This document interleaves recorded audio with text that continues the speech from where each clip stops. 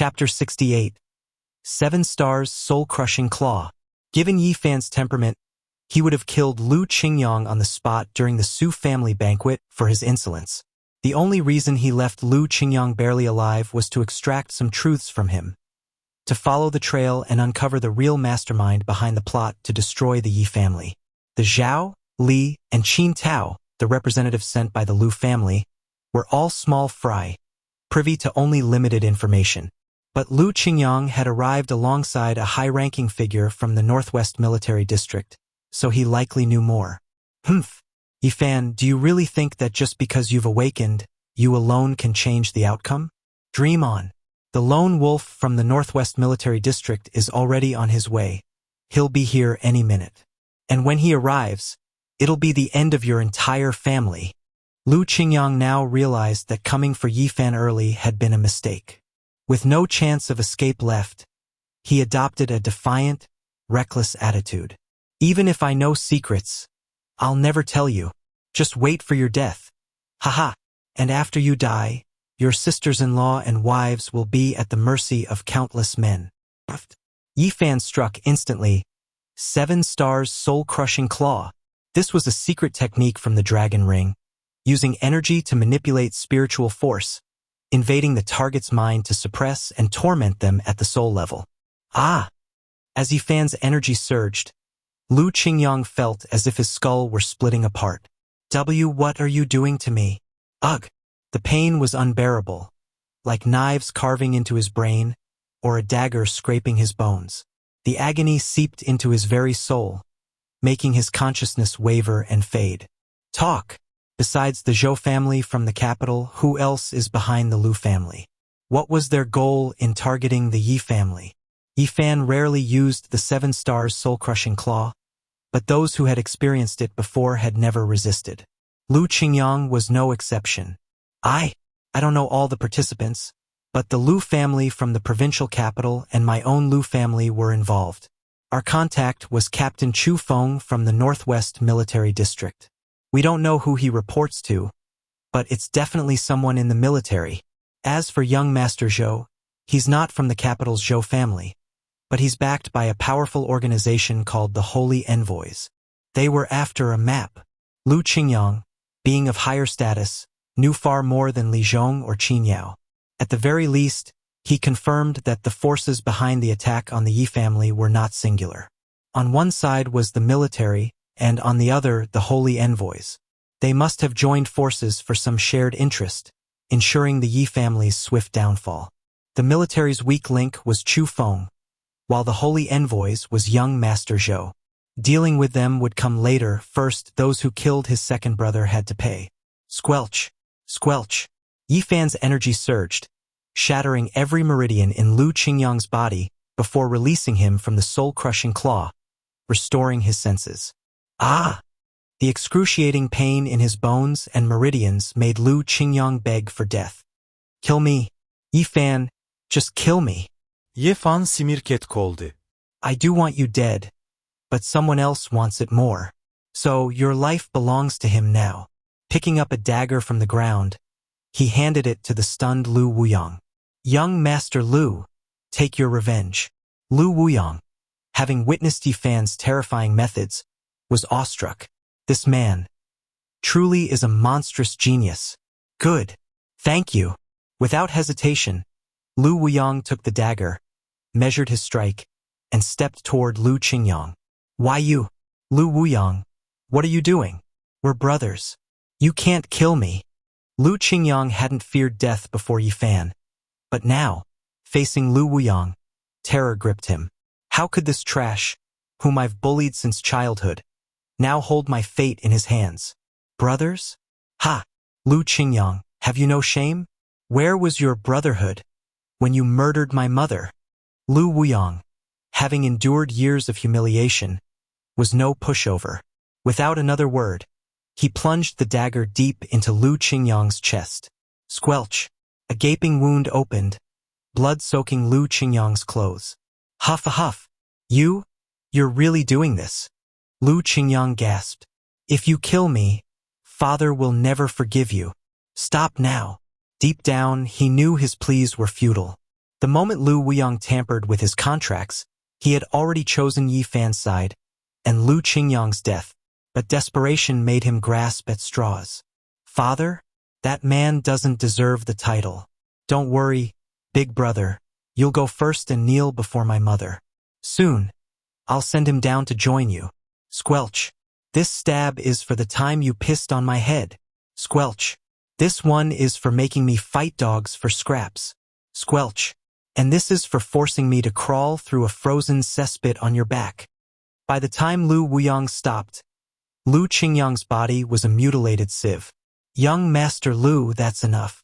Yi Fan patted his shoulder. Lu Qingyang was long dead. Snapping out of his rage, Lu Wuyang dropped to his knees, kowtowing 3 times toward the provincial capital. Mother, do you see? I've avenged you. The man who killed you is dead. Tonight, I'll finally sleep in peace. For years, nightmares of his mother's murder had haunted him. Now, with Lu Qingyang in hell, his heart was at ease. Patriarch Xia, did you get the video? Yi Fan asked. Xia Hao played the footage, showing Yi Fan holding the dagger over Lu Qingyang, followed by the corpse. To any observer, Yi Fan was the killer. But young Master Yi, I was the one who killed him. Why? From the moment Lu Qingyang disrupted the Su family banquet, his fate was sealed.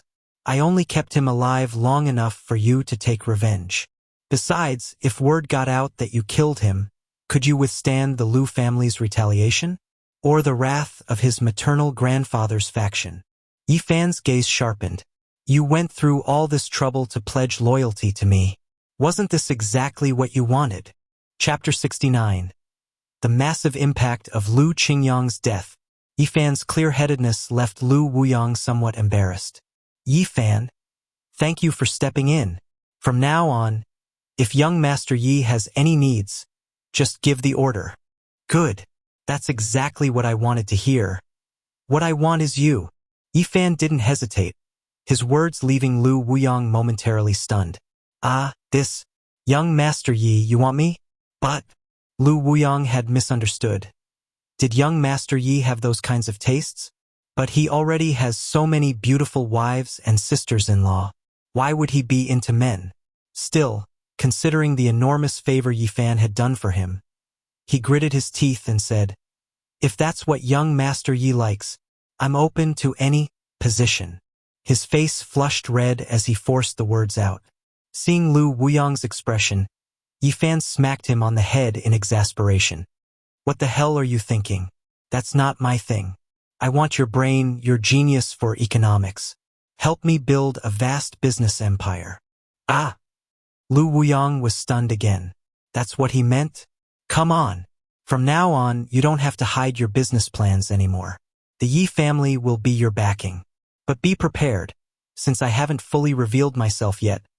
The Yi family will likely face immense pressure for a long time. Yi Fan glanced back at the towering office building of the Yi Corporation. The Holy Envoy organization sounds like another massive force, probably similar to the Tianji Pavilion behind me, right? Sigh. The road ahead would be tough. But Lu Wuyang didn't seem bothered. No problem. Since I'm young Master Ye's man now, I'll share both the hardships and the victories. I have absolute faith in your strength. 5 years ago, at just 15, Yi Fan had already reached the Grandmaster realm. Now, after 5 years of apparent idiocy, his power had clearly broken through those limits. He was at least at the martial sovereign level. With Yi Fan's monstrous talent and cunning, the Yi family's resurgence was only a matter of time. Leaving Xia Hao and Li Hu to handle the scene, Yi Fan headed straight for the Yi Corporation. Provincial city Lu family estate. Lu Zijian, the head of the Lu family, received an anonymous video and nearly jumped out of his seat. What the hell? Qingyang was killed. The footage showed Xia Hao disposing of the evidence, and clearly depicted Yi Fan executing Lu Qingyang. How does that fool from the Yi family have the power to kill Qingyang? Lu Zijian's voice trembled. Quick! Call Qingyang immediately. This has to be a sick joke. His subordinates scrambled to comply, but after frantic efforts, Lu Qingyang's phone remained unreachable. None of the men who had accompanied him responded either. Finally, an outer circle driver reported, "Patriarch, I saw the young master's body being disposed of. He was killed by the Yi family, and I also saw the second young master." With additional eyewitness accounts confirming the video, Lu Zijin collapsed onto the sofa, forced to accept the truth. His son had been murdered by the Yi family's so-called idiot. But how? That fool was supposed to be mentally impaired. How could he possibly have the strength to kill Qingyang? Qingyang was already beyond the Grandmaster level. To kill him, the attacker would need at least peak Grandmaster strength. Amid his grief, Lu Zijin quickly analyzed the situation. Though the video only showed Yifan, he instinctively assumed others must have been present. No way a fool could have done this alone. The Yi family must have set a trap. He knew exactly why Lu Qingyang had gone to Yunqing. Captain Chu Feng had personally ordered the Lu family to suppress the Yi family and crush the Su family. Lu Zijin had originally planned to go himself but stayed behind to meet an important figure from the Eastern Islands. "Now my son is dead. I should have gone myself.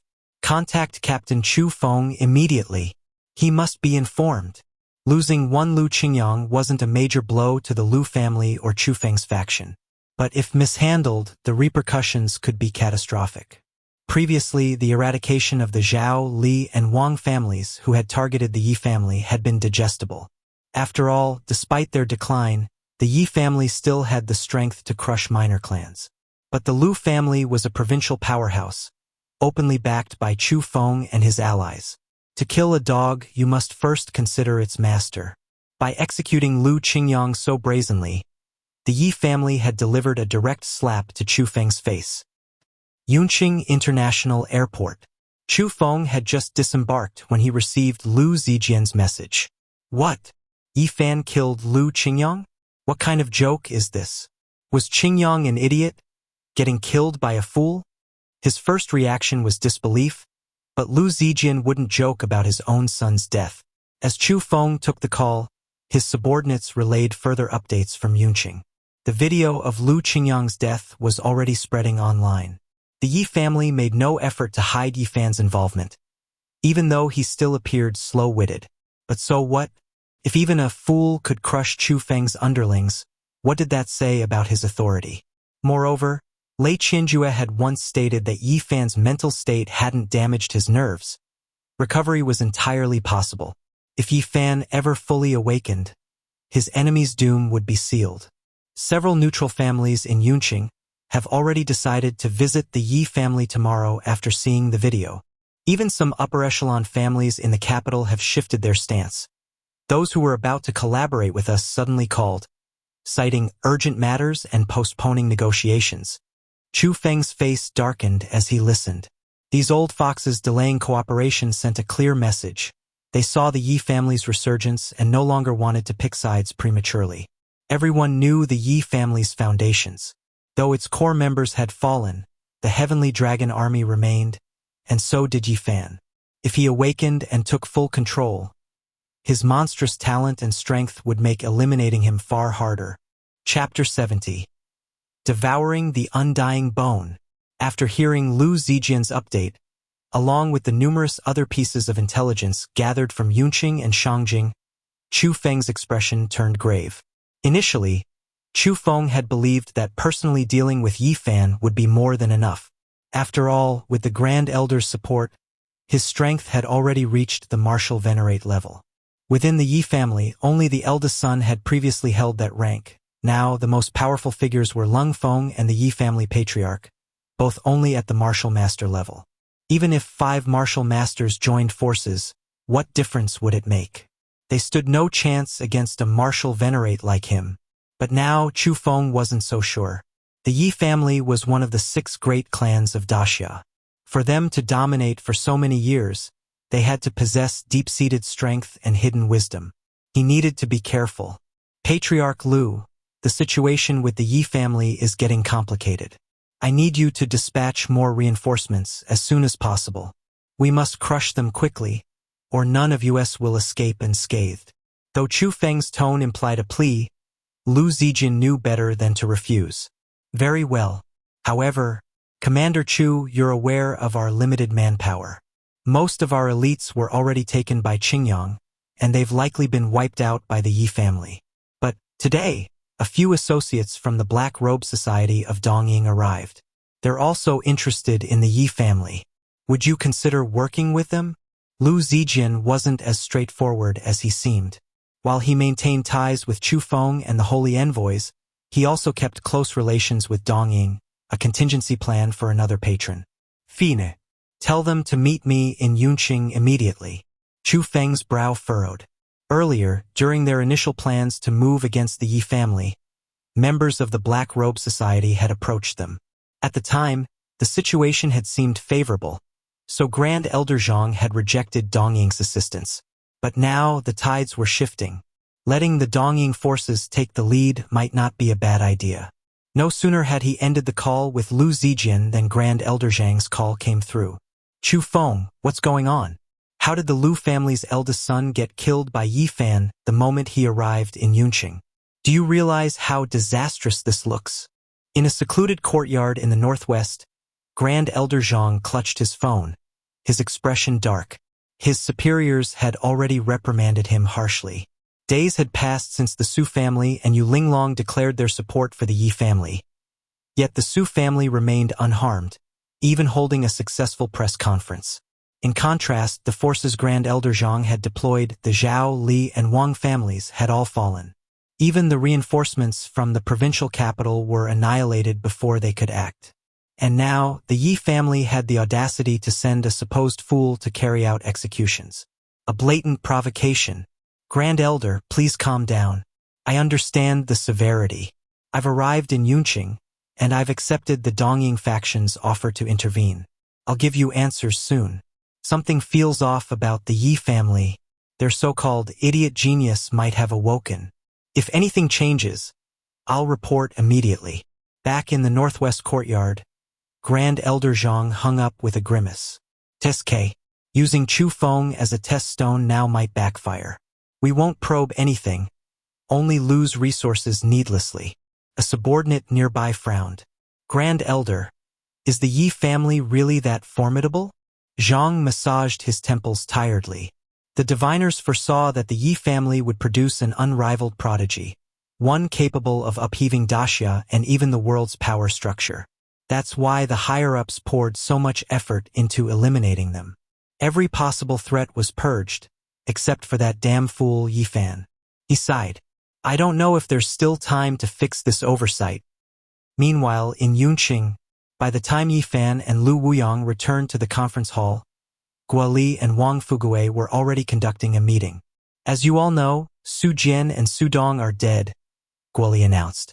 The Yi group will always belong to Big Brother Yi Fan. By the Patriarch's decree, I, along with the Xia family's head, will serve as vice presidents, assisting Big Brother in managing the company. One more vice president will be joining us, Lu Wuyang, the second son of the Lu family. You've seen his capabilities, though ostracized by his own clan. He built a business empire worth tens of billions in mere years. When Guoli, Xia, and I are absent, all affairs will be under Lu Wuyang's command. Yi Fan's voice was calm but laced with steel, brooking no argument. Does anyone object?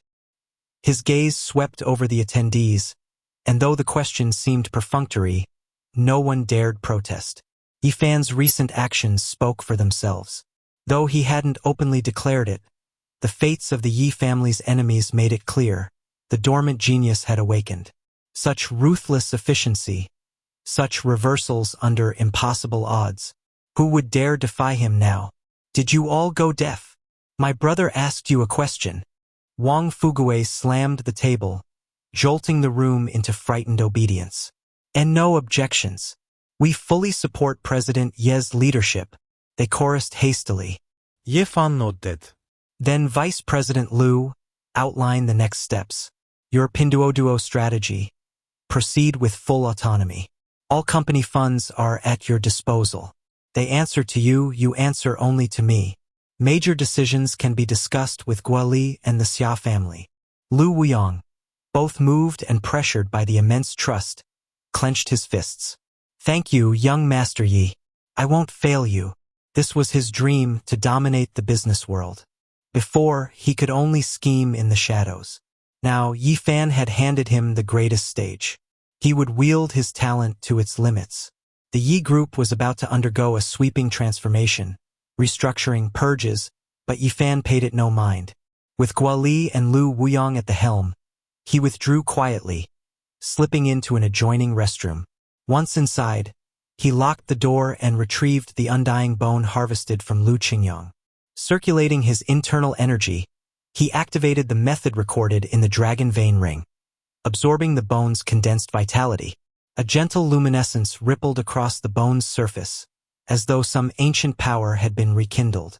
In the next instant, an overwhelming surge of energy erupted, flooding the room and coursing violently into Yi Fan's meridians. It was as if a dam had broken after eons of stagnation. Whoosh!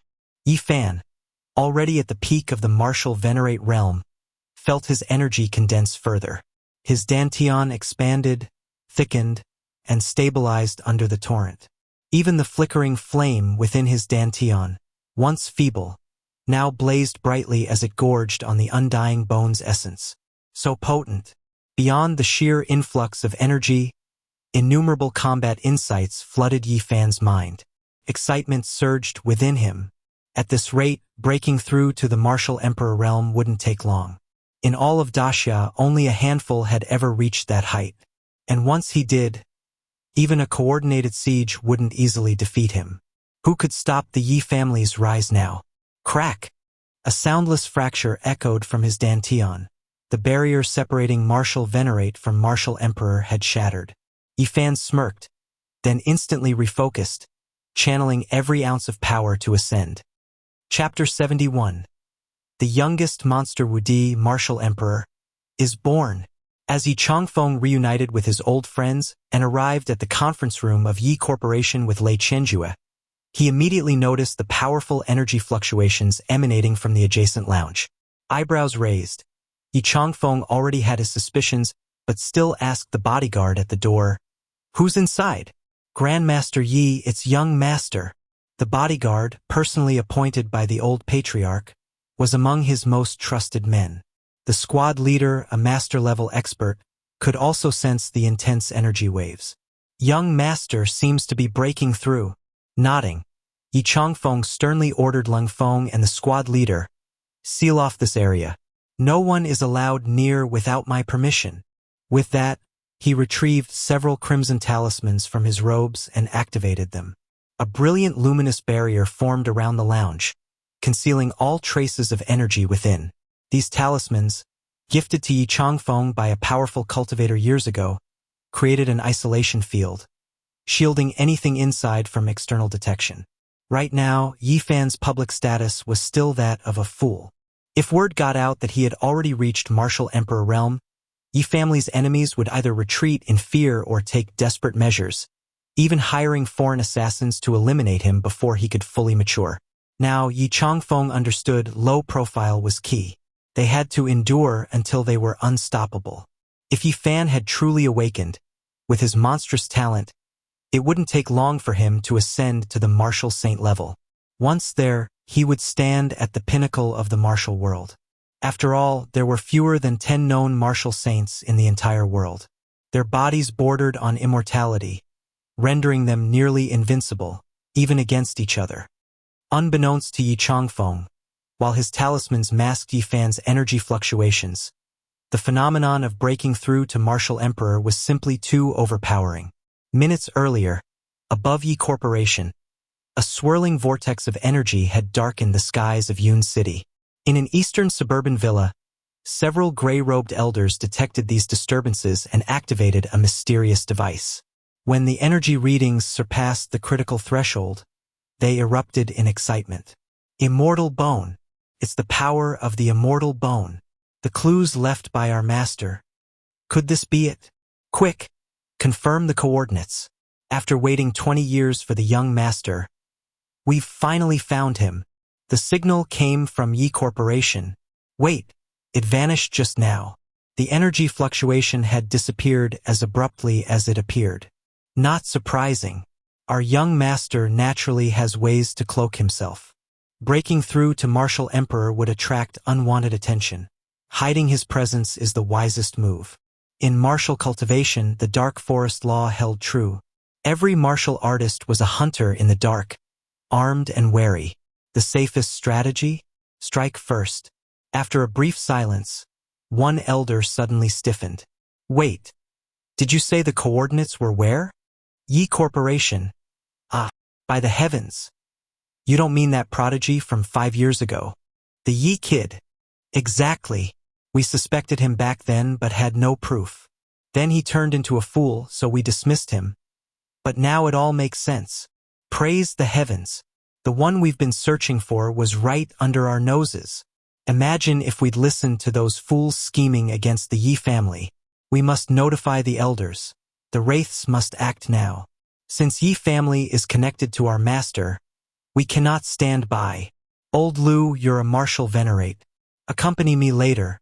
If the young master encounters trouble, we'll intervene. Yi Corporation, lounge.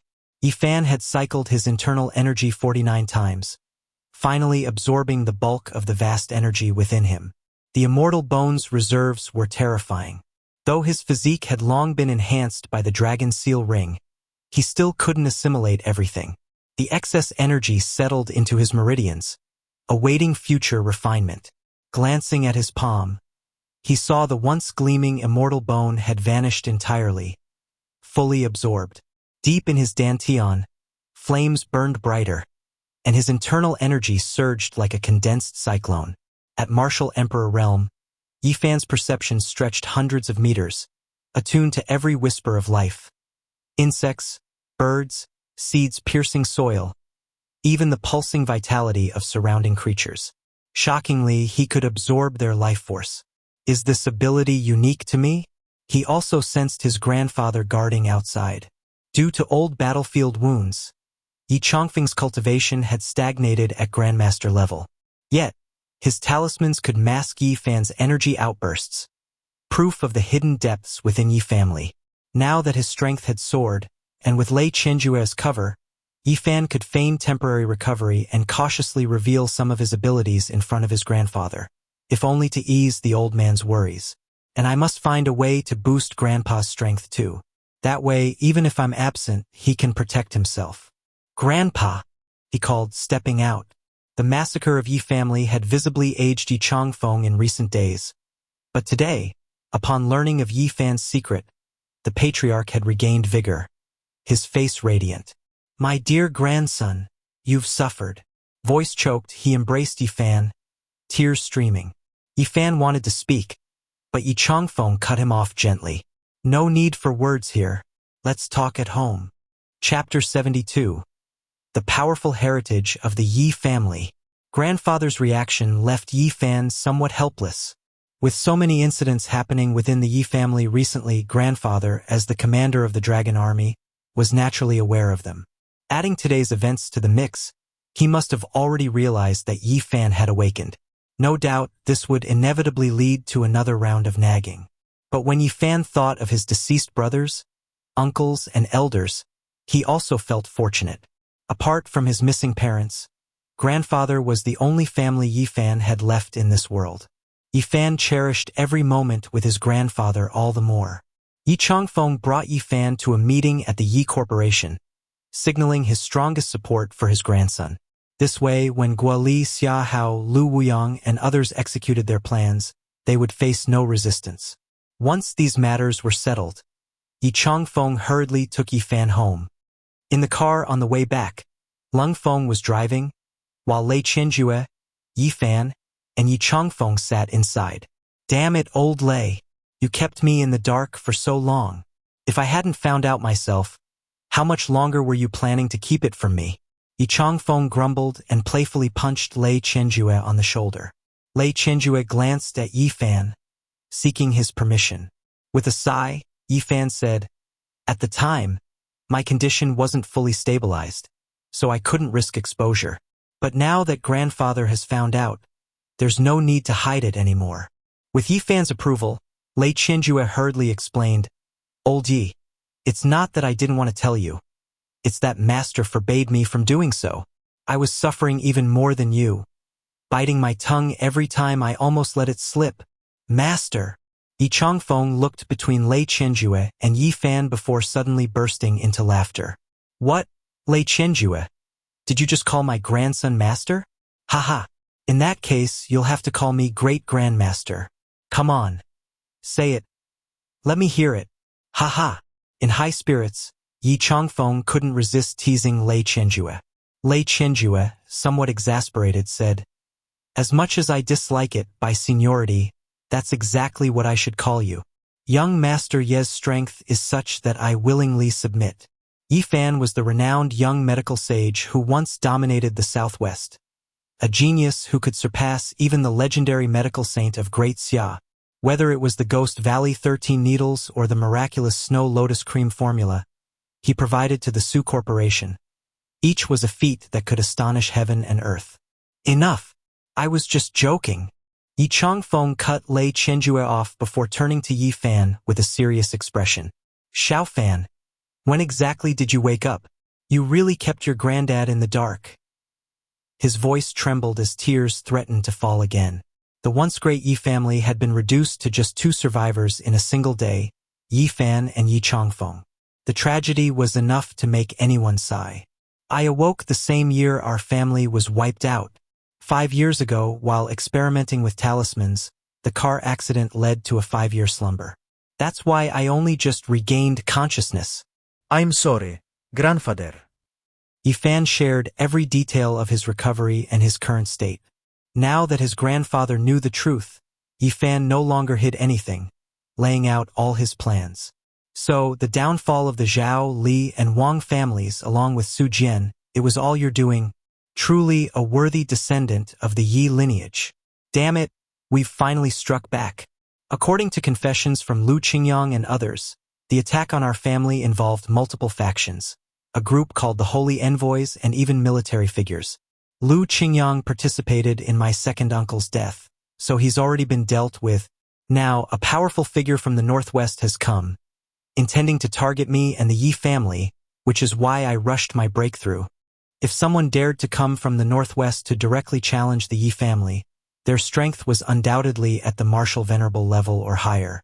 Yi Fan's breakthrough to the martial emperor realm was, first and foremost, for safety. Moving forward, I plan to have Lu Wuyang organize a business conglomerate to provide strong financial backing. Additionally, we'll need a combat support team. They want to destroy the Yi family and intimidate allies like the Su family and Jade Pavilion? Fine. We'll uproot their minions one by one, force them into the open, and make them pay for their actions. However, until the masterminds reveal themselves, the fewer people who know my identity, the better. After listening to Yi Fan's account, Yi Changfeng didn't say much else. Heaven has not forsaken the Yi family after all. He wiped away tears of joy. They always said the Yi family would produce an unparalleled prodigy. And now, here you are. Xiao Fan. After this calamity, I had nearly lost hope. But now, go forth without hesitation. Come home with grandfather. Though I may be old, I can still lend you my strength. The Yi family had stood tall in Great Xia for generations, unimpeded even by the imperial family. Surely, there was a reason behind it. Today, Yi Changfeng resolved to unveil the Yi family's deepest heritage before Yi Fan. Back at the Yi family estate, Yi Changfeng had quintupled the guard force upon his return. Even Wang Fugui's grandfather had been summoned. Lei Qianjue, with his master-level strength, also joined the security detail. Once everything was set, Yi Changfeng led Yi Fan to the garden behind the mansion. The Yi family's rear garden was vast, featuring a large artificial lake. As a child, Yi Fan had often played among the rockeries. Now, Yi Changfeng stepped up to several of these stone formations, pressing and manipulating hidden mechanisms. Suddenly, the ground trembled. A massive staircase emerged from the earth. Let's go. Yi Changfeng gestured for Yi Fan to follow him down. Yi Fan, stunned, gazed at the sight before him. He had spent countless hours in this garden as a child, yet he had never known of this hidden underground realm. Even now, as a martial emperor, his spiritual perception was blocked the moment he tried to probe beneath the surface. It was clear the Yi family had formidable backing.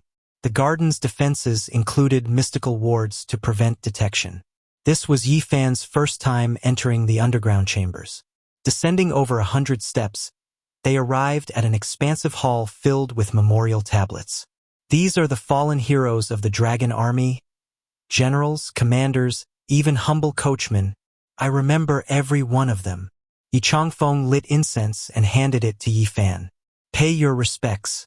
It's time you learned of this. With your uncles and brothers gone, you were meant to live a peaceful life as the family's young master. But now you must shoulder the Yi family's legacy. After Yi Fan finished the rites, Yi Changfeng led him through a side door. Inside, Yi Fan was met with yet another astonishing sight. Greetings, young master. 4 stunning maidens bowed gracefully as soon as he entered. Each exuded the aura of a martial master, exceptional both in skill and beauty. All of them prepared just for him? Chapter 73. A Mother's Foresight? Grandpa, when did you prepare for such stunning maids for me? Even the maids are this formidable. Is the Yi family's foundation truly this terrifying? Grandpa, this? Outsiders believed that by eliminating the core disciples of the Yi family, they could easily shake its foundations. Little did they know, what was visible on the surface was merely the tip of the iceberg. To achieve great things, you must have reliable and loyal people by your side. These individuals weren't prepared by me. They were left behind by your mother before she departed. Yi Changfeng said with a faint smile. She said that one day you would need them. My mother. Yi Fan's pupils dilated in shock. He had never met his mother in his life. Could she have foreseen events over 20 years in advance and paved the way for me? Just what kind of person was she? Indeed, your mother isn't dead. She merely left with your father for a distant place. Before her departure, she instructed me that if you lived an ordinary life, you would never need these things. But you were never ordinary. By 15, you had already reached the peak of the Grandmaster realm. Had you not suffered that accident 5 years ago, I would have revealed all this to you back then. But it's not too late now. Beyond the hidden forces beneath the Yi family, your mother also arranged other contingencies across Great Xia. Many of them remain unknown even to me. You'll have to uncover them yourself.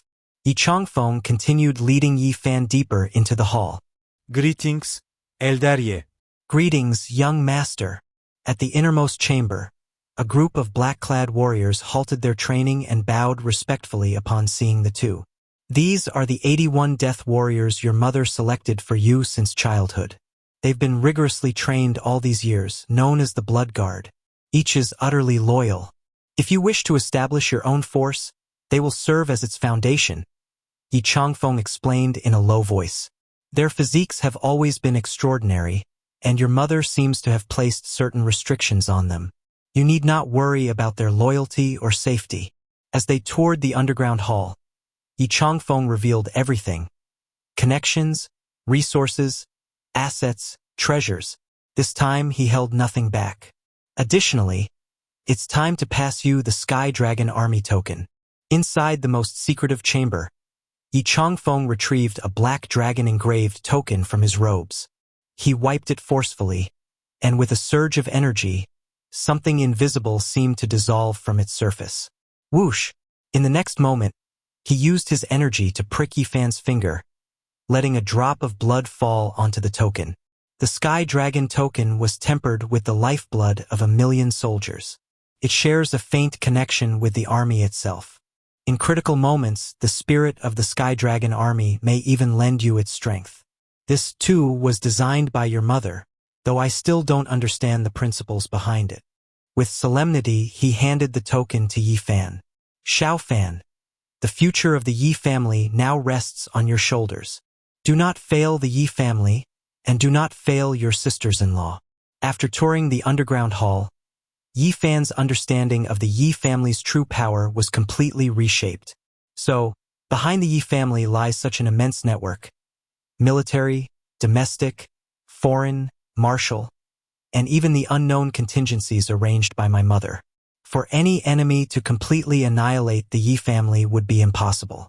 Xiao Fan, had you remained in your previous state, I wouldn't have pushed for this.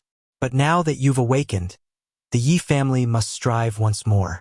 I may need to journey to the capital to secure our legacy for generations to come. As for you, do as you see fit.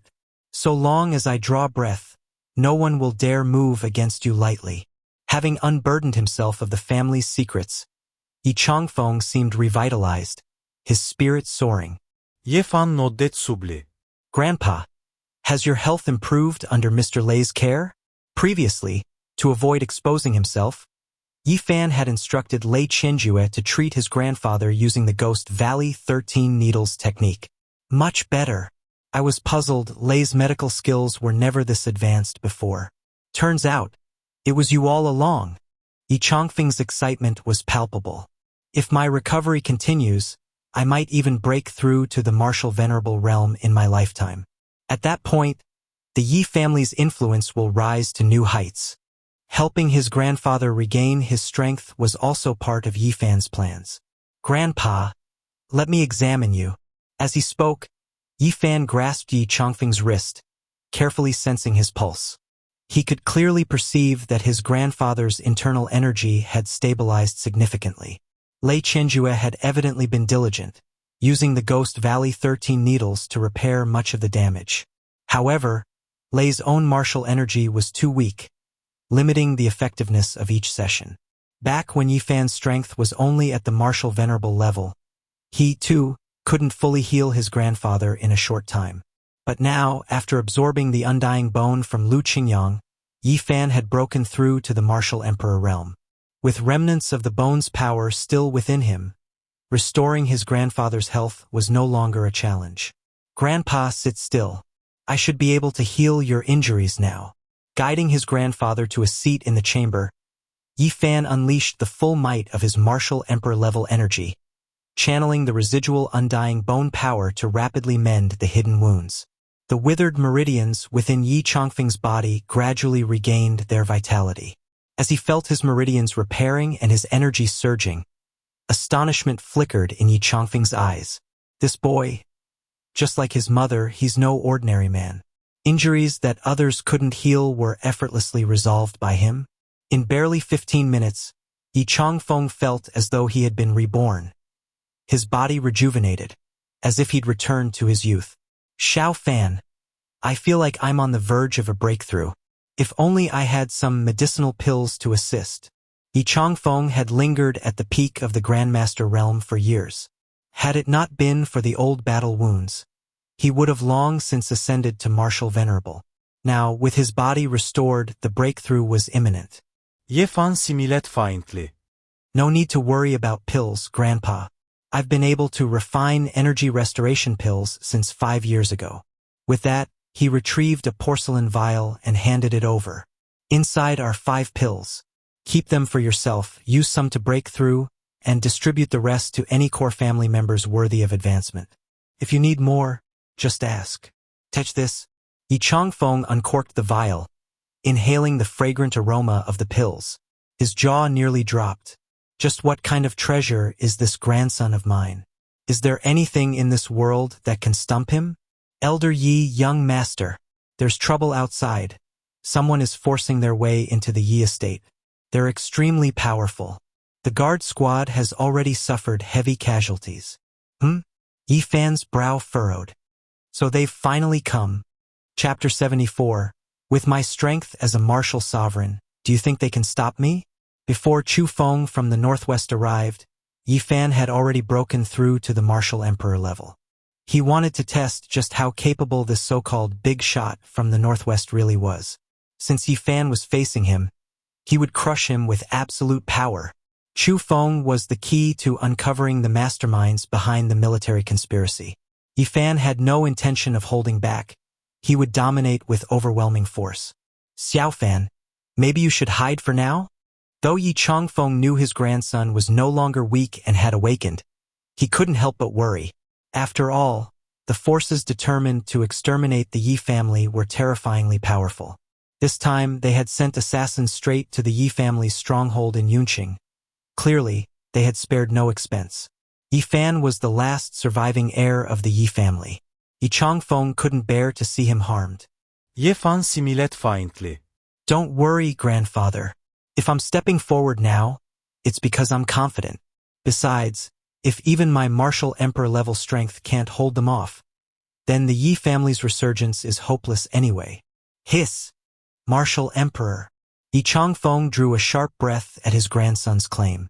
Though he had already guessed Yi Fan's breakthrough, hearing it firsthand was still staggering. Good, good, good.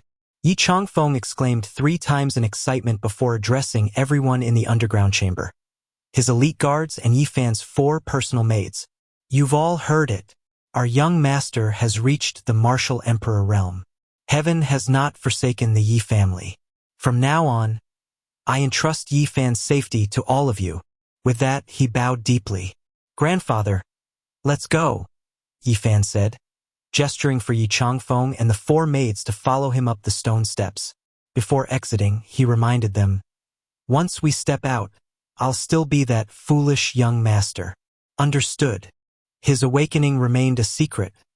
Many things would be easier to handle under the guise of idiocy. Yes. By the time they emerged, the Yi family's gates had already been reduced to wreckage. The once majestic entrance lay in ruins, shattered stones strewn everywhere as if they had been trampled into dust. The Yi family? Pathetic. Chu Feng strode forward with his men, making no attempt at stealth as they stormed the estate.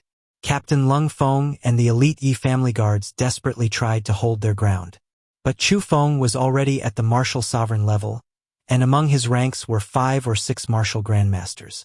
Against such overwhelming force, Lung Feng's resistance was futile. Captain Lung, save yourself the trouble. Your men can never stop me. Out of respect for your courage, step aside. I'm only here for Old Man Yi and that idiot Yi Fan. Anyone who doesn't resist will be spared. Though the death of Lu Qingyang had complicated matters for Chu Feng, his confidence surged as he breached the Yi family's defenses effortlessly. With absolute strength on his side, all resistance was meaningless. His forces were elite killers, battle-hardened and ruthless. They had come to wipe the Yi family from existence. He knew that slaughtering the last 2 heirs would send shockwaves through the empire, but he had already embraced the consequences. If he wasn't afraid of death, then there was nothing left to fear. Humph! Cowards like you only dare strike from the shadows. Lung Feng snarled, refusing to retreat. The Yi family can't be destroyed. Once the young master awakens, all of you will pay in blood. Despite knowing they were outmatched, he and the remaining guards stood firm, blocking the path to the inner courtyard. Since you insist on dying, don't blame me for being merciless. With a wave of his hand, Chu Feng's martial grandmasters stepped forward, their auras flaring like blazing furnaces. Your side has only 3 martial grandmasters, including that old fool Yi Changfeng. Outnumbered and outmatched, why keep struggling? Pitiful. Before attacking, Chu Feng had scouted every detail. The Yi family was barely clinging to life. He couldn't understand why Lu Qingyang and the others had failed to finish off such a weak husk of a clan. Whoosh! The moment those words left Chu Feng's lips, a group emerged from the manor's depths.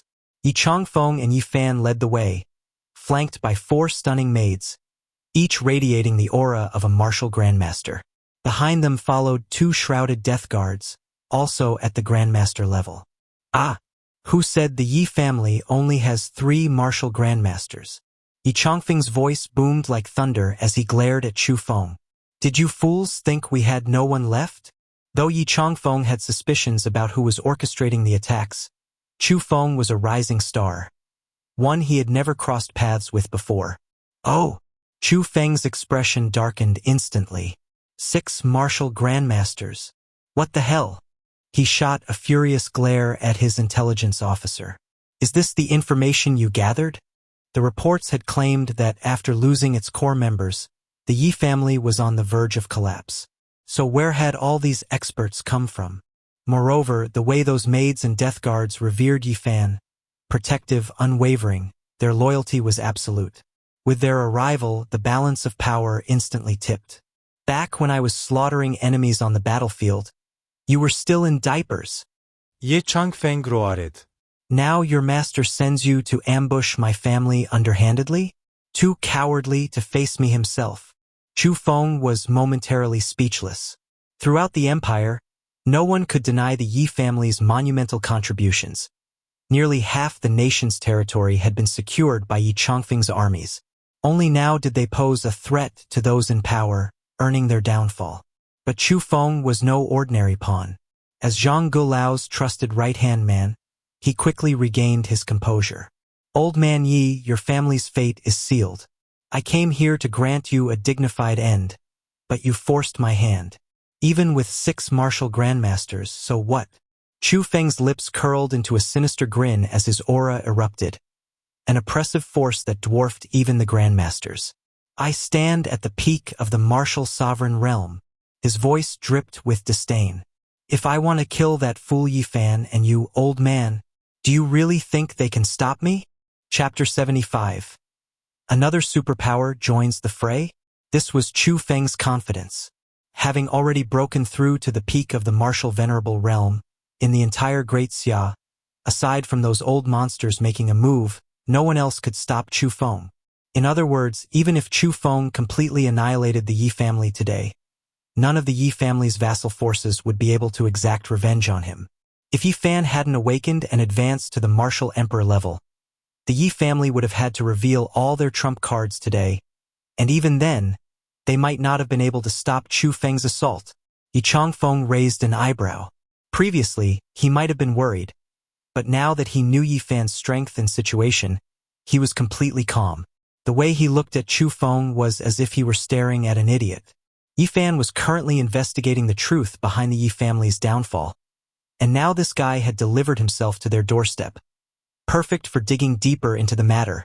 Standing beside Yi Chongfeng, Yi Fan's lips curled slightly as he sized up Chu Feng. A peak martial venerable? Dealing with him wouldn't be difficult for Yi Fan. Moreover, after absorbing the undying bone, Yi Fan had awakened an extraordinary ability, teleportation. With a mere thought, he could instantly move dozens of meters away. In a battle between experts, even the slightest advantage could be fatal, let alone possessing a life-saving blink ability like this.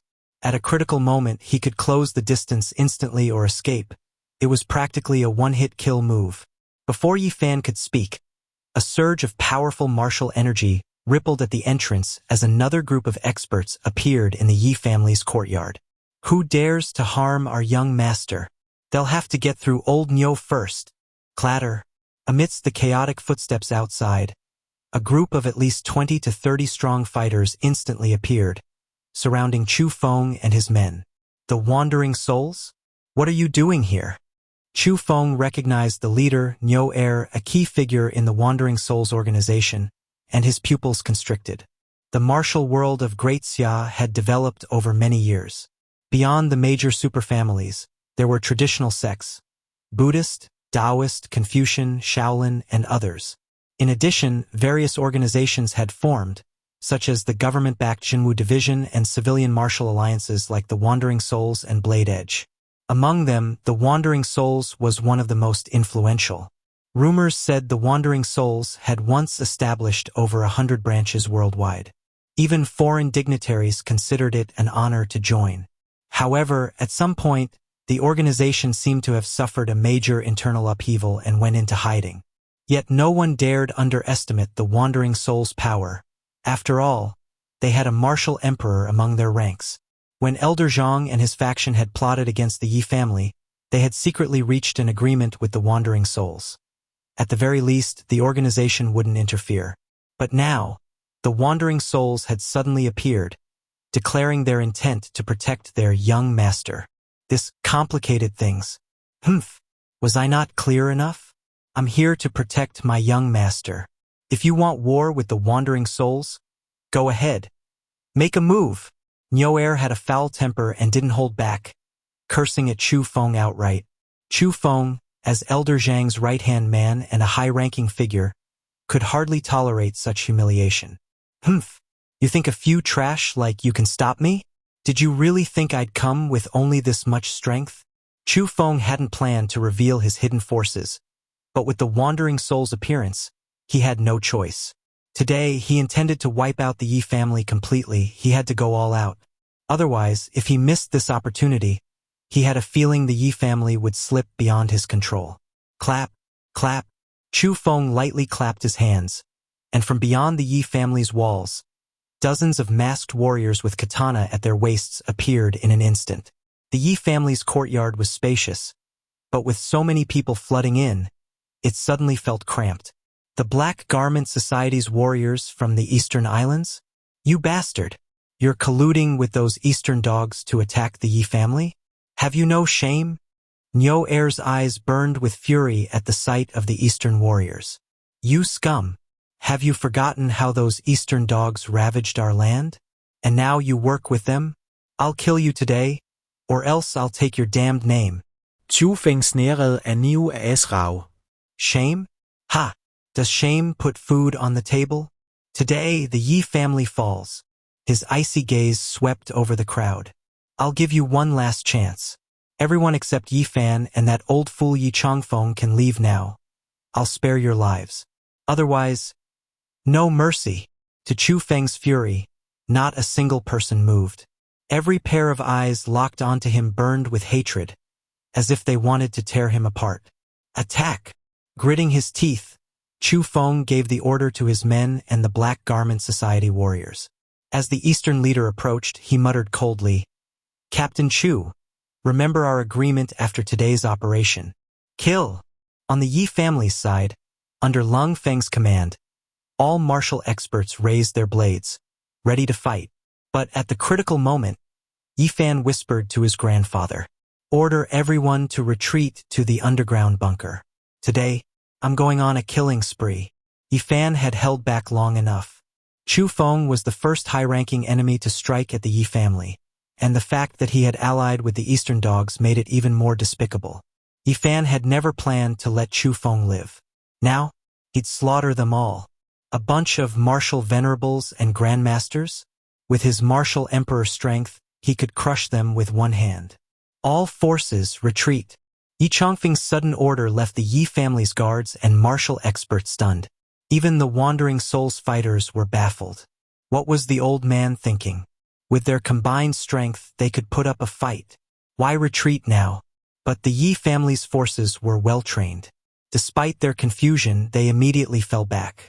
Yi Changfeng waved at Nyo Heir and the others. Everyone, follow me.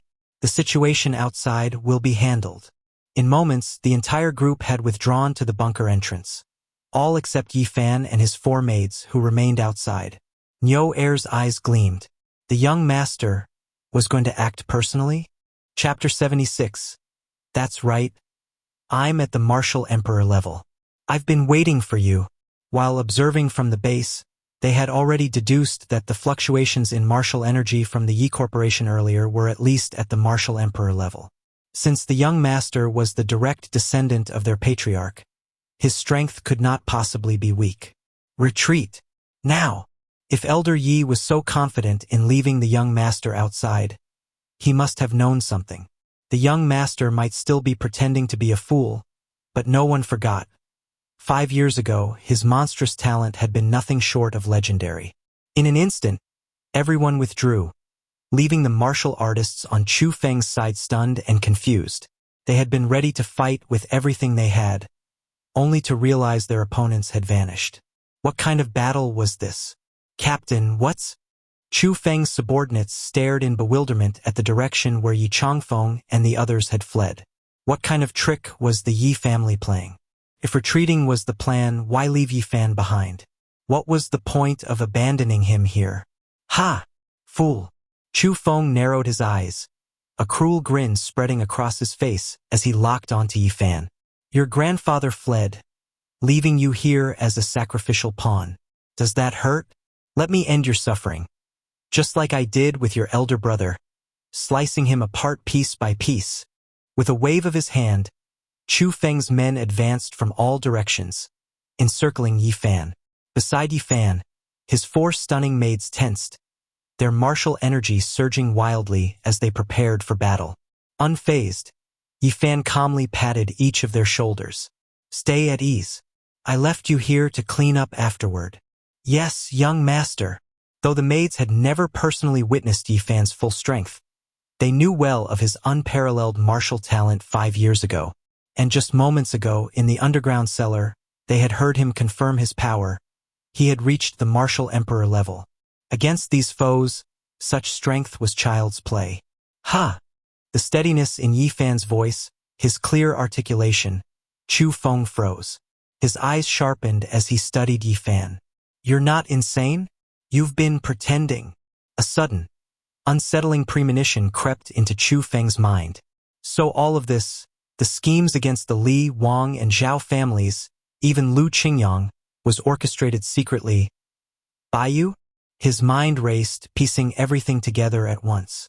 He had always wondered, why had the combined efforts of the Zhao, Wang, and Li families failed so spectacularly against the Su family, collapsing upon themselves instead? The Yi family had been on the brink of destruction, yet some unseen force had manipulated events in their favor. Why had Lei Chenjue, the provincial Xia family, the Guo family, and even Elder Pang of the Jizhou group sided with the Yi family? Now everything made sense. If the infamous, fool young master of the Yi family had awakened, with his monstrous talent restored, even elevated to greater heights, then Yi Fan alone could surpass the collective potential of the entire Yi family. Any major faction would gamble everything for such an opportunity to align with him. Everyone had been deceived. But if Yi Fan had hidden his awakening for so long, why reveal himself now? There was only one answer. He was certain no one here would leave alive. The dead couldn't speak. Realizing this, Chu Feng's first instinct was to reach for his communicator. He had to warn Zhang the Elder and their superiors. Yi Fan had awakened. This was explosive intelligence. If Zhang and the others remained oblivious, they would be outplayed and destroyed. But before Chu Feng could grab his walkie-talkie, a surge of invisible energy yanked it from his grasp. Not just his every communication device, from his subordinates to the Eastern barbarian warriors, was torn away, suspended mid-air. Crack! Under the crushing force of Yi Fan's martial energy, the electronics exploded into dust. As a martial emperor, Yi Fan could detect even the footsteps of ants within a 500-meter radius. These devices, he had cataloged them the moment they stepped into his domain. Chu Feng trembled, dread sinking into his bones. You've broken through to the martial emperor level. Impossible. Manipulating energy to simultaneously destroy dozens of devices with such precision, only a martial emperor could achieve such control. Thud. Chu Feng staggered, his face bloodless. He had come here believing his peak martial venerable strength would crush Yi Fan effortlessly. Instead, Yi Fan's power dwarfed his own. 10 of him wouldn't stand a chance. That's right. Yi Fan took a step forward, his gaze icy. I am a martial emperor, and I've been waiting for you for a long time. Each step unleashed a crushing pressure, warping the air around them. Chu Feng gasped. It was as if an invisible hand clenched his throat, choking his breath. Now he understood. Today hadn't been their scheme against the Yi family. It had been Yi Fan's meticulously laid trap. Whether Chu Feng, Zhang the Elder, or anyone else came, there was no escape. Only death awaited. Insolence. A lunatic dares act wild here? Two enraged martial masters beside Chu Feng scoffed at his terror. Roaring, they swung their blades at Yi Fan's chest. Yi Fan didn't flinch. His muscles twitched slightly as he turned to glance at them, martial energy pulsing. Instantly, an invisible barrier materialized, freezing the two attackers mid-air. Snap! Snap! Their blades shattered like glass. But the force didn't stop. It raced up their arms, shoulders, ribs, organs. Squelch! Boom!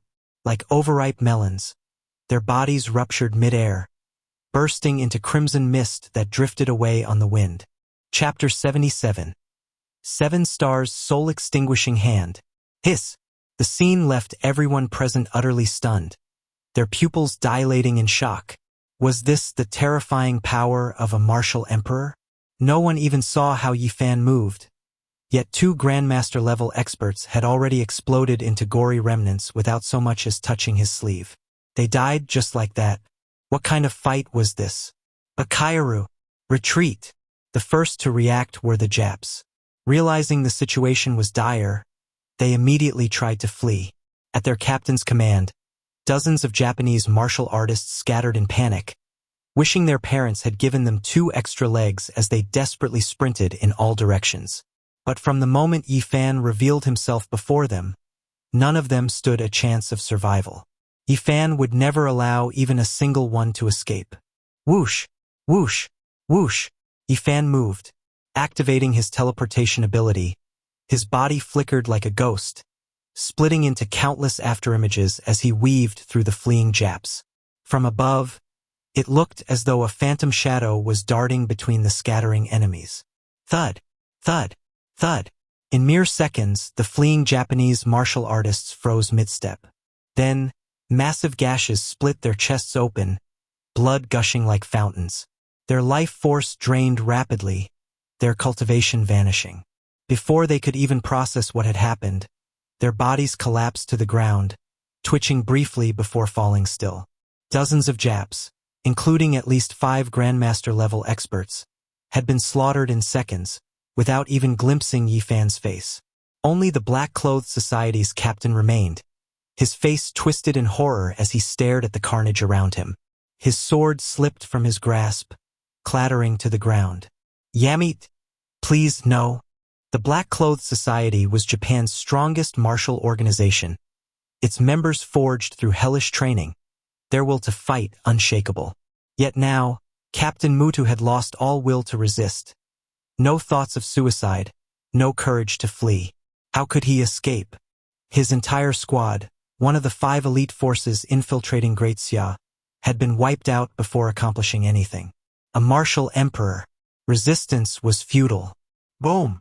Yi Fan stepped forward and drove a fist into Muta's chest, sending him flying with a spray of blood before he crumpled, unconscious. Coldly eyeing the man, Yi Fan frowned.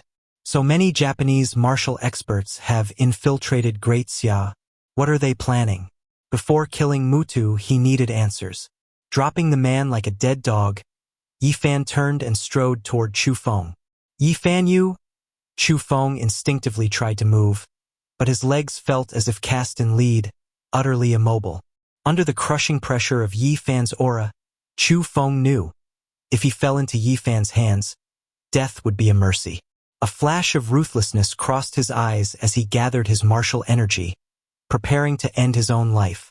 But to Yi Fan, a martial emperor, Chu Feng, a mere martial venerate, was nothing but trash. With a flick of his finger, a surge of energy sealed Chu Feng's acupoints, leaving him paralyzed, forced to watch as Yi Fan approached. Chu Feng still had one last resort, the poison capsule hidden in his molar. But Yi Fan was sharper. Before Chu Feng could bite down, a pulse of energy yanked out 4 of his teeth, along with the poison pill lodged behind them. At this, Chu Feng despaired. In front of a martial emperor, do I not even have the right to die? You, what do you want? Chu Feng glared at Yi Fan, his voice steadier now that escape was impossible. From the moment he targeted the Yi family, he'd known toppling them wouldn't be easy. And though Elder Zhang hadn't said it outright, Chu Feng wasn't stupid. He'd been sent to Cloud City as a sacrificial pawn, a test for Yi Fan. He'd known his fate, yet he'd come without hesitation, ready to die for his master. Yi Fan wasted no time. Normal interrogation wouldn't work on a brainwashed elite like Chu Feng. Have you heard of the 7 stars soul-extinguishing hand? Yi Fan stepped closer, his gaze piercing. The words alone drained the color from Chu Feng's face.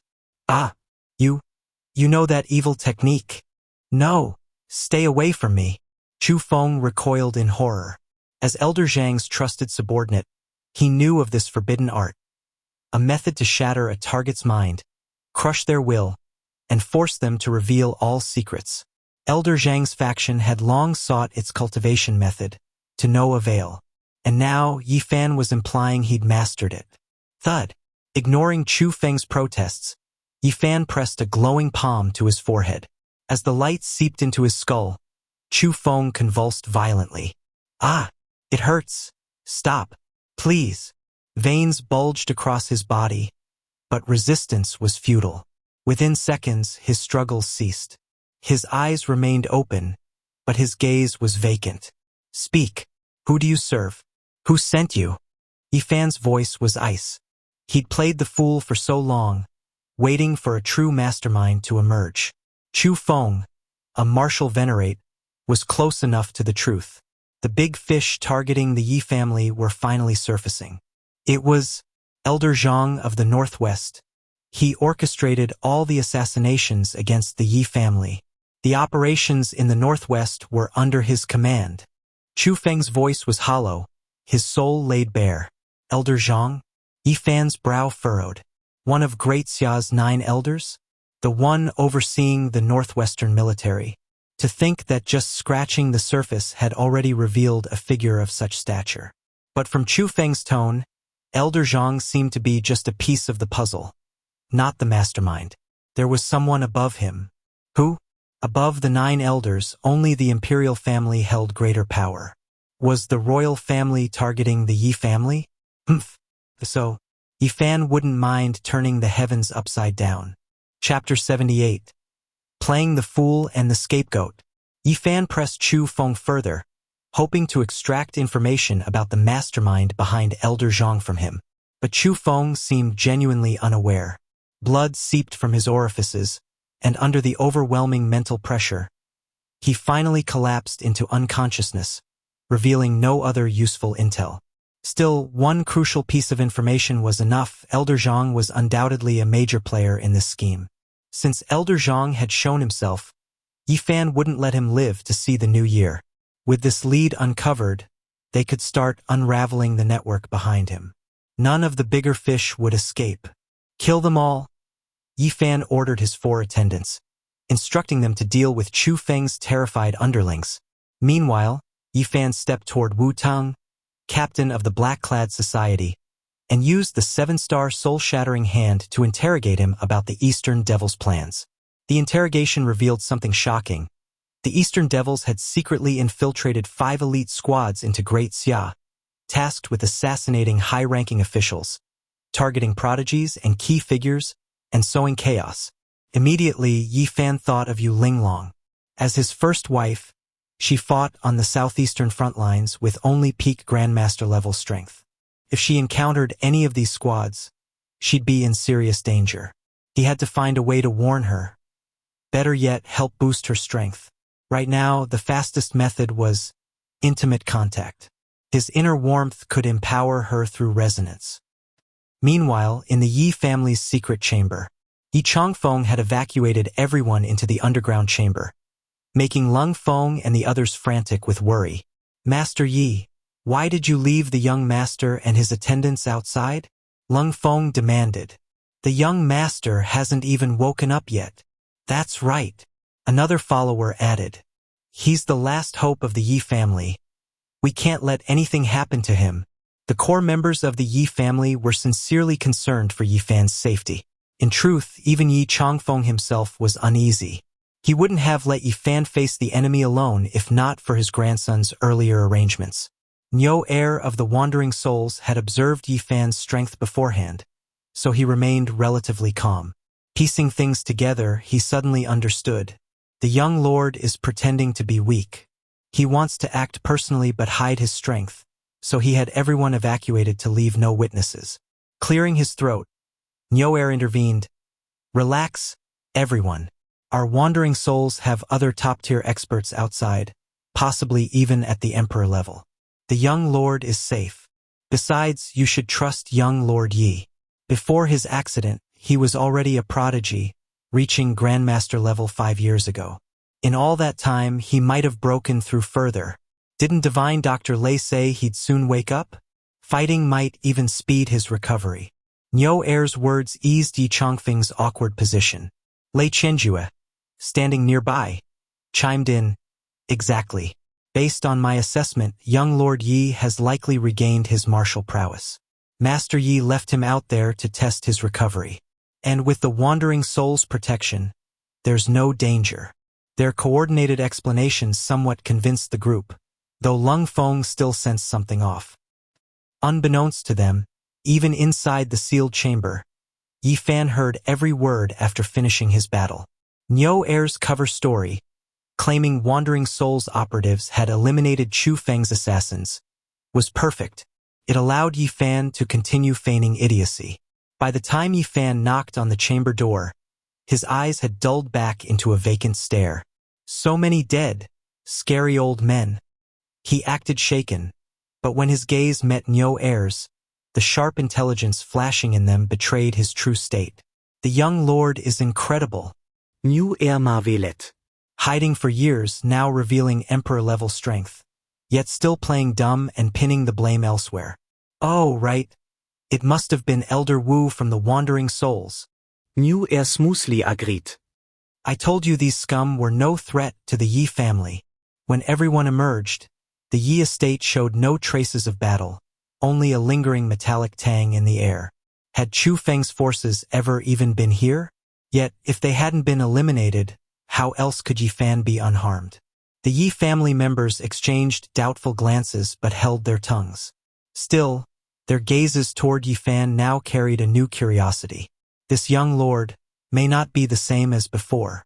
Heir had originally come to formally meet Yi Fan.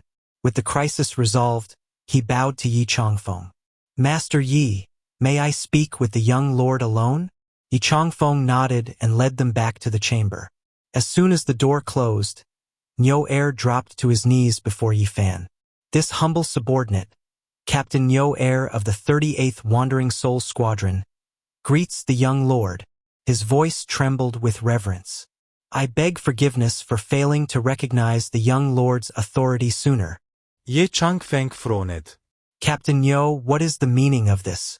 The Yi family has little association with the Wandering Souls. Why address my grandson as young lord? Is there a misunderstanding? Yi Fan remained silent, so Yi Changfeng pressed further. Solemnly, Heir retrievait à Brokenjade pendant. Master Yi, this belonged to the young lord's mother. She entrusted it to us, saying her son would recognize it. Yi Changfeng sitifened. Taking it, he pulled out the other half from his own robes. The pieces fit perfectly, a complete jade pendant.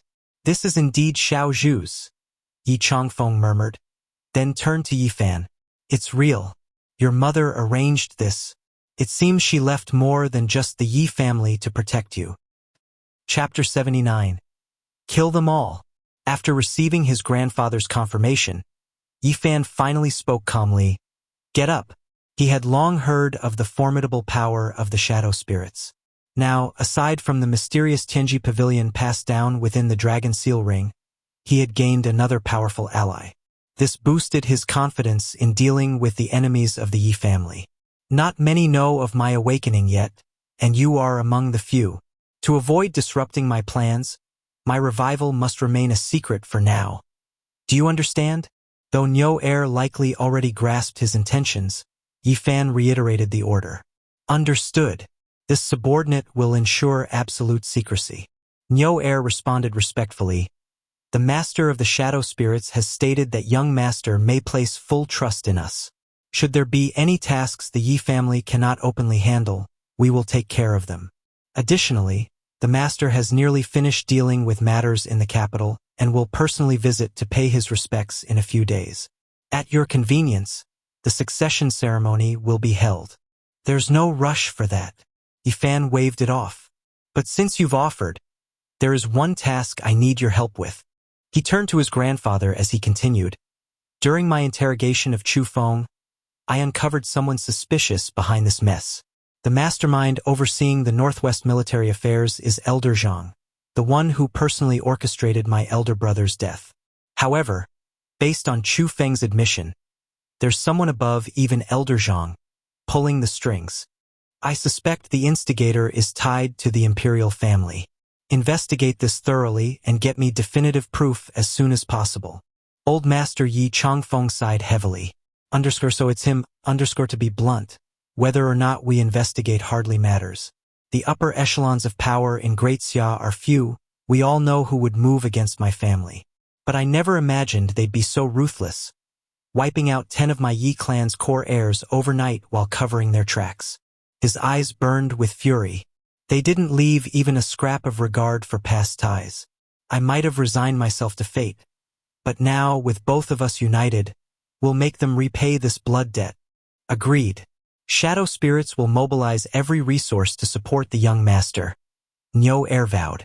However, Elder Zhang is no easy target. We must proceed strategically. Ye Changfeng stone sharpened. For now, most of their pawns in Cloud City have been eliminated. Our next move is to dismantle all their footholds in Tiannan province, stripping them of any means to harm Qingxue, Linglong, or the other girls. Only then will we strike their stronghold directly. Ye Fan nodded. My sisters-in-law sacrificed everything for the Yi family. I will use whatever strength I possess to elevate their clans into Great Xia's most powerful elites. But to the outside world, I remain the fool. Grandfather, you alone need to know the truth behind the scenes. Later that evening, by the time they exited the secret chamber, Yi Fan had reassumed his vacant, foolish demeanor. The sun had set, and Su Yixue, having wrapped up her company matters, drove over to pick Yi Fan up, her heart heavy with lingering gratitude. Xiao Fan, thank you. She glanced at him as she drove, emotion coloring her voice. Today, without your arrangements, my family might have been swallowed whole by the Li family for mere pennies. Yi Fan beamed at his radiant wife. Yixue wife, you promised me a chubby baby boy. No need for thanks between us. Deep down, he marveled at her loyalty. This extraordinary woman had chosen to marry him at the Yi family's lowest point. His enemies would not take her away. Xiao Fan. Su Yixue's voice faltered as she studied him. You're awake now, aren't you? You've recovered. Ye Fan blinket blankly. Wife, what are you talking about? He hated deceiving her, but too many people already knew of his awakening. If his enemies caught wind, his plans would collapse. And beyond secrecy lay another dilemma, his other sisters-in-law. If he revealed his recovery now, what would become of their arranged marriages? Northwest Region Elder Zhang's estate. Chu Feng had led a team of elite fighters, even joining forces with Eastern martial artists, to strike the Yi family in Cloud City. Despite the mission's secrecy, certain keen eyes had monitored every move. Elder Zhang drummed his fingers restlessly against his desk, scanning the darkening sky. Why is there still no news from Cloud City? Chu Feng, his right-hand man, a warrior surpassing martial master rank, should have easily crushed the crippled Yi clan. Success or failure, some report should have arrived by now. Beside him, his aide swallowed hard. No updates. We lost contact with Captain Chu Feng. Even our scouts in the city have vanished. One by one, they stopped responding. The Li, Wang, and Zhao families, their puppet clans, had already fallen. Now their intelligence network was crumbling. The last scout reported seeing Chu Feng's men infiltrate the Yi compound, but also shadow spirit operatives entering alongside them. What? Elder Zhang's teacup shattered against the floor. The shadow spirits broke neutrality for the Yi family. This is a disaster. His aide trembled as a new transmission arrived. Elder Zhang, Cloud City's update just arrived. Captain Chu Feng's entire team was annihilated, slaughtered by the shadow spirits Elder Wu. No eyewitnesses left alive. Not one. Damn them! The old man roared in outrage. Since when do those shadow spirit bastards meddle in our affairs? How did Yi clan even contact them? Chapter 80. A single stone raises 1,000 ripples. If the Yi family isn't completely crushed this time, it'll be far more troublesome to finish them off later. Elder Zhang was furious. What worried him even more was the fact that Chu Feng and all his men had been wiped out, completely annihilated. Even if the wraiths had intervened, how could Chu Feng have failed to arrange backup outside? Nearly 100 elite fighters, including so many grandmasters. Not a single survivor? That was highly unusual. Moreover, while Chu Feng was undoubtedly loyal, if he cracked under pressure and exposed Elder Zhang's involvement, it would implicate the true power players behind him. The entire Great Xia would be shaken.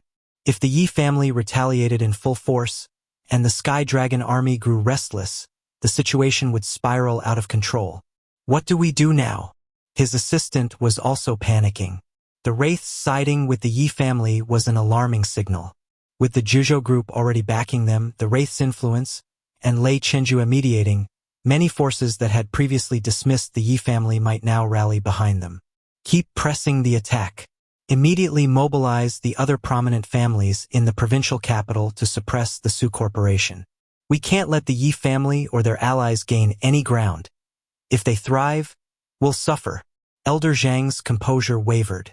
Also, have our people test Yi Fan. I need to know whether that fool is truly an idiot or just pretending. Something felt off to Elder Zhang. Despite all the recent turmoil surrounding the Yi family, every incident had been resolved flawlessly, always to their advantage. It was as if an invisible hand was orchestrating everything behind the scenes, with meticulous precision. This level of strategy didn't seem like Yi Chongfeng's doing. But if not him, then who? After issuing a flurry of orders, the entire southwestern region seemed to erupt into chaos.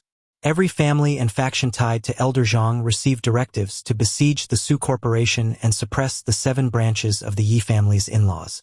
This was no longer a covert struggle, it had escalated into open warfare. If Elder Zhang's faction didn't act decisively, they'd be cornered.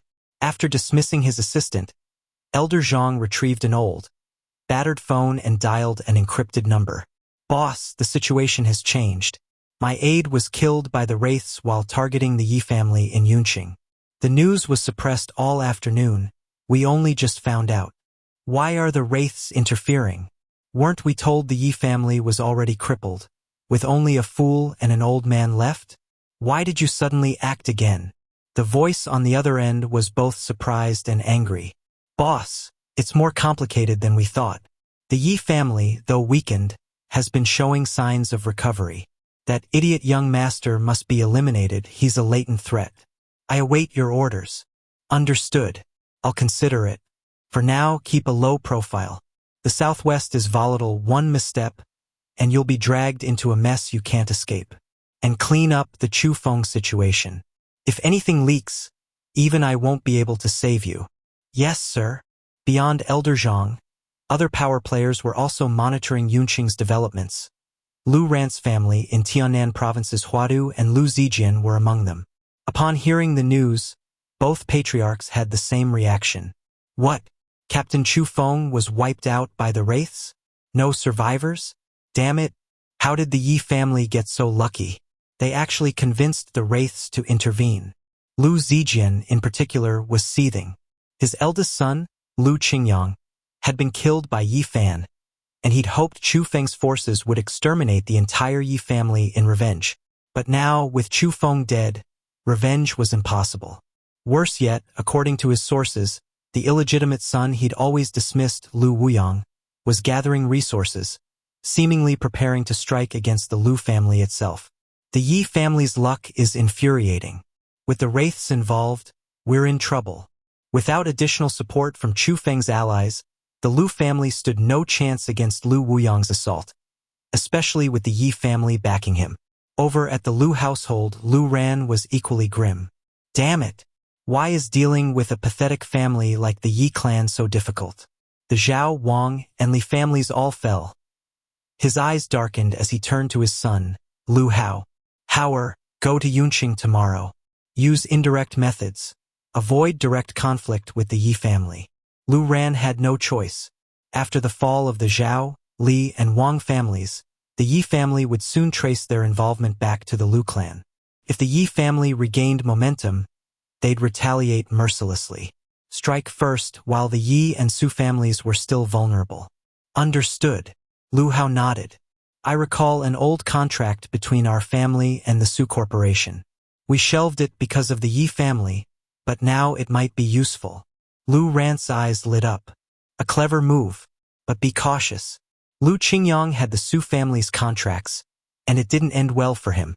Xia Hao, Guo Li, and Wang Fugue aren't pushovers. I know. Lu Hao's gaze turned cold. In his heart, he still looked down on Yi Fan and Su Yixue. A fool and a minor family from Yunqing, how much trouble could they really cause? As long as they didn't provoke behemoths like the Wraiths, there shouldn't be any major issues. Yunqing Su family villa. After a night of passion, Su Yixue lay limp in Yi Fan's arms. her eyes dazed with exhaustion. She couldn't help but wonder, if Yifan was still in a mentally impaired state, how was his stamina so incredible? More importantly, every time they were intimate, a strange warmth surged through her, bestowing inexplicable benefits. In just a few days, her physical condition had improved dramatically. Despite never training in martial arts, she'd already reached the transformation realm. If this continued, she might even break through to the Grandmaster level. Yifan, holding her close, also sensed the changes in her energy. He mused that it might be time to find her a proper martial arts instructor, someone like Captain Heir of the Wraiths. Chapter 81. Why not take a bargain? Although Su Ishue was exhausted from being worn out the previous night, she woke up very early the next day as soon as the sky began to lighten. She had intended to get up quietly, but the moment she moved, Yifan opened his eyes and stared at her so intently that it made her blush. "Little Fan, you're awake? I have work to do at the company today. Can you stay home and entertain yourself?" Su Ishue really wanted to spend time with Yifan, but her company had too many pressing matters. With the snow beauty cream provided by Lei Chenjue and the market channel supported by the Xia family, it was a golden opportunity for the Su Corporation to grow. "I want to come with you, Ishue. What are you going to do?" Yifan's current plan was to focus on helping the Su Corporation expand first. He was determined to assist with any trouble the company faced. As she dressed, Su Ishue sighed deeply. The Su Corporation has already announced the miraculous effects of the Snow Beauty Cream and secured a lot of orders. But now there's another problem. To officially start production, we need a manufacturing license from the Pharmaceutical Association. However, the head of the Southwest Pharmaceutical Association, Yu Chong, refuses to budge for anyone. Even Master Lei couldn't sway him. The only thing he's interested in is antique calligraphy and paintings. "I'm planning to go to the antique street to buy a couple of pieces and then visit Yu Chong to see if we can expedite the approval of our production license. The quota for these licenses is extremely tight. The entire Southwest region supposedly only gets one slot this year. Our competitor, the Jin family, is aggressively vying for it too. If they snatch it away, the Su Corporation will be in deep trouble. With so many orders, failing to deliver on time would result in massive penalties." Su Ishue didn't care whether Yifan could understand her or not. She laid out the entire situation plainly. "Yu Chong, the head of the Southwest Pharmaceutical Association?" The name sounded familiar to Yifan. He rifled through his thoughts quickly and immediately recalled that Yu Chong was listed as a core member of the Tianji Pavilion in the information stored in his dragon-patterned ring.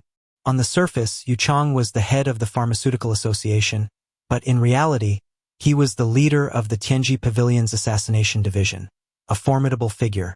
According to the records in the dragon-patterned ring, the Tianji Pavilion had been lying low ever since the old pavilion master met with misfortune.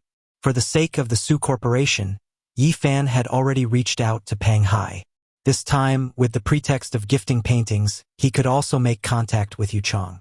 After all, to fight against the true culprits targeting the Yi family, Yifan needed more allies. "I want to come too. I love antique calligraphy and paintings. Ishue, I'm really good at picking them. Take me with you, okay?" After activating the dragon-patterned ring, Yifan's eyes had undergone peculiar changes. They had developed something akin to demonic pupils. While outright X-ray vision was an exaggeration, by channeling his energy around his eyes, he could see things ordinary people couldn't.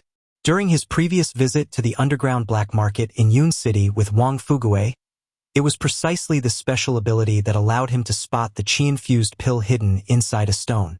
"All right, fine. Since you want to come, I'll take you along. But promise you'll behave and not wander off." "Got it." Su Ishue studied him carefully. She recalled Master Lei's advice that Yifan's condition required more companionship and revisiting familiar places. It might stimulate his recovery. Back then, Yifan and Wang Fugue had frequented the antique street often. Perhaps returning there would jog his memory a little? Yun City's antique street was one of the most renowned in the country.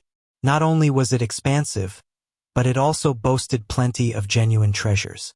Despite it being barely 9 a.m., the street was already packed with people.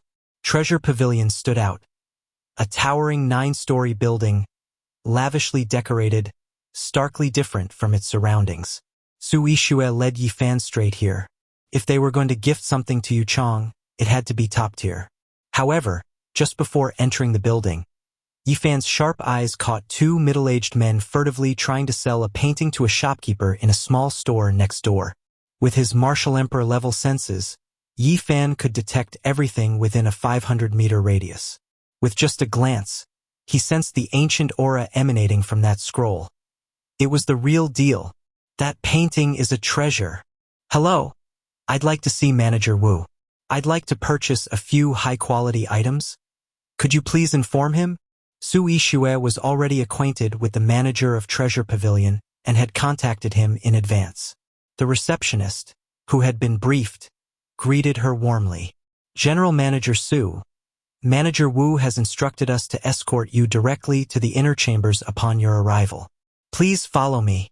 Great. Su Yixue beckoned Yifan to join her as they followed the receptionist into the private area. But at that moment, Yifan's keen hearing picked up the two men in the neighboring shop bargaining.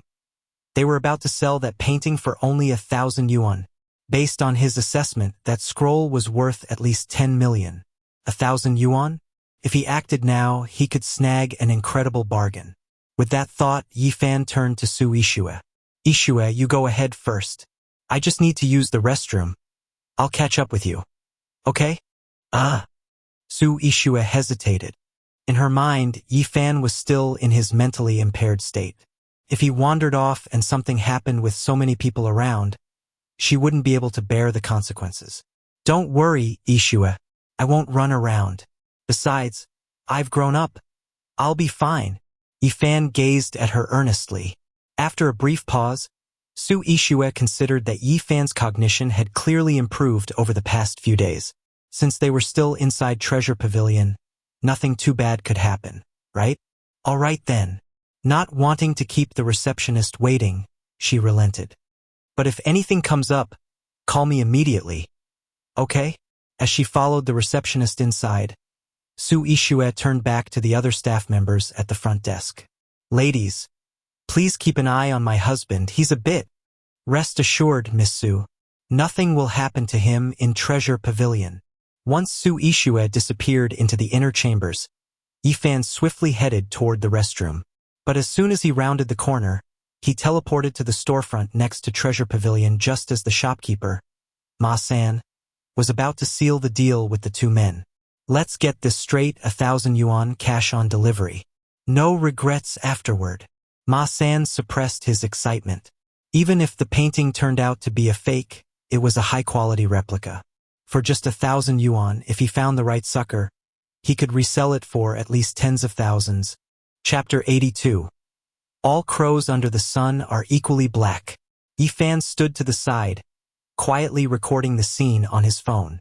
The two men who had received 1,000 yuan quickly left the scene, muttering as they went, Not bad for this deal. Damn. We bought it from an old lady for 50 and sold it for 1,000. No loss here. How heartless. Yifan siket inyartli. Since they were all unscrupulous, he no longer felt any guilt about what he was about to do. As soon as the two men left, the shop owner, Ma-san, eagerly unfolded the scroll again to examine it carefully. The painting appeared to be executed with bold, powerful brushstrokes, clear lines, and profound artistic conception. Signed by Wu Daozi, it depicted a fierce tiger descending a mountain, a fine piece in every aspect. The only flaw was its overly aged and worn appearance, which made it look unremarkable. What a shame! The craftsman who forged this was too hasty, they overdid the aging. Still, not bad. Ma-san lifted the scroll, preparing to hang it in a prominent spot in his shop. If an inexperienced buyer came along, he could easily exploit the painting's skillful brushwork to turn a profit. No loss for him either way. Before Ma-san could turn around, Yifan had already appeared at the shop entrance, smiling as he said, Boss, I'll take this painting for 1,500. Ma-san was stunned. 1,500? This young man had sharp eyes. He had just bought it for 1,000. And now this guy was only offering an extra 500 as a service fee? Young man, you must be joking. This is an authentic Wu Daozi masterpiece. I paid $1 million for it after great effort. Ma Sen spoke with absolute seriousness, as if he truly had spent a fortune. But since you seem sincere, I'll give you a fair price, 300,000, and I'll reluctantly part with it. Ma San wore a pained expression while carefully observing Yi Fan's reaction. In the antique business, dealers were experts at sizing people up. Their entire trade relied on reading customers, gauging their reactions, testing their limits. If a buyer showed no shock at a high price, the dealer would hold firm. But Ma San had met his match in Yi Fan. Yi Fan had recorded the entire transaction. There was no way he'd fall for Ma San's tricks. Boss, don't be too greedy. A modest profit is enough. Why don't you take a look at this first? Smiling, Yi Fan stepped forward and played the video he had just recorded, clearly showing Ma San's exchange with the two men, including the price. You? Ma San's eyes flashed with fury as he glared at Yi Fan. What do you want? Ma San had a notorious reputation in this district, infamous for his dishonesty. Though he had tried to improve his image, his instinct to exploit customers always resurfaced when he saw an opportunity. Lately, business had been slow. If Yi Fan's video got out, Ma San's shop in Yunqing would be finished. I already told you, I'm here to buy the painting. 1,500 with 500 as your profit. You're not losing anything. Yi Fan knew the painting's true value. It was worth far more than $1 million, possibly even 10 million. But Ma San was too ruthless. Yi Fan was here to teach him a lesson. You fine, you win. Ma San gritted his teeth and shoved the scroll into Yi Fan's arms. Pay up. Yi Fan smiled faintly and handed over 15 red bills. Try doing business with a little more integrity next time. I'll remember you, kid. Watch your step. Ma San snatched the money and stormed back into his shop. He had planned to make a killing with this painting, but now he'd only squeezed out a measly 500 in profit. What a disgrace. Just as Ma San was threatening Yi Fan, a girl's voice suddenly rang out from the crowd. Sir, would you sell this painting to me? I'll pay 8 million. Gasp. The crowd collectively inhaled in shock. A painting bought for 1,500 was now being offered 8 million? Were these two working together to pull off a scam? Everyone turned to look at the girl. She wore an elegant green dress with a yellow sash cinched around her slender waist, accentuating her graceful curves. Isn't that Miss Ren Shuiying, the heiress of the Ren family from the provincial capital? They say she's an expert in antiques. If she's offering 8 million, there must be a reason. Did we just witness the deal of the century? Chapter 83. The beauty who saved his life 6 years ago.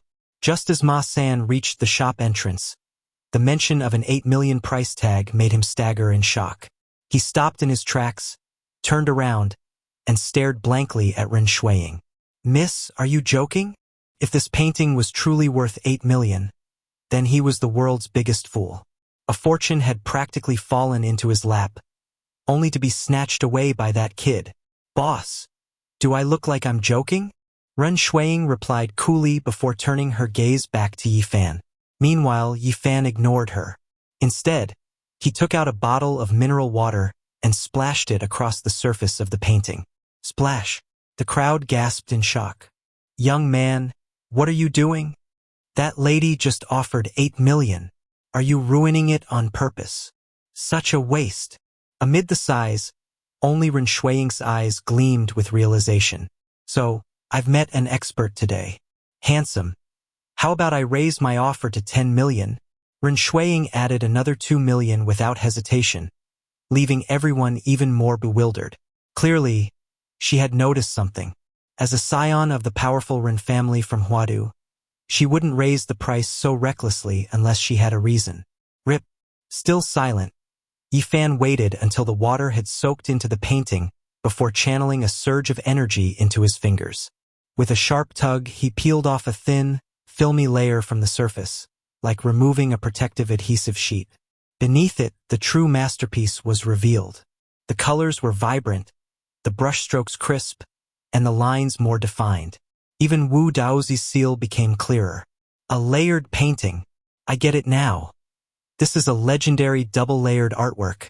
The outer layer was just a protective lambskin film, and the real treasure was hidden inside.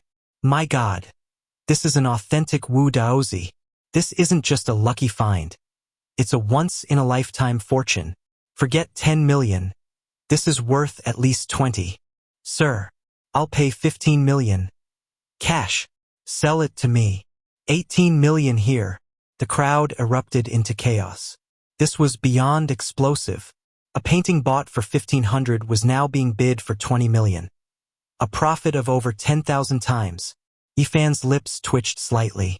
As soon as the film was removed, an ancient aura flowed from the painting. Guided by his energy, it surged into his body and settled into his dantian. He could feel it clearly. The flickering flame deep within his dantian grew stronger, its glow brighter. It was as if the ancient energy from the painting was fuel, nourishing the mysterious flame within him. To Yifan, whether it was 20 million or 2 billion, money was just a number. With the Yi Corporation, the Wandering Souls organization, and the still-hidden Tianji Pavilion under his command, wealth was trivial. A mere flick of his finger could shake entire nations. The only reason he had pursued this painting was for the ancient energy it contained.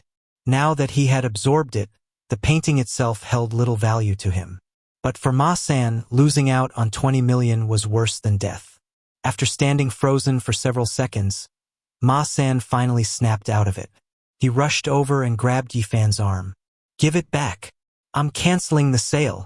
As he spoke, he tried to snatch the painting. Yifan sidestepped coldly. Boss, are you robbing me now? The sale's already done. Trying to take it back isn't happening. Kid, don't push your luck. No one in Yun City dares to steal from Ma San. His voice turned icy.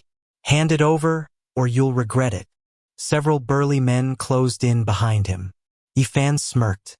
Boss, you don't even know the situation, do you? For starters, your boss Wu Laolang is dead by my hand. Want to join him? A wave of killing intent radiated from Yifan, making Ma San's heart shudder. He had heard about Wu Laolang's death. Rumors said the man had offended the Yi Heir and the Su Corporation, but the details were murky. Now, studying Yifan more carefully, realization struck. Isn't this the Yi family's idiot? Why does he seem so sharp now? What the hell is going on? Handsome. Will you sell it to me for 30 million?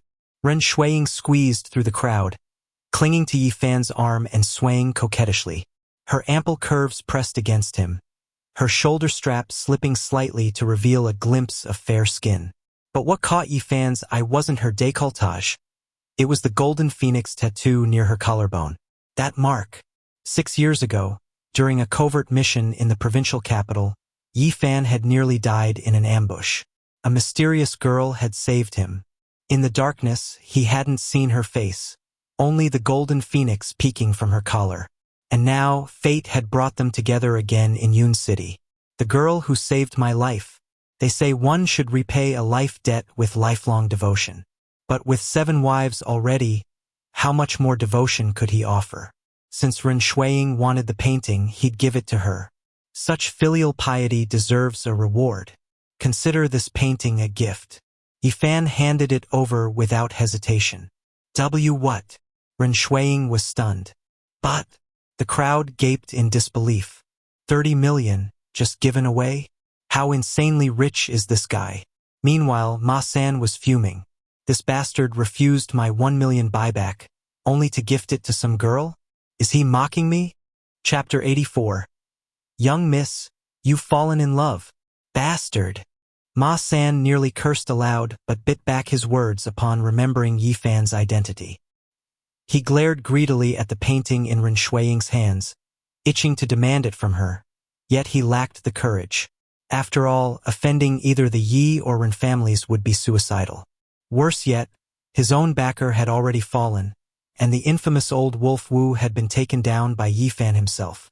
Though Ma San had swallowed a monumental humiliation, he dared not voice a single complaint. Boss, are we just letting this go? That's 30 million right there. His bodyguards couldn't comprehend his retreat. If they leave now, we'll never get another chance. Shut your damn mouths. Ma San snarled, casting a wary glance around. You think we stand a chance here? Do you even know who they are? One's the sole heir of the Yi family, the other's the Ren family's young mistress. Lay a finger on them and you'll be corpses by dawn. Outwardly, Yi Fan and Ren Shuiying appeared alone, but he suspected countless hidden guards lurked nearby. Helplessly, Ma San watched 30 million slip through his fingers. Meanwhile, Ren Shuiying stared at the priceless painting, stunned. You're really giving this to me? It's worth 30 million. Why? Yi Fan's face struck her as oddly familiar, yet she couldn't place him. His extravagant generosity left her uneasy. Yes, because kind people deserve kindness in return, he replied simply before turning to leave. He'd been away too long. If Su Ishue couldn't find him, she'd worry. Kindness in return. The words lingered in her mind. As Yi Fan moved to depart, she impulsively called out, "Wait!" Unclasping a jade pendant from her neck, warmed by her skin and carrying her delicate fragrance, she offered it to him. "Young miss," her maid in jeans gasped. "That's part of your dowry. Think carefully." Ren Shuiying hesitated briefly but pressed on. "I dislike debts," she explained, cheeks flushing. "This pendant is a family heirloom. Consider it an exchange." She took a steadying breath. "Also, if you're free next month, attend my grandfather's birthday banquet." Her face burned crimson to her ears. Yi Fan accepted the pendant, its warmth and floral scent stirring memories. 6 years ago, during a freezing night when he'd nearly died, a girl had saved him, sharing her body heat to keep him alive. That girl was Ren Shuiying. He'd never forgotten her kindness. Back then, he'd been betrothed to Xian Yufei. Now, after their broken engagement and 7 sister-in-laws declaring they'd marry him, what harm would one more wife do? "I'll be there," he promised, his gaze lingering. Then, abruptly, he noticed sinister black threads laced with bloody crimson swirling over her forehead. A deathly omen.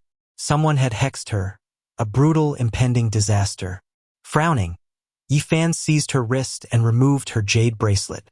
Channeling chi, he etched intricate protective runes onto it. "Wear this constantly for the next fortnight. Never let it get wet. It'll shield you from harm." His mastery of dragon vein talismans lent the bracelet formidable protective power. Before parting, he'd secretly inscribed similar charms on Yu Linglong's belongings, though he prayed she'd never need them.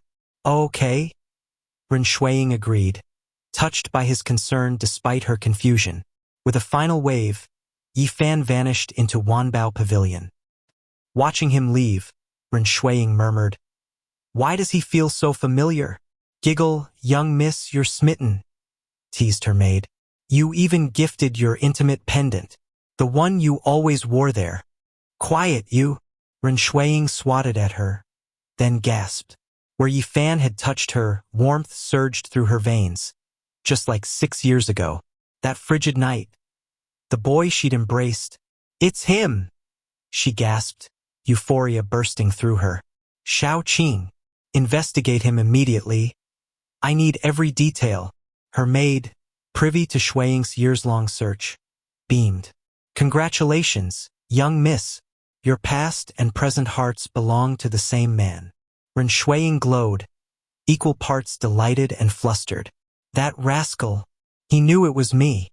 No wonder he gifted 30 million so casually. So annoying. Secretly, she pleaded, "At grandfather's banquet next month, you must come. If you do, half my troubles will vanish." Chapter 85. Picking a fight at Treasure Pavilion? When Yi Fan re-entered Treasure Pavilion, Su Ishue and Manager Wu had just stepped out from the inner room together. Su Ishue was holding 2 wooden boxes in her hands, and even from the outside, waves of ancient energy could be faintly sensed emanating from them. "Manager Wu, this is too much. These treasures are so valuable. Yet you're just giving them to me without accepting any payment. I really don't know how to thank you." Su Ishue looked at Manager Wu with deep gratitude. Yi Fan quickly understood. Manager Wu had deliberately picked out 2 valuable treasures and gifted them to Su Ishue without charging a single cent based on the ancient aura radiating from the boxes. Whatever was inside had to be high-tier artifacts, worth at least tens of millions. President Su, please don't stand on ceremony. The noble actions of you, Miss Yu Linglong, and others have not gone unnoticed. The fact that you firmly supported the Yi family during those times. Even our boss admires your resolve. As Manager Wu spoke, he noticed Yi Fan's arrival and immediately stepped forward, bowing slightly. Young Master Yi, our boss asked me to convey his message. Though we can't openly declare support for the Yi family, if we can be of any service, we'd be happy to assist. Consider these 2 items a token of goodwill. Treasure Pavilion was clearly extending an olive branch to both the Yi and Su families. Now Su Ishue realized Manager Wu's generosity wasn't due to her influence, but Yi fans. Though many recent events in Yun City had been suppressed, certain truths couldn't stay hidden forever. The fall of the Zhao, Li, and Wang families, the deaths of young Master Lu from the provincial Lu family, and the Lu family steward within Yun City's borders. Additionally, the shocking twists at Su Corporation's new drug launch event, Grandmaster Lei's public endorsement, and the appearances of other high-profile figures. All signs pointed to the Yi family being far from the weakened state people assumed. Now, mysterious forces had begun rallying around the Yi family. These influential figures were no fools. Their decisions must have been based on insider information. Had Yi Fan perhaps already awakened? For Treasure Pavilion, boarding the ship now wasn't too late. Thank you. Anyone who treats my wife well is a friend. Yi Fan didn't put on an act of foolishness this time, responding with unnatural clarity. Grandmaster Lei had already laid the groundwork, stating that Yi Fan's condition was gradually improving. So, it wouldn't seem odd if his mental faculties recovered from an 8-year-old's level to that of a 10-year-old. Manager Wu, my husband's condition, I'm sure you're aware. Please understand. Su Ishue offered an explanation, but Manager Wu only gave Yi Fan a knowing glance. Of course. Young Master Yi was once a legendary prodigy. Given time, I'm certain he'll return to his peak. After a brief exchange, Su Ishue prepared to leave, eager to meet with Yu Chong. But just then, a group of aggressive men stormed into Treasure Pavilion. Ha! So this is the oh-so-mighty Treasure Pavilion? Well, today, this young master is here to see just how skilled you really are.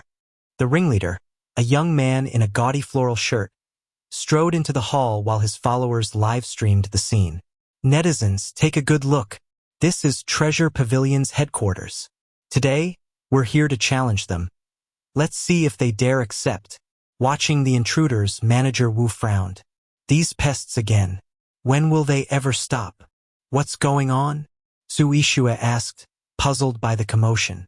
They're from the Sun family in the provincial capital. Last year during the antique appraisal competition, our Treasure Pavilion faced off against the younger Sun brother in the finals. He misjudged the era of a vase and lost.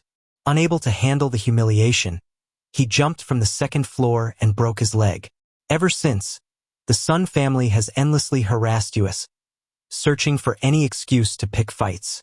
At first, we ignored their childish provocations, but they've gotten progressively bolder. It's obvious someone's backing them, pulling strings behind the scenes. For years, Treasure Pavilion's reputation has overshadowed their jewelry studio. Only by tearing us down will they ever rise to prominence. Manager Wu curled his lips confidently. No matter. Their petty tricks are nothing I can't handle. As a revered authority in the national antique scene, Manager Wu rarely made mistakes. With years of expertise anchoring Treasure Pavilion, he had every reason to be self-assured. Stepping forward, he addressed Sun Dishing, the eldest Sun's son, with calm authority. Young Master Sun, the appraisal competition was fair and square. It's been months. Is the Sun family truly this sore a loser? Since you've brought an audience, let them judge for themselves. With a masterful grasp of public sentiment, Manager Wu greeted the livestream viewers, quickly swaying opinions back in Treasure Pavilion's favor. Sun Dishing faltered, momentarily speechless. You! Seizing the momentum, Manager Wu pressed on. But since you've come all this way with a spectacle, let's make today worthwhile. If Treasure Pavilion wins, Your family must cease these underhanded tactics henceforth. Let our competition be fair and above board. A smug grin spread across Sun Dishing's face as he upped the stakes. Fine. Let's go big. If you win, Jewelry Studio will withdraw from Yoon City entirely, leaving no competition for Treasure Pavilion. But if I win, you pull out of the city. Do you dare? The trap was set. Jewelry Studio's operations were smaller. Withdrawing would be inconsequential. But for Treasure Pavilion, the gamble was far riskier. Manager Wu's expression darkened. The audacious demand left him cornered on live broadcast, with viewership soaring past 1 million. Refusal now would humiliate Treasure Pavilion's prestige beyond repair. Very well. It's a deal. Despite his confidence, Manager Wu's heart skipped a beat as Sun Dishing's men carried in several porcelain vases, each one puzzlingly difficult to date at a glance. This was concerning. Su Ishue hesitated, unsure whether to stay or leave. Ishue, let's stay a little longer. I think I'm remembering something.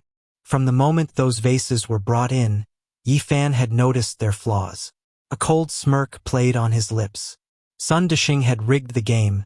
These vases were artificially altered, making accurate appraisal impossible through conventional means. Without intervention, Manager Wu was doomed to lose. But given the generosity shown earlier, Yifan decided to step in. Chapter 86. A coincidence? Huh? Xiaofan, do you remember something? Great. Then let's stay and watch. Su Ishua's face lit up with joy upon hearing that Yifan's memory and intellect might be recovering. Nothing else mattered more to her at this moment. In the center of the hall, Sun Dishing had placed 5 porcelain vases in a neat row on the table. Sun Dishing smirked triumphantly at Manager Wu. He had come prepared today. He wasn't afraid of however many appraisal methods Manager Wu might use. His only concern had been that Manager Wu wouldn't take the challenge, leaving him with nothing but empty boasting and no real damage to the store's reputation. Manager Wu, these 5 vases were picked up from the antique market. Their exact origins are unknown, so I'd appreciate if you could authenticate them. If you can accurately determine the era of at least 3 vases, you win. How's that? Sun Dishing exchanged a smug glance with his subordinates.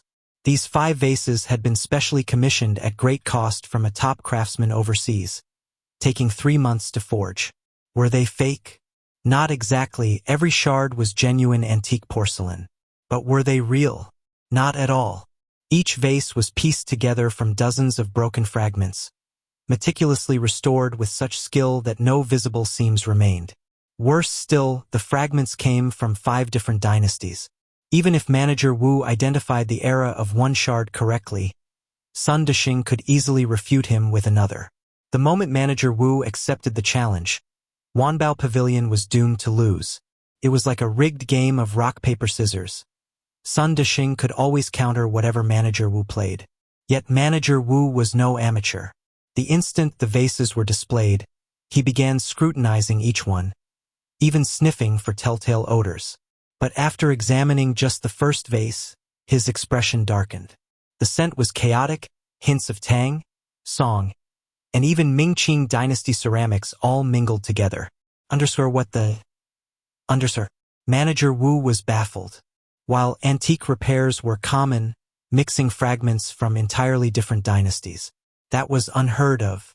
Worse, under his magnifying glass, not a single restoration mark was visible. After inspecting all 5 vases for over 10 minutes, Manager Wu remained silent, not daring to make a judgment. Deep down, he already suspected the truth. These vases were masterfully counterfeited by blending shards from multiple eras. A deliberate trap. No matter which dynasty he named, Sun Dishing would refute him effortlessly. He'd been set up, but this was a scheme with no escape. Even if he exposed it now, who would believe him in front of over 1 million viewers? Well, Manager Wu, have you figured it out? Sun Dishing taunted, swaggering before the livestream camera. Let's hear Wanbao Pavilion's esteemed expert enlighten us about these vases. Humph. Honestly, disappointing. I expected more from Wanbao Pavilion. He gloated while Wanbao Pavilion's staff fumed helplessly nearby. Just as tension peaked, with Manager Wu sweating bullets. Yifan suddenly shoved forward, pointing at Sun Dishing and yelling, "Fraud! You shameless crook!" Using fakes to trick Manager Wu. The outburst stunned the crowd and sent the live stream into an uproar. Who's this guy? Why is he calling Sun Dishing a fraud? Something's fishy. I still trust Master Wu. Enraged at having his momentum disrupted, Sun Dishing snarled, "Who the hell are you? Mind your own damn business." He barked at his men. Throw him out. This was his chance to crush Wanbao Pavilion and monopolize Yunqing's antique market. He wouldn't let some nobody ruin it. As bodyguards lunged, Yifan smirked. Earlier, his magic eye had already revealed the vase's secret. Each was a patchwork of dynastic shards, impossible for Manager Wu to fully decipher. No. I won't leave. I'll expose your scam. Yifan dodged effortlessly, his movements fluid. The guards, humiliated at failing to catch such a frail-looking youth, redoubled their efforts. Seizing an opening, Yifan sidestepped them. Then, with a subtle pulse of energy, nudged one guard off balance. The man stumbled. Crash. The vase at the edge of the table shattered on the floor. Silence. Whose fault was this? The guard had knocked it over, but it was Sun Dishing's own man. Before anyone reacted, Yifan snatched the livestream phone, zooming in on the fragments. Wow! Look! This piece is Tang Dynasty.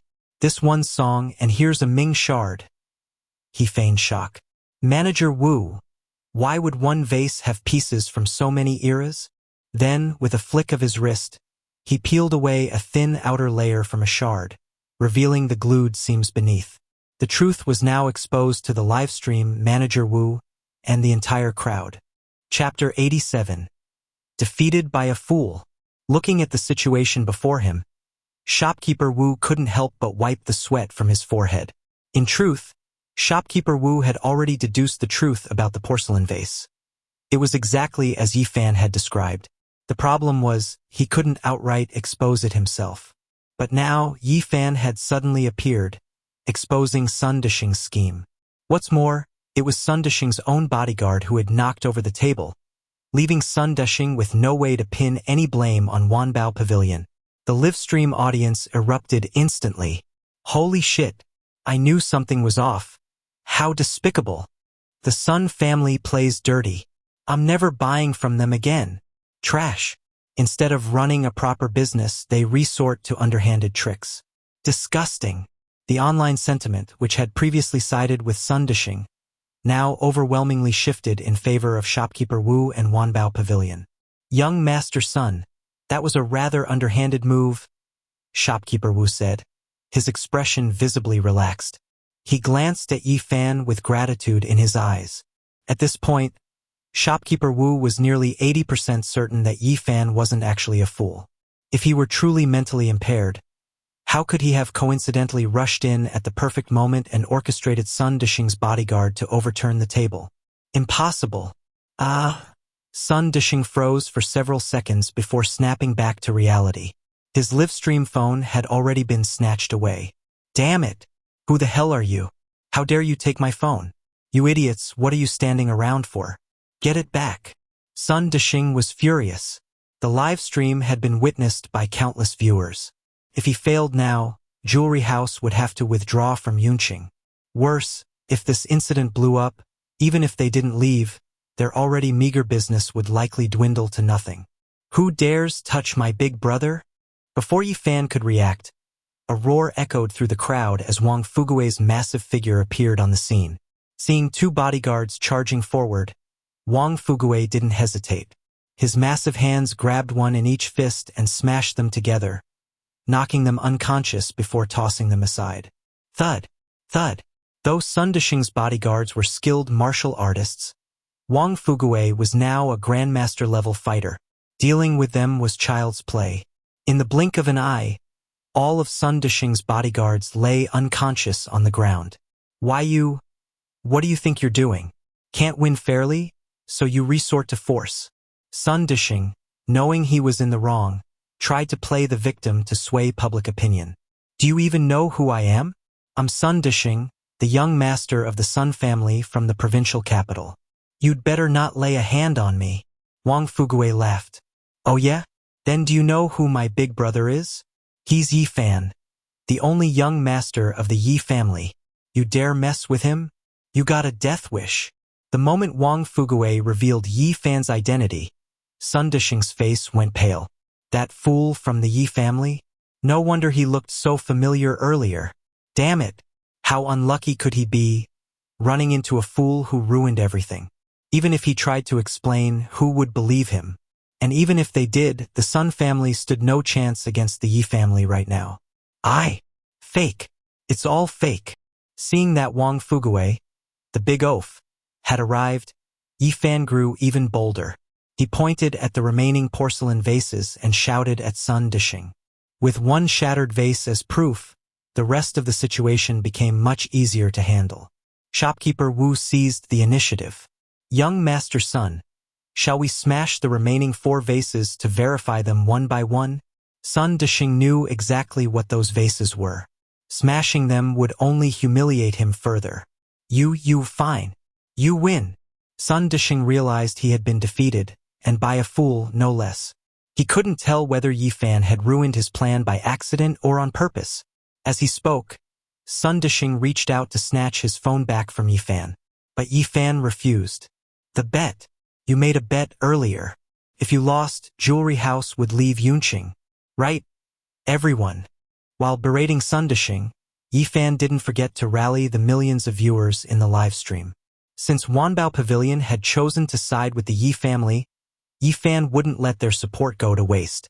Now that he had the chance, he'd crush Jewelry House completely. That's right. A real man keeps his word. We all witnessed the bet. Don't even think about backing out. The online backlash grew fiercer. Sun Dishing gritted his teeth in frustration but had no choice. He had indeed made the bet publicly. Though it was only a verbal agreement with no legal enforcement, this was the internet era. The power of public opinion was immense. Reluctantly, Sun Dishing had to make a formal statement. Shopkeeper Wu, you win. Jewelry House will honor the bet and withdraw from Yunqing as soon as possible. With a dark expression, he repeated his promise to the camera before glaring at Yi Fan. Happy now? Yi Fan turned to Wang Fugui. Old Wang, what do you think? Is this enough? Wang Fugui, ever the brute, scoffed. Words mean nothing. In 3 days I'll bring a bulldozer. If Jewelry House is still there, we'll flatten it for the viewers. How's that sound? He shoved his big face toward the camera, inciting another wave of excitement from the livestream audience. Yes, do it. Do it. Not just online. Even the onlookers at the scene cheered wildly. Sun Dishing snatched his phone back from Yi Fan, hastily ended the live stream, and fled Wanbao Pavilion with his men in disgrace. Today had been a complete disaster. He had come to humiliate Wanbao Pavilion, only to end up losing everything, including Jewelry House's reputation. Sun Dishing, what the hell did you do? You said you'd take down Wanbao Pavilion today, but all I'm getting are calls about partners cutting ties with us. What was that live stream? You idiot! The moment he stepped out of Wanbao Pavilion, Sun Dishing received a furious call from his father. Dad, get back here now and explain yourself. Do you have any idea what you've done? The board will skin us alive, you useless fool. Sun Dishing's ears rang from his father's shouting. With a heavy sigh, he hurried back to the Sun family estate. Meanwhile, inside Wanbao Pavilion, after Sun Dishing's departure, Shopkeeper Wu gave Yi Fan a meaningful look before bowing deeply. Young Master Yi, thank you for your help today. Chapter 88. The Yi family is about to produce a dragon. Manager Wu was immensely grateful for his decision today to gift Su Ishue 2 antiques outright. Though those 2 antiques were indeed worth over 10 million, the value of Yi Fan's intervention today far exceeded that amount. If Wanjuj had fallen into Sun Dishing's trap today, lost its reputation, and ceased to be trusted, the losses would have amounted to billions. And if Wanjuj had been completely ruined, the damage would have soared past tens of billions. More importantly, Wanjuj's existence served purposes far beyond mere monetary value. Its significance was immeasurable. You're too kind, Manager Wu. You helped my wife, so it's only right that I help you, Yifan replied with a faint smile. His response was logical and articulate, leaving Su Ishue beside him utterly baffled. Was Yifan truly awake now, or was he still in a daze? Su Ishue couldn't tell, but with so many people around, she couldn't openly question him yet. Before Manager Wu could speak, an attendant hurried over and whispered into his ear. Sir, the young lady said the item can be brought out now. Understood. A glint flashed in Manager Wu's eyes at his subordinate's words. As expected, the young lady was sharp. She too had recognized Yifan's potential. Though the Yi family had suffered devastating blows, as long as Yifan lived, its future prospects were boundless. Now that Yifan was awakening, those who had targeted the Yi family would surely lose sleep. Young Master Yi, please wait a moment. You've rendered Wanjuj such an invaluable service. We must express our gratitude. With that, Manager Wu swiftly entered the inner chamber. When he returned, he held an ancient wooden box in his hands. Young Master Yi, this item has been stored in our shop for many years. Despite my years of study, I still don't understand its true purpose. Given that you are a prodigy, once you fully awaken, this item may finally serve its greatest use. As he spoke, Manager Wu respectfully presented the box to Yifan. Though he suspected Yifan was already awake, since Yifan hadn't revealed himself, Manager Wu played along with the act. Ah, thank you, Manager Wu. Yifan extended his perception toward the box, and his expression instantly grew solemn. With his devil's eye, Yifan could peer through almost anything. Yet when he focused on the box now, he discovered that even his emperor-level psychic power couldn't penetrate it. The object inside seemed enveloped in an enigmatic aura that resisted his senses. Fortunately, the item within faintly emanated a familiar presence, something that resonated with him. As Yifan and Su Ishue departed Wanjuj, Manager Wu watched them leave with a relieved smile. The Yi family is about to produce a dragon. Ah, those who struck against them truly lacked foresight. With those words, he quickly retreated into a secret chamber and dialed an encrypted number. Young lady, I've delivered the item you instructed, but that was the most precious artifact tied to your family's destiny. Isn't entrusting it to Yifan too great a risk? Meanwhile, deep in the Kunlun Mountains, a barefoot young woman reclined on a wicker chair, watching surveillance footage on her tablet while answering Manager Wu's call. Elder Wu, I trust my judgment. If even Yifan cannot safeguard my family, then the Ruan family has no hope of revival. Remember, Elder Wu, since we've chosen Yifan, we must place our faith in him unconditionally from now on. Wanjuj must spare no effort to assist him in every way. After all, he is the man I've set my sights on. After ending the call, the young woman gazed at the lush greenery beyond her courtyard and murmured, Yifan, our fates were intertwined in a past life. I hope you awaken soon. The ancient martial world has always had a place for the Yi family. Rise to your rightful glory. This is all I can do for you now. Back in Yunqing, after leaving the antique street, Su Ishue glanced curiously at Yifan while driving. Xiaofan, are you awake now, or still in a daze? I can't figure it out. If he was still mentally impaired, how had his earlier actions been so coherent, even cunning? He had deftly outmaneuvered Sun Dishing, leaving the man seething in silent frustration. Ishue, I don't fully understand what you mean, but my head doesn't feel as heavy as before. Bits of my past are coming back to me. Memories of being formidable? Many things just happen instinctively now. Maybe soon, I'll remember everything.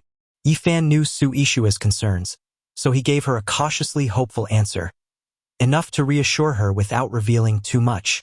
After all, Lei Qianjue had said his recovery would take time. Really? You're starting to regain your senses? Su Ishue gasped excitedly, pulling the car over to plant a fierce kiss on Yifan's cheek. Then, as if remembering something, she flushed. If Yifan was truly awake now, how inappropriate was this? She had been his elder brother's wife, now acting so intimately with him. Xiaofan, last night, she ventured shyly, gauging whether he'd been conscious then. Yifan knew exactly what she was asking. Ishue, what about last night? Did you not sleep well? Did I do something wrong? His vacant expression returned, deepening Su Ishue's confusion. Had he slipped back into delirium? Never mind. Let's go meet Mr. Yuchong. I hope he'll like the gifts we brought. She glanced at the two antiques from Wanjuj, a Song Dynasty masterpiece and a jade qilin. Yifan smirked inwardly. If Yuchong truly was the mastermind behind the Tianji Pavilion's assassination division, these offerings would hardly impress him. Perhaps Yuchong had been waiting for his appearance all along. Chapter 89. Show some respect. I have a husband. The Southwest Pharmaceutical Association was housed in a standalone building in the southern suburbs of Yunqing. This semi-official, semi-civilian organization was jointly established by all the major pharmaceutical industry leaders and government bodies in the entire Southwest region. Though it usually kept a low profile, any pharmaceutical company looking to produce a new drug, expand operations, or build new facilities had to obtain its approval. As a result, the position of the association's president was highly coveted, making it a focal point of ambition for many. But what infuriated everyone was that Yuchong had held the presidency for the past 20 years without ever stepping down. No matter what schemes others devised, even leveraging connections from the capital, no one had succeeded in ousting him. This only deepened the outside world's wariness of Yuchong's background and influence. Eventually, the major pharmaceutical companies had no choice but to curry favor with him. By 10 a.m., the waiting room outside Yuchong's office was already packed. With only one new drug production slot available for the second half of the year in the Southwest region, every company was pulling out all the stops to win Yuchong's favor. And Yuchong made no effort to hide his preferences. His decisions were based solely on the value of the calligraphy and paintings he received as gifts. When Su Ishue entered the waiting hall with Yifan in tow, all eyes turned toward them.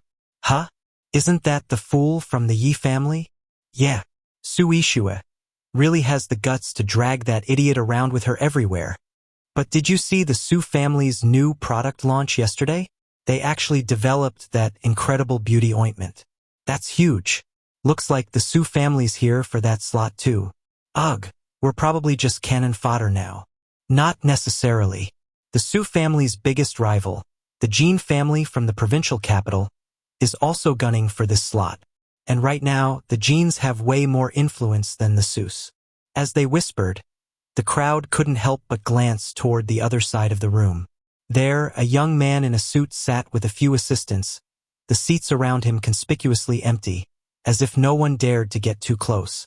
It was none other than Jin Yang, the eldest son of the provincial Jin family. When Jin Yang spotted Su Ishue, a sly smile curled on his lips.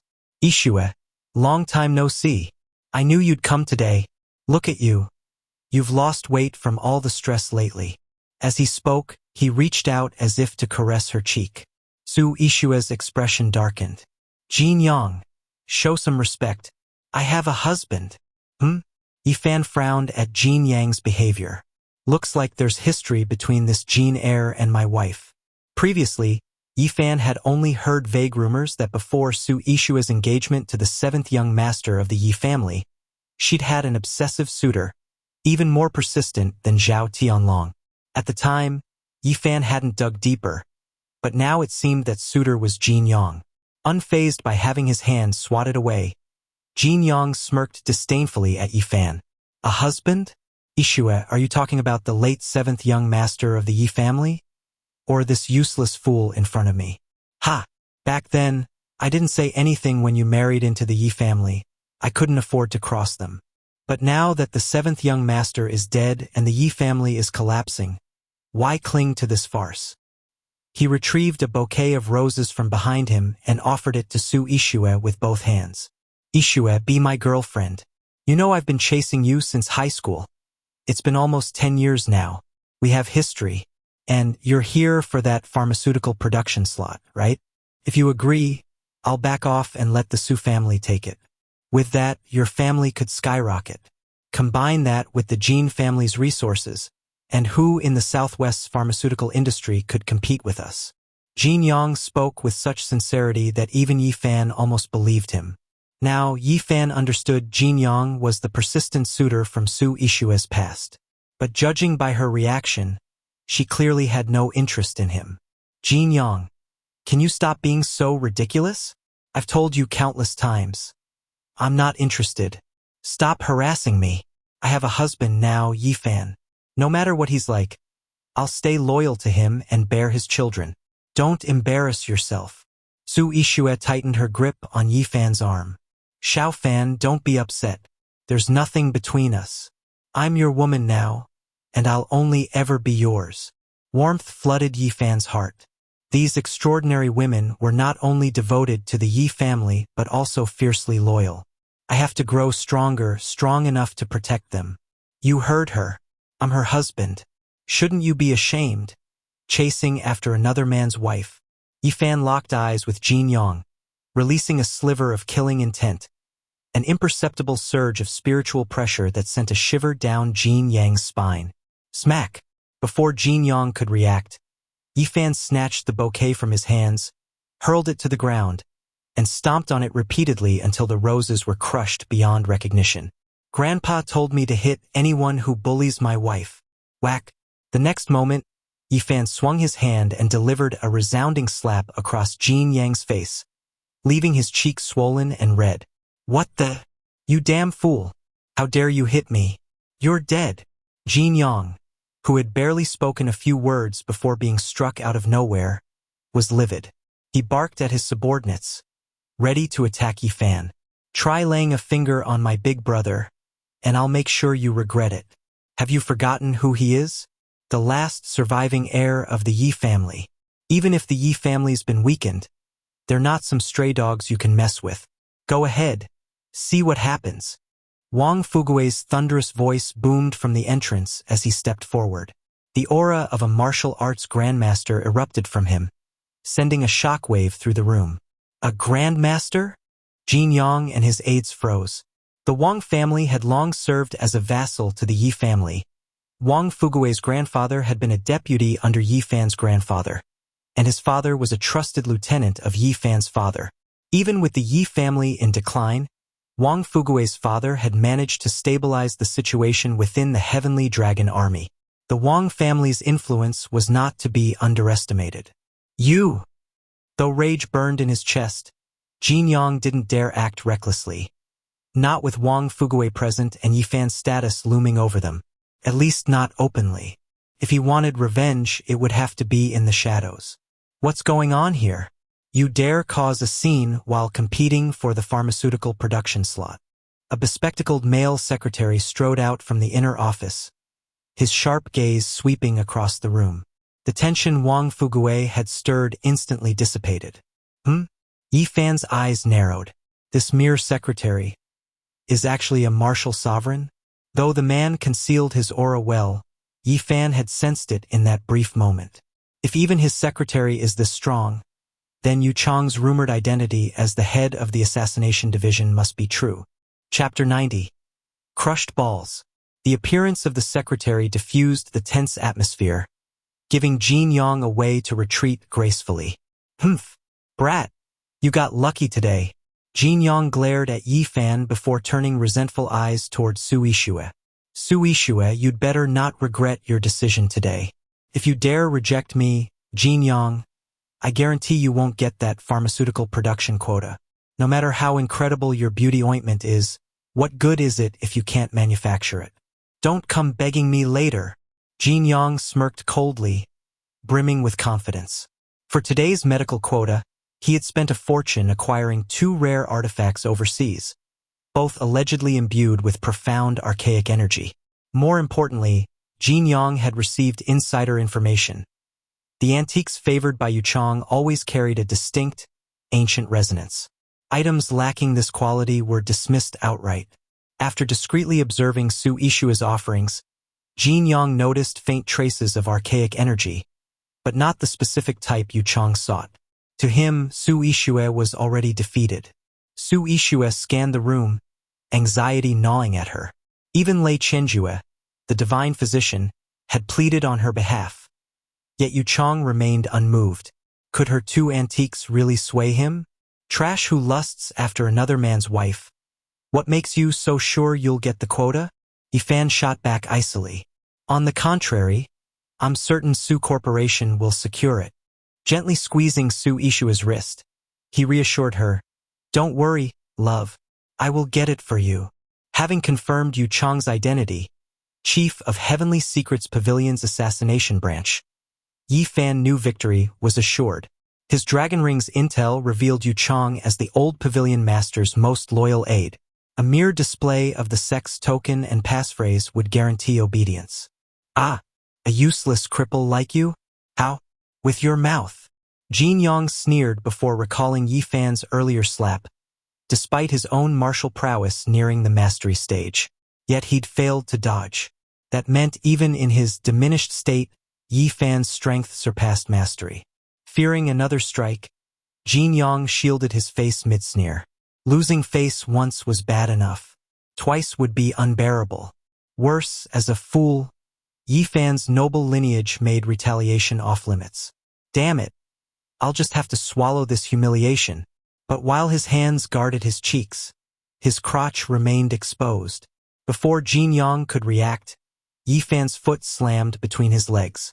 Crunch, the unmistakable sound of shattered testicles. Jin yang krumplet, howling, "Fuck, my balls." "Yifan, you're dead, Ak." Face purpling, he convulsed like a shrimp before passing out. His bodyguards, after a fearful hesitation, hauled him away toward the hospital. Silence thickened in the aftermath. Jin Yang's first strike could be dismissed as luck, bad reflexes. But this? He'd been ready. Who said the Yi family's foolish young master was weak? The man was sharp, feinting to cripple a foe. Given Jin Yang's near-grandmaster skills, Yifan's ease suggested grandmaster tier strength? Murmurs spread. 5 years of madness hadn't dulled his genius. Even the bespectacled secretary froze. Despite his glasses, a disguise, his vision was perfect. He hadn't sensed Yifan's strike, and he was a martial sovereign.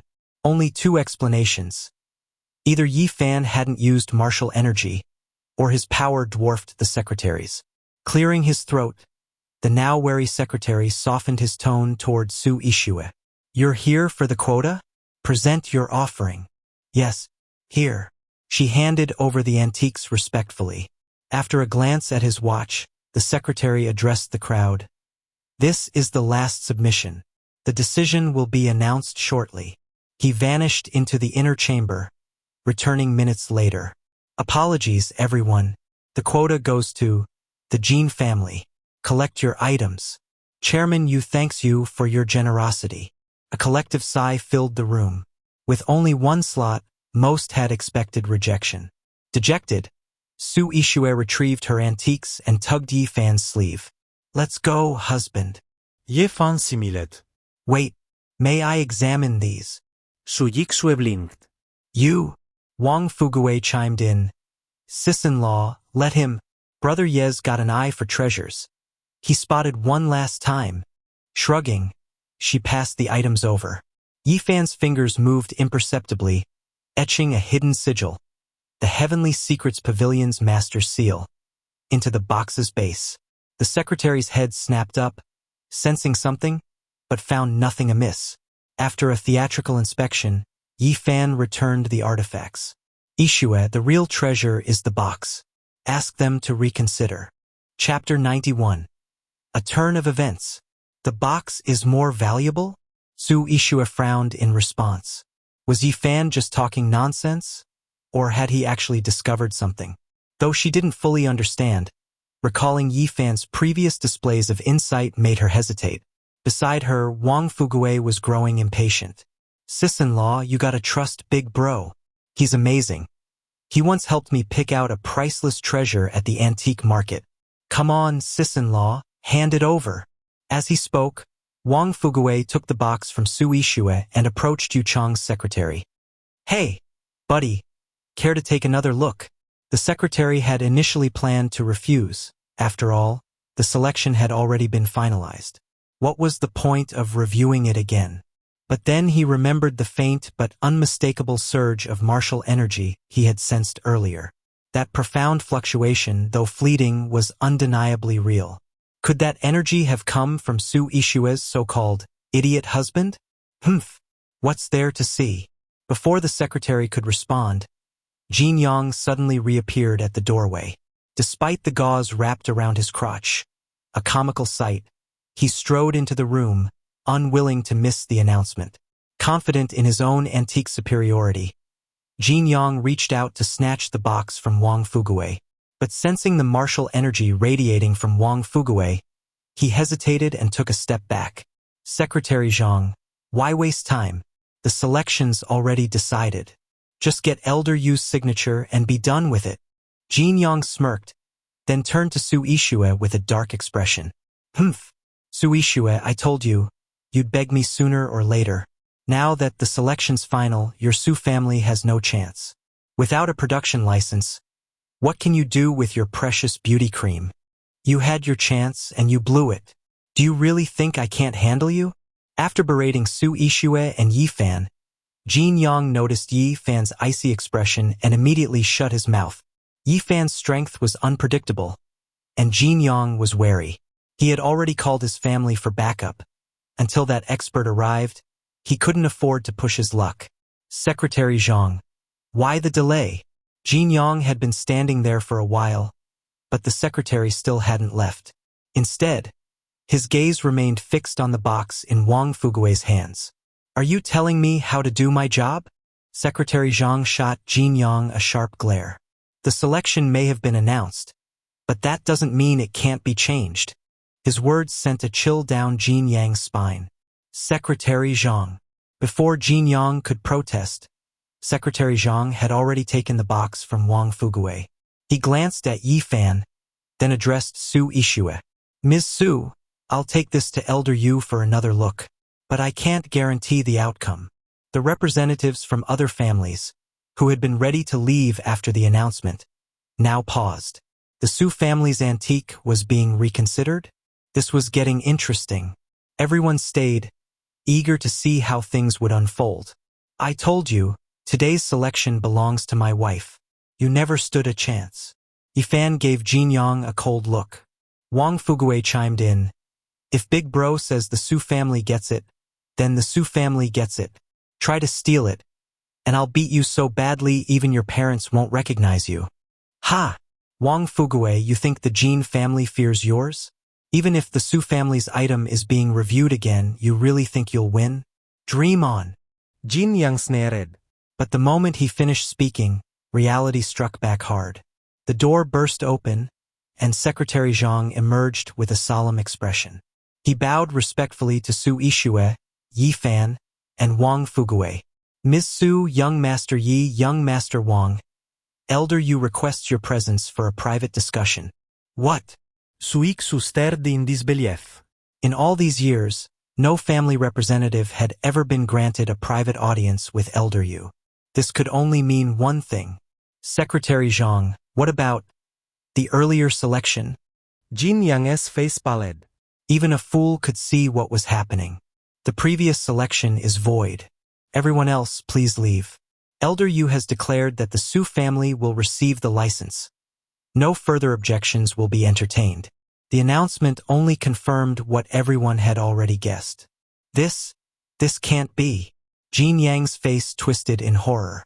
The Jin family had invested heavily, money, connections, everything, to secure this license for their new drug. Losing it now wouldn't just mean wasted effort. Without production approval, their capital chain would collapse, possibly bankrupting the entire family. Secretary Zhang. But Secretary Zhang had already ushered Yi Fan, Su Ishue, and Wang Fuguei inside. Yu Chang's bodyguards blocked Jin Yang, their voices icy. Mr. Jin, you may leave. Jin Yang stood frozen. How? He had won. The selection was his. Yet the Su family had somehow turned the tables, forcing a reevaluation and snatching the license right from under him. Murmurs spread among the remaining representatives. What trick did the Su family pull? They actually beat the Jin family? This is insane. Are you guys leaving? I want to see how this plays out. Look at Jin Yang, he was so smug earlier. Now he's eating dirt. Jin Yang's stomach churned at the whispers. How had things gone so wrong? Staring at the closed door, his eyes darkened with malice. So what if the Su family got the license? The Yi family was nothing but a toothless tiger now. And the Su family? The Jin family had never considered them a threat. Chapter 92. I want to talk to young Master Yi alone. Inside the private room, Yu Chang gazed respectfully at the antique box before him, his face filled with shock. He had examined this antique earlier, sensing no significant ancient aura emanating from it. It wasn't what he had been searching for. Yet when it was brought back to him, an intricate pattern had mysteriously appeared on the box. That pattern was none other than the secret decree of the Heavenly Secrets Pavilion's master. Years ago, before the old pavilion master disappeared, his final order had been for Yu Chang to remain in Yunqing and await the arrival of the new master. Yu Chang had waited for nearly 20 years, and now the master's decree had resurfaced. Did this mean the new pavilion master had finally appeared? As the leader of the Heavenly Secrets Pavilion's most elite assassination division, Yu Chang had remained unswayed despite the chaos within the organization following the old master's disappearance. His faction had never aligned with any internal factions. His loyalty belonged solely to the pavilion master. When the antique was first brought in, the box bore no markings. Yet upon its second arrival, the intricate pattern had appeared. This meant the engraving had been done in that very moment. The new master must be in the outer reception room. Only the pavilion master himself could inscribe such a decree. It was never passed down to anyone else. Creak.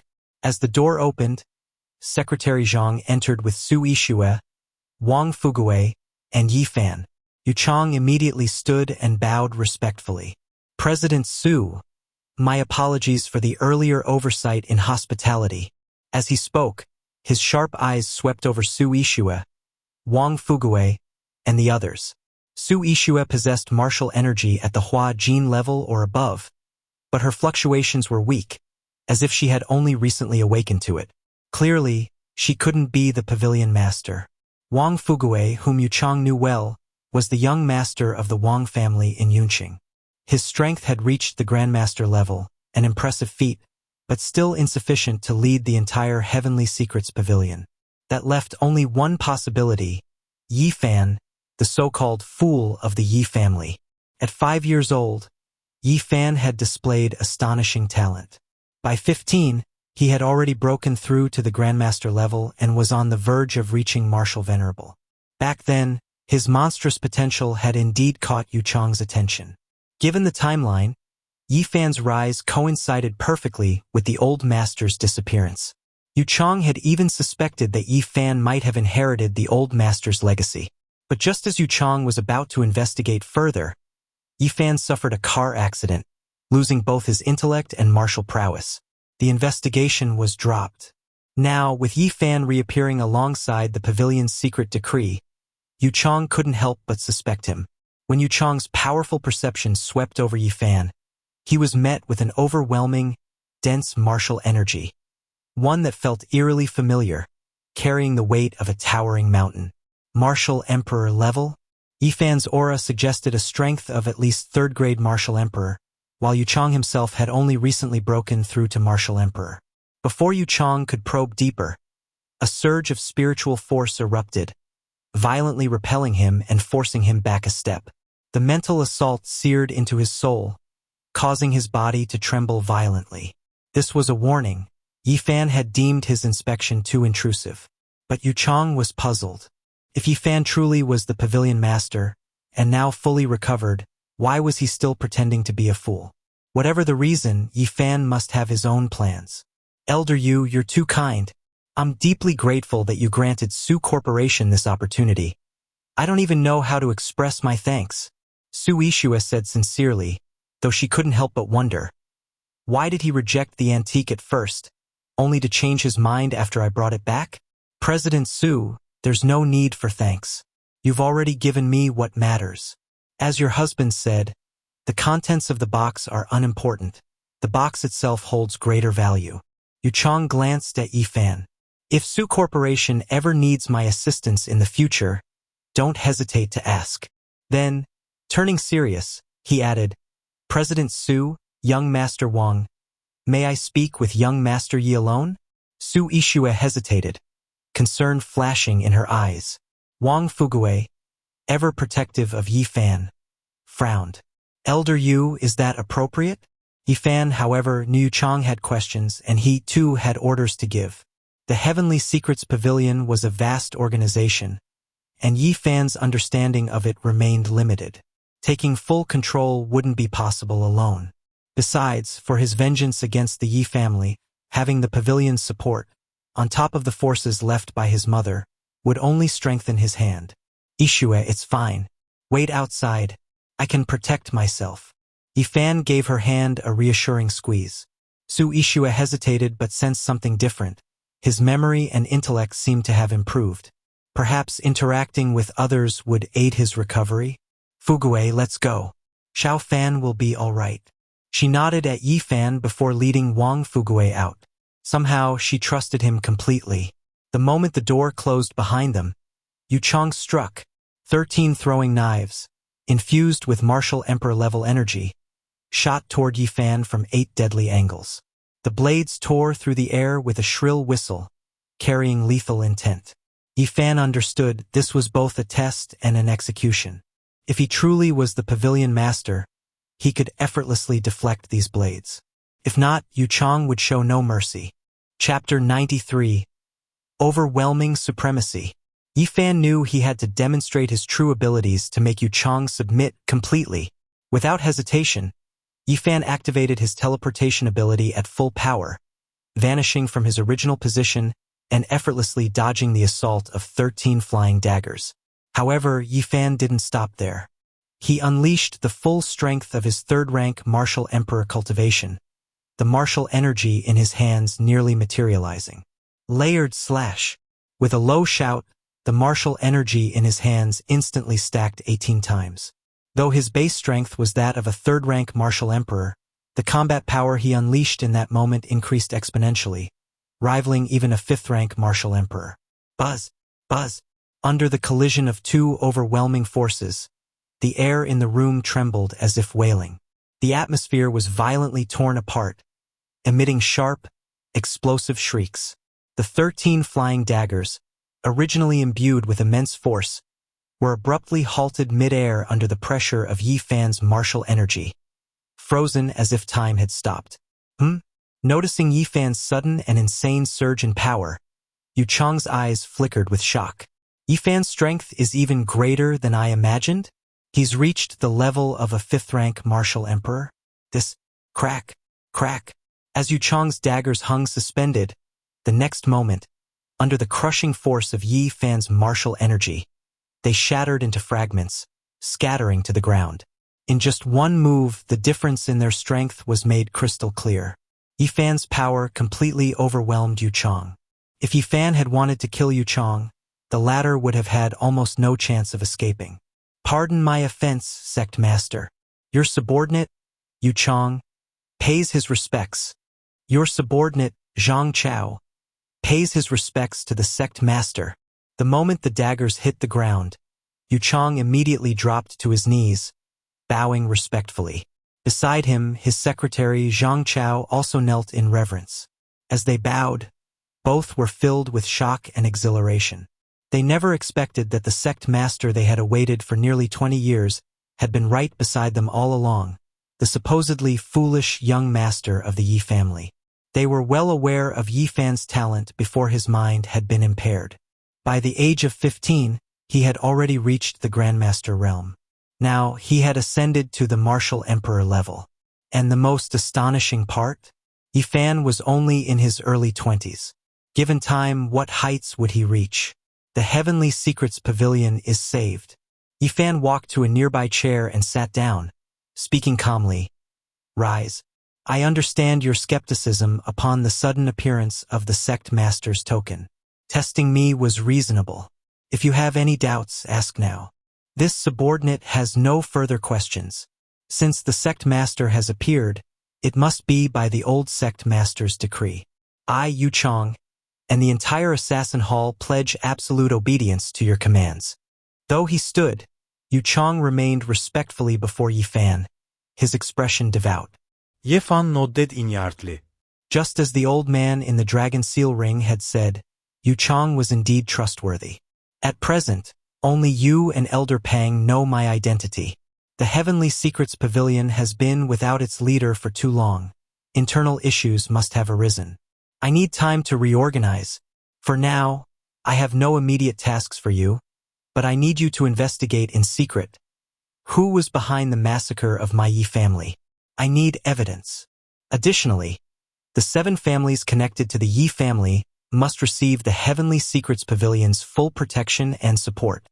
Yi Fan knew that even though he had killed Chu Feng and annihilated the Zhao, Wang, and Li families, the enemy's retaliation would only grow more ferocious. If he couldn't intervene personally, relying solely on Xia Hao, Gua Li, and the others might not be enough. Using the Yi family's forces directly would risk exposing himself prematurely. The best approach was to deploy the Heavenly Secrets Pavilion's strength, supplemented by the Wandering Soul's covert assistance. Understood. This subordinate will spare no effort in protecting those 7 families.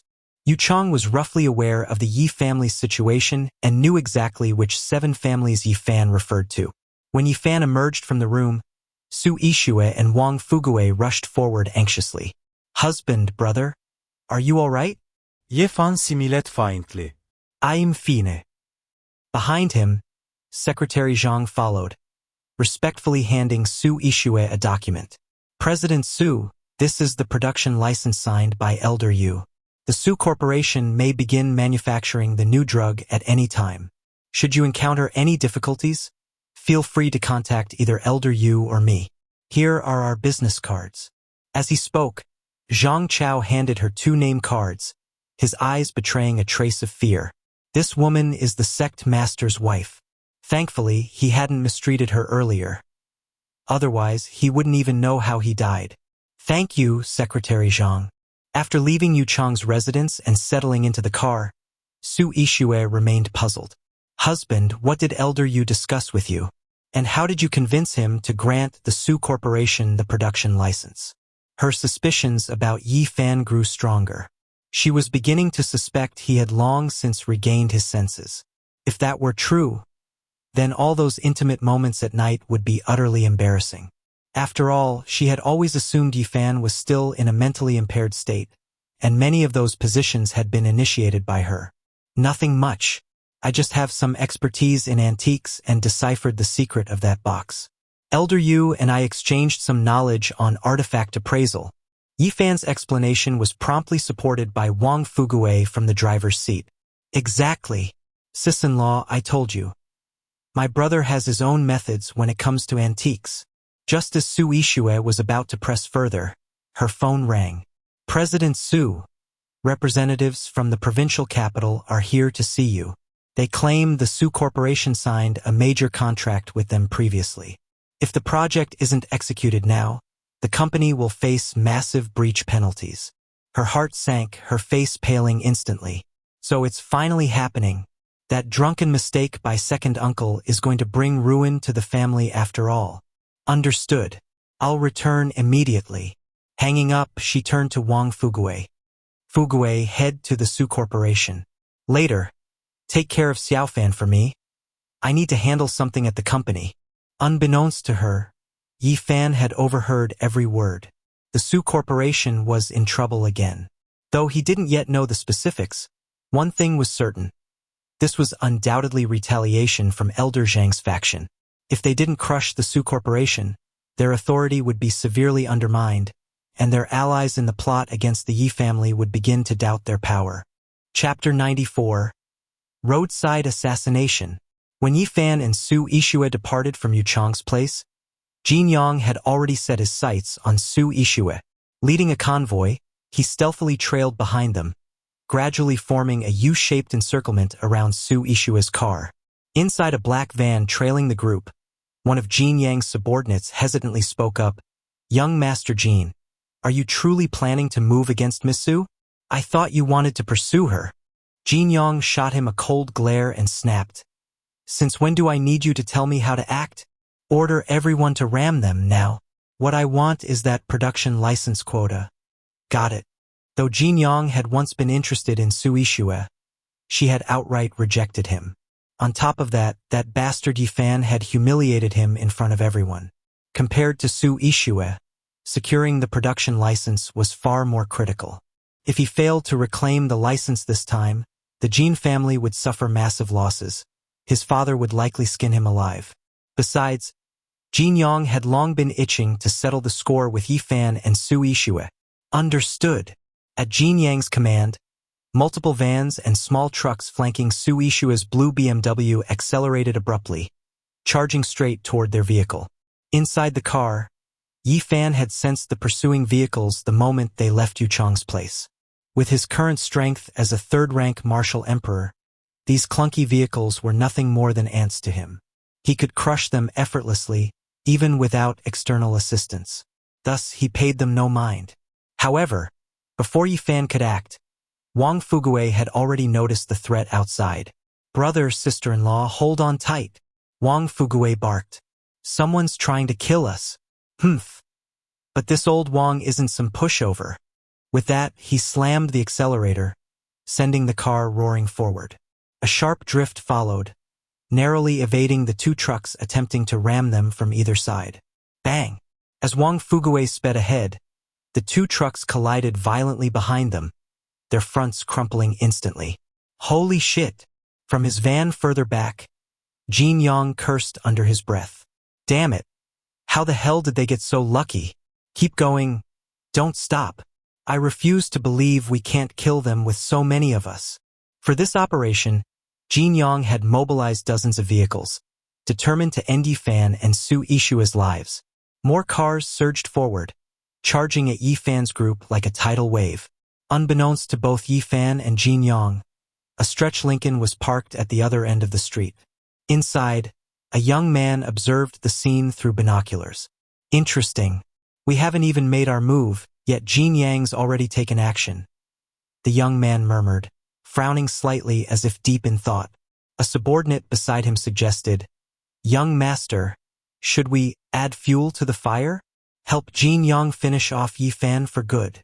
The young man smirked coldly. If Yifan were that easy to kill, he'd have died 5 years ago. Don't forget, Captain Chu Feng himself came to Yunqing to deal with him. A martial venerable expert, yet he still fell. Even if the intel claims the wandering souls were responsible. The Yi family's backing is clearly more complicated than we thought. Let's keep watching for now. Back on the street, Wang Fugue showcased his exceptional driving skills, weaving through traffic like a pro, dodging Jin Yang's ambushes again and again. After evading over a dozen attacks, Wang Fugue finally lost his temper. God damn it! When will this end? Sweat drenched his forehead as his nerves strained to the limit. Sister-in-law, call Scholar Gua now. We need backup. Seeing more vehicles closing in, Wang Fugue realized the situation was spiraling beyond his control and urged Su Ishue to contact Gui Li for reinforcements. Got it. Just as Su Ishue dialed the number, four trucks suddenly appeared ahead, driving against traffic in a tight row, blocking all escape routes. At the same time, four more trucks sealed off the road behind them. From his van, Jin Yong smirked in satisfaction.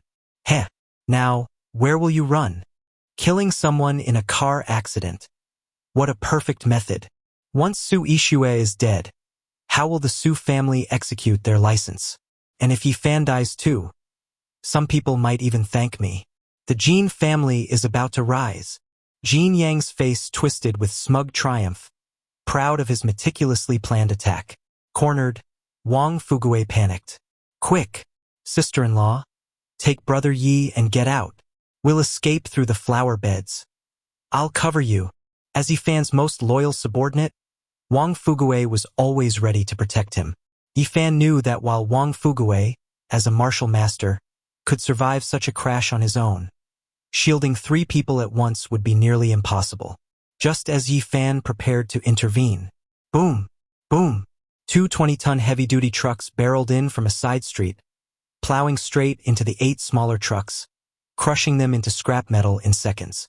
The smaller trucks, though deadly against a BMW, were like paper before the massive rigs, obliterated without resistance. What the hell? How is this even possible? Jin Yong gaped in disbelief. Wang Fugue wiped his brow in relief.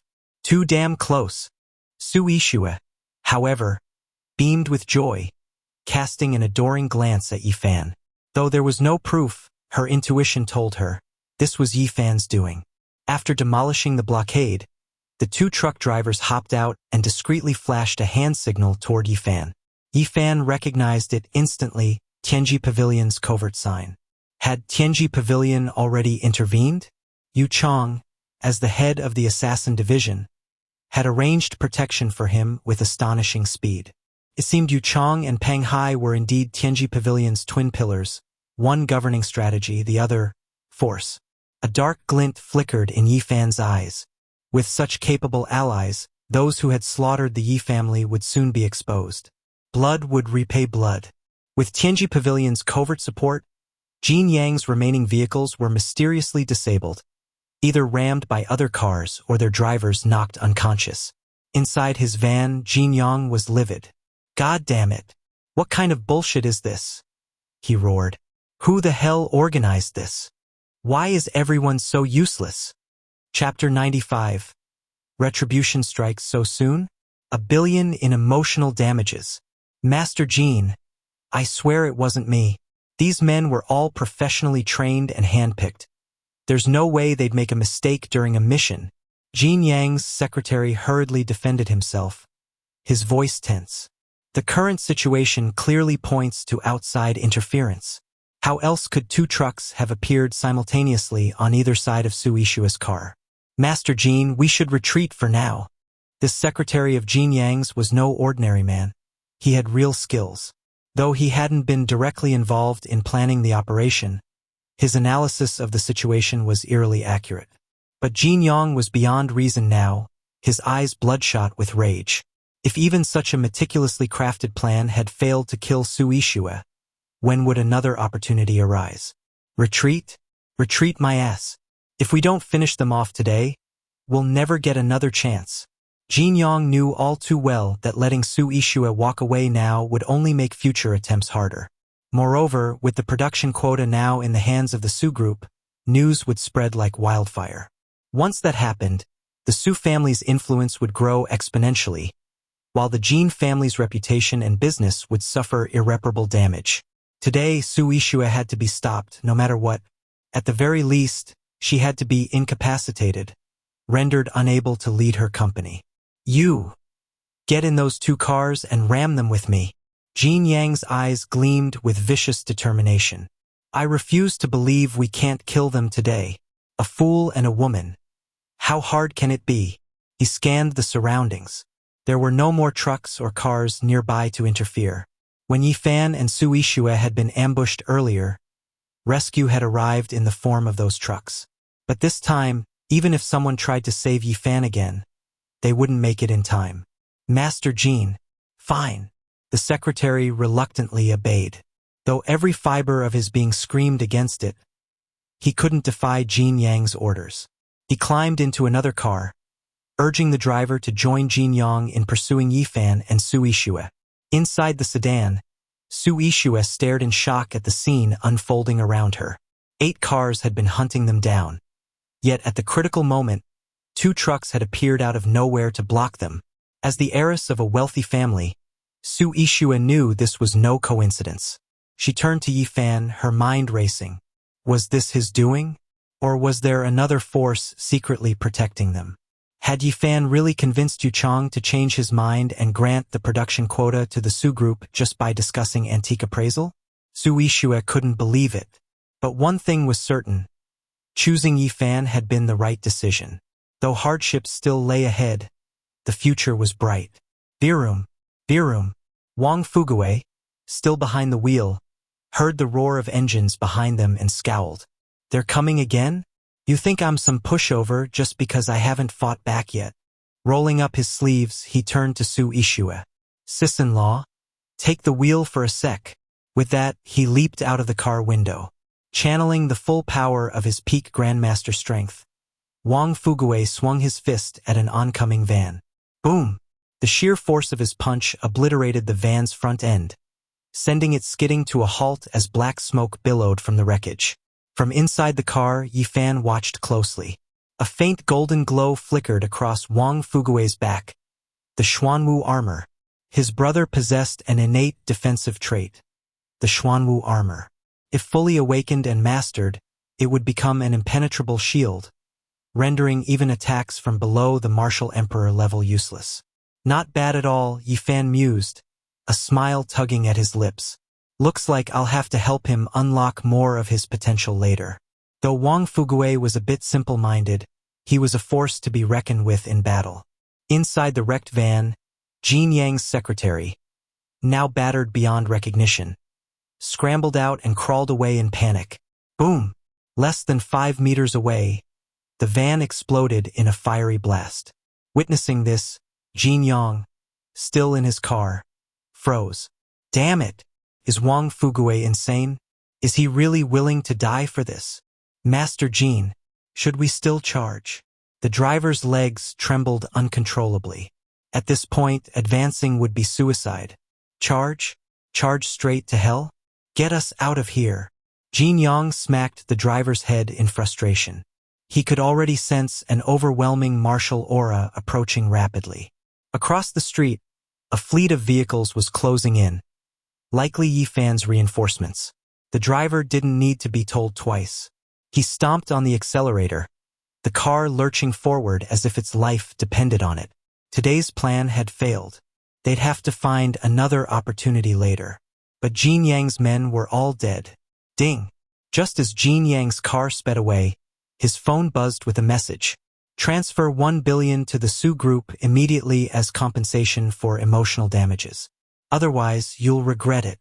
Jin Yang's heart skipped a beat. Does the Su Group have some powerful backer I don't know about? Is retribution coming this fast? After a few seconds of thought, he dismissed it as a bluff.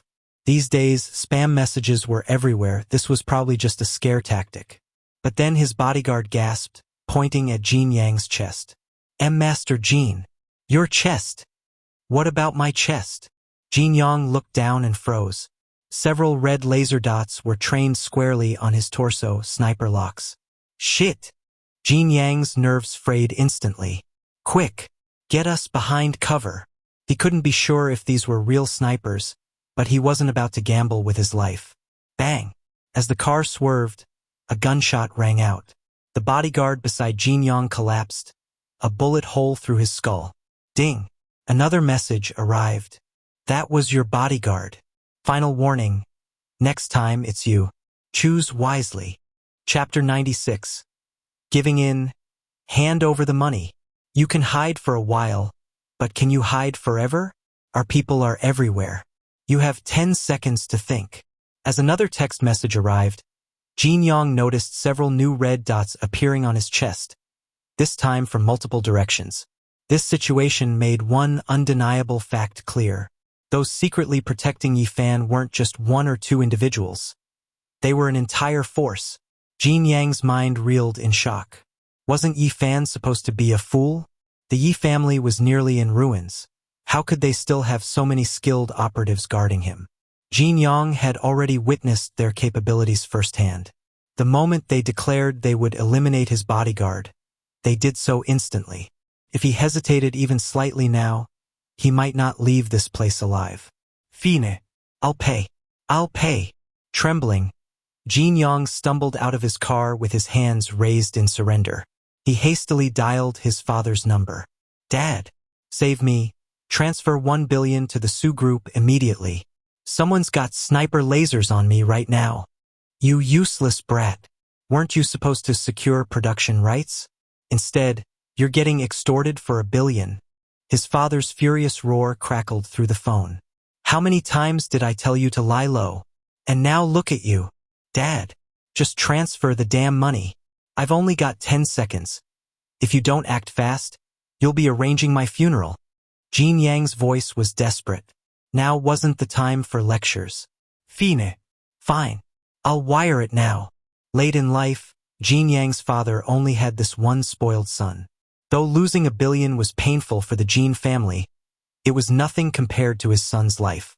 Soon, the transfer confirmation arrived, and instantly, the red dots on Jin Yang's chest vanished. Another message followed. Stay in line from now on. If you ever trouble young Master Yi, Director Su, or the Su group again, your life is ours. Jin Yang's expression darkened to its limits as he read the message. He knew he had lost. Completely. This whole scheme had been doomed from the start.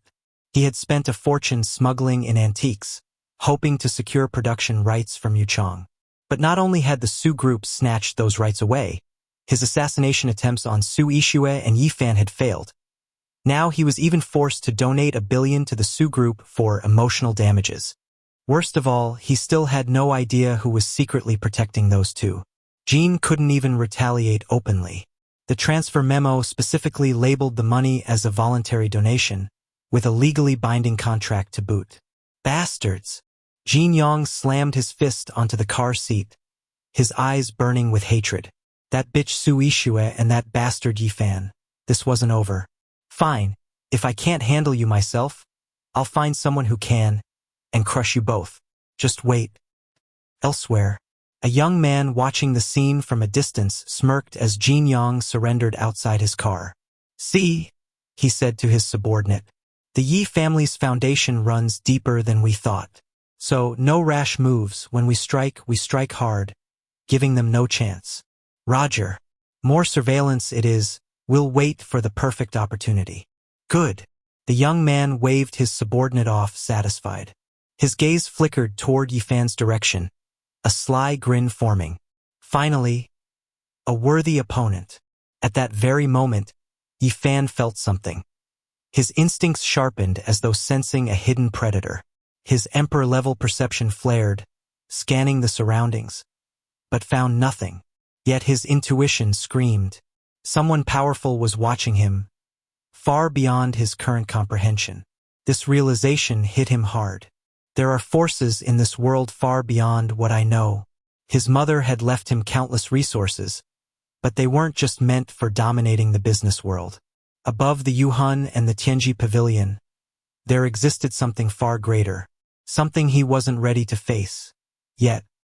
Meanwhile, all clear. That other car got away. Bastard had a head start. Wang Fuguei, having obliterated one vehicle with his bare hands, decided not to pursue Jin Yang's fleeing car, unaware, of course, that today's assassination attempt had been intercepted by other unseen forces. As Wang Fuguei drove toward the Su Group headquarters, Yifan's mind raced. Who was targeting the Su Group now? But at least now he wasn't alone anymore. With the combined strength of multiple factions backing him, along with his mother's hidden chess pieces, he no longer feared the coming storm. Whatever comes, I'll face it head-on. Meanwhile, outside Huadu City, Ren Shuiying, having just left Yunqing with both a priceless antique artwork and a new man who intrigued her, was in high spirits. That happiness was short-lived. At a seemingly ordinary crossroads in Huadu, disaster struck. From all four directions, massive cargo trucks loaded with rocks roared toward her small sedan in a perfectly coordinated assault. Even though she had the right of way, there was no escape. If those trucks hit, her car would be crushed flat. Damn them! They've crossed the line now. Ren Shuiying's eyes flashed with fury. She knew who was behind this, but to strike so brazenly, in broad daylight, in the heart of Huadu. Boom! Boom! The trucks smashed into her car with merciless precision, turning it into a twisted wreck, leaving Ren Shuiying no time to react. Chapter 97.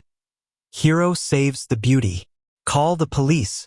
Dial 120 for an ambulance. Sigh. At this point, an ambulance won't help. Didn't you see how badly the car's crushed? It's a pile of scrap metal. No way anyone survived. What a tragedy. I saw 2 young women in the car earlier. So young, yet their lives ended like this. The horrific accident quickly drew a crowd. The onlookers, mostly elderly men and women, sighed in sorrow, some even stepping forward to help. From the 4 heavy trucks, the drivers stumbled out, clutching liquor bottles, swaying before collapsing to the ground. None attempted to flee. Clearly, the mastermind behind this knew the law well. Drunk driving resulting in death would only land them a few years in prison, no death penalty. A few young men in sunglasses emerged from the crowd, inspecting the wreckage.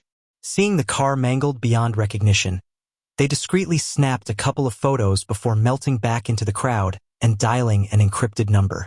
"Boss, you've seen the photos, right? For heavy trucks rammed into Ren Shuiying's car. No way she survived. To avoid exposure, we're pulling out now." "Good." Just as the men retreated, the crushed car, now a heap of twisted metal, suddenly shifted. A few forceful kicks from inside sent the deformed door flying open. Ren Shuiying and her maid, Xiao Qing, stumbled out, dazed and disoriented. Xiao Qing had a small gash on her forehead. The bleeding already stopped. But Ren Shuiying? Not a single scratch. Not even a bruise. After a few stunned seconds, Ren Shuiying stared at the wreckage in disbelief.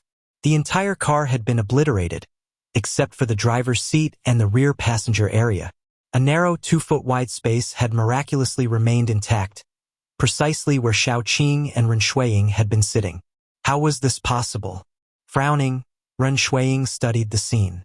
The front passenger side was completely destroyed, yet the driver's seat was untouched? This defied logic. "Miss, this?" Xiao Qing, equally baffled, muttered beside her. Still deep in thought, Ren Shuiying suddenly winced as a searing pain shot through her wrist. She looked down and froze. The once jade-green bracelet on her wrist had turned pitch black, charred to a crisp. The burning sensation came from where it had rested. Confused, she reached to touch it, only for the blackened bracelet to crumble into ash, scattering in the wind. But on her wrist, an intricate pattern remained, glowing faintly before fading away. Ren Shuiying was sharp. Within seconds, she understood. It was him. She remembered. Back in Yunqing, Yifan had taken her bracelet and swiftly carved something into it. Had he inscribed those patterns? It had to be. Coming from a powerful family, Ren Shuiying knew more than most. She was aware of a rare group, talisman masters, who could etch mystical symbols capable of extraordinary effects. Yifan must be one of them. "Miss who?" "That handsome guy from Yunqing." Xiao Qing, piecing it together from her expression, teased. "He saved your life. Such a debt. How else can you repay him but with yourself?" She giggled. Though Ren Shuiying playfully scolded her, warmth bloomed in her chest. Was this fate's design? Bringing her and that man together, weaving their lives in such unexpected ways? But the assassination attempt darkened her mood. How dare they act so brazenly? Grandfather isn't even dead yet. After a pause, she dialed her grandfather. "Grandfather, I was attacked in Huadu. Someone wants me dead. Send people immediately." Meanwhile, in Yunqing, Yifan, on his way to the Su Corporation, suddenly felt a shift in a mark on his hand. A faint smile curved his lips. So soon? The protective charm had already activated. But from what he sensed, Ren Shuiying was unharmed. Good. Just as he refocused, a message from Gua Li buzzed on his phone. "Brother Fan, Elder Pang sent word. The Lu family from the provincial capital is making moves again. Lu Ran's son, Lu Hao, is heading to the Su Corporation to enforce a contract signed under the influence by Su's second uncle. If mishandled, the entire Su Corporation could collapse." But while investigating the Lius, Elder Pang uncovered a secret about Lu Hao. Despite his ruthlessness, Lu Hao adored his mother, who, accidentally, fell to her death when he was a teen. He's been searching for the truth. But the reality? A high-ranking holy envoy took a liking to Lu Ran's wife. So Lu Hao's father personally delivered her to the man's bed. Lu Hao once vowed, "Whoever finds my mother's killer, I'll give them my life after revenge." Evidence is in your inbox. Ye fan simirket. Lu Ran was truly vile, sacrificing his own wife for power. If Lu Hao learned the truth, the Lu family would implode. Father and son at each other's throats? Amusing. After the Lu family's relentless attacks on the Yi family through the Zhao, Li, and Wang families, this was poetic justice. Now armed with Lu Hao's weakness, Yifan had a plan. Ishue, let me come with you to the company. Maybe I can help. He leaned against Su Ishue's shoulder, his voice gentle. After a brief hesitation, remembering his recent displays of sharp intuition, Su Ishue nodded. All right. Though Yifan was still recovering from his mental regression, he'd mentioned recalling fragments of his past. His intellect, once stuck at an 8-year-old's level, now seemed closer to a teenager's. And before his accident, the connections he'd built might just come in handy. Chapter 98. Call me a fool? I'll beat the crap out of you. At the Su Corporation headquarters, a group of executives sat tensely in the conference room, their eyes fixed on the young man at the head of the table.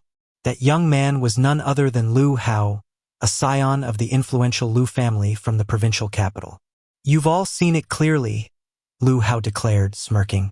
This is a betting contract signed between the Lu family and the Su Corporation, represented by Vice Chairman Su Mingho. 3 years ago, the Lu family invested 100 million in Su Corporation, with the condition that Su Corporation must expand its scale, reaching a total production value of 10 billion and capturing over 50% of the market share within 3 years. If they fail, the Lu family will take full control of Su Corporation. Moreover, according to the contract's additional terms, not only will Su Corporation's assets belong to the Lu family, but all core members of the Su family must also submit to the Lu family's arrangements. That means if I, Lu Hao, take a liking to any woman from the Su family, she must serve me unconditionally. This contract has been notarized by the Great Xia Martial Alliance. Don't even think about questioning its validity. After my investigation, Su Corporation's scale in recent years has only reached a few billion, far below the target. Therefore, the Lu family is preparing to take over. I suggest you all draft the transfer documents immediately and start thinking about how to assist me in managing Su Corporation from now on. Lu Hao leaned back in his chair, radiating smug satisfaction. With this contract in hand, wasn't it effortless to crush the Su family? Once the Su family was humiliated, it would serve as a warning to others. This was the price of siding with the Yi family. Young Master Lu, one of the executives spoke up. We cannot verify the authenticity of this contract at the moment. Moreover, Chairman Su is not present, so we cannot follow your orders. Despite the company's official seal on the document, none of the executives intended to obey Lu Hao. Ha! Delaying won't change anything, Lu Hao sneered. The Su family should have known the consequences the moment they allied with the Yi family. Just as he was about to continue, the conference room door swung open. Su Ishue, Yifan, and Wang Fugue strode in. Lu Hao! Su Ishue snapped, her voice icy. How despicable! You know full well that contract was signed when my uncle was drunk. We already discussed this back then and agreed it was void. What's the meaning of this now? Her arrival instantly eased the tension in the room. The executives finally had their leader back. Meaning? Lu Hao chuckled darkly. Isn't it obvious? I don't care much about Su Corporation's assets. But you, Miss Su, with your stunning figure, I'd love to have a taste. The contract clearly states you have no right to refuse. Otherwise, the entire Su family will face the Martial Alliance's wrath. You understand, don't you? His gaze raked over Su Ishue with undisguised lust, as if his eyes alone could strip her bare. The predatory stare made her skin crawl. Yifan, standing beside her, stepped forward and gently grasped her wrist. Don't be afraid, wife. I'm here. Though just a few simple words, they sent a tremor through Su Ishue's heart. Had Yifan really grown up? Was he finally learning to protect his wife? That single sentence filled her with an overwhelming sense of security.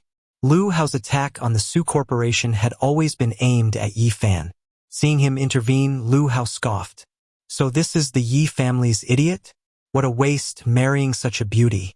Do you even know how to sleep with her? How about I give you a live demonstration at a hotel? His smirk widened as he leered at Su Ishue. He had coveted her for years, imagining how exquisite it would feel to pin her beneath him. Get the hell out of my wife's seat. Yifan lunged forward, seizing Lu Hao by the collar and yanking him aside. And my wife said, Anyone who calls me a fool gets their ass kicked. Smack. Without hesitation, Yifan swung his arm and delivered a brutal slap across Lu Hao's face. 5 bright red fingerprints bloomed on Lu Hao's left cheek, the skin swelling instantly. Ah! Fuck! You dare hit me? Lu Hao howled, hopping in pain. How the hell did you? Still clutching his face, he whirled toward an elderly man in gray robes. Uncle Wang, what the hell just happened? Before coming, Lu Hao had heard rumors about Yifan's unpredictability, so he'd brought his family's strongest bodyguard, Uncle Wang, a martial artist on the verge of the martial venerable realm, renowned throughout the Southwest. Normally, Uncle Wang would intercept any attack before it even landed. So why had Yifan's strike gone unchecked? Young Master Lu, this Yifan is unusual, Uncle Wang muttered, his expression grave. His movements were too fast. I couldn't even perceive them. As a martial expert, he understood the terrifying implications. Yifan's speed surpassed even his own peak grandmaster perception. This level of skill had to be at least martial venerable or higher. Now Uncle Wang realized why the elite forces from the northwest, despite their numbers, had fallen at the Yi family's doorstep. Sure, the wandering souls had intervened, but even without them, could those experts have truly crushed the Yi family? Unlikely. Fortunately, today's mission wasn't about brute force. Lu Hao had come to enforce the contract under the Martial Alliance's authority. Though a spoiled heir, Lu Hao wasn't stupid. Uncle Wang's warning was clear. Don't provoke Yifan recklessly. After all, everyone knew Yifan was a fool. If Lu Hao got beaten to death by an idiot, no one would even pity him. Seeing Yifan raise his hand again, Lu Hao hastily raised his arms. Wait, I'm not here to fight. Regardless of anything else, the contract between Su Corporation and the Lu family is legitimate. Today, I'm here to take over Su Corporation, and the entire Su family will serve the Lius as slaves. This contract is notarized by the Martial Alliance. You wouldn't dare defy it, would you? As he spoke, he glanced at 2 middle-aged figures beside him, representatives of the Martial Alliance. That's correct, one of them stated coldly. We, as witnesses of the Martial Alliance, confirm this contract's validity. The signing process was lawful and binding. Any refusal to comply will result in the full pursuit of justice by the Martial Alliance. Chapter 99. Instant kneeling before Yifan. The influence of the Martial Arts Alliance within the Great Xia Nation even surpassed that of the official government. In this era where martial prowess was revered, strength ruled above all else. While the government had to operate within certain rules, the Martial Alliance's methods were far more brutal. Life and death meant nothing to them. If you disagreed, they'd fight you to the end. There had been many examples of those who defied the Martial Alliance or opposed them, but without exception, none had met a good end. As soon as the 2 Martial Alliance representatives spoke, the room fell into complete silence. All the core executives of the Su Corporation were utterly speechless, and a somber atmosphere filled the air. Now that the Martial Alliance had stepped in, no matter how powerful the Su Corporation was, how could they dare to resist? The Yi family had also declined. If they were still in their prime, perhaps they could have put up a fight. But now, and Yifan? He was just a fool. Did he even know how to oppose the Martial Alliance? Lu Hao was thoroughly pleased with the tense atmosphere. Smirking smugly, he looked at Yifan and Su Ishue and said, Yifan, I know you were a genius 5 years ago, but now you're just an idiot. So what if you can fight? The Yi family has already fallen. A beauty like this isn't meant for you. Your wife is destined to be mine. What can you even do about it? If you kill me, the Martial Alliance will never let you go. Lu Hao had dared to come to Yunqing precisely because he had the Martial Alliance as his shield. Slap. Before Lu Hao could finish speaking, Yifan struck again. Another vicious slap landed on his right cheek. 5 fresh finger marks appeared. Now his face was symmetrically swollen, resembling a pig's head, his eyes nearly squeezed shut. Uncle Wang instinctively moved to block, but before he could even raise his wrist, Yifan's attack had already landed. There was no chance to protect Lu Hao. Fast. Too fast. Sweat dripped from Uncle Wang's forehead as he stared at Yi Fan in terror, his heart filled with awe. Was this the power of a true prodigy? With just a casual move, I couldn't even touch a hair on him? If Yi Fan wanted to kill everyone here today, no one could stop him. What Uncle Wang didn't know was that he was still underestimating Yi Fan. With Yi Fan's current strength at the martial emperor realm, if he went all out, not only would no one in this room survive, there were barely a handful in the entire Great Xia who could stand against him. You damn!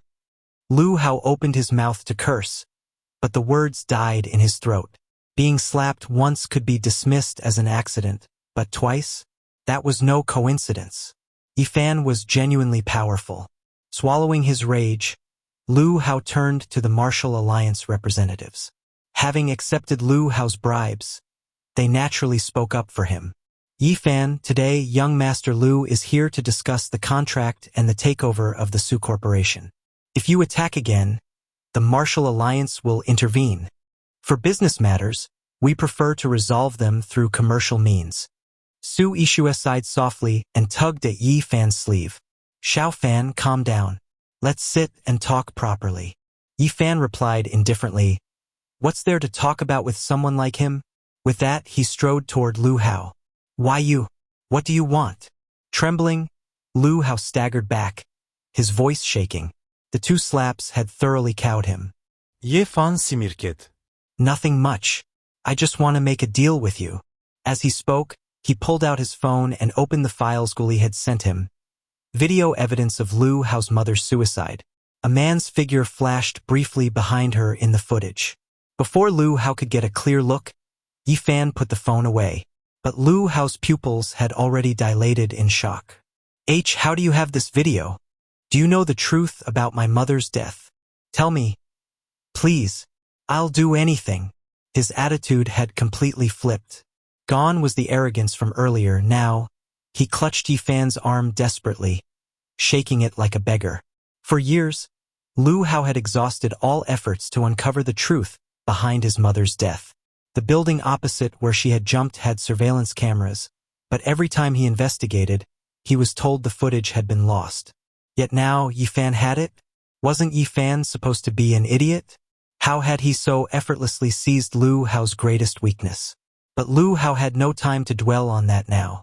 All he wanted was to know who had killed his mother. He would have his revenge. No one who harmed his mother would escape his wrath. You know exactly what I want, Yi Fan said coolly, pocketing his phone. Lu Hao froze for a second before understanding. I'll withdraw it. I'll cancel the contract. I won't hold the Su Corporation responsible for anything. Without hesitation, he ordered his subordinate to bring over the briefcase. He pulled out 3 stamped copies of the contract, displayed them to Yi Fan, then handed them over respectfully. Young Master Yi, the contracts are yours to handle. No other copies exist? Yi Fan raised an eyebrow, his gaze piercing. Lu Hao shook his head frantically. None. These are the only originals. Young Master Yi, even if there were others, I wouldn't pursue it. If you don't believe me, I'll sign a liability waiver right now. Afraid Yi Fan might doubt him, Lu Hao had his secretary draft a waiver on the spot. He signed and stamped it before handing it over. Yi Fan passed both the original contracts and the waiver to Su Ishua. Wife, check if there are any issues. Su Ishua stared at the documents in her hands, utterly stunned. What kind of magic did Yi Fan possess? First, with Yu Chang, just by having Wang Fugue return the antiques, the production quota was approved. Now, with Lu Hao, a few whispered words, and he had completely surrendered? No issues. Second uncle confirmed there were only 3 copies, all here. Once Su Ishua verified, Yi Fan opened his phone again. Give me your email. I'll send you all the files. But let me be clear, you'll have to judge their authenticity yourself. And a friendly warning. Before you uncover the truth, brace yourself. Chapter 100. I made a deal with him. Prepare yourself mentally? What did that even mean? Lu Hao was still confused. But when he opened the documents Yi Fan had emailed him and read a few lines, he jumped up in agitation. No, this can't be. It's impossible. How could my father have done this? Yi Fan, Are you feeding me fake information to deceive me? The materials sent by Elder Pang were extremely detailed. How Lu Ran had contacted the holy envoys, how their leader had taken a liking to Lu Hao's mother, how Lu Ran had privately spoken to her and tried to persuade her. Even more shockingly, his father had appeared in the footage from the hotel room that day. In other words, his father had been present when his mother was violated. Every step of the process was meticulously documented, supported by video evidence. At first, Lu Hao was furious and wanted to argue with Yi Fan, but as he reviewed the video proof, he gradually calmed down. Much of the evidence Lu Hao had previously uncovered had pointed toward his father. However, critical pieces were missing, and Lu Hao had refused to believe that his father would trade his wife for power. Now, the clues and evidence Yi Fan provided filled those gaps, forming a complete and irrefutable chain of events. It all led to a truth Lu Hao desperately didn't want to accept, but had no choice but to face. His father, Lu Ran, had drugged his mother and delivered her to the bed of the holy envoy's leader. After being defiled, she had awakened, overcome with shame, and jumped from the 18th floor. Damn it! Damn it! After piecing everything together, Lu Hao was on the verge of collapse. His mother, whom he had loved deeply, and his father, whom he had respected above all else. How could his father have done such a thing? It was all because of the holy envoys. Years ago, when his father had insisted on joining the holy envoys and serving them, many in the family had opposed it. But Lu Ran had ignored them, gradually pushing dissenting relatives out of key positions until the mighty Lu family of the provincial capital became nothing more than a puppet of the holy envoys. Yi Fan, whatever your motives for telling me this, I still thank you. At least now I know the truth. I will avenge this. Perhaps we'll have a chance to work together in the future. Lu Hao gave Yi Fan a long, deep look before motioning to Uncle Wang and swiftly leaving the Su Corporation's conference room.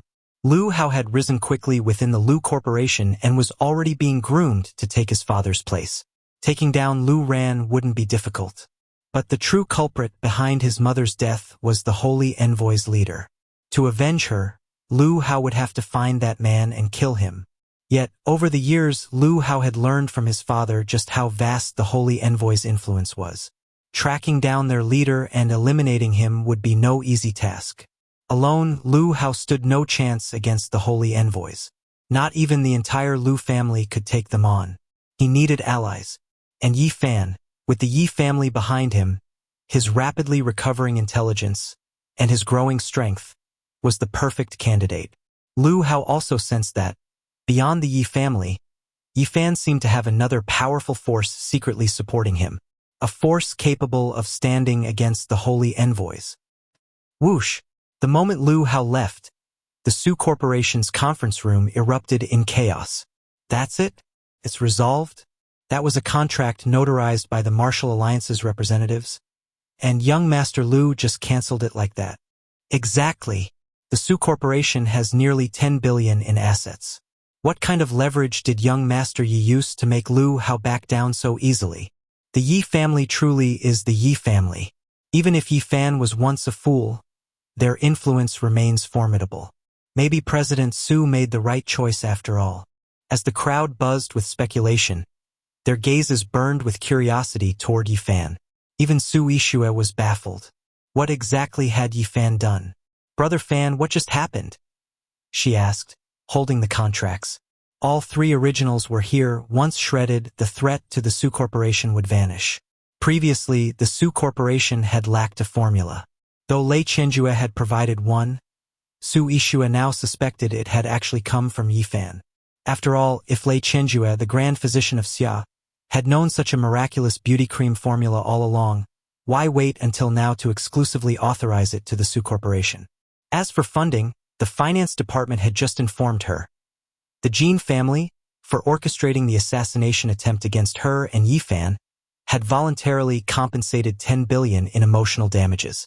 With additional support from Yun Feiyang, Guali, Xia Hao, and even Elder Pang operating in the shadows, the Su Corporation now had capital, formulas, and production quotas. No one could hinder its growth anymore. The previous conflicts between the Su Corporation, the Li family, and the provincial Lu family had actually been proxy battles between the Yi family and its enemies. Now, it seemed those enemies could no longer suppress the Yi family's resurgence. Yi Fan's core disciples were all dead, leaving only him, a supposed fool. Yet, if not him, who else could have orchestrated all this with such precision? I made a deal with Lu Hao, Yi Fan said with a faint smirk. Soon, the Lu family will be in chaos. Let's sit back and enjoy the show. Before Su Ishue could press further, Yi Fan reverted to his vacant, childlike demeanor. I'm hungry. I want food. Old Wang, take me out to eat. I want ice cream. With the immediate threats to the Su Corporation neutralized, the company could finally breathe. Yi Fan had already dealt with Chu Feng, inflicting heavy losses on his enemies. They wouldn't take it lying down. More schemes would follow. But now, with the Yi family's hidden assassins and his mother's legacy, the Wandering Souls organization, Yi Fan had decided to stop playing defense. It was time to strike first. However, he couldn't reveal his full hand yet. The actual execution would fall to Guoli, Xia Hao, Yu Chong, and the others. Chapter 101. You won't even help me when I'm about to fall? Seeing Yi Fan suddenly revert to this state, Su Ishue felt a little helpless. But deep down, she was happy. At least he now had moments of clarity. It was only a matter of time before he fully recovered. Fu Gue, I still have company matters to attend to. Could you take Fanji out for a meal first? Su Ishue gently kissed Yi Fan on the cheek. Come home early tonight. Now, Su Ishue also knew that there were other forces secretly protecting Yi Fan. Since even such a horrific car accident had been thwarted by his bodyguards, ordinary assassins shouldn't be a threat. So, she felt comfortable letting Wang Fugue take Yi Fan out. As soon as Yi Fan and Wang Fugue stepped outside the Su Corporation's main entrance, a red BMW pulled up in front of them. A beautiful woman in a seductive long dress stepped out and gracefully approached Yi Fan. Fan Ji. It was none other than Xian Yufei, the same woman who had broken off their engagement at the Yi family's funeral. Today, Xian Yufei had clearly put an extra effort into her appearance, even applying a hint of lipstick, making her look both alluring and wild. Seeing her, Yi Fan's emotions grew complicated. This was his childhood sweetheart, his first love. Though at the funeral, she had silently acquiesced when Xian Zhanghua announced the dissolution of their engagement, leaving Yi Fan heartbroken. Still, first loves weren't so easy to forget. I'd like to apologize again, Fanji. The decision to break the engagement was my second uncle's doing. At the time, my father was seriously ill, and I had to consider the family's future. I was in such a difficult position. Now, my second uncle has been expelled from the family. Fanji, can't you give me another chance? Xian Yufei was filled with regret. In just a few days, the Li, Zhao, and Wang families, all who had opposed the Yi family, had been completely destroyed. Even within the Yi family, Su Jian and his son, who had been close to seizing power, had mysteriously vanished. In other words, Yi Fan now had full control over the Yi family. How could a fool pull that off? Xian Yufei was about 60% certain that Yi Fan was pretending to be mentally impaired, while secretly eliminating all of the Yi family's enemies under the guise of his condition. Just thinking about it made her want to slap herself. She had grown up with Yi Fan. She should have known better than anyone just how brilliant he was.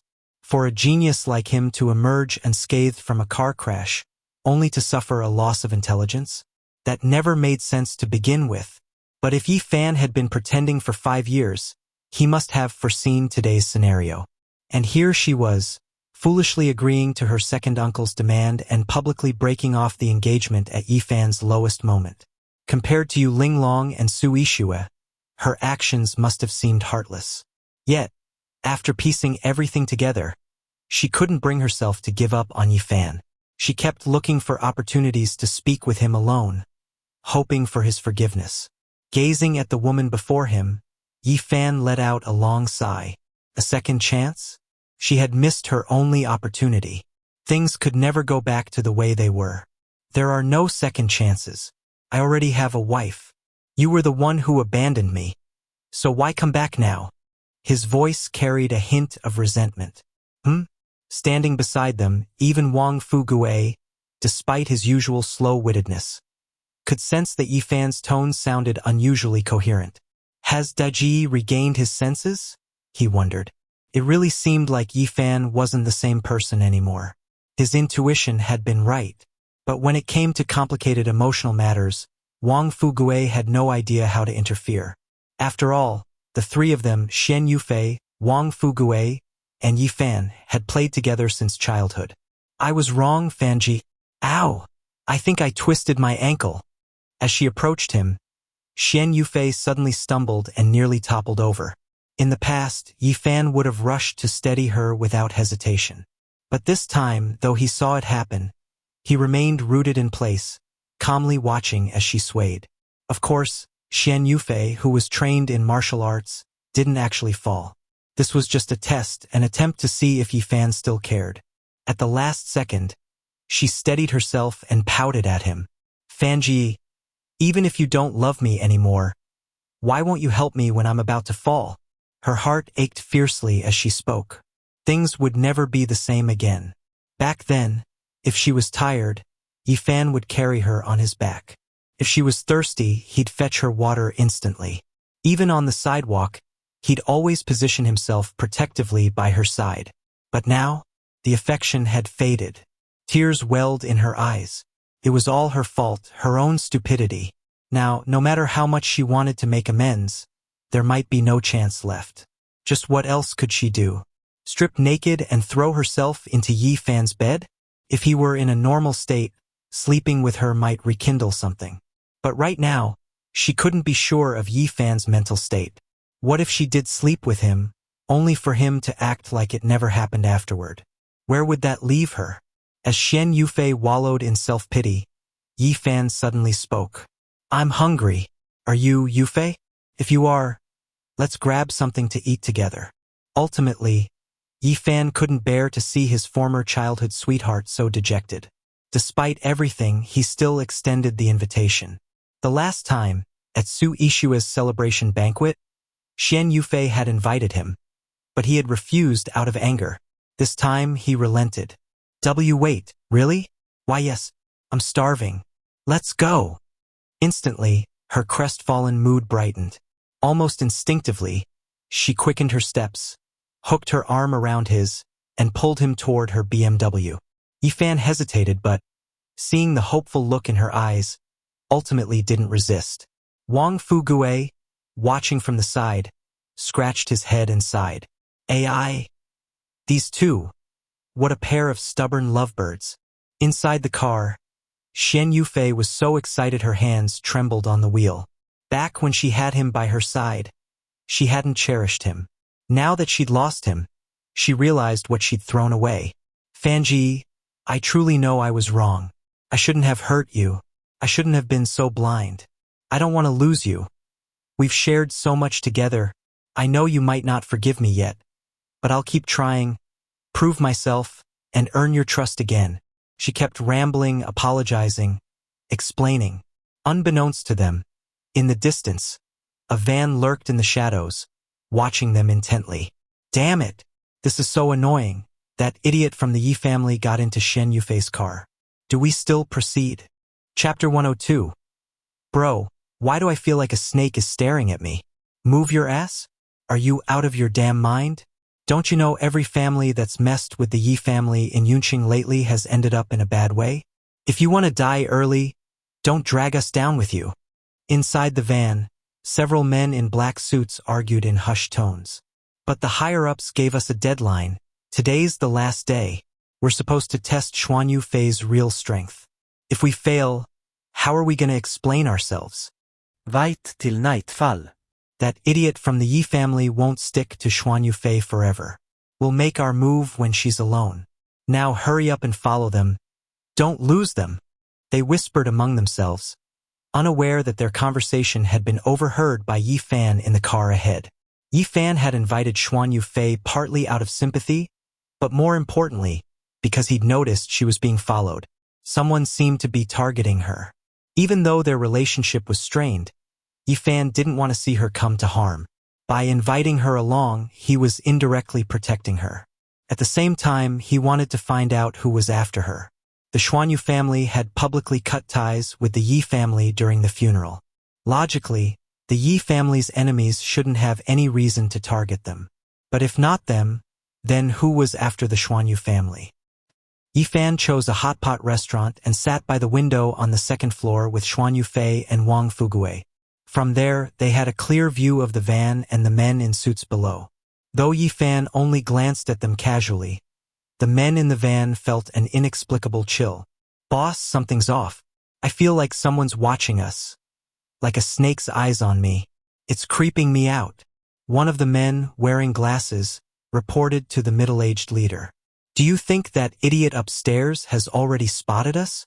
The leader, a peak grandmaster just shy of the martial sovereign level, had also sensed the faint, unsettling presence. But he wasn't convinced it came from Yifan. Stop being paranoid. That fool from the Yi family can't be that sharp. Keep your eyes peeled and stay sharp. When the time comes, we'll make our move. And if we succeed, Xuanyu Fei's all yours to enjoy. Yes, sir. At the mention of Xuanyu Fei's stunning figure, the men's eyes gleamed with excitement. Throughout the meal, Xuanyu Fei fussed over Yifan, much to Wang Fugui's exasperation. Fei, take it easy, will ya? I'm already stuffed on second-hand affection, Wang Fugui grumbled. Where was this energy before? Look at the other wives. Wang Fugui, being straightforward, couldn't help but feel bitter seeing Xuanyu Fei grovel like this. He brought up Su Yixue and Yu Linglong. Though he didn't know the full story, he could read the writing on the wall. In just a few days, the Xia and Gua families, Zhuzhou group, and even the Wandering Souls had all aligned themselves with the Yi family. Meanwhile, those who opposed them had met terrible fates. All signs pointed to one thing: the Yi family wouldn't be toppled so easily. Once they recovered, backed by the million-strong Heavenly Dragon army, their resurgence was inevitable. Not to mention, the great Xia's divine physician Lei Qianjue had confirmed that Yifan could fully awaken with proper training and stimulation. Once he did, his monstrous talent would be unleashed, and his future would be limitless. Su Yixue and the other wives might be suffering now, but the rewards they'd reap in the future would be beyond imagination. Lao Wang, you know my situation. My uncle took control of the family, and I made a mistake. But I still love Fan. Can you put in a good word for me? Xuanyu Fei set down her chopsticks, tears welling up again. If only she hadn't broken off the engagement, maybe she'd be the one by Yifan's side now, not Su Yixue, and certainly not those other 6 wives. Yifan should have been hers alone. But now, even if she went back, she'd only be one of 8, or even one of 10. Still, she had no right to complain. She'd brought this on herself. After the meal, Yifan insisted on escorting Xuanyu Fei home. Only after seeing her safely inside did he leave with Wang Fugui. 2 minutes after their car drove off, the men in black emerged from the shadows, grumbling in frustration. Damn it! That Yi family idiot's finally gone. With him and Wang Fugui around, it would have been hard to make a move. And we can't just kill the fool. Though the Jin family had tried to suppress the news of Jin Yang's attack on Yifan, word had spread like wildfire through Yunqing, Tiannan province, and even the martial arts circles. Jin Yang's failed ambush, the heavy losses to his convoy, and the forced compensation of 1 billion yuan to the Su group weren't just gossip. Those in the know understood this was a deliberate warning. Mess with Yifan or the Su family, and Jin Yang's fate would be yours. These men were just a private team of bounty hunters, taking odd jobs in the martial world. They had no real grudge against Xuanyu Fei, so they weren't about to risk their lives. Move fast. We're just testing her. If we get a chance, take it. If not, retreat immediately. Something feels off tonight, the leader ordered. The group quickly scaled the walls into Xuanyu Fei's villa compound. Meanwhile, 2 minutes after leaving, Yifan suddenly told Wang Fugui to turn back. Lao Wang, head back. I just remembered I left something at Xuanyu Fei's place. Though puzzled, Wang Fugui never questioned Yifan's orders. Got it. With a sharp U-turn, they sped back toward Xuanyu Fei's residence. Chapter 103. Let us see the mark on your chest. In the villa, Xian Yufei returned home and immediately headed to the bathroom. As she stepped out of her red dress and gazed at herself in the mirror, she couldn't help but admire her stunning figure. Full curves in all the right places, a slender waist, and a perfectly toned stomach. Undoing her bra, her ample breasts practically sprang free, eager to escape their confines. This body is too beautiful to waste on anyone else, she thought bitterly. I belong to Fanji and no one else. Even when she was young and naive, she'd already shared moments of intimacy with Fanji. There was no way she could ever accept another man. After admiring herself, she picked up the clothes beside her and took a deep breath. Fanji's scent still lingered on the fabric. This is the smell of a real man. None of those other worthless men, Zhao Tianlong, Jin Yang, could ever compare. Just as she was about to turn on the shower, she heard faint footsteps outside. Her body tensed. Who's there? Though her martial talent wasn't as exceptional as Fanji's, she had still trained alongside him and reached the control realm. The intruder's leader, a middle-aged man, was only at the master level, while the others were merely at the control realm, far from capable of concealing their presence. She clearly remembered locking both the front gate and the villa's main door upon entering. An ordinary person wouldn't have been able to get in. Without time to put on her undergarments, she hastily pulled her dress back on and kept her eyes fixed sharply on the bathroom door. Meanwhile, outside the villa, Wang Fuguei parked his car just as Fanji stepped out. Wang Fuguei had originally planned to follow him in, but Fanji refused. I'll go alone. Wait for me outside, it might take a while. I need to look for something. A sly grin crept onto Wang Fuguei's face. Right. Look for something. More like revisit an old flame. Even if Fanji had lost his mind before, old habits die hard. Wait, no. He seems much more alert now. I should question him properly later. Besides, the villa wasn't that big, and there shouldn't be any danger inside. Fanji had already recovered to the martial lord realm. Killing him wouldn't be easy. Relaxing into his seat, Wang Fuguei hummed a tune to himself as he settled in to keep watch. Back in the bathroom, Shen Yufei was on high alert. Despite being only at the control realm, she clearly sensed at least 3 people lurking outside the door. Breaking into her house at this hour, they were definitely not here for anything good. Keeping her guard up, she snatched her phone and instinctively dialed Fanji. Help me, Fanji. During their childhood, whenever she faced danger, her first instinct had always been to call Fanji. Okay, came his immediate response. She froze. He knows I'm in danger? But isn't he already gone? How could he get here so quickly? The call had been more for comfort than anything else. Even if he understood her plight, by the time he arrived, it would likely be too late. Boom! Before she could think further, the bathroom door burst open with a violent kick. Several black-suited men stormed in, their movements swift and precise, each radiating combat energy. The 2 control realm assassins at the front aimed straight for her chest with ruthless fists. You! Shen Yufei had already braced herself for a fight, raising her arms to block. Bam! Bam! But facing 2 attackers at once, she stood no chance. The impact catapulted her backward. Her body crashed into the wall, cracking the tiles. Blood seeped from the corner of her lips as her face paled. Her martial talent had always been limited. Without external help, she might never advance beyond the control realm. To take on 2 peak control realm assassins and only suffer internal injuries, she was fortunate to still be alive. Is that all you've got? Seems our superiors overestimated you, sneered the leader. A middle-aged man now gripping her shoulder with a cruel grin. They said there's a mark on your chest. Why don't you let us have a look? With a brutal tug, rip, her dress tore halfway, exposing her delicate collarbone. But suddenly, a burst of energy shot toward the man from behind the door. His master-level instincts screamed danger, every hair on his body standing on end as he twisted to dodge. Yet, horrifyingly, the attacking force curved midair, tracking him relentlessly. Despite 3 desperate evasions, he couldn't shake it. Thunk! Thunk! 2 flower seeds, piercing his pressure points and sealing his meridians. His master-level strength vanished instantly. Staggering, he barely kept his footing. Retreat! There's an expert, he barked. Whoever had attacked could suppress him so effortlessly. Their strength had to be at the martial lord realm or higher. Staying here now was suicide. But escape was no longer an option. Thwip, thwip, thwip. Invisible strikes rained down, countless seeds piercing every assassin in the room, locking their chi channels.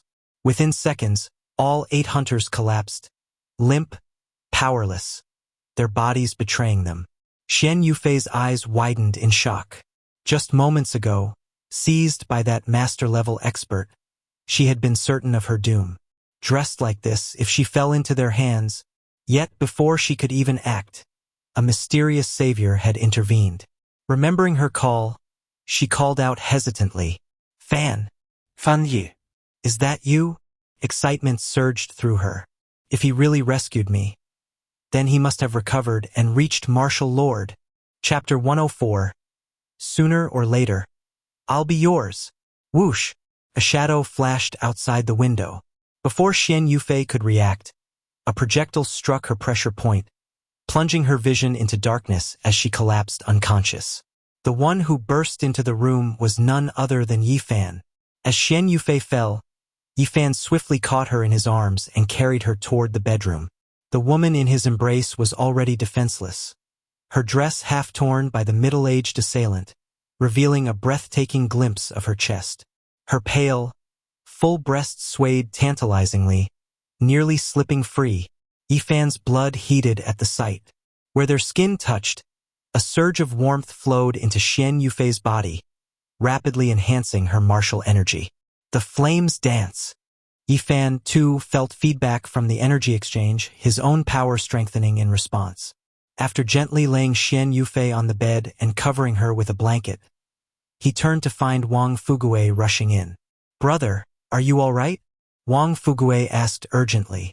Xiao Cao's younger sister-in-law, Su Yixue, had entrusted him with Yifan's safety, and he couldn't afford any mishaps, or he'd never hear the end of it. With countless eyes now fixed on Yifan, his earlier carelessness could have been disastrous. I'm fine, Yifan replied coolly, glancing at the groaning assassins sprawled on the floor. They targeted Yufei. Lao Wang. Interrogate them. Got it. Without hesitation, Wang Fuguei seized one of the assassins and slammed him viciously into the wall. Bastards! How dare you lay hands on my former sister-in-law? Fury burned in Wang Fuguei's chest. That they'd struck under his watch. Had Yifan not been formidable, who knew what might have happened? Ah! The assassin's meridians had already been sealed by Yifan, leaving him helpless against Wang Fuguei's brutal onslaught. His skull cracked, blood pooling beneath him. Thud! Crunch! Wang Fuguei showed no mercy, moving swiftly to the others. Shattering thighs, crushing arms. Within seconds, every assassin in the room was maimed, none left unscathed. Strangely, Wang Fuguei didn't ask a single question during the beating, baffling the leader, who finally wailed, Stop! Please, stop. At least ask us something. They were on the verge of madness. They'd expected Yifan to be ruthless, but Wang Fuguei turned out to be even worse. Promised interrogation. Yet all they got was a thrashing. If this continued, they'd be beaten to death before uttering a word. You'd have talked if I asked politely? Wang Fuguei sneered, eyes glinting coldly. Let me vent for my brother first. We'll talk. We'll tell you everything. The leader trembled as Wang Fuguei lifted a scalding kettle. We weren't here to kill Xian Yufei. Young Master Zhou from Shangjing sent us to test her potential. Spare us, please. The mere thought of boiling water cascading over his crotch made him quake. Was this man a demon? What potential? Wang Fuguei paused, kettle still in hand. I don't know specifics, the man babbled. But I overheard young Master Zhou say her mother wasn't ordinary. Miss Xian inherited a rare constitution. If awakened, she'd become extraordinary. As the leader rambled, Yifan fell into deep thought. A special constitution? When he'd held Xian Yufei earlier, he'd sensed a peculiar energy within her, as though nurturing her body and struggling to unblock sealed meridians. Having grown up together, He'd never noticed anything unusual about her before. But now it made sense. Why Jin Yong and Li Yunyong were so desperate to wed her. What secrets does she hold? And once again, this traced back to Shangjing's young master Zhou, the holy envoys. Yifan's eyes hardened. He needed to visit Shangjing soon and unravel the truth about this organization. The attack on the Yi family wasn't just orchestrated by military factions. The holy envoys were also involved, allegedly searching for a map. Yet despite his efforts, Yifan had found no clues about it. What secrets lie behind that map? Questions swirled in his mind, but fragmented intel offered no leads. Brother, how do we handle them? Wang Fugue asked after extracting every detail, leaving the assassins battered and unconscious. Notify Xia Hao. Let Li Hu clean up. These killers had blood on their hands. No mercy was warranted. Understood. While Wang Fugue arranged the cleanup, Yi Fan returned upstairs. He just pushed open the bedroom door when, Xian Yufei, now awake, had just shed her ruined dress, her bare chest on full display as she reached for fresh clothes. She froze at the intrusion, then relaxed upon recognizing Yi Fan. Covering herself half-heartedly, she let her hands drop, even arching subtly forward. Brother Fan? Was it you who saved me? Her cheeks flushed. You've regained your senses? Yi Fan averted his gaze. I came back to fetch something and saw them attack you. Lao Wang handled them. I just wanted to check on you. He sidestepped, confirming his sanity. His feigned idiocy was still necessary for now. Realizing he hadn't been the rescuer, Xian Yufei's eyes dimmed briefly. Oh! Yet one thing was certain. That familiar warmth in her body only surfaced through contact with him. Yifan's talent hadn't disappeared. He had carried her upstairs. Whether conscious or not, he couldn't abandon her. With that realization, she made up her mind. Unabashedly nude, she stepped toward him, heart racing. Look all you want. Sooner or later, I'll be yours. Chapter 105. Soul-snatching dark art. Brother Fan, I want to be your woman. Though flushed with embarrassment, Xian Yufei mustered the courage to speak, her cheeks burning as she gazed at Yifan. We grew up together. Those were such beautiful times. I don't want to miss this chance. As she spoke, she inched closer to Yifan, pressing herself against him. Xian Yufei was utterly confident in her allure. Even clothed, she exuded temptation. Now, completely unclothed, her breathtaking beauty laid bare before him. No man could easily resist such a sight. Yifan felt a surge of heat as she approached. He had to admit, Xian Yufei was stunning, a stark contrast to Su Ishua's elegance. While Su Ishua carried an air of mature sophistication, Xian Yufei was wild and bewitching, her mesmerizing eyes hinting at an exotic charm. But the memory of Xian Yufei breaking off their engagement at his uncle's and elder brother's funeral sent a sharp pang through his heart. Now she wants to be my woman? Where was this devotion back then? In the past, Yifan had loved Xian Yufei unconditionally, even at the cost of his dignity. But that didn't give her the right to take him for granted. Even a devoted lover had pride. Once that love faded, there was nothing left to fear. He had saved her out of pity, nothing more. But the idea of accepting her as his woman, that was a line he couldn't cross. With a swift sidestep, Yifan evaded her embrace, feigning confusion. Yufei, why do you want to be my woman? What does that even mean? Shouldn't you be your own woman?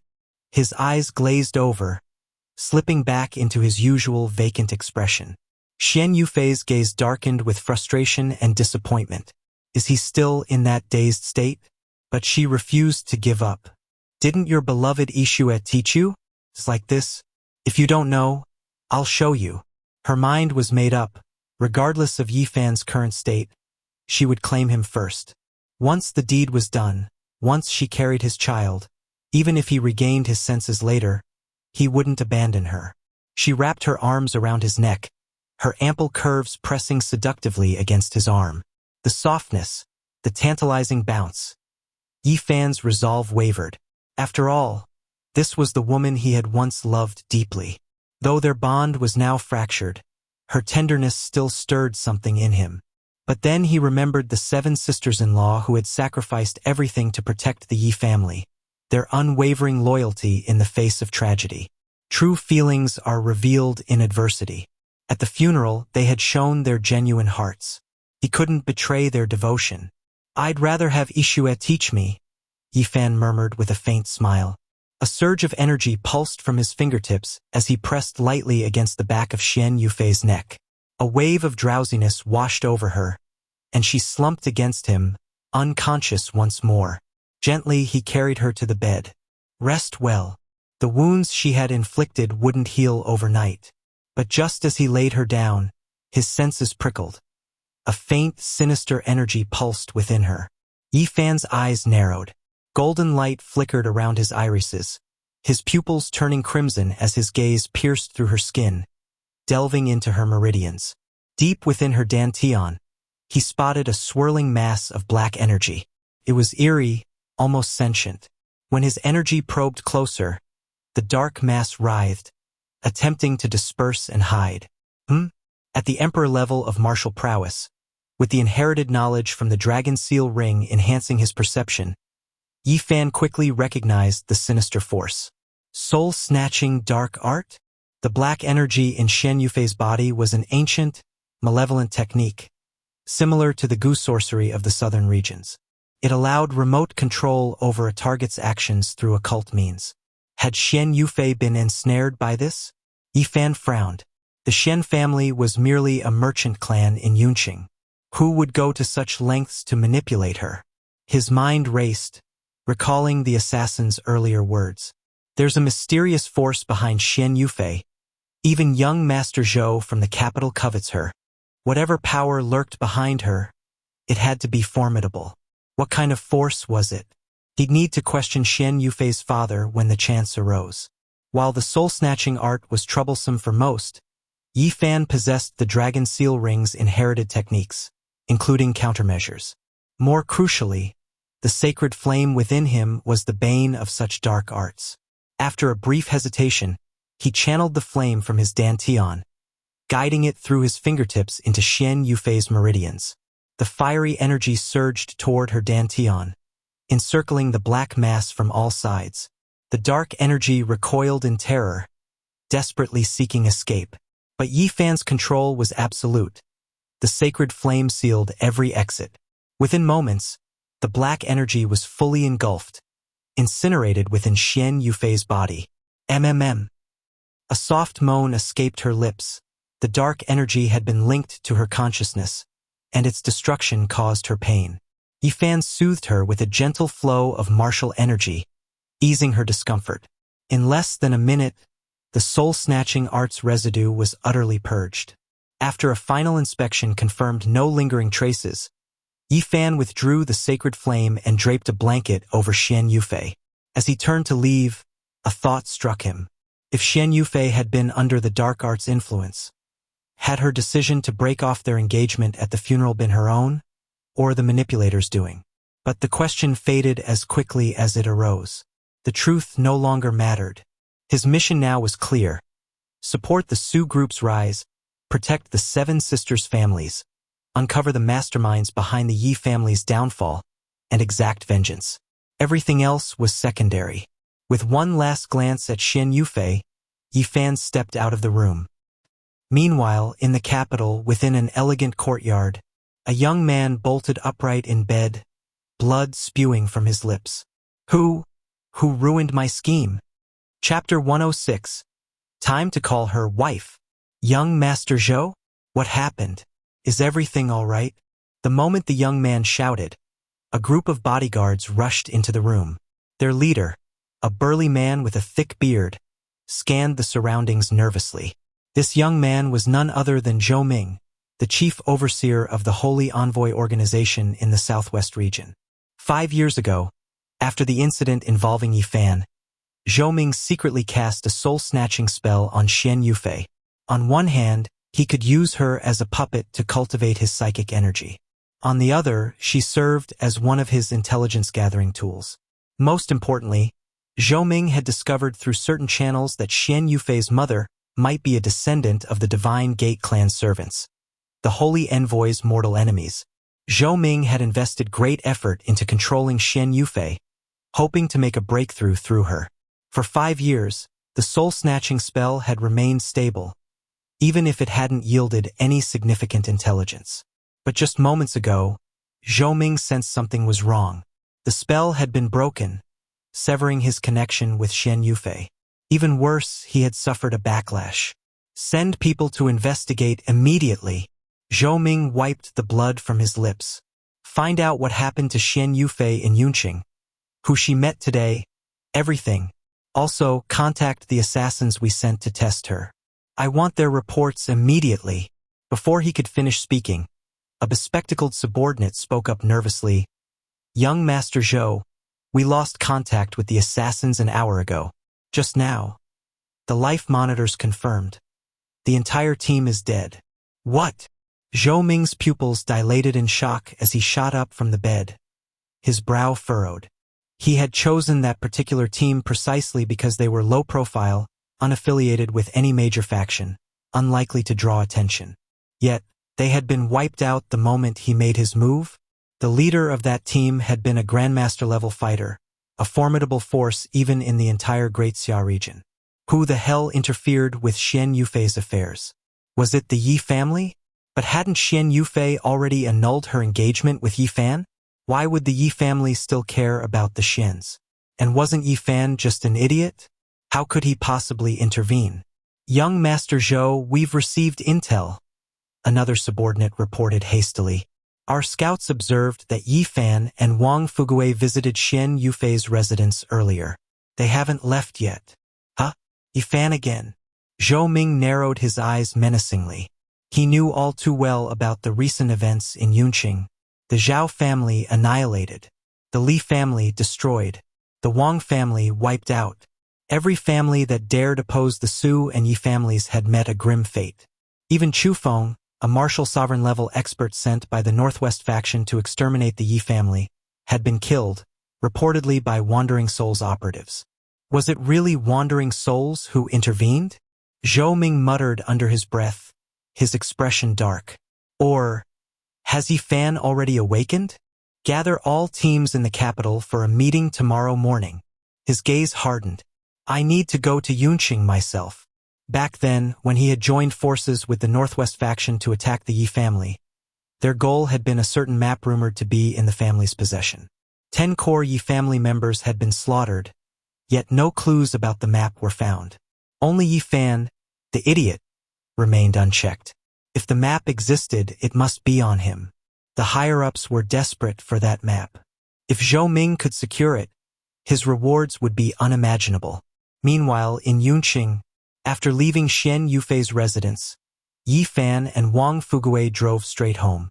The moment Yi Fan stepped into Su Ishua's villa, he spotted another familiar face. Qing Ruolin, his 6th wife, had come to visit. Xiao Fan. Her voice was tender as she hurried forward, gently taking his hands to examine him.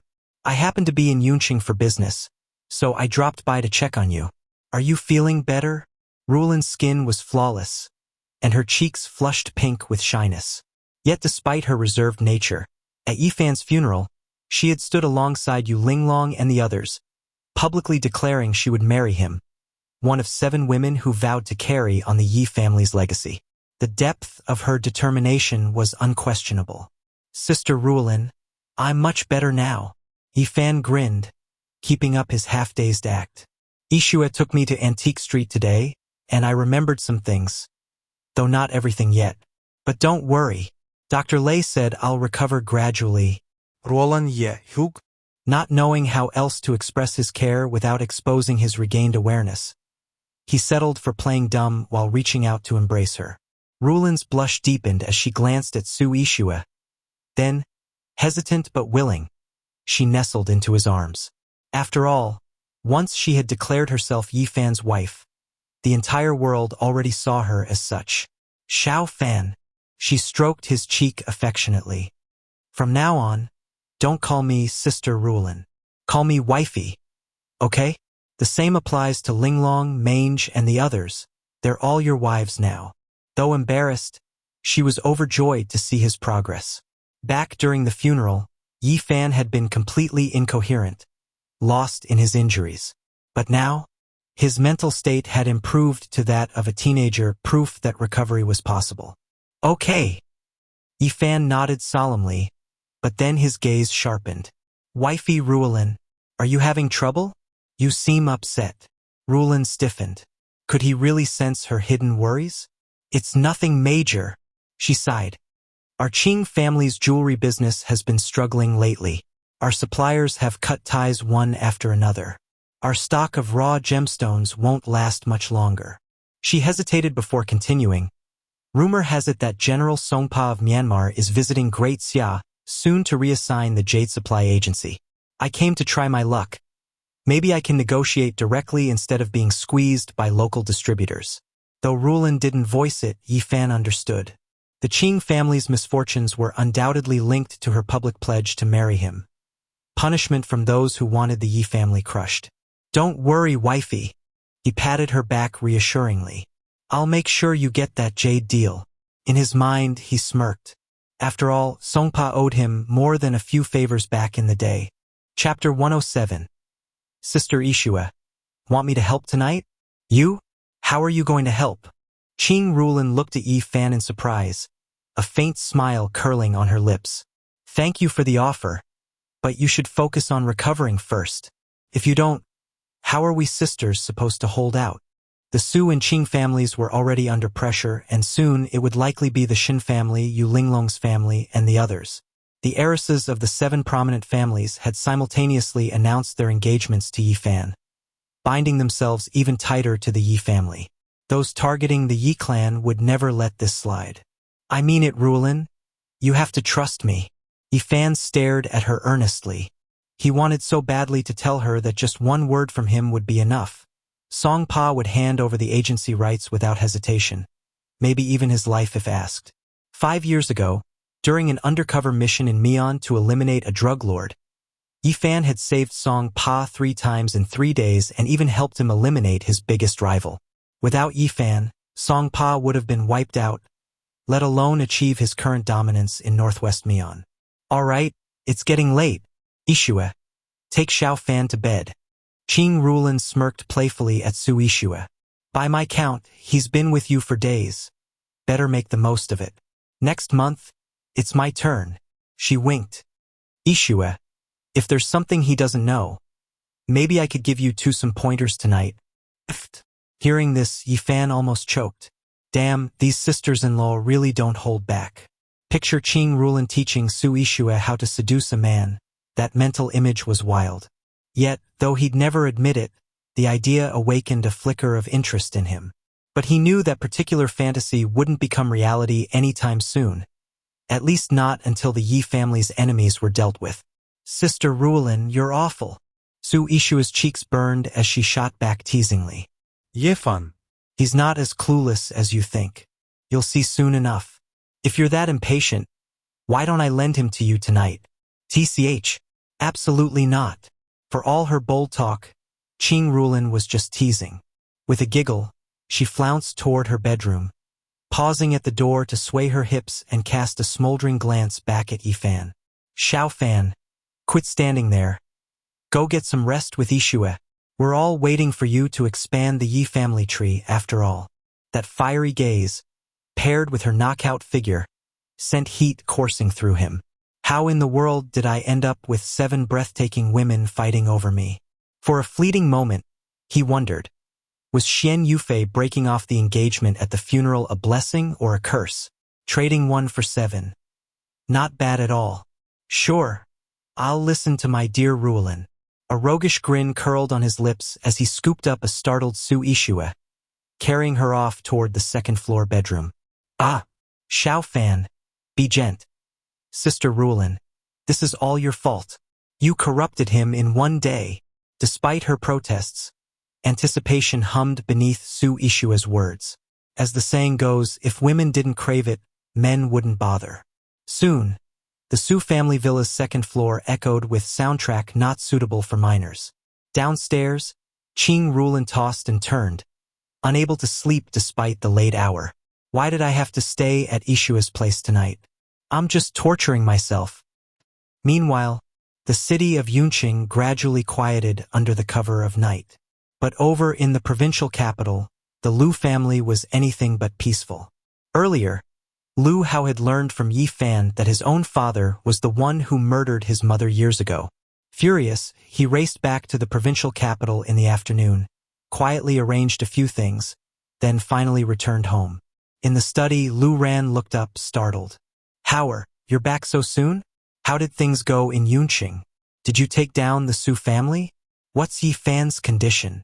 The three subordinate families under the Lu clan, Wang, Zhao, and Li, had all been wiped out lately. Though external rumors attributed the deaths to accidents or revenge killings, Lu Ran knew the truth. The Yi family was behind it, likely with Yi Fan at the helm. Now, Lu Ran was desperate to crush the Su family, both to appease his superiors and to gauge Yi Fan's capabilities. Lu Hao's expression darkened, his voice a venomous hiss. How did my mother die? Sensing something off, Lu Ran rose from his chair, frowning. Didn't I tell you already? Your mother. She was depressed and jumped to her death. I grieve for her every day. Why bring this up now? I'll ask one last time. Lu Hao's voice was a controlled storm. Tell me the truth. Lu Ran's face twitched before he barked. You insolent brat. Is this how you speak to your elder? The Lu family isn't yours to command yet. Your mother's death was investigated. Are you out of your mind today? Despite his bluster, unease churned inside him. Lu Hao has always obeyed without question. What the hell happened in Yunqing? Slam. Lu Hao hurled a stack of documents and photos onto the desk. Look at this, you monster. How could you throw your own wife into someone else's bed? Stand by while they humiliated her. Do you even have a heart? You! His voice broke. Lu Ran grabbed the photos, paling when he recognized the scene. His wife pinned to the bed, another man behind her. A vague but unmistakable silhouette. The Saint Envoy organization's leader. Heir. Who gave you these? It's fake. Lies a setup. Lu Ran stumbled, nearly collapsing. But his panic had already betrayed him. Sheeing. Lu Hao drew his combat blade, its tip aimed at his father's throat. Today, I avenge my mother. Chapter 108. Chain the bastard like a dog. Lu Hao, a martial control realm expert, unleashed surges of martial energy, flooding the room with a murderous aura. What are you doing? How dare you? Lu Ran's voice trembled with rage. Even if your mother's death was my fault, I had no choice. It was for the family's survival. And you, her own son, dare raise a blade against me? Spare me the excuses. Lu Hao's grip tightened on his saber. You lied to me for years. And since when does sacrifice mean pimping your wife to another man? Did you ever consider her despair? Being betrayed by her own husband? You're not even human. With a roar, he swung his saber in a lethal arc. Lu Ran dodged effortlessly, his own control realm energy flaring. Father and son were evenly matched in strength. Neither could easily overpower the other. Guards! Restrain this traitor. Lu Ran barked as the saber cleaved through a desk behind him, reducing it to splinters. His face darkened. Lu Hao's murderous intent was unmistakable. Age had eroded Lu Ran's combat edge. Alone, he stood no chance. At his summons, Wang Wei, the Lu family's chief steward, materialized at the doorway. Patriarch, young master, he bowed. Crush this insolent brat. Don't hold back. Teach him his place. Lu Ran's eyes glinted coldly. To him, loyalty to the holy envoy outweighed any familial bond. Assons? Just breed another. Wang Wei locked eyes with Lu Hao, then spoke flatly. Apologies, Patriarch. I cannot obey. What? Lu Ran's blood ran cold. His most trusted subordinate defying him? Wang Wei, have you lost your mind? I'm the Lu family's head. You serve me. Lu Ran scrambled away from Lu Hao's strikes, voice fraying. Wang Wei's reply dripped venom. My loyalty was never to you. Your late wife saved my life. Today, I finally saw the evidence, how you sold her like livestock. So let me say this, you're a monster. Lu Ran's knees buckled. Of course. Wang Wei had stayed all these years out of gratitude to the woman he'd doomed. Thud. As Lu Ran stumbled backward, Wang Wei struck. A single punch to his spine sealed his meridians, freezing him mid-motion. Young master, Wang Wei stepped back. Whether he lives or dies is your choice. He knew his place. Justice for the dead belonged to her son alone. Death? Too merciful. Lu Hao's saber gleamed. He'll spend his life kneeling before mother's memorial, begging for forgiveness. No. Howard, I'm your fault. Lu Ran's plea became a shriek as the blade pierced his dantian with a sickening crunch. His cultivation shattered. All his ambitions evaporated in an instant. The holy envoy's promised elixir? His path to the Grandmaster realm? Gone. Treasure. Lu Ran gagged on blood. The vault? Take it all. Just spare me. Lu Hao twisted the blade. From today, I lead the Lu family. He wrenched the saber free. And we're done licking the holy envoy's boots, or collaborating with those Japs. His orders rang out. Sever all ties with the holy envoy. Crush every Japanese-linked enterprise. Purge the family's corruption. Servants scrambled to comply. Years of groundwork ensured the transition was seamless. Lu Hao had long been the real power behind the throne. You fool! Lu Ran wheezed. The holy envoy promised us. A punch to the temple silenced him. Inside the study's hidden vault, Lu Hao's gaze fixated on an ancient scroll, the very artifact the holy envoy had tasked his father to hunt. So he'd found it, but hadn't handed it over yet. Decision made, he dialed a number. Yuncheng su residence. Fresh from his cultivation session, Yi Fan answered the call. Young Master Yi. Lu Hao's voice was deferential. I've retrieved a map scroll from my father's vault, likely tied to the holy envoy. I'll have it delivered to you by dawn. Yi Fan's brow furrowed. A map? The one the holy envoy's been searching for? But why surrender it? Just this morning, Lu Hao had stormed Yunqing to suppress the Su group. Such a sudden allegiance shift reeked of deception. I've also cut all Lu family ties with the holy envoy and Japanese collaborators. Lu Ho continued. A full list of contacts will accompany the scroll. I beg your forgiveness for my family's past sins. Yi Fan remained silent. Was this genuine repentance or a trap? The moment they hung up, he called Guo Li. Old Guo, have Pang investigate the Lu family. Now, if Lu Hao's rebellion was real, well, the enemy of my enemy is a temporary ally. Holy envoy traitors and Yi family butchers, none would be spared. Chapter 109. The big shot's olive branch stuns Jin Yong.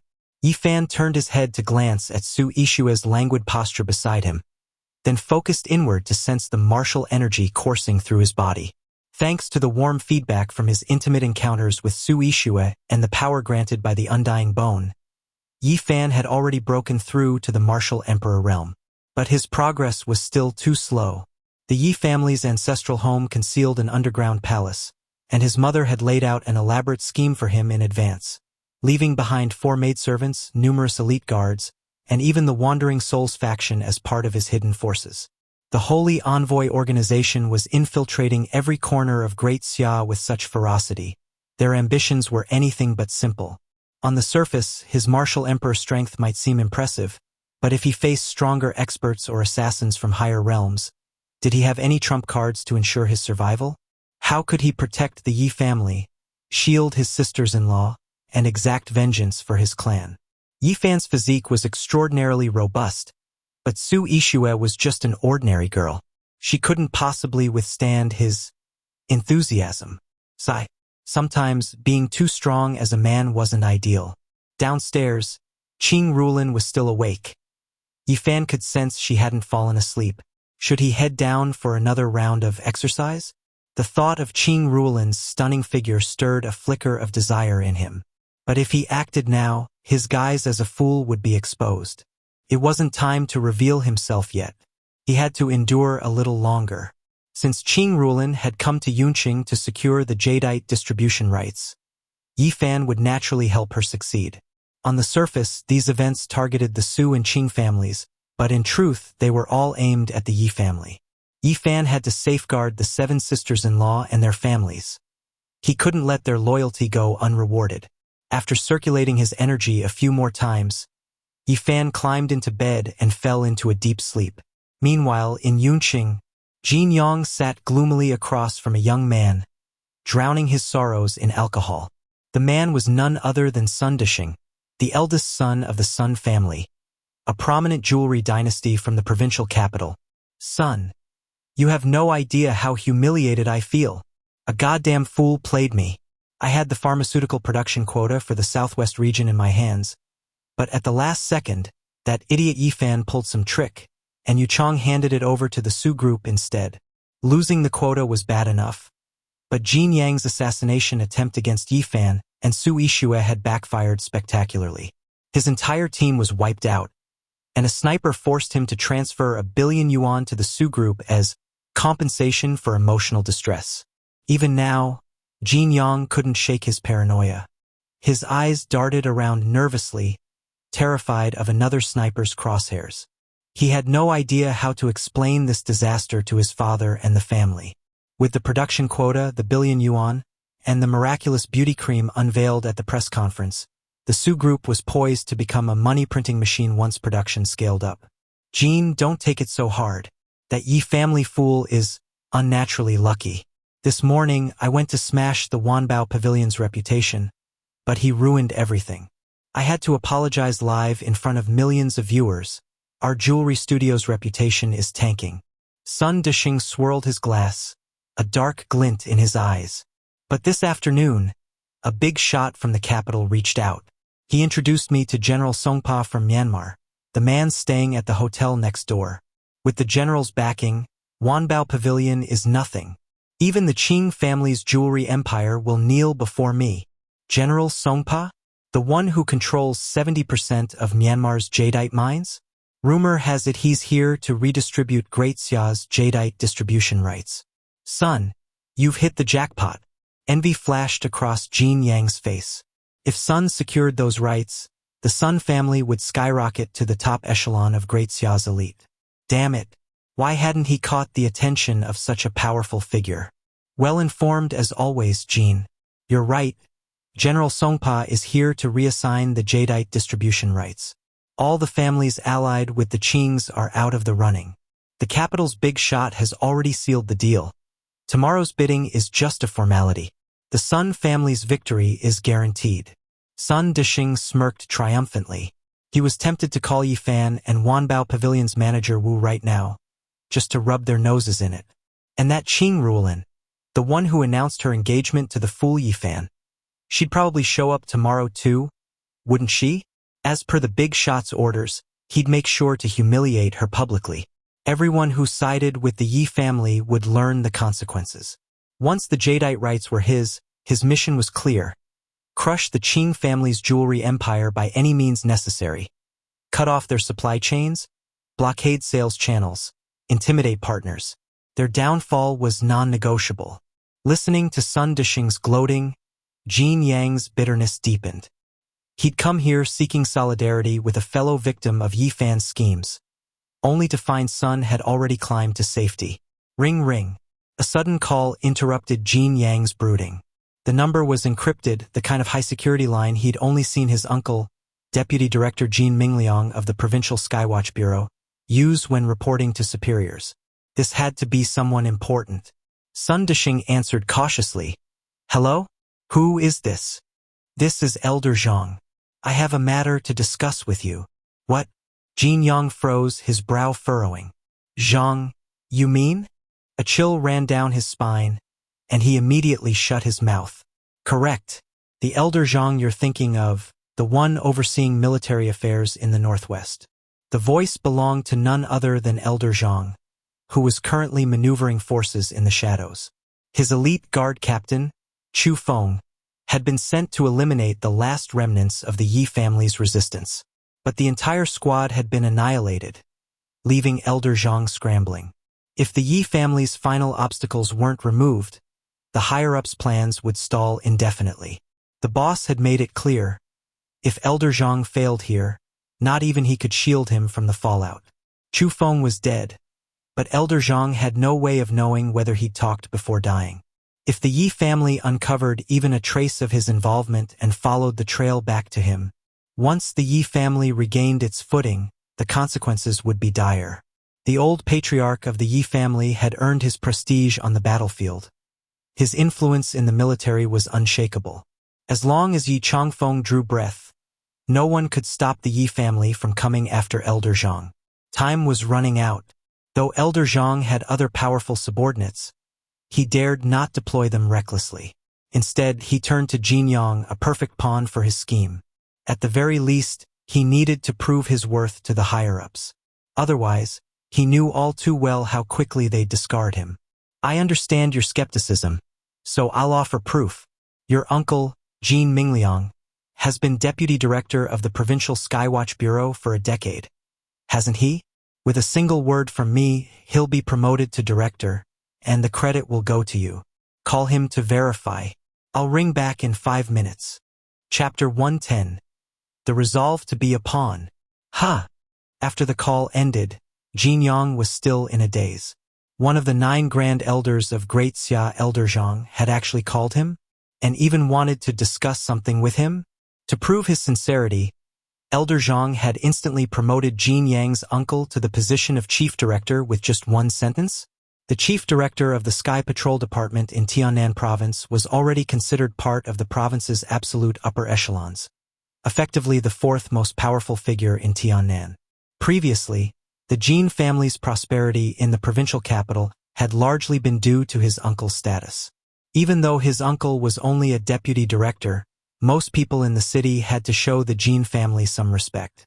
But if his uncle were promoted to chief director before turning 60, he could serve a few more years and then possibly even advance to the capital, becoming a high-ranking official in Shangjing. Under his uncle's influence, the Jin family would undoubtedly rise to another level. At the very least, they wouldn't lag too far behind the Sun Dishing family. In an instant, Jin Yang's gaze towards Sun Dishing grew much more confident. Just as Jin Yang was about to call his family, his father, Jin Mingdong, beat him to it. Son. Incredible news. Unbelievable news. Your uncle just received word from the organization. They've decided to promote him, to chief director. The call mentioned it was your doing. What on earth happened? Before his father could say much more, his uncle, Jin Mingliang, snatched the phone. Nephew, tell me, who's the big shot you got to know? Did you spend those 1 billion today to make that connection? Nephew, let me tell you, if you spent that money to get close to that person, I commend you. That was money well spent. Do you have any idea how impossible it would have been to secure this promotion otherwise? Thank you, nephew. From now on, anything you want, except my wife, just name it. Jin Yang couldn't get a word in edgewise as his uncle and father took turns showering him with praise, practically lifting him to the heavens. In the background, he could faintly hear his grandfather's satisfied laughter and his mother's modest but delighted responses. For a moment, Jin Yang felt an overwhelming surge of vanity. Had he really spent that 1 billion to get to know some big shot? Of course not. He'd been forced to pay up to save his own life after being targeted by a sniper. But Jin Yang wasn't stupid. After today's events, Elder Zhang had reached out to him. And given the rumors of tension between Elder Zhang and the Yi family, Jin Yang could already guess the underlying motive. Elder Zhang wanted to use Jin Yang as a weapon against the Su Corporation, or perhaps against Yi Fan. Though Jin Yang knew he was being used as a pawn, the other party's influence was too great, and the benefits too tempting to refuse. If he looked at it this way, maybe that 1 billion had paved the way for him to connect with Elder Zhang. I can't talk now, that big shot is calling. Jin Yang abruptly cut off his father and uncle. On the other end, the two immediately hushed. Right, you focus on that important figure. We won't disturb you. When you get back, your uncle will throw you a grand celebration.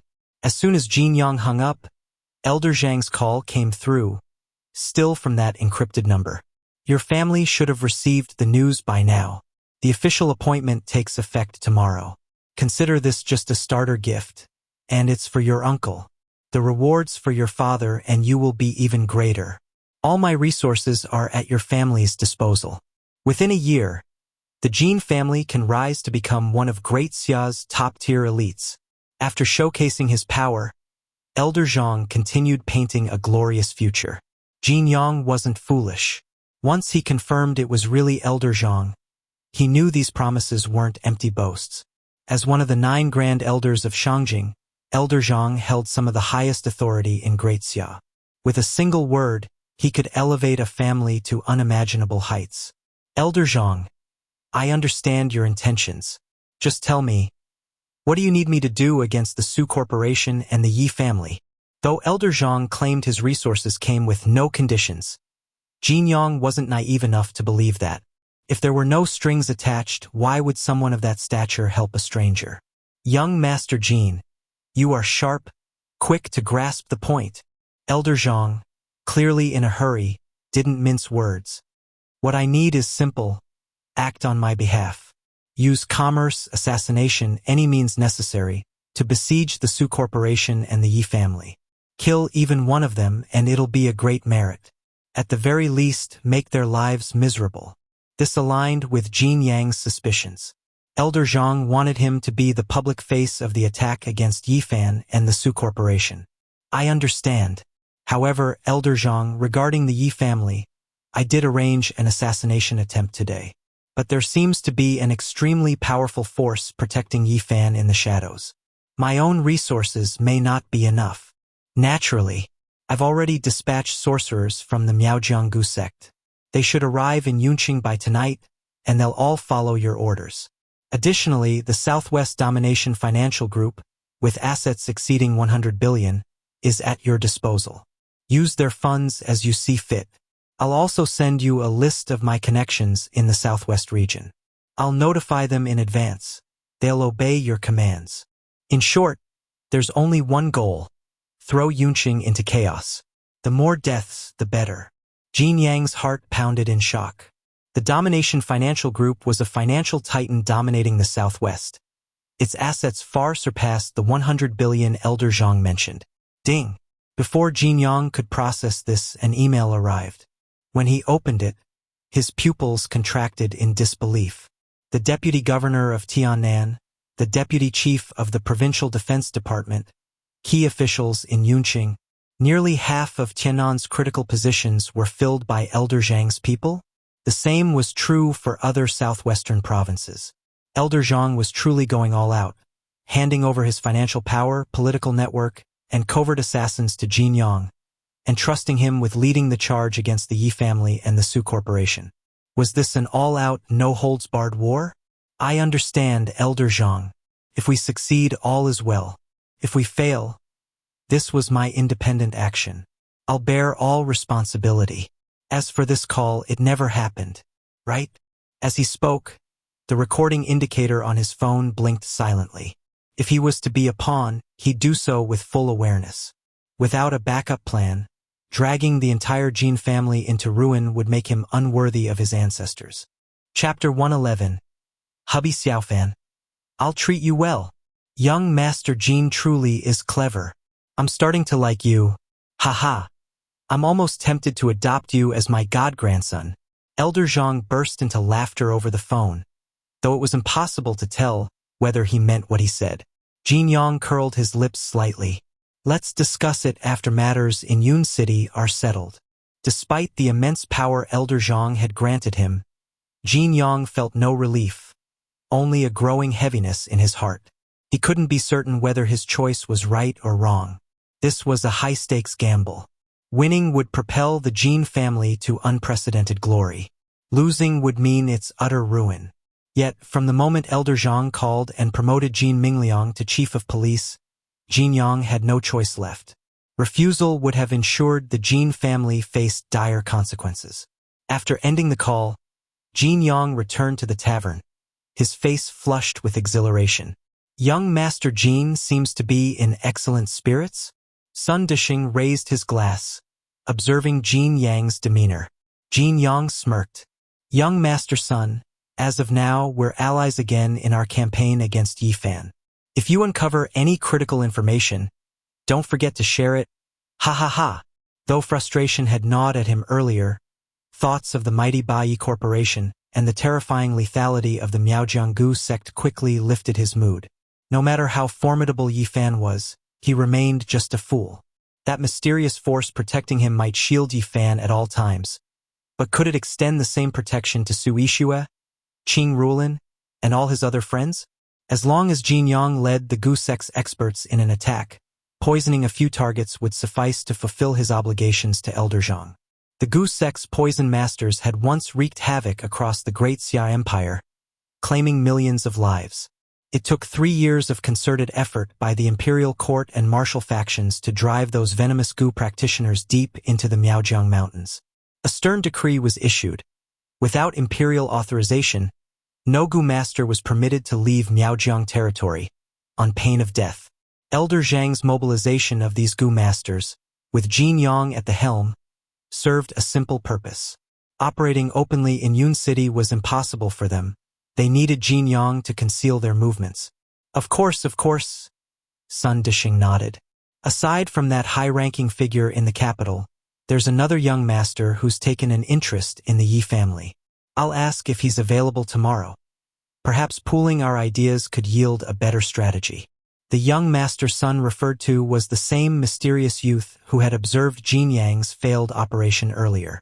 Neither from the capital nor the provinces, this young noble belonged to another echelon entirely, same as the lady behind the Wanbao pavilion. His presence in Yun City had one goal: the map in the Yi family's possession. However, witnessing how effortlessly Jin Yang's scheme had been thwarted made him reconsider. He decided to tread cautiously and observe further. If Yifan truly remained a brain-damaged fool, crushing him would be effortless. But if Yifan had regained his senses and was acting, then he was a monster to be feared. The next morning, as Yifan awoke, Su Yixue squirmed in his arms and murmured, "Xiaofan, I need to inspect potential factory sites today and won't have much time to look after you. Stay with Sister Rulin. Okay?" Qing Rulin still had a few days left in Yun City. Having Yifan accompany her could help foster their bond. Moreover, though skeptical of Yifan's claim about securing the jadeite rough procurement rights for the Qing family, Su Yixue, having witnessed his miracles, held some faith in it. Perhaps his presence might just resolve the Qing family's dilemma? Okay. Yifan caressed Su Yixue's curves, indulged in another round of passion, then finally rose with her. Downstairs, Qing Rulin had prepared breakfast, but dark circles shadowed her weary eyes. "Wifey Rulin, what's wrong? Didn't sleep well?" Yifan feigned innocent concern. This wife of his was amusing. Just last night she teased about coaching Su Yixue. Now she'd learned the consequences. "Humph, you have the nerve to ask. You two have zero consideration for others. Are you some kind of beast?" The sounds had kept her awake half the night. How could she possibly have rested? Qing Rulin never expected that despite his lingering impairment, Yifan's stamina was formidable. Could she even handle him when her time came? Blushing at the thought, she lowered her head to hide her fluster, unaware that Yifan had already guessed her thoughts. He smirked knowingly. After breakfast, Su Yixue left for work while Qing Rulin drove Yifan to General Songpa's jadeite rough bidding event. "Xiaofan, once we're inside, don't wander off. Hold my hand and stay close. If you get lost, bad people might take you. Understand?" Qing Rulin parked at a business hotel and reiterated her warning before they exited the car. Seeing Yifan's guileless expression tugged at her heartstrings. Orphaned young and raised by his grandfather, he'd once been a prodigy destined for greatness, until the accident reduced him to this state. And now, with the Yi family massacred and the old master ailing, soon he'd have no one left. "Hubby Xiaofan, don't worry. We'll always stay by your side, no matter the hardships or whether you recover." Her voice thickened with emotion. "We'll be true wives to you, give you chubby little babies." Overcome with tenderness, she pulled Yifan into a tight embrace, her soft curves pressing against him. Bathed in her warmth and floral scent, Yifan suppressed a roguish grin. Darling, I'm not actually an idiot anymore. Keep this up and I won't be able to hold back. As Qing Rulin shifted slightly, she abruptly noticed Yi Fan's weapon, standing at attention, eager for battle. TSK, little rascal, your mind may be asleep, but your body's wide awake, flustered yet begrudgingly accepting. After all, she'd be his sooner or later. She tightened her embrace despite her crimson cheeks. Hubby Xiaofan. Her eyes glistened as she whispered his name. Then, tilting her head, she pressed her lips to his in a sudden, lingering kiss. Chapter 112. Lick my shoe clean, and I'll spare you. MMM. The sweetness filled his mouth, rich with a fragrant aroma. Since she was already his wife, and such an exquisite one at that, Yi Fan naturally didn't refuse. In an instant, he flipped the tables, capturing Qing Rulin's cherry-red lips with his own. Huh? Qing Rulin was already blushing furiously, but when she realized Yi Fan was aggressively taking the lead, her pupils widened in shock. Yet, she soon succumbed to the intoxicating sensation, melting into Yi Fan's embrace as his wandering hands explored her body without restraint. That damned rascal, who said he was an idiot. He clearly knew exactly what he was doing. Humph. She felt both embarrassed and oddly pleased. The kiss lasted so long that Qing Rulin nearly ran out of breath before they finally parted. Realizing they were still at the hotel entrance, with people constantly passing by, she pouted and lightly smacked Yi Fan's chest. Xiao Fan, you're so bad. You just love bullying me. Her coquettish, flirtatious expression made Yi Fan's fingers twitch with desire. He was tempted to take her right then and there. Yi Fan urgently needed to break through his current limits. Aside from the aid of the undying bone, the flame flow was the fastest method, and Su Ishua alone wasn't enough to fuel it. Heh. Yi Fan wrapped an arm around Qing Rulin's slender waist and strode into the hotel.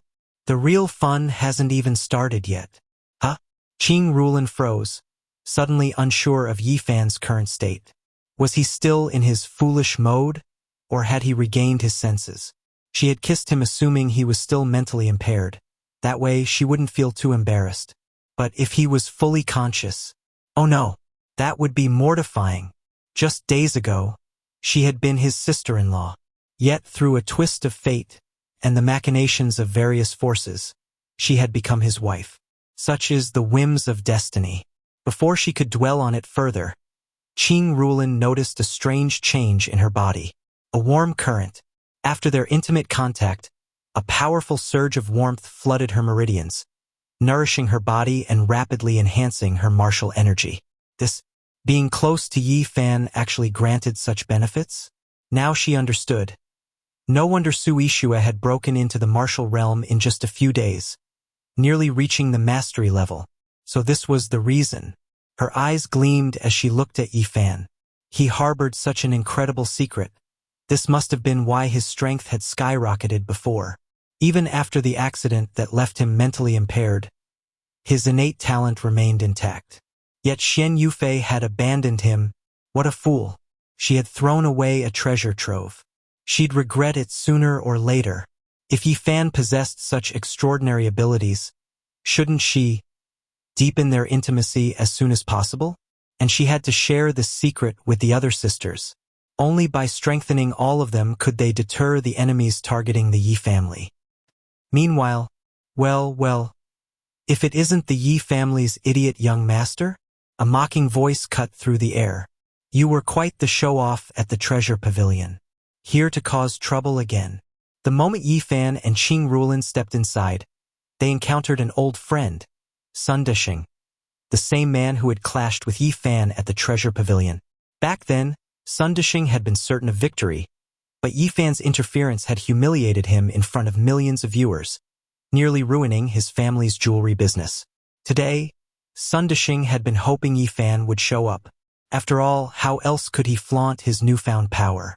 Seeing Yi Fan arrive with Qing Rulin, Sun Desheng's spirits soared. The high-ranking official from the capital had arranged for him to meet General Songpa with one goal: to cut off Qing Rulin's jade supply and cripple the Qing family. And since Qing Rulin had publicly declared herself Yi Fan's wife, she was now an enemy too. Miss Qing, I heard your family's in deep trouble. Without a jade supplier, your stock won't last a month. Will it? Sun Dishing sneered. Let me tell you a little secret. I'm in charge of General Songpa's entire itinerary. The jade distribution rights, already promised to the Sun family. Don't waste your time. He leaned in, grinning. But hey, if you kneel and lick my shoes clean, maybe I'll throw your family a bone. Just enough to keep you afloat for a few more days. Ha! Sun Dishing reveled in his dominance. Seeing Yifan standing there, dazed, only fueled his arrogance. What a shame, Yifan. Even with such a beautiful wife, you're still just a fool. What can you do if another man takes her right in front of you? You'd probably clap and cheer. Sun Dishing, don't push your luck. Qing Rulin snapped, her face darkening. If you dare insult my husband. Oh? What'll you do? Sun Dishing scoffed. The Qing family's on its last legs. How will you protect the Yi family? Soon, all your suppliers and sales channels will be cut off. By then, even begging won't save you. Yifan's brow furrowed. Sun Dishing's words hinted at something deeper. Previously, Sun Dishing wouldn't have dared provoke the Yi family, even in its weakened state. But now, he clearly had powerful backing. So the enemies targeting the Yi family were making their move again. At the treasure pavilion, Yifan had only intervened to help shopkeeper Wu. But now, Sun Dishing was directly threatening Qing Rulin, using the jade distribution rights as leverage. Unforgivable. Before Sun Dishing could gloat further, Yifan moved. In a flash, he yanked off one of Sun Dishing's shoes and, before the man could react, shoved it straight into his mouth. To ensure a perfect fit, Yifan even gave it a firm whack, driving the shoe deeper. MMPH. MMMPH. Sun Dishing's eyes bulged, tears streaming down his face as the rancid stench of his own shoe flooded his mouth. He gagged, desperate to vomit, but the shoe blocked everything. Pure agony. Chapter 113. Kneel and bark like a dog. Compared to the disgusting taste in his mouth, what infuriated Sun Dishing even more was the humiliation. Today's investment conference, though Sun Dishing knew it was mostly ceremonial, had still drawn representatives from over 100 companies. Hundreds of people were already in attendance. Everyone knew Sun Dishing had organized and was presiding over the event. Some were even aware that he was practically the hand-picked proxy for General Songpa. Yet, in his own territory, Sun Dishing had been humiliated by Yifan. It was beyond disgraceful. If he didn't teach Yifan a lesson, not only would Sun Dishing lose all face, but the powerful figure backing him would never let him off the hook.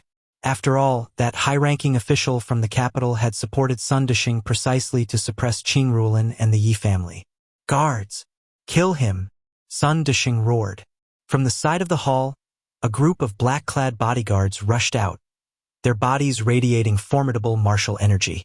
Most were at the control realm, with several even reaching the Grandmaster level. But what shocked Yifan the most was that these martial artists weren't from Daxia. They were Eastern Islanders. Had Sun Dishing colluded with those Eastern Island dogs? According to Daxia's laws, Eastern Island martial artists entering the country had to register. Yet Sun Dishing had so many unregistered experts here. Had the authorities deliberately turned a blind eye? After all, those targeting the Yi family clearly held high positions. Without official backing, they couldn't have simultaneously attacked the Yi family's core disciples across 6 battlefields. Who dares lay a finger on our young master? Before Yifan could decide whether to slaughter these Eastern Island dogs, for stunning young women in jeans flashed past him, charging at the bodyguards. Bang! Bang!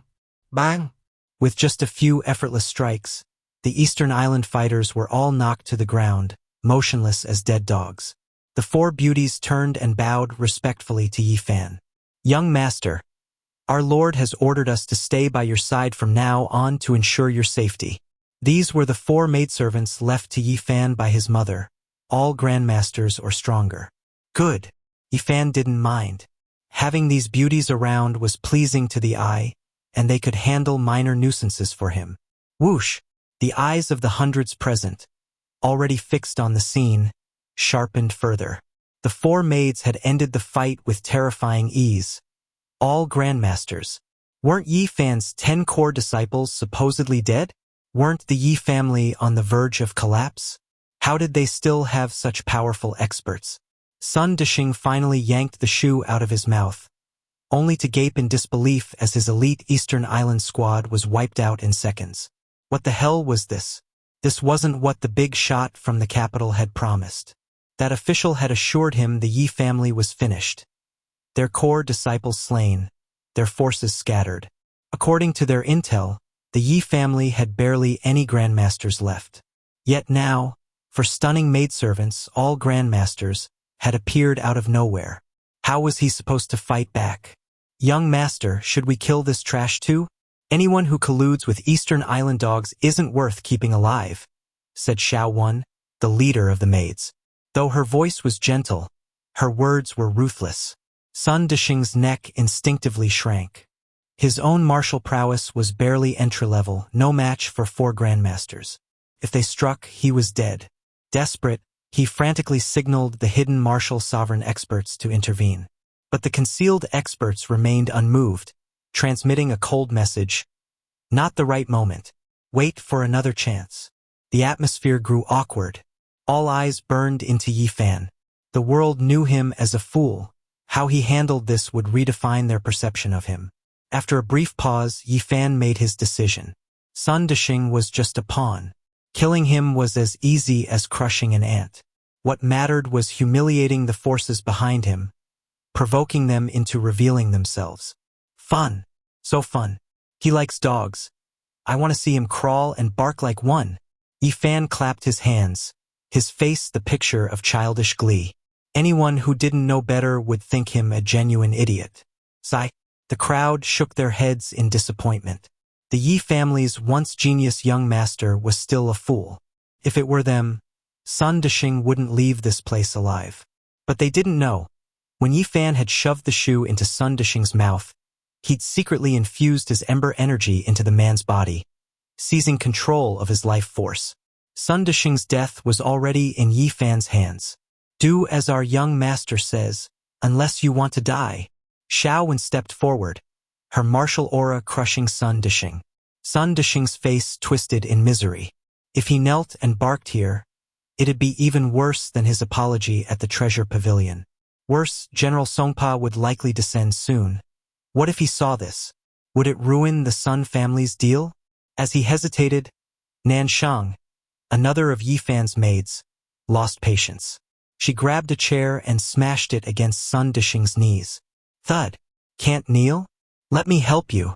Sun Dishing collapsed to the ground, his eyes brimming with humiliation, but he dared not protest. Do you know who backs me? Sun Dishing started, about to name his patron, when a pair of icy eyes in the crowd locked onto him, radiating lethal warning. It was the overseer sent by that very patron, less a helper, more a watchdog. Sun Dishing's heart clenched. He couldn't expose the big shot. Swallowing his rage, he had no choice but to endure the shame alone. Woof, woof. Chapter 114. Trust me. General Songpa will come to you. Sun Dishing was so humiliated that tears nearly spilled from his eyes. With no other choice, he could only crawl on the floor like a dog, circling the hall while barking. He had sown the seeds of his own suffering, and now he had to swallow the bitter fruit. A dozen elite warriors from the Eastern Islands couldn't even compare to the 4 maids of the Yi family. Just how terrifying was the Yi family's hidden strength. Sun Dishing was beginning to regret agreeing to that powerful figure's request. Like Jin Yang, Sun Dishing had known from the start that stepping forward like this meant being used as a pawn by that influential figure from the capital. But he never expected the Yi family to be this formidable. Now, however, it was too late for regrets. All Sun Dishing could hope for was that the martial venerable expert sent by that capital big shot would crush Yi Fan, or that Jin Yang would succeed in eliminating him. Otherwise, with the Sun family now locked in a life-or-death feud with Yi Fan, the Su family, and the Qing family, they would undoubtedly be the first to fall when the Yi family recovered. Clatter. Just as Sun Dishing had crawled a few steps, hurried footsteps echoed from outside the hall. A pot-bellied middle-aged man, flanked by a group of young men in camouflage uniforms, strode briskly toward the entrance. General Songpa! General Songpa! Those who recognized him immediately turned their attention his way, greeting him with excitement. This man was none other than the most powerful warlord in the border regions of Myanmar, controlling the country's largest jade mines. Standing beside Yifan, Qing Rulin hesitated, torn between stepping forward to greet General Songpa and her own nervousness. After all, the Qing family's influence had never been significant enough to negotiate directly with someone of Songpa's stature. If only she could establish a connection with General Songpa. Even if he didn't grant her the Jade proxy rights, a single word of support from him would make life much easier for the Qing family. Yifan, noticing the shifting emotions on Qing Rulin's face, guessed her thoughts. Gently wrapping an arm around her slender waist, he whispered reassuringly, "Don't worry, my dear Rulin. The Jade proxy rights will be yours. Soon, Songpa will come to greet you himself." Songpa, greeting me? How? Qing Rulin blinked in disbelief, then chuckled wryly. The Qing family's jewelry business was somewhat renowned in the southwest, but they were nowhere near important enough to warrant General Songpa's attention, let alone a personal greeting. At that moment, Sun Dishing, still crawling and barking like a dog, sneered, "Who the hell do you think you are? General Songpa coming to greet you? Keep dreaming." Thud. Without hesitation, Yifan kicked Sun Dishing square in the mouth. "I told you to bark like a dog. Why aren't you listening? My grandpa always said, if a dog won't obey, beat it until it does." Sun Dishing's humiliation was unbearable. Tears threatened to spill over. Damn it! He was the young master of a prominent provincial family. When had he ever been treated like this? And now, in front of General Songpa, no less, his dignity was utterly shattered. Worse, he was representing that powerful figure from the capital. What would Songpa think after witnessing this? The commotion naturally drew General Songpa's attention. His brow furrowed as he glanced over and saw Sun Dishing kneeling and barking like a dog. Just as he was about to reprimand the scene, his gaze landed on Yifan, who stood beside Qing Rulin, smiling faintly at him. "Ah, isn't that?" General Songpa's eyes widened in recognition, but before he could exclaim, a faint voice whispered into his ear, "Don't expose me. Right now, I'm the idiot of the Yi family. The woman beside me is my wife, Qing Rulin, CEO of the Qing Family Jewelry Group in the provincial capital. You know what to do." General Songpa was stunned. What in the world? He had heard of the Yi family's prodigy, the so-called idiot genius. At 15, he had already reached the Grandmaster realm.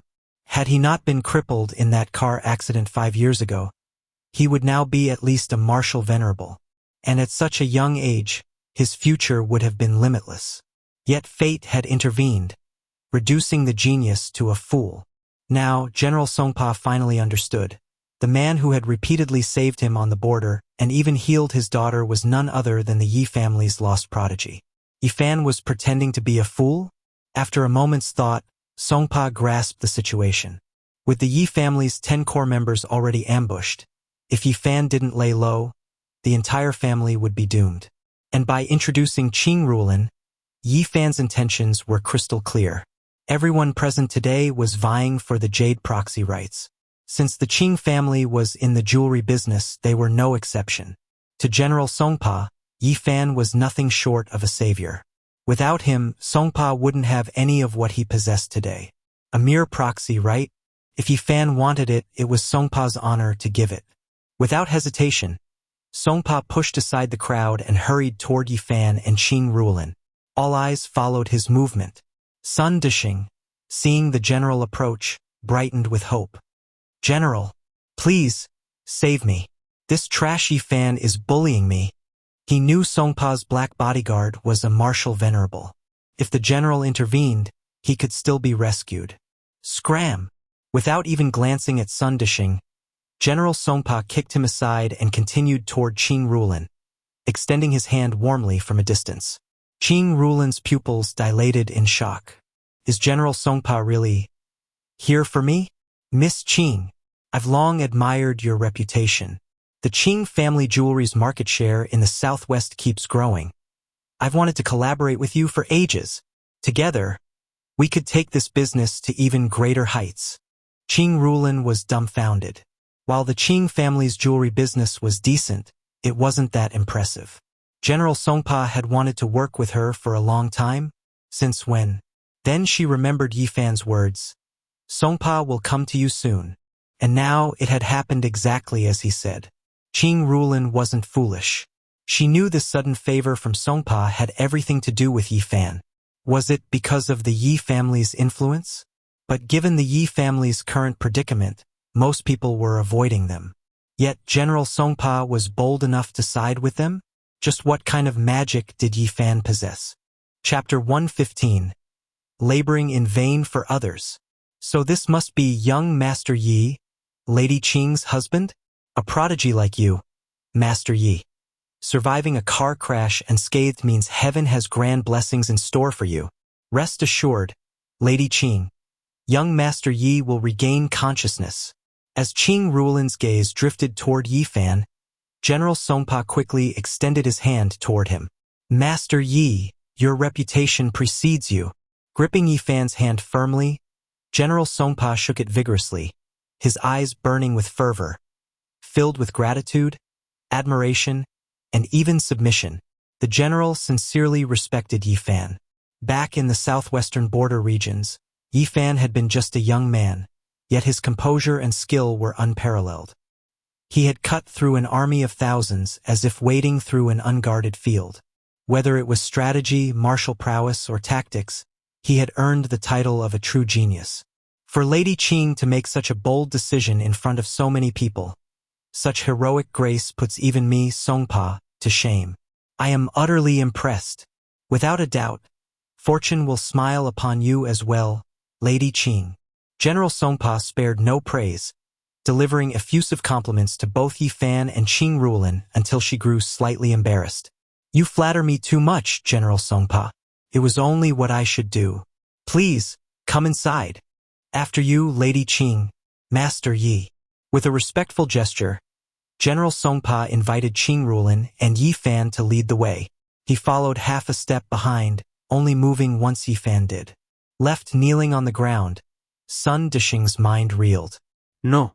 Shouldn't he be the one walking into the hall with General Songpa now? Hadn't he worked tirelessly last night, serving the general hand and foot just to showcase his close ties today and restore some dignity to the Sun family? Yet in the end, all his efforts had merely paved the way for someone else's triumph? General Songpa, you can't. Sun Dishing struggled to stand, desperate to call out.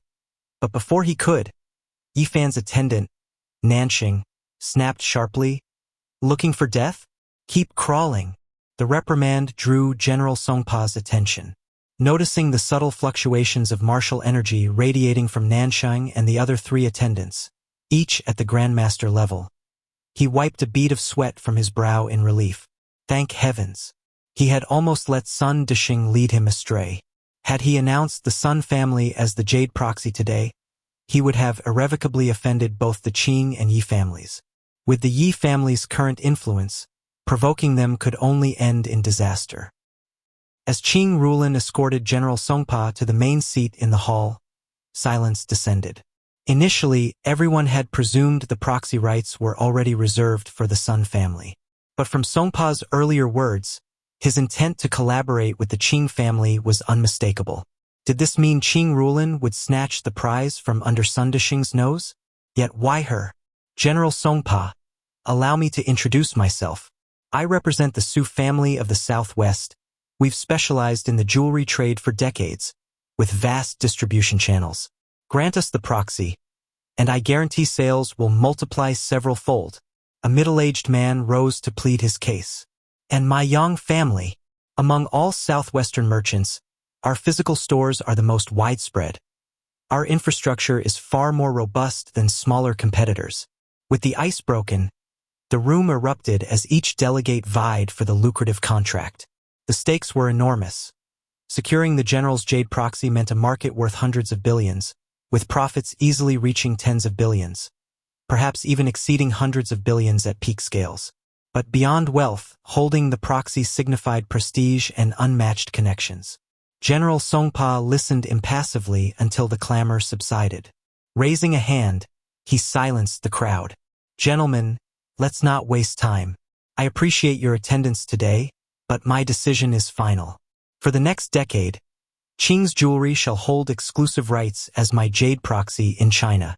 Henceforth, all Songpa-associated jade operations in this nation will be managed entirely by Qing Group. What? Qing Rulan's eyes widened in shock. While Songpa's earlier hints had prepared her, hearing the decree aloud still felt surreal. Moreover, the profit structure will be adjusted, Songpa added. Qing Rulan nodded quickly. Of course, previously proxy profits were split 70-30, but we can accept 80-20, even 90-10. Profit was secondary. Her priority was securing a steady jade supply to prevent the Yi family's rivals from choking Qing Group out of business. Even minimal gains would suffice, provided the distribution channels remained intact. Besides, even a 10% share could amount to billions. Envious murmurs rippled through the room, yet no one dared contest the verdict. Lady Qing, you misunderstand. The adjustment I propose is not reducing your share. Rather, I suggest a 50-50 split, or even 60-40 with Qing Group taking the larger portion. As he spoke, Songpa stole glances at Yi Fan's expression, wary of displeasing him. In fact, if liquidity is a pressing issue, I can forego profits entirely, temporarily. After all, granting Qing Rulan the proxy was repayment of a life debt. If he was going to act, he might as well do so handsomely. 50-50. General Songpa, surely you. Qing Rulan shot to her feet, bewildered. A stunned silence followed. Even the dimmest observers now sensed something amiss. There was undoubtedly unspoken history between Songpa, Yi Fan, and Qing Rulan. For profit margins to be inverted outright defied all business logic. Reading the room, Songpa decided an explanation was necessary to quell speculation. I speak in earnest. Truthfully, Master Yi once saved my life 5 years ago at the border. Since Lady Qing is his wife, collaborating with her is an honor. Qing Rulan exhaled in realization. So that was it. Now she remembered. Yi Fan had confidently assured her yesterday that the proxy would be hers. Had he known all along? Had Yi Fan already awoken? If that rascal had been deceiving her all this time, he would pay for it. Chapter 116. Threaten me? Break your legs. Hiss. As General Songpa finished explaining, the representatives below erupted in uproar. Well, isn't this rigged? Turns out young Master Yi had everything planned from the start. Tisk. Geniuses are different. Even after losing his wits, someone still shields him. But doesn't General Songpa know the Yi family's current state? Aligning with them now might bring serious trouble later. The hall buzzed with chatter. Meanwhile, Sun Dishing, who had crawled from a distance, staggered to his feet the moment he heard the general's final decision. General Songpa, yesterday the big boss and you agreed. The Jade Agency rights were promised to my Sun family. How could you suddenly hand them to the Qing family? Sun Dishing was desperate to stop the signing. The Qing family was the big boss's sworn enemy. The boss from Shangjing had sent Sun to suppress them.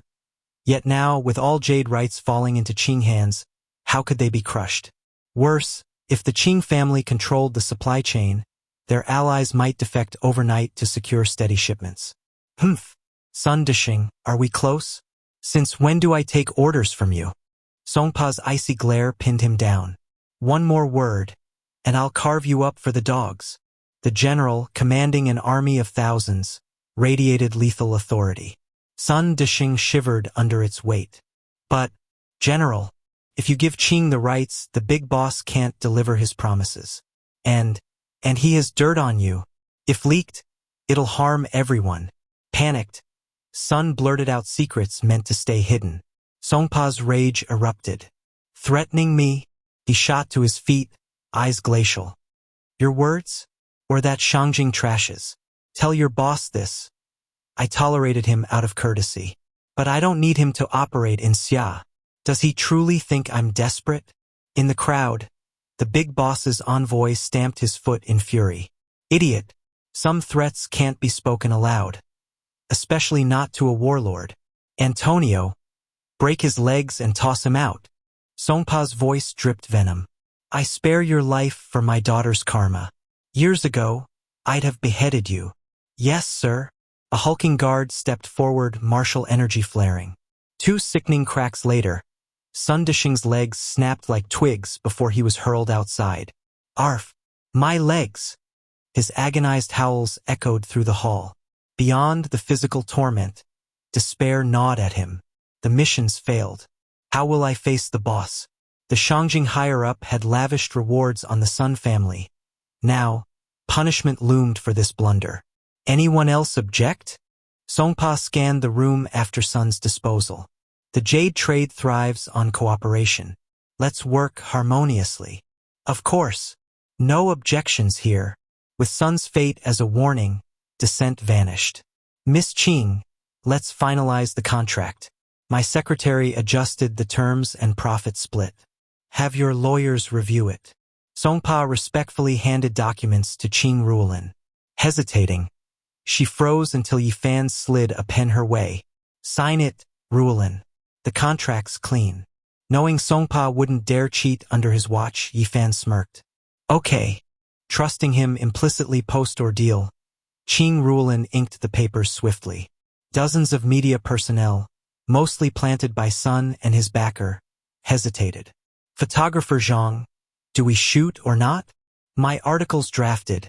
Just needs visuals. Forget it. Pack up. Their payments cleared. The bidding conclave ended with Qing Ruolin sweeping victory. Before festivities wrapped, the crowd swarmed to congratulate her.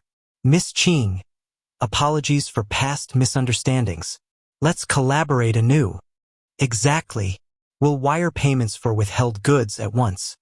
Long-term partnership awaits. Even moguls like the Su family groveled. They had no choice. Myanmar supplied most of Xia's jade.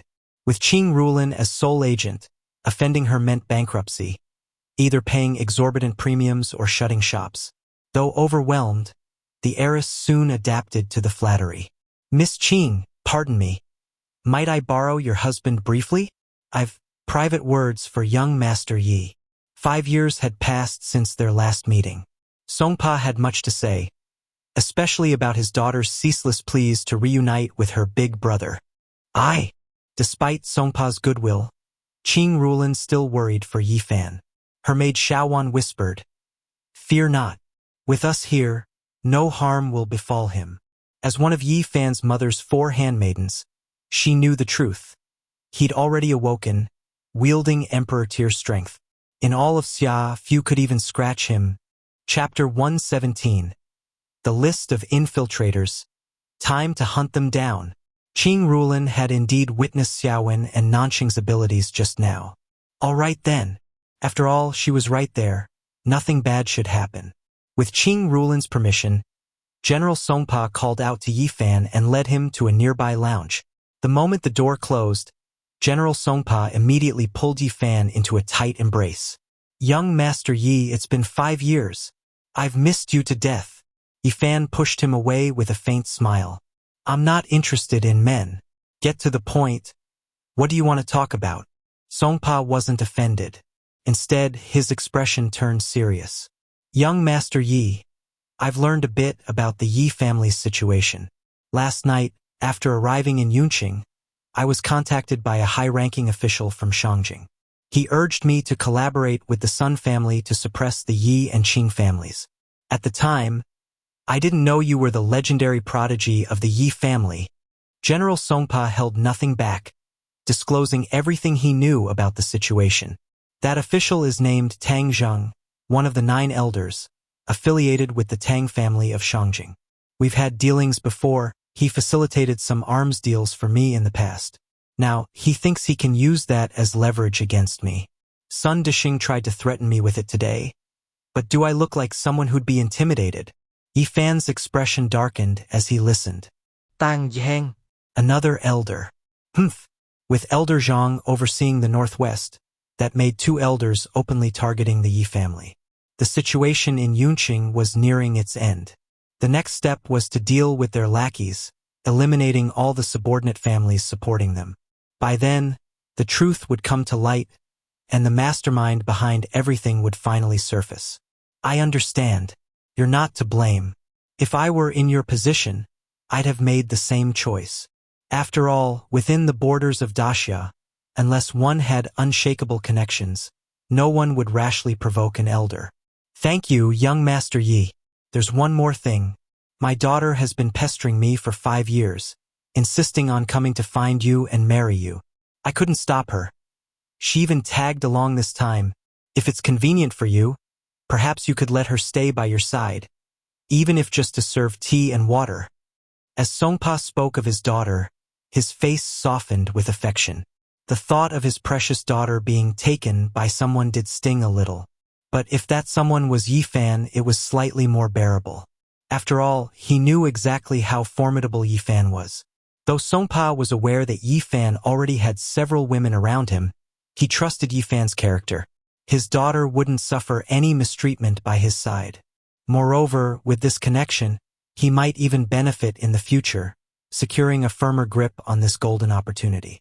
Oh, Angel, she must have grown up by now. She's here too. Mention of Songpa's daughter brought a nostalgic smile to Yi Fan's face. Back when Yi Fan was 15, he had spent about a month in Songpa's territory.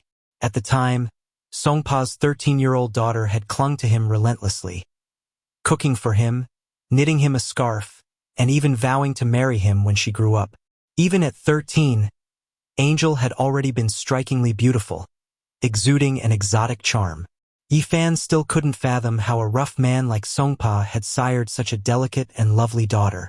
5 years had passed, but the memory of that spirited girl still amused him. Let's meet up when there's time. Back then, during his mission in Myanmar, Yi Fan hadn't taken Angel's childish declarations seriously, but she had meant every word. When Yi Fan and Songpa emerged from the lounge, Qing Rulin was still receiving representatives from various families. With over 100 company delegates vying for her favor, even a brief exchange with each would take considerable time. Just as Yi Fan was about to step outside for some fresh air, several men in suits hurried toward him, carrying a briefcase. Upon seeing Yi Fan, they bowed respectfully. Young Master Yi, young Master Lu sent us to deliver this to you. Yi Fan took the briefcase, recalling Lu Hao's words from the night before. A sigh escaped him. Lu Hao was indeed ruthless. Upon learning that his own father had orchestrated his mother's death, he had immediately mobilized his loyal subordinates, crippled his father, and chained him like a dog to kneel before his mother's memorial portrait in repentance. Furthermore, according to Elder Pang's intelligence from the Tianji Pavilion, Lu Hao had completely severed all ties with the Eastern Dogs and the Holy Envoy organization, terminating every collaboration. Now that's decisiveness. Yi Fan opened the briefcase. The first thing that caught his eye was an ancient-looking piece of parchment, a fragment of a map, exuding an aura of antiquity. With just a glance, Yi Fan could sense its immense value. A ripple of energy flickered in his eyes as he activated his magic pupil, scanning the parchment. Beneath the intricate patterns on the map, another hidden design emerged, a celestial palace. However, since it was only a fragment, only a small portion was visible. Through deeper observation with the magic pupil, faint illusory images flickered within the palace. Was this the map the Holy Envoy organization was after? Were they targeting something inside that celestial palace? The map seemed to hold 2 layers of information: an internal layout of the palace and an outer guide pointing to its hidden location. Connecting this to the experts and information his mother had left behind, as well as the clues from Xian Yufei's mother, a thought struck Yi Fan. Could his mother be connected to the Divine Gate, or even the Holy Envoy organization? But his parents had disappeared the moment he was born, leaving no trace. There was no one to ask.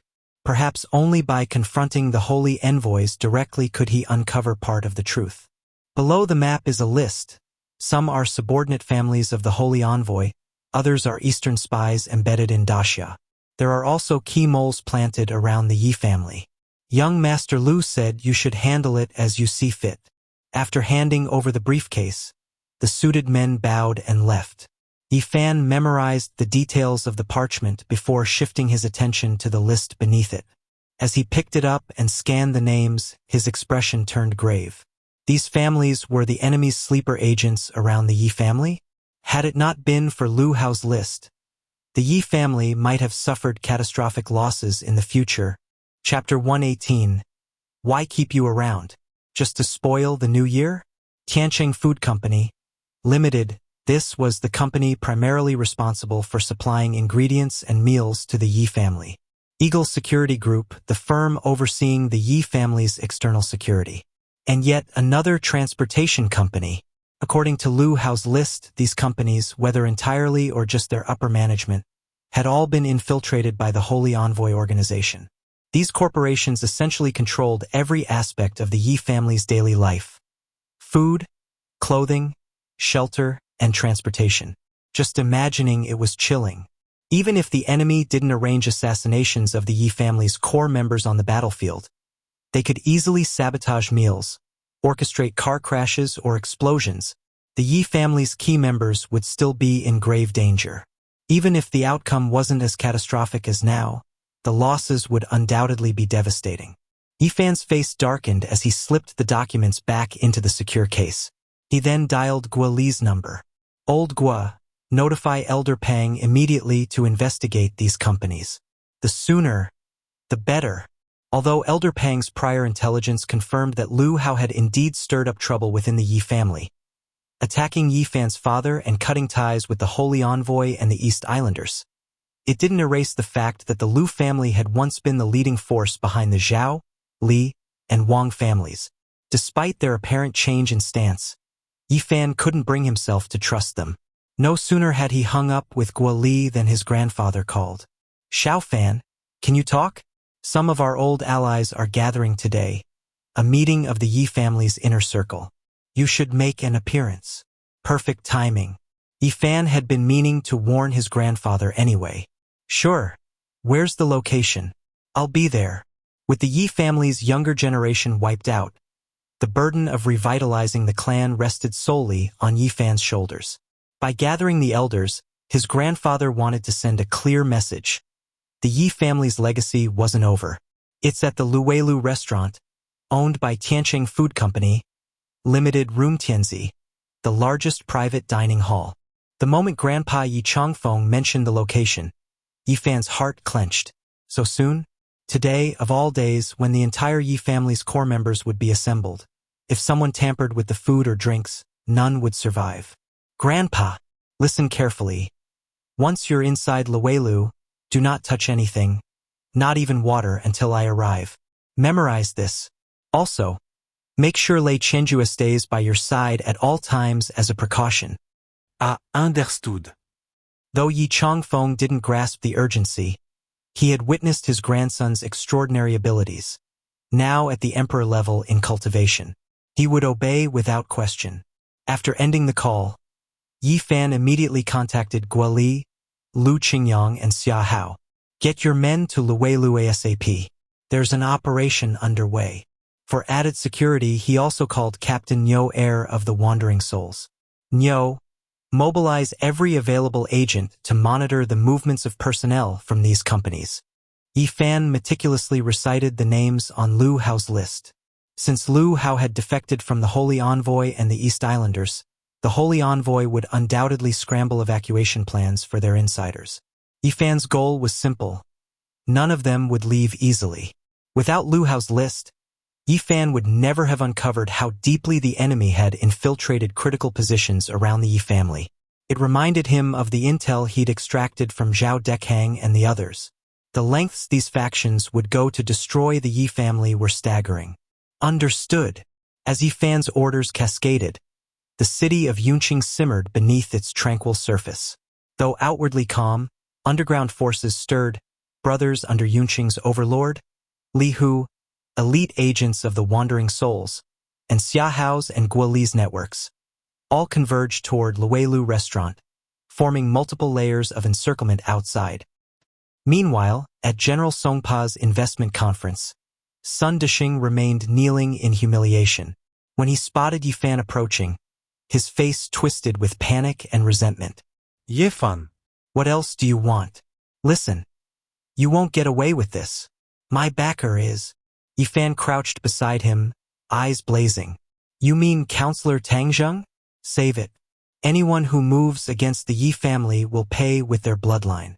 Sun Desheng froze mid-sentence. Yi Fan you? Back at the treasure pavilion, he'd suspected Yi Fan's stupidity was an act, but lacked proof. Yet now, Yi Fan had casually exposed his secret patron like it was common knowledge. That could only mean one thing. Yi Fan had been scheming all along, and he was fully aware of every move against him. You were never insane. You've been pretending. Sun Desheng's pupils shrank in terror. To feign idiocy for 5 years, evading the Yi family's enemies while silently dismantling threats across Yunqing. Even the Lu family in the provincial capital hadn't escaped. This man was monstrous. Exactly, but it's too late for regrets. Ye Fan simirket koldu. Whenever he revealed the truth, it was akin to issuing a death sentence because only corpses kept secrets. And no, everyone. Sun Desheng's warning turned into a silent gargle as white foam bubbled from his lips. His body convulsed uncontrollably, strength draining like a punctured tire. A muffled groan escaped him, but he already sensed death's grip tightening. Back when they first met, Yi Fan had planted an ember chi strand inside Sun Desheng. Ending his life now required merely a thought. Mercy had no place in war. With his plans advancing, Yi Fan would soon leave Yunqing for the provincial capital to investigate deeper. Enemies like Sun Desheng? Better to finish them now. Why keep them around to spoil the new year? Chapter 119. Is he a pig? Songpa, handle this. Watching Sun Desheng's breathing gradually stop, Yi Fan turned to Songpa, who stood beside him. Yes, sir. Songpa waved his hand, and several subordinates dragged the nearly lifeless Sun Desheng away. In the crowd not far away, the young man sent by Tangzheng could only sigh helplessly at the scene before him. On one hand, Sun Desheng was too stupid. On the other, Yi Fan was too strong. Because of this, all the elders' carefully laid plans had been cut short before Sun Desheng could even execute them properly, ending in his own demise. The young man quietly retreated. Only after leaving the bidding venue did he call Elder Tang in the capital. Elder, the mission failed. The Jade agency rights have been secured by Qing Ruolin. What? The agency rights were taken by the Qing family? Are you sure? What the hell was Sun Desheng doing? Tang Zheng's voice rose sharply upon hearing the report. Last night, I personally called General Songpa and arranged everything. Today's bidding was supposed to be a mere formality. Tang Zheng had assumed that, given his relationship with General Songpa, securing the agency rights would be a trivial matter. With everything set up to this extent, even a pig could have pulled it off. Obtain the agency rights, cut off the Qing family's supply chain, then crush them through sales channels and price wars. Within a month, the Qing family would collapse. Sun Desheng is dead. His death was suspicious. Whether it was Yi Fan or one of his 4 maidservant experts who struck, I'm not sure. The young man recounted everything he had witnessed in detail. When Tang Zheng heard that the Yi family still had 4 maidservants at the Grandmaster level, his expression darkened. The Yi family's hidden strength was far from exhausted. The elders had assumed that after eliminating the core members of the Yi family, leaving only a fool behind, the Yi family would no longer be a threat. But now, after all this time, the old man of the Yi family and that fool were still alive and well. Lei Qianjue had been in Yunqing for days. If he truly had a way to cure Yi Fan and restore his sanity, their future would become far more difficult. When he further learned that Songpa owed his life to Yi Fan, Tang Zheng slammed his fist on the table in frustration. Damn it! How many more secrets does this Yi Fan have? Previously, when Elder Zhang had tried to suppress the Su Corporation, Xia Hao from the provincial capital had intervened at the last moment, solving the Su family's sales channel crisis and leaving the Zhao family in the dust. Xia Hao had also acted out of gratitude for Yi Fan's life-saving favor. Was this the power of a true genius? Elder, what do we do now? All our previous arrangements have failed. Should we continue the plan to suppress the Qing family? The young man glanced at the hotel building in the distance. With the Qing family securing the Jade Agency rights, countless business representatives were now flocking to curry favor with them. The boycott order issued by the elders' subordinate families had become utterly ineffective. Of course we continue. If the Qing family isn't crushed, our operation against the Yi family will be seen as a failure. How will others view us? Those 7 bitches announced their marriage to Yi Fan. If we do nothing, it'll be a slap in our faces. Tang Zhang paused for a moment before continuing. Head to the provincial capital immediately. I've just received word that the Lu family there has undergone a major upheaval. Many of our people have been exposed, and we need to reorganize our forces there. The other subordinate families we've nurtured all these years. It's time for them to prove their worth. Yes, sir, the young man replied. What about the martial venerable experts we recruited from the Eastern Isles? Should we deploy them? Deploy them, of course. Damn it, those Eastern Isles scum have taken so much from us over the years. They can't just freeload without doing anything. Issue them a kill order, offer them whatever incentives they want. If they can kill Yi Fan, I'll even give them my wife if necessary. That damned Yi Fan. His luck was infuriating. Tang Zheng wondered just how long it would last. Could a fool really protect 7 families? Damn it all. If pushed to the limit, he'd summon a martial emperor-level powerhouse from above. Surely, not even Yi Fan could survive that. Meanwhile, in the bidding hall, after dealing with Sun Dishing, Yi Fan and his 4 maidservants made their way toward Qing Rulan. Having just finished entertaining a group of corporate executives, Qing Rulan spotted Yi Fan approaching and gently took his arm. Hubby, you're done talking? What did you discuss? With a roguish grin, Yi Fan replied in a simple-minded tone. General Songpa said he wants his daughter to marry me too. What should I do? The statement left both Qing Rulan and Songpa momentarily speechless. Was this young master truly a fool? Or was he pretending? General Songpa, you? Qing Rulan was at a loss for words. The general was sending his own daughter to steal her husband?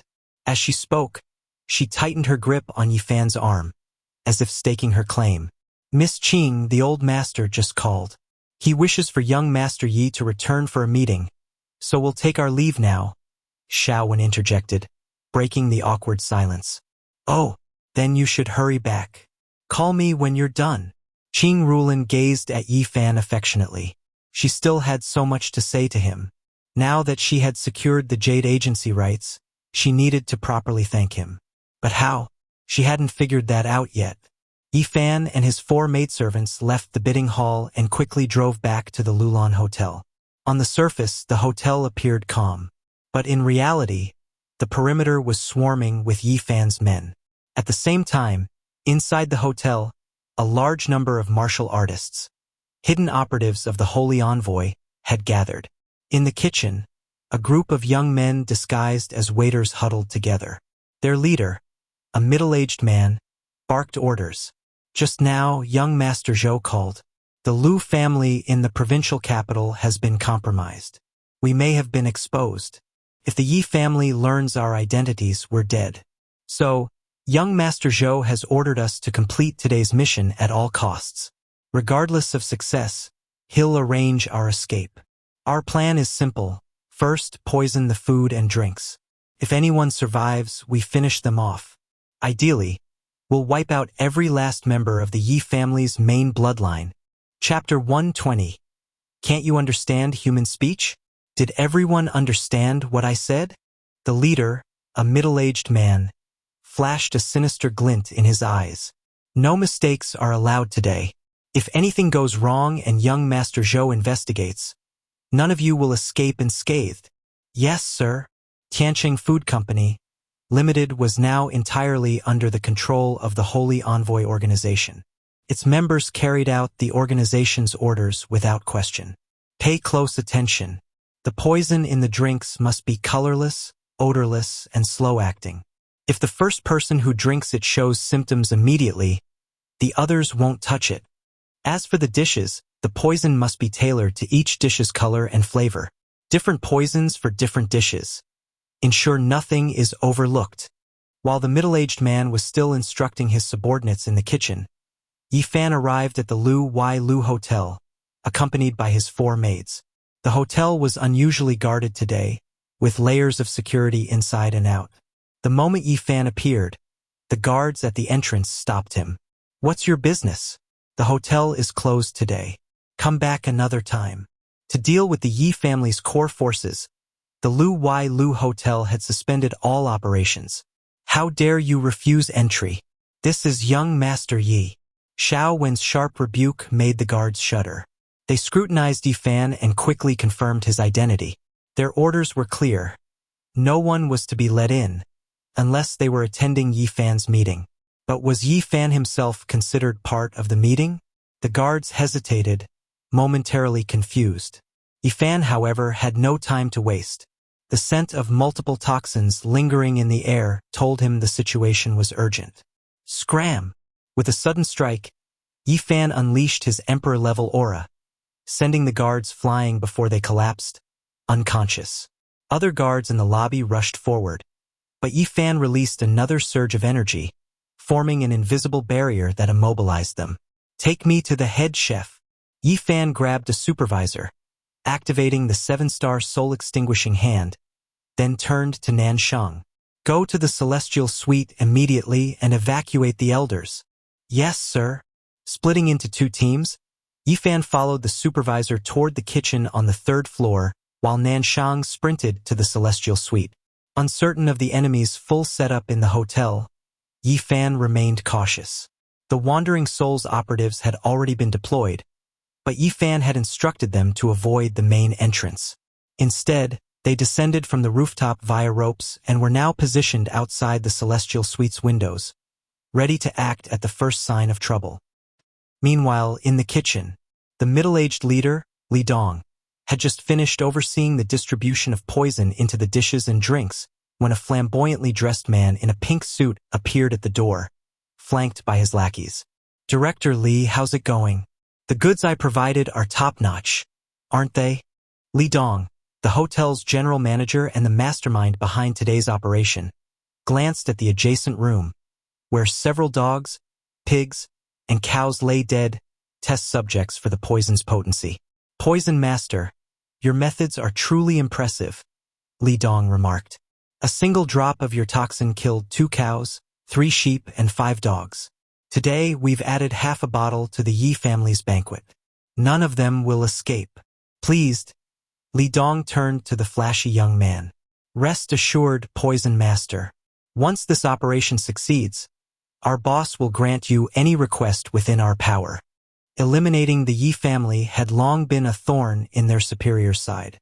If this plan not only wiped out the Yi family but also decimated their core forces, their bosses would be overjoyed. "Easy enough," the Poison Master replied, sipping his milk tea.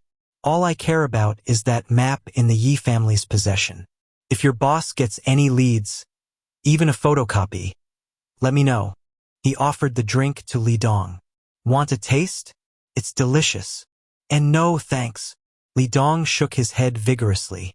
"I just ate. I'm full." Damn it. The Poison Master was infamous in the martial world. Anything he touched could be lethal. Who in their right mind would dare drink from his cup? "Suit yourself." The Poison Master shrugged. "I'll head to the celestial suite and tamper with the air there. Even if they refuse to eat or drink, they'll still have to breathe." "Brilliant thinking, Poison Master." Clap, clap, clap.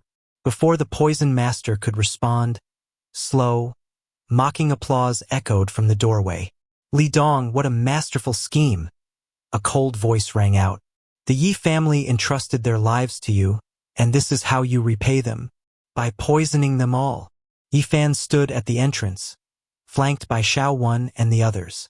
"Why, young Master Yi?" Li Dong gasped, his face paling as if caught red-handed.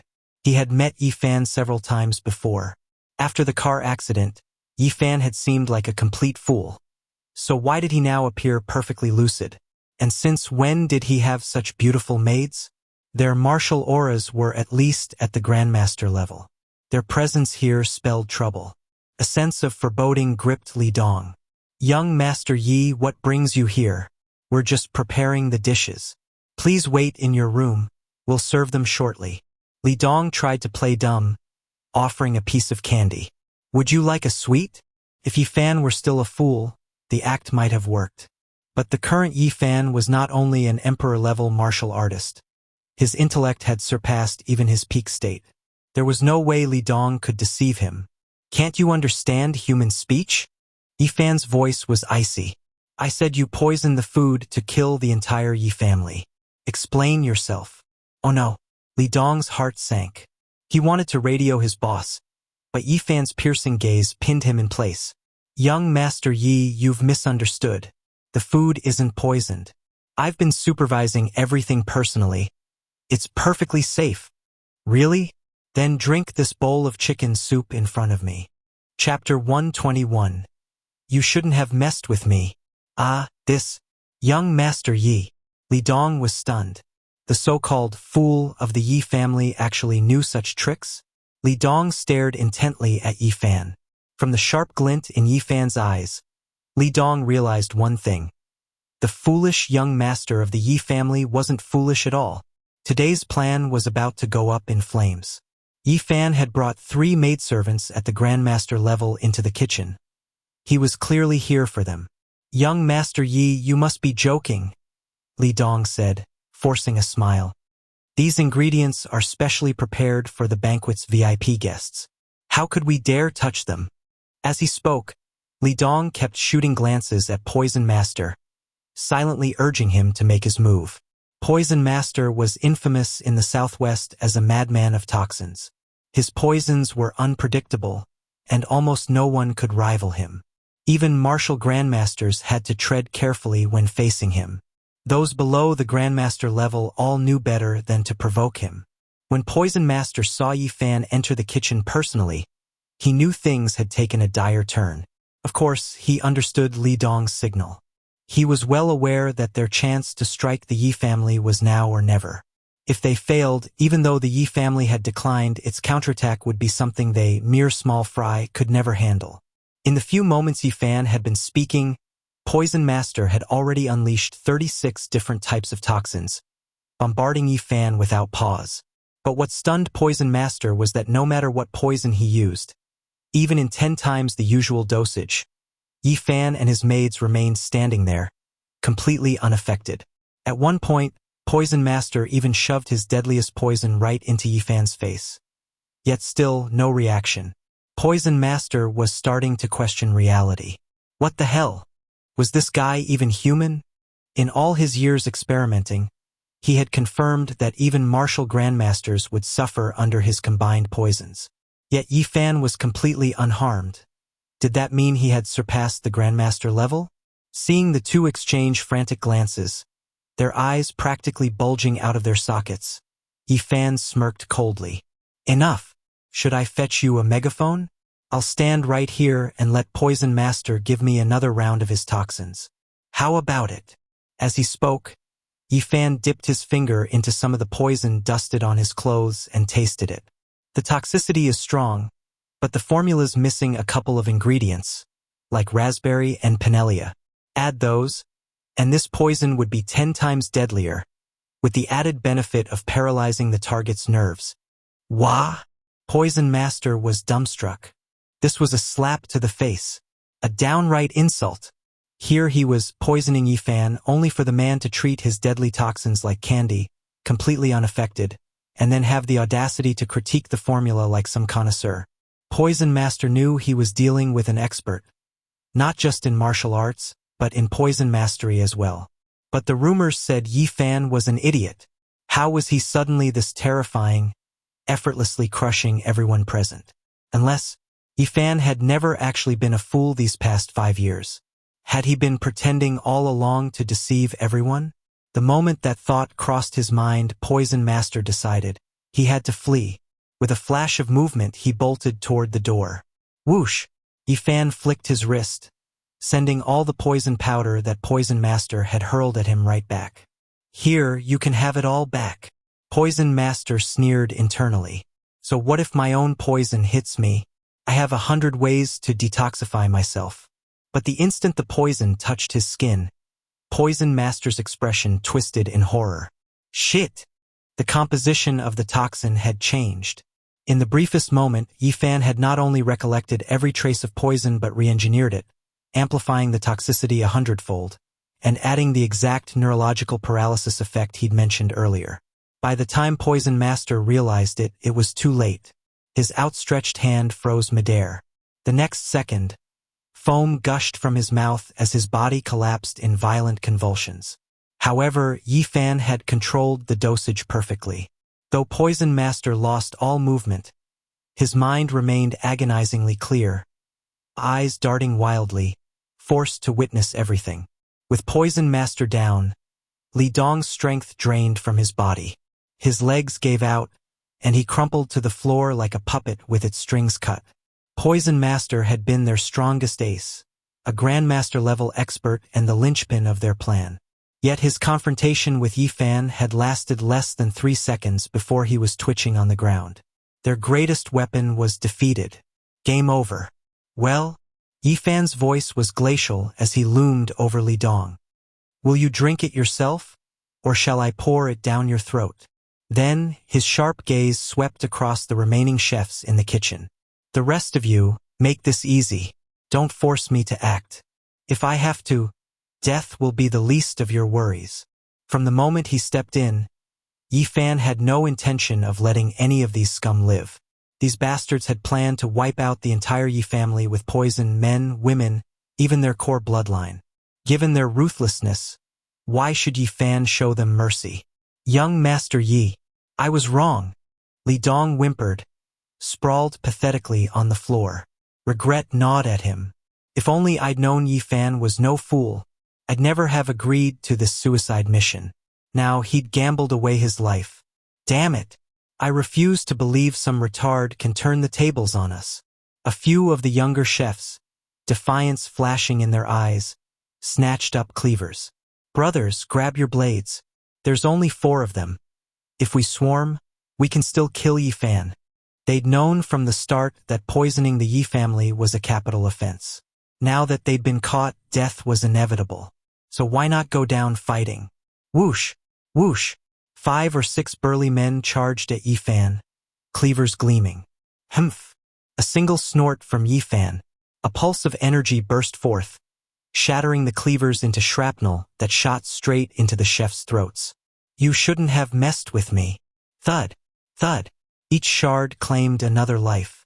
Within seconds, every last chef, except Li Dong and Poison Master, lay dead on the ground. Yifan stepped forward, planting his foot on Li Dong's chest as he gazed down like a god of death. Last chance. Chapter 122. Hand over all the good stuff to buy your life? Ugh! Li Dong was on the verge of tears. He knew exactly what was in that bowl of chicken soup. The arsenic in the soup had been personally added by Li Dong himself. The consequences of drinking it were obvious. Though he resisted with every fiber of his being, he knew that refusing would only invite an even worse fate. Trembling, he picked up the bowl and downed it in one gulp, then collapsed to the floor, waiting for death. Happy now? Ha! Yifan, listen, you can't win against them. The higher-ups will avenge us. The Yi family will be wiped out sooner or later. Mustering what little defiance he had left, Li Dong staggered to his feet. But after waiting half a minute, nothing happened. Confused, he picked up the empty bowl and inspected it. Fine, the soup wasn't poisoned? Ha ha ha. He burst into laughter, relieved that fate had spared him. But his laughter quickly died as blood suddenly gushed from his mouth, eyes, and nose. His body convulsed violently before collapsing to the ground. You! Within seconds, Li Dong lay motionless like a dead dog, devoid of any life. You brought this upon yourself. Yifan cast a cold glance at the lifeless body before turning to Poison Master beside him. Now it's your turn. Young Master Yi, spare me. I was forced into this. Poison Master's face twisted in terror as Yifan approached. His body was immobilized, his eyes filled with sheer horror. Do you expect me to believe that? Yifan picked up a kitchen knife and idly tapped it against Poison Master's crotch. The man trembled violently, his pants soaking wet. He pissed himself. Yi Fan waved a hand in front of his nose, but kept his piercing gaze locked onto Poison Master, saying nothing. The sheer intensity of that stare shattered Poison Master's nerves. After a few seconds of unbearable silence, he finally cracked. "I'll confess. It was Li Cheng, the CEO of Tianqing Food Company. He promised me 10 billion and a fragment of the Yi family's secret map.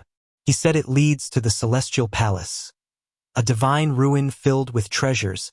Some of the fragments even grant unimaginable power." Poison Master spilled everything he knew. Seeing Yi Fan's cold, unrelenting expression, he desperately added, "Young Master Yi, I have something valuable too. A fragment.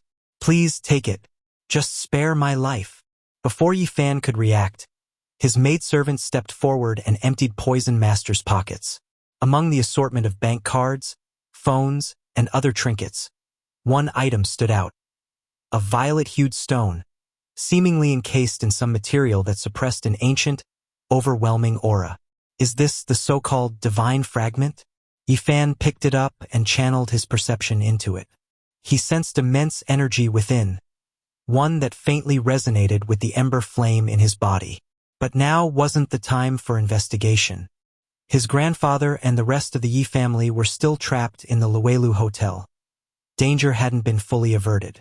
"Young Master Yi, does this mean you'll let me go?" Poison Master, seeing a flicker in Yi Fan's expression, seized the opportunity. "Those bank cards have billions in them too. The pins are all 6/7s. Take it all. Just let me live." He truly didn't want to die. He was still young, already at the Grandmaster level. With the right opportunities, he could advance further, even reaching Martial Venerable or Saint Realms, extending his lifespan drastically. Fine. Yi Fan pocketed the fragment and stood, walking toward the kitchen exit. Poison Master sighed in relief, until the maidservant suddenly struck. Thud, thud. Her dagger plunged into his heart and dantian.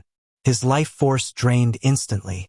Eyes wide with disbelief, he choked out, "Am my lady, young Master Yi, said he'd spare me? You!" Blood bubbled from his lips as he spoke. "Humph, my young master spared you. We didn't." The maidservant pulled out the blade and pocketed the bank cards. "Scum like you, plotting our family's demise. Think you deserve mercy? Dream on." Poison Master convulsed, his body growing cold. In his final moments, only regret remained. "I never should have listened to Li Cheng." He hadn't expected the Yi family's hidden strength, nor that Yi Fan had not only regained his senses but surpassed even martial venerated power. Meanwhile, in the CEO's office of Tianqing Food Company, Li Cheng paced anxiously, phone in hand. He was waiting for news from the Luelu Hotel. If today's scheme succeeded, young Master Zhou would reward him handsomely, perhaps even control over the entire Southwest. Tianqing Food would rise among the elite families of Greater Xia. But 30 minutes had passed with no update. Then he remembered, his computer was linked to the hotel's surveillance.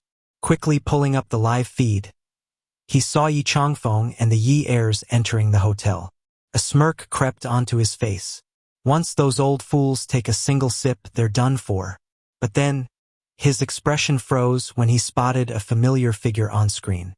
Yi Fan. Yi Fan's appearance wasn't surprising. Yet he moved with lethal precision, flattening the guards and storming straight for the kitchen. He doesn't look foolish at all.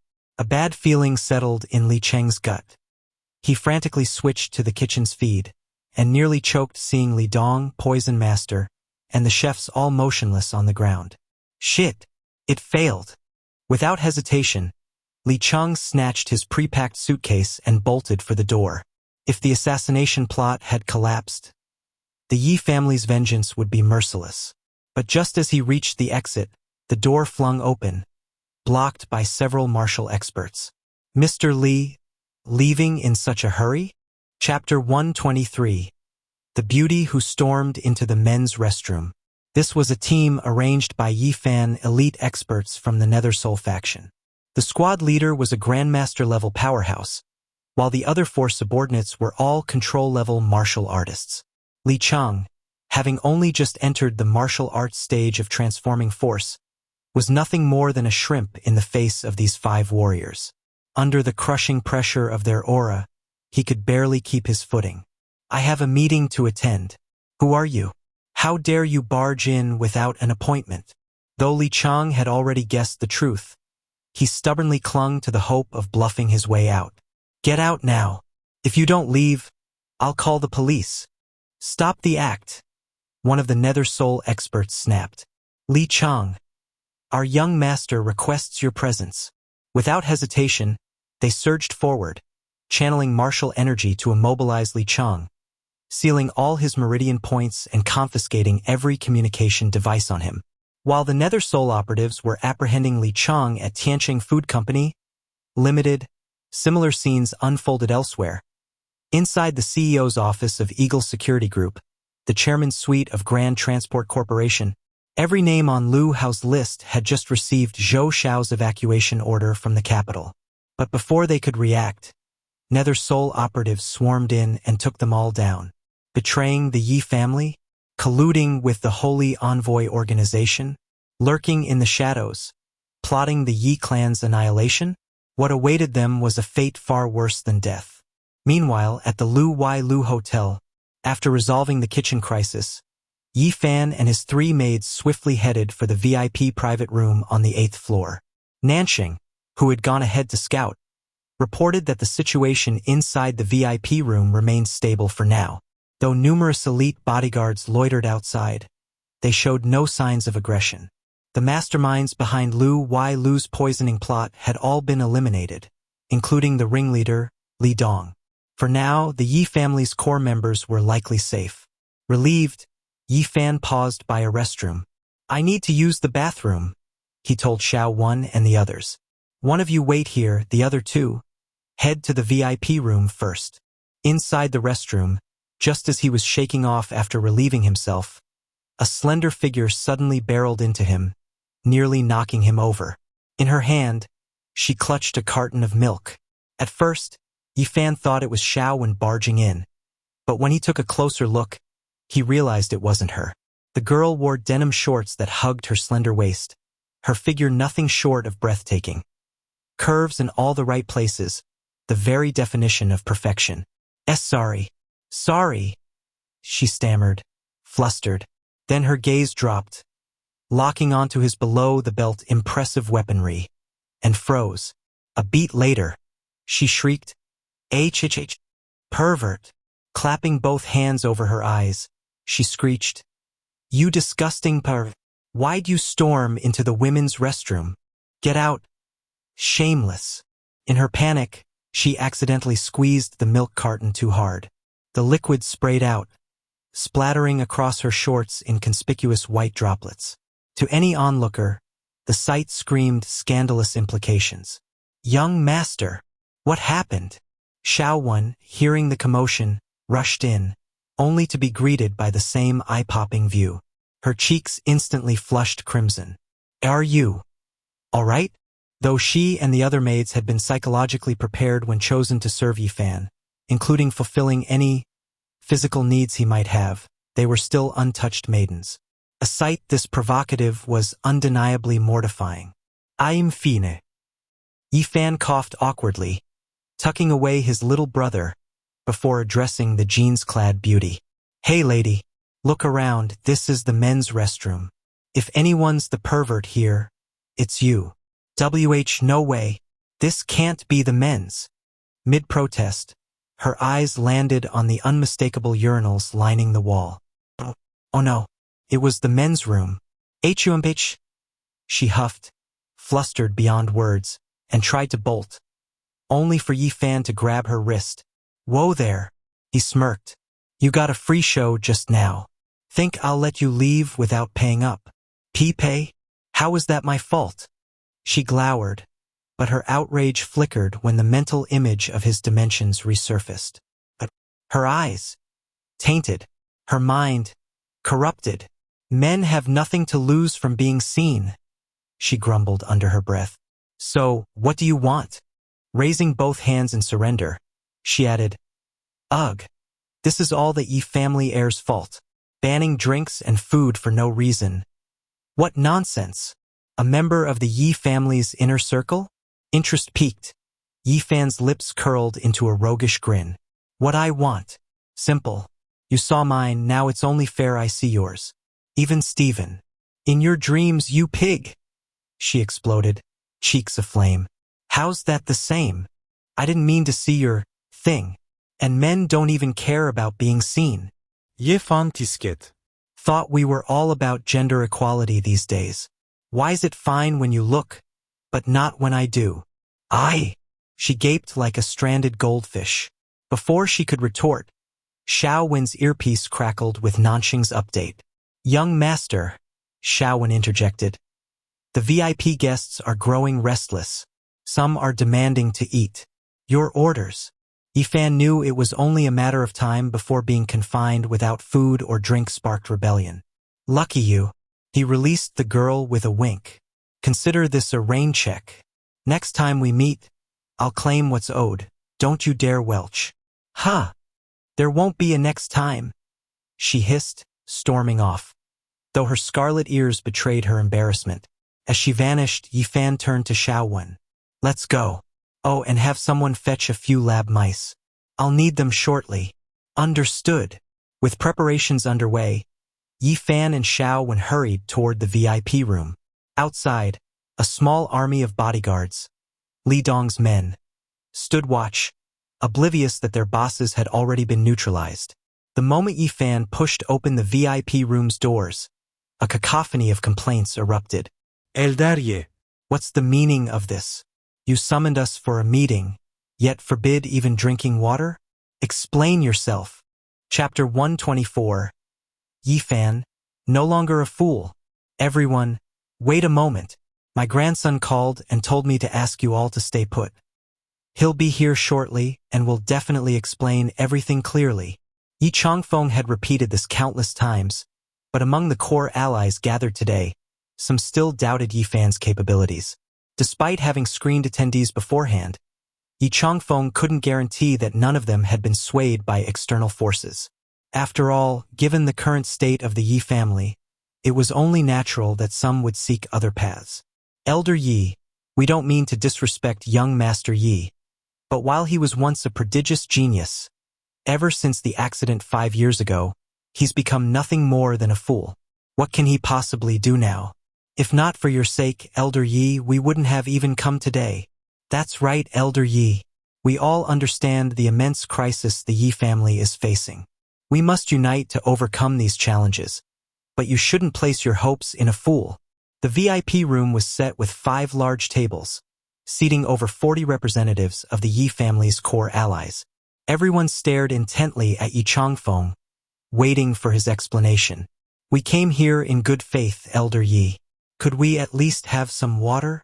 Unable to hold back any longer, a middle-aged man in the front row picked up a bottle of water from the table, unscrewed the cap, and raised it to his lips.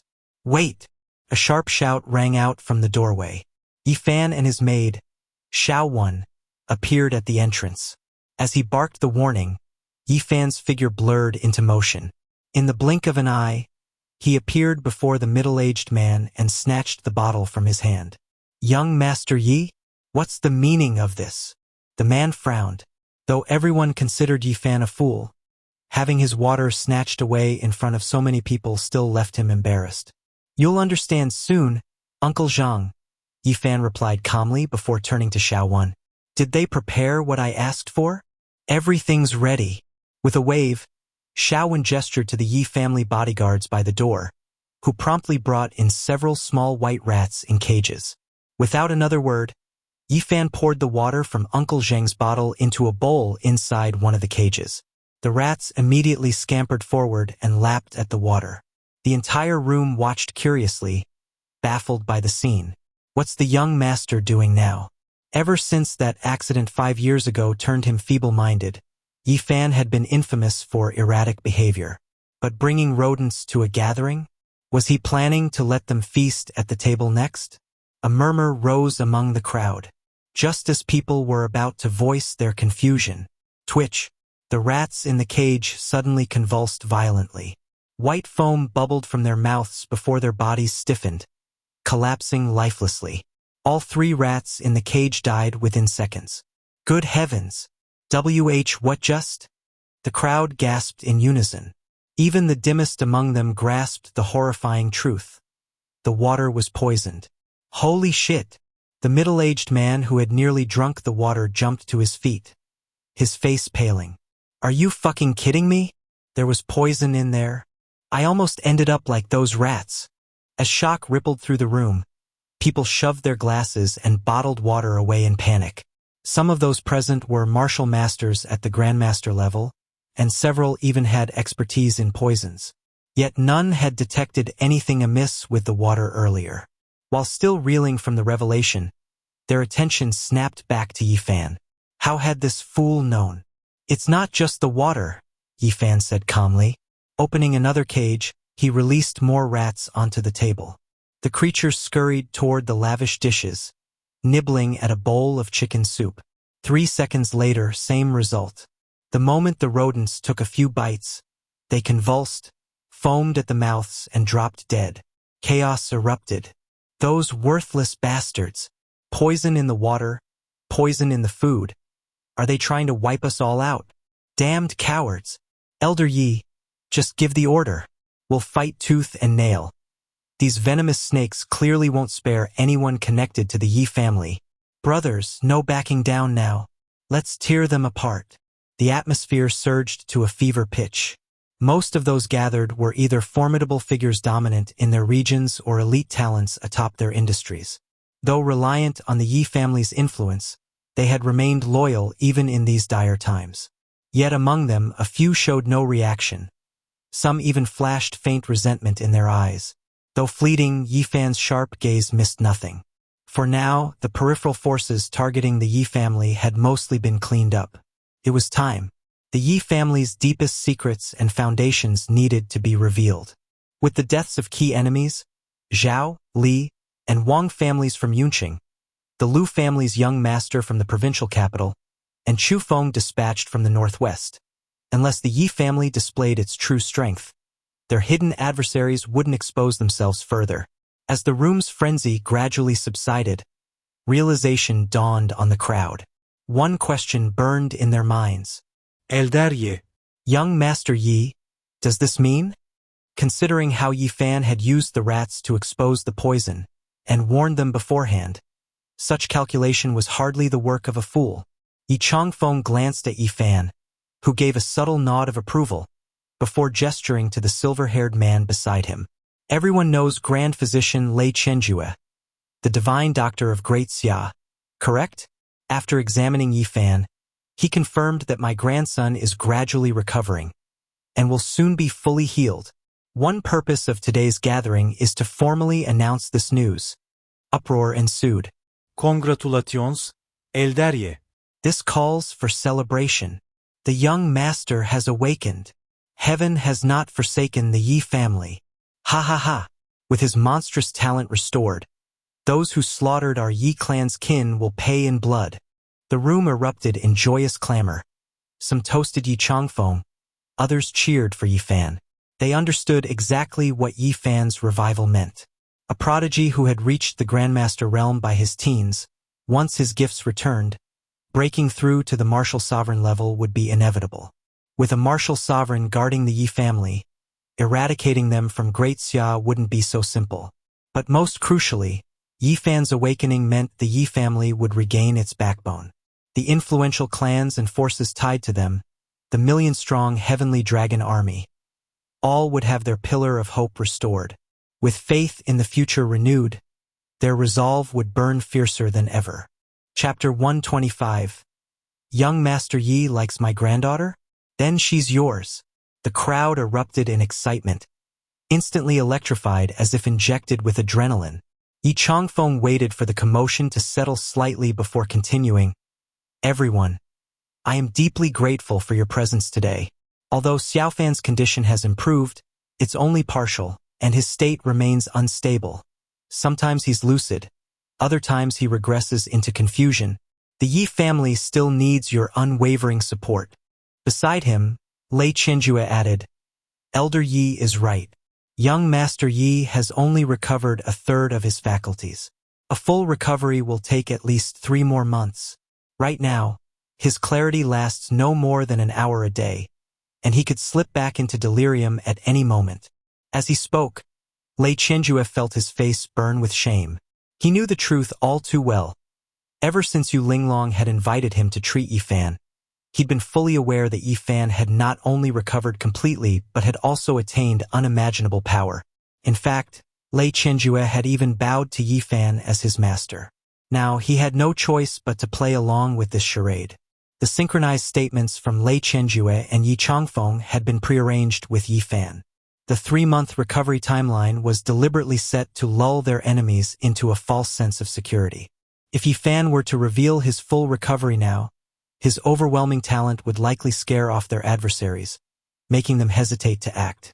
But by claiming he needed 3 more months to fully heal, their foes would see a window of opportunity, a chance to strike and eliminate both Yifan and the Yi family before he regained his strength. This is still excellent news. 5 years ago, young Master Yi was the most prodigious genius in Daxia. As long as there's hope for recovery, he'll surely reclaim his peak. Exactly. Elder Yi, rest assured. While you're away in Shangjing, we'll defend the Yi family and protect young Master Yi with everything we've got. Earlier, Yi Changfeng had mentioned his plans to travel to Shangjing to secure the Yi family's future.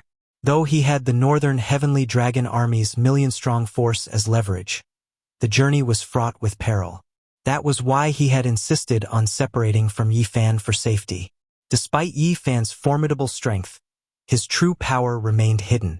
Without rallying the Yi family's core forces and reigniting their hope, their loyalty wouldn't be fully mobilized. This gathering was also a prelude to their counterattack, a preparation for vengeance. I bow to you all in gratitude. Yi Changfeng gave a deep bow. You've endured much hardship. Let's relocate and continue our discussions over a meal. As the guests began moving, Yifan gestured subtly toward the window. Whoosh, whoosh, whoosh. In an instant, shadowy figures lurking outside shattered through the windows, charging toward the banquet hall's entrance. Ha! The crowd froze in shock. There had been so many experts concealed outside, yet almost none of the elites in the room had detected them, and these operatives had all been deployed by Yifan. Esteemed elders, please remain calm. There are still some minor pests from the Lu Wai Lu lurking outside. Let my men handle the cleanup. Yifan smiled faintly as he reassured them. Though his words were brief, they left a profound impression. From warning everyone against consuming any food or drink, to sending maids to pacify the situation, seizing control of the kitchen assassins, and stationing his own forces outside as backup. Every move was meticulously calculated, showcasing his razor-sharp intellect and strategic brilliance. As the Yi family's core members stood in awe, Yifan's gaze landed on a stunning young woman in a short skirt at the back of the crowd. The moment their eyes met, the girl ducked behind an elderly man, trying to hide. Yifan chuckled.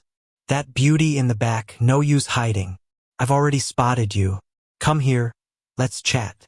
His sudden remark drew everyone's attention toward the rear. Most attendees today were elderly or middle-aged men. The only young woman present was Han Yue, granddaughter of the Han family's patriarch, Han Wuji. Han Wuji had worked alongside Yi Changfeng in intelligence operations for nearly 50 years and was now nearing retirement. Bringing his granddaughter today was likely to introduce her to the family's inner circle. Xiaofan? Yue. Yi Changfeng glanced between the two, puzzled. He knew full well that Yifan was hardly lacking in female company, whether it was Xian Yufei, who had once clamored to annul their engagement, his 7 sisters-in-law, or the 4 maids arranged by his mother. Each was a rare beauty. So why was Yifan suddenly interested in Han Yue? Grandpa, that girl smells so nice. I want her by my side. Please. Yifan's sharp gaze instantly dulled into childlike innocence, his demeanor shifting abruptly to one of naive simplicity. The sudden change stunned the room. So young Master Ye's condition really is unstable? One moment he's sharp as a blade, the next he's regressed to this state? Let's hope Dr. Lei can cure him soon. Meanwhile, a few hidden figures in the crowd exchanged smug smirks. Good. There's still time. They needed to report today's developments to their superiors immediately. Countermeasures had to be devised without delay. Old Han, though Yi Changfeng didn't fully grasp his grandson's intentions, he still called out to his longtime comrade. Han Wuji stepped forward with Han Yuiwei, bowing respectfully. Elder Yi, if young Master Yi wishes for Yuiwei's company, I'm certain she'd be honored to oblige. Han Yuiwei stomped her foot in protest. Grandpa, I don't want to. Humph, this had to be Yi Fan's revenge. Earlier, in the restroom, she'd stepped on his foot and glimpsed that embarrassing part of him. Now he was dragging her into his orbit out of spite. And that delirious act? Totally fake. Her instinct screamed that serving Yi Fan would be anything but easy. Grandpa, I really want her. She smells amazing. I'd be so happy just being near her every day.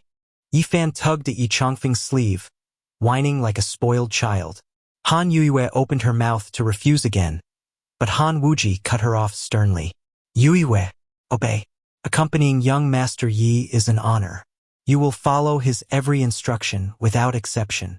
That's an order. His icy glare silenced further objections. A glint of insight flashed in Han Wuji's eyes as he studied Yi Changfeng, Lei Qianjue, and Yi Fan's earlier maneuvers. This is all an act. He didn't know why Yi Fan wanted Han Yuiwei by his side, but he sensed this could be a monumental opportunity for the Han family. Young Master Yi, since you've taken a liking to my granddaughter, consider her yours. You may command her as you wish. Chapter 126. You're just trying to get revenge, aren't you? Humph. I won't agree. The way Han Wuji emphasized anything carried a particularly suggestive undertone. Yi Fan couldn't help but chuckle inwardly. Is the old man hinting that his granddaughter could serve as a bed warmer? But Yi Fan had left Han Yuiwei behind for purely practical reasons, to oversee intelligence operations for upcoming missions. Not just Han Wuji, but the entire room of Yi family elites had misinterpreted the situation. Whispers spread furiously among them. Damn it! If only I'd brought my granddaughter today. Missed out on a golden opportunity. Hell, if I could, I'd snatch one off the streets right now and toss her onto young Master Ye's bed. But isn't Yi Fan still mentally impaired? Wouldn't that ruin her happiness? Who the hell are you calling impaired? Think about it, right now while he's still dim, he might actually take a liking to ordinary girls like ours. Once he snaps back to full awareness, our granddaughters wouldn't even make the waiting list. But if they befriend him now, well, he can't exactly turn his back later, can he? Listening to the chaos, Yi Fan sighed and motioned for the reluctant Han Yuiwei to follow him out toward the Lu Wai Lu hotel entrance. You did this on purpose. This is your revenge. Inside the elevator, Han Yuiwei finally snapped. Humph, what kind of man holds a grudge this petty? Yi Fan simirket. You already know exactly what kind of man I am. Though I'm starting to doubt if you're even a woman. Want me to check? You still owe me. Remember? Her face flushed crimson. Shut up. Han Wuji, oblivious at first, immediately scowled at his granddaughter's disrespect. Yuiwei, from today onward, you serve as young Master Ye's personal attendant. Obey every order, yes, even if he disciplines you. Understood. Grandpa. He's clearly exploiting this to humiliate me. Exploit what? Young Master Yi isn't in full control of himself. Why argue with a compromised man? Han Yuiwei klärt Yi Fan. Oh, he's compromised, all right. Compromised by sheer shamelessness. But arguing was futile. Her grandfather's stance was unshakable. Fine, I'll play along. For now. Escape plans brewed in her mind. A sea of enemies, an iron fist. Outside the hotel, over 1,000 people crowded the streets. A mix of detained traders and awaiting reinforcements. Leading them were Guo Li, Wang Fugue, Xia Hao, and Li Hu, alongside elite Wandering Souls operatives dragging Li Cheng, the hotel owner, at the forefront. Behind them stood disgraced executives from Hongda Transport and Shenying Security Group. Elder Yi, how should we handle them? Though the wandering soul's captain addressed Yi Changfeng, his eyes subtly flickered toward Yi Fan. The old master's gaze hardened at the traitors, men he'd once trusted. Lock them in Wandering Soul's detention center. I'll personally chat with them later. Every word dripped lethal promise. Guoli stepped forward. The alternate venue is ready. Please proceed to the vehicles. This too was part of Yi Fan's meticulous groundwork. A new generation rises. Ye Changfeng gesturet tovart Guoli. This is young Master Gua of Shangqing. Like Yi Fan's own shadow since childhood, his strategic mind is unmatched. The future belongs to them now. A ripple of tension spread. The implication couldn't be clearer. Power was shifting. And judging by tonight's coordinated strike, Yi Fan's faction was already terrifyingly competent. Gua Li, the mastermind pulling strings in the shadows. Wang Fuguei, the unstoppable vanguard. Even Lu Wuyang, the prodigal Lu family heir, had pledged allegiance, likely to manage financial empires. Monsters attract monsters.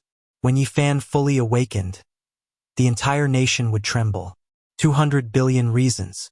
Inside the car, Han Yue sat scowling, flanked by Yi Fan's attendants Nansheng and Xiaowen. What? Did you think I kept you around just for your looks? Ye Fan said. Why else? Pervert. Oh, Yue. He leaned closer, voice dropping to a whisper.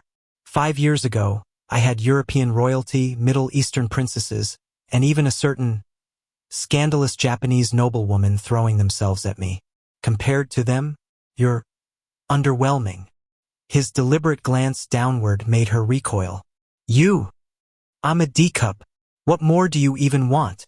She jutted her chest forward indignantly, only to freeze when Xiaowen produced a stack of black cards. Here's 20 billion yuan, Yi Fan said. I need you to. Trying to buy me? I refuse. Stop the car. I'm leaving. Would you let me finish? Before she could react, he yanked her across his lap and delivered 2 sharp spanks to her backside. Smack! Smack! The sound echoed through the cabin. Ah! You degenerate! How dare you! Ignoring her flailing, Yi Fan continued coldly. This 20 billion funds a nationwide intelligence network, answerable only to you. Build it within 3 months, by any means necessary. Fail, and these spanks will feel like a massage. Chapter 127. Who says big boobs mean no brains? Ah? Han Yue, still feeling the burning pain in her butt, froze when she heard Yi Fan's next words. Give her 20 billion to build an intelligence network? Han Yue stared at Yi Fan in disbelief. Why me? Was this guy really that reckless? Handing out 20 billion like it was nothing, without even blinking.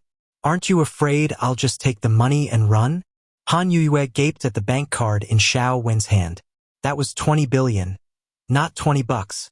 Even though the Han family was a vassal of the Yi family, their entire fortune only amounted to a few billion. Given Yi Fan's current precarious situation, where did this so-called fool get so much money? Heh! Ye Fan simirket. The Han family has long been deeply tied to the Yi family, and I've done my research on you. Since you were 13, your grandfather sent you abroad, KGB MI6. You've spent years undercover, trained to be his successor. Han Yue's eyes flashed with shock. These were supposed to be secrets known only to her and her grandfather. When she was born, her connection to the Han family had been completely hidden. She'd grown up in secrecy and only recently returned to the Han family. Yet Yi Fan had uncovered everything? This man was definitely not the fool everyone thought he was. You've been deceiving everyone, haven't you? Han Yue muttered, equal parts stunned and impressed. If Yi Fan hadn't pretended to be an idiot, he would have been dead 5 years ago. Now, he was still playing the fool while secretly gathering the Yi family's core forces. Was he finally preparing to strike back? You know as well as I do, if I hadn't acted stupid, I'd have died long ago. Yi Fan gave her a meaningful look. That's the situation. If you don't think you're up to the task, we can pretend this conversation never happened. After all, you do seem like a big-chested airhead vase. He was deliberately provoking her. Sure enough, Han Yue bristled. What did you just say? Who's big-chested and airhead? Building an intelligence network? Who said I couldn't do it? Humph, I'll prove you wrong. If I succeed in 3 months, you'd better kneel and apologize to me. Properly. And don't think I've forgotten how you violated my eyes in that bathroom. She was clearly acting out of spite. Ye fan chocolate. Fine. If you accomplish what I've asked in 3 months, I'll kneel and apologize thoroughly. A wicked grin curled his lips as he silently added, Sure, I'll kneel and apologize. But the setting? That's negotiable. After all, there's only one place a man should kneel. Thanks to Lu Hao's timely delivery of the list, Yi Fan had been able to preemptively eliminate all the traitors lurking around the Yi family. He'd even thwarted a poisoning attempt at the Lu Wai Lu restaurant. This must be the last batch of hidden forces in Yunqing, the ones Zhao Dekhang had mentioned before his death. With Yunqing's threats cleared, Yi Fan's next move was to stir up trouble in the provincial capital. Only with a bigger bait could he lure out the true masterminds behind everything. Elder Zhang and Elder Tang, despite their immense power, lacked the reach to simultaneously strike at the Yi family's core members across all 7 military regions. There had to be someone else pulling the strings. Yi Fan needed direct evidence. More importantly, aside from the elders, the Holy Envoy had also joined the attack on the Yi family. Now that the Lu family had defected and provided the list, Yi Fan had dismantled the Holy Envoy's final foothold in Yunqing. Would that young Master Zhou from the capital finally lose his patience? Meanwhile, on a flight from the capital to Yunqing, young Master Zhou was dozing off when his assistant abruptly woke him. Young Master, Yunqing is in chaos. All our operatives there were wiped out 10 minutes ago. Yi Fan's people, along with Yu Hun, Xia Hao, and Li Hu, rounded them up in one sweep. The poisoning operation today was a complete failure. None of the Yi family's core forces were harmed. Worse, aside from Poison Master's death, everyone else was captured alive. Young Master, your identity might have been exposed. Damn it! Zhou Ming slammed his fist into the seat, the force of his rage causing the plane to shudder. The assistant paled. Young Master, please. We're on a plane. If you tear this thing apart, we're all dead. Zhou Ming reigned in his energy but not his fury. Useless idiots. Years of planning, gone in an instant. How are we supposed to control the Yi family in Yunqing now? Gritting his teeth, he demanded, Any other updates? Elder Tang's attempt to secure the agency rights through the Sun family failed. Sun Deshing is dead. Whether by Songpa's hand or Yi Fan's, we don't know. The Sun family has been devastated. Elder Zhang from the northwest also made his move. He sent Jin Yang, the young master of the Jin family in the provincial capital, to collaborate with the Gu sect in a scheme. Additionally, during a private meeting of the Yi family's inner circle, Yi Changfeng revealed that Yi Fan is waking up, currently lucid for an hour each day. Lei Chenjue claims he'll fully recover within 3 months. Zhou Ming's face darkened. We shouldn't have shown mercy 5 years ago. We should have killed him then. Now we're running out of time. 3 months. If we don't eliminate Yi Fan and the Yi family within 3 months, we're all doomed. Contact Elders Tang and Zhang immediately. Yi Fan is awakening. That monstrous genius. Who knows what he's planning? We must unite our forces. Yes, the assistant hesitated. But young master, given Yunqing's current state, should we delay our trip? In just a few days, every family that opposed the Yi family had been annihilated, none spared. Even Captain Chu Feng, a martial sovereign under Elder Zhang, had died mysteriously. Though Zhou Ming was a member of the Holy Envoy with unique abilities, what if he ran into Yi Fan during one of his lucid moments? Would he stand a chance? Chapter 128. Couldn't you just kiss me to test it? Yi Fan is already waking up. A few more days? Damn it, are we supposed to wait until he has kids before making a move? Humph. Full speed ahead. Zhou Ming coldly snapped at his assistant. I'm not that stupid. Even though the Yi family has wiped out most of our forces, there are still some left. Forces even Lu Hao doesn't know about. I won't act recklessly until I figure out Yi Fan's true strength. A trace of darkness flashed in Zhou Ming's eyes. The Holy Envoy organization had another group of operatives stationed in Yunqing, some of whom were even Yi Fan's former classmates. By organizing a class reunion and stirring up some conflict, they could easily gauge Yi Fan's current condition. Yunqing inside Yi Fan and Han Yoyue's car. Han Yoyue had reluctantly agreed to Yi Fan's request, but as she shifted her body, she suddenly sensed something unusual. A warm current? Several intense waves of warmth were spreading through her body, originating from where Yi Fan had spanked her. The heat flowed through her meridians, nourishing them before transforming into martial energy, rapidly boosting her strength. What in the world? At first, Han Yue thought she must be imagining it.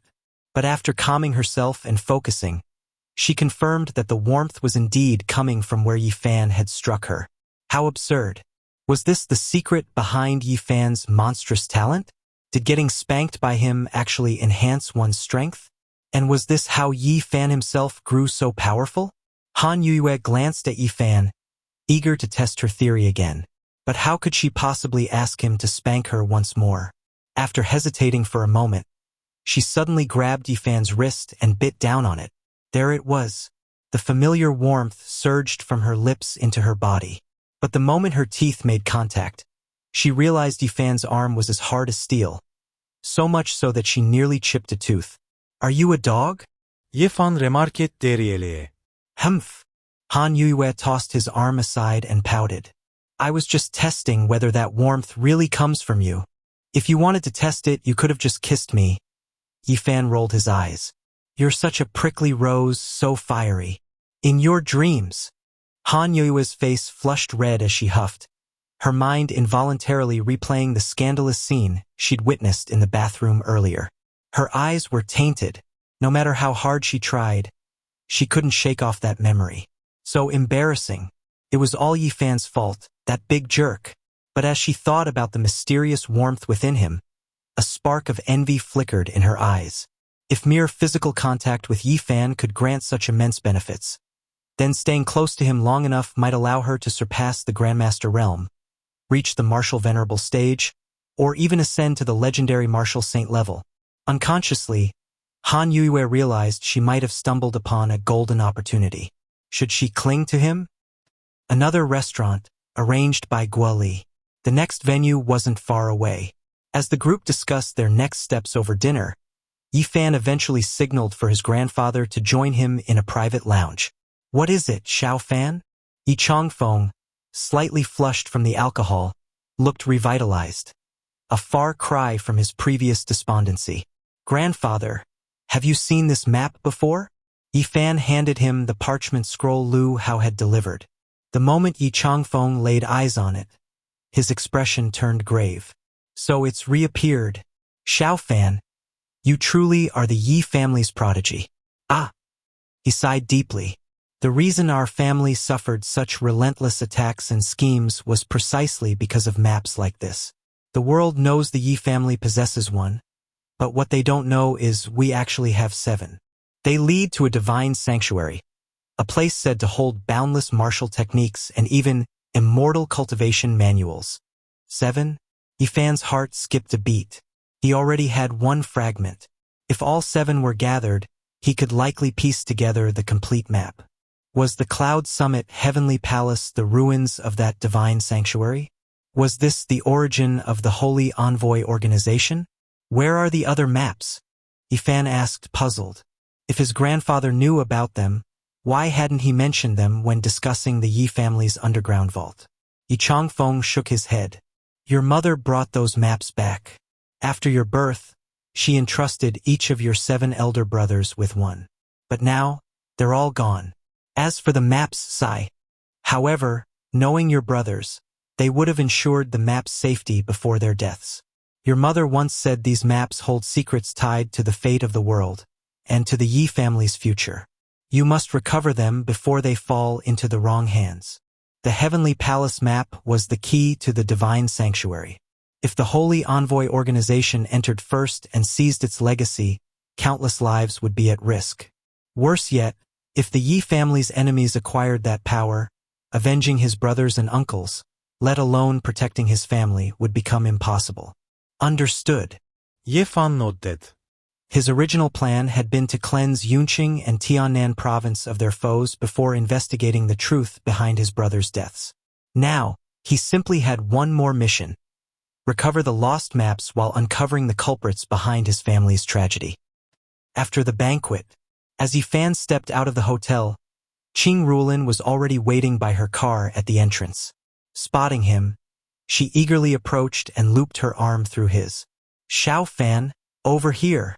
Just last night, Qing Rulin had been worried about the Qing family's jade supply under their rival's suppression. But today, thanks to Yi Fan's intervention, General Songpa had reversed his decision and granted the Qing family exclusive distribution rights for jade across Great Xia. The news had electrified the Qing family. Her father, uncles, grandfather, and the entire council were singing her praises and viewing Yi Fan in a whole new light. On her way here, Qing Rulin had pondered endlessly. How could she possibly repay him for such an enormous favor? Chapter 129. Taking sister-in-law to the class reunion.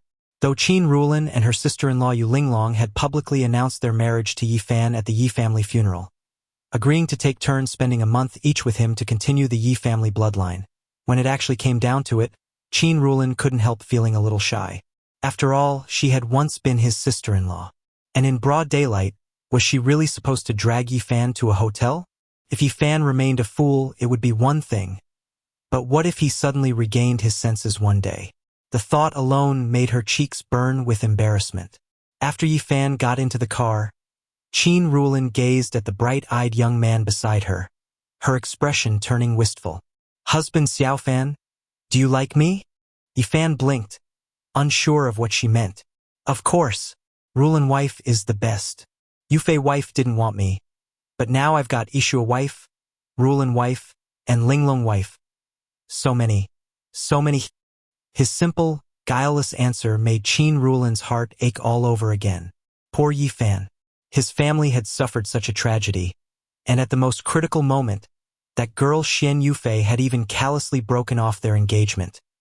Rubbing salt in the wound. "Husband Xiaofan, what I wanted to say is, even though I was originally betrothed to sixth brother of the Yi family, since he and the others were always stationed away in the military, nothing ever happened between us. Not even holding hands. Please don't misunderstand." Qin Rulin wasn't entirely sure why she felt the need to explain this to Yi Fan. After all, he was a fool. When she married him, her only motives had been repaying the Yi family's kindness, upholding their honor, and continuing their lineage. But after spending these past few days with Yi Fan, something inexplicable had happened. It was as if he possessed some strange magnetism that made her thoughts drift toward him constantly, as if their fates had somehow become intertwined. Though Qin Rulin spoke boldly, when it came to acting on her words, she was suddenly overcome with bashfulness. Hearing her explanation, Yi Fan immediately understood. She was worried he might mind. But what she didn't know was that, despite being insane for 5 years, Yi Fan had merely sealed away his consciousness during that time. He had still been fully aware of everything around him. True, his 7 sister-in-laws were nominally the brides of the Yi family men. But in reality, nothing had ever happened between them. They'd barely even met. Why would I mind when there was never anything to begin with? Rulin wife treats me so well. If anything, I only cherish her more. As he spoke, Yi Fan pulled Qin Rulin into his arms. The moment their skin touched, that familiar warmth surged between them again, nurturing Qin Rulin while simultaneously feeding energy back to Yi Fan, enhancing his strength.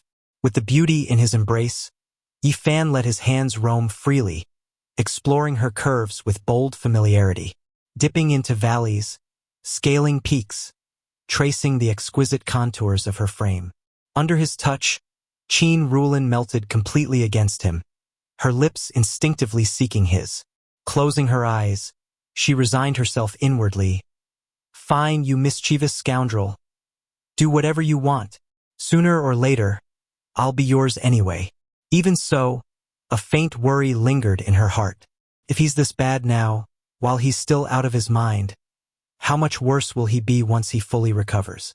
Will any of us sisters be able to handle him then? The atmosphere in the car grew heated, and Yifan's body burned with restless energy. Right now, he desperately needed to boost his own power, and taking Qin Rulin right here would certainly help. But at the last moment, he stopped. Even if Qin Rulin wouldn't refuse, doing things this way felt far too disrespectful toward her. At the very least, they ought to find a proper setting.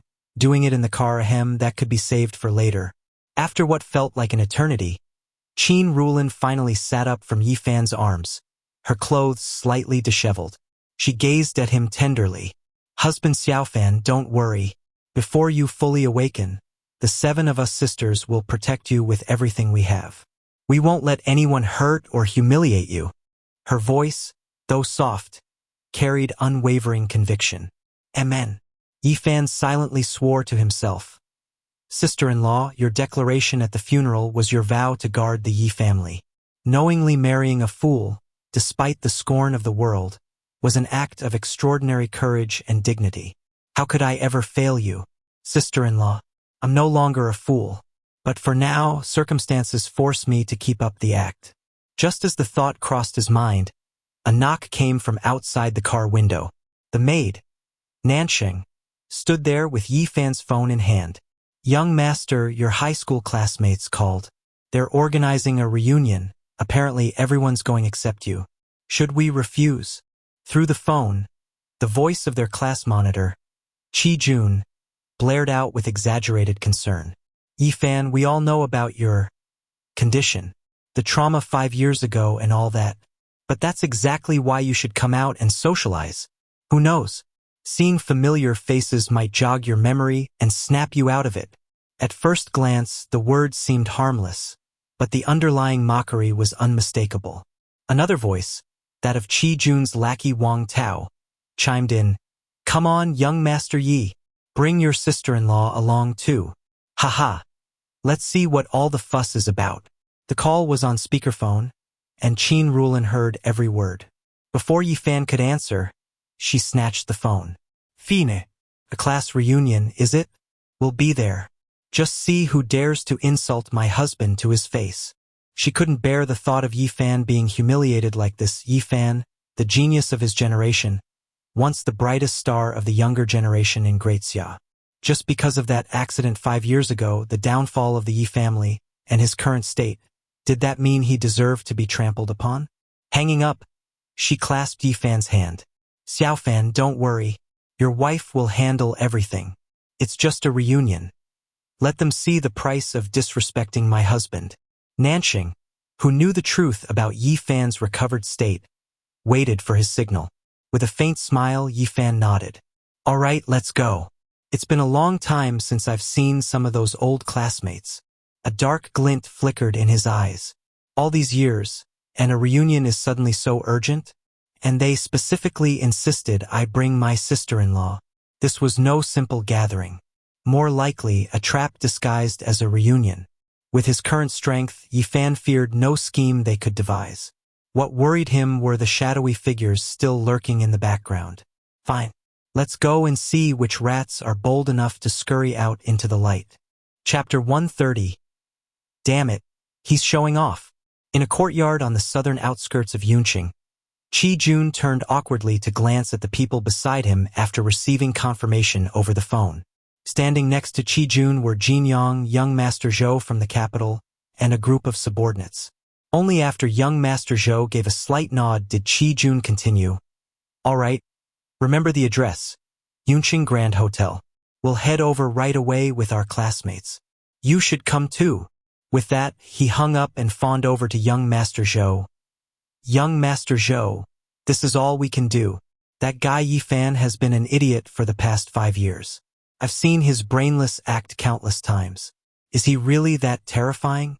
Young Master Zhou remained silent, but Jin Yang spoke up. "Whether he's that formidable or not, we'll find out soon. If you handle this well, you won't be short on rewards." Originally, Jin Yang, backed by Elder Zhang, had planned to join forces with the Goose Sex experts to directly target Yifan and his allies. However, Zhou Ming had contacted Elder Zhang in time, informing him of Elder Tang's failure. He then coordinated with Jin Yang to combine their forces and set a deadly trap for Yifan.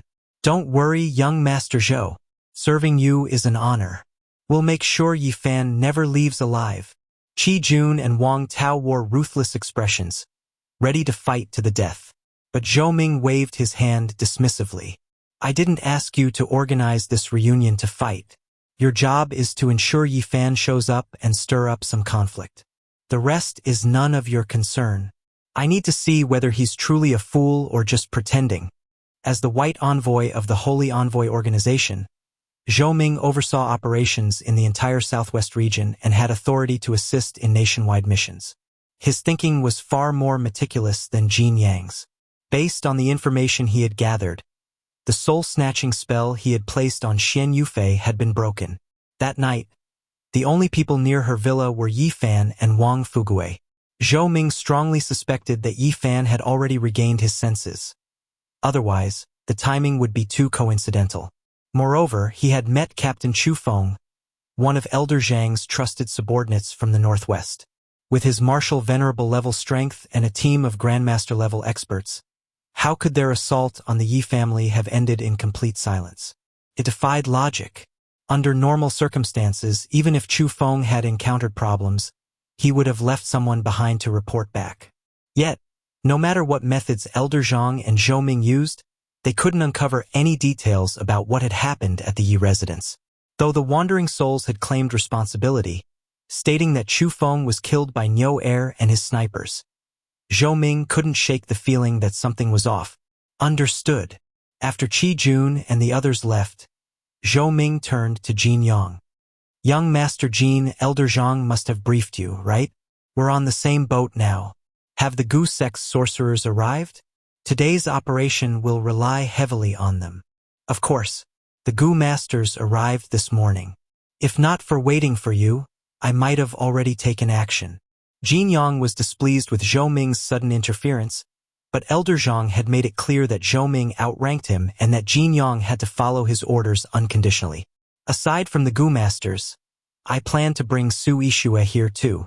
We'll tie up both Qing Rulin and Su Yixue, his two sisters-in-law, and force Yi Fan to choose which one lives. Ha! Now that's a show worth watching. Jin Yang still seethed with hatred over the humiliation Yi Fan had inflicted on him. Public disgrace, a failed assassination attempt, and being forced to pay $1 billion in compensation. This grudge had to be settled. Do as you wish. I won't be at the scene, but I expect a full report on every detail. Zhou Ming was cautious. Chu Feng had gone after Yi Fan and never returned. Though Zhou Ming possessed special abilities and techniques bestowed by the Holy Envoy Organization, with his own strength at the peak of the martial venerable realm, his true combat power even reaching the martial emperor level, he still refused to take unnecessary risks. Yunqing Grand Hotel. Qi Jun had indeed managed to gather most of their former classmates. After all, the Qi family still held some influence in Yunqing. And since Qi Jun had mentioned that Yi Fan would be attending, many classmates came out of concern, having heard rumors over the years that Yi Fan had suffered brain damage and become mentally impaired. The private room was ready. Jin Yang's men were in position, and the Gu Sect's sorcerers had disguised themselves as waiters and security guards, lying in wait throughout the hotel. Everything was set. All that was left was for Yi Fan and Qing Rulin to arrive. Screech.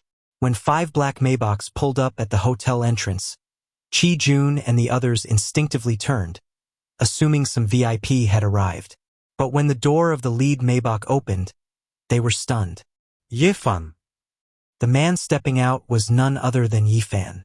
Dressed in a tailored black suit, his hair styled, his chiseled features exuding an imposing aura, Yi Fan swept his sharp gaze over the crowd, making them feel as if their souls had been sliced apart. With every step he took, the very atmosphere seemed to shift. Was this the same idiot young master of the Yi family? There wasn't a trace of foolishness in him now. By his side, Qing Rulin stepped out in a striking red gown. Slender yet curvaceous, elegant yet sensual, with the face of an angel and the body of a devil. She gently looped her arm through Yi Fan's. The picture of intimacy.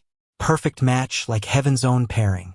At the front of the procession, Wang Fugue and Guo Li, also in suits, stood on either side of Yi Fan and Qing Rulin, gesturing respectfully. Big brother. Sister-in-law after you.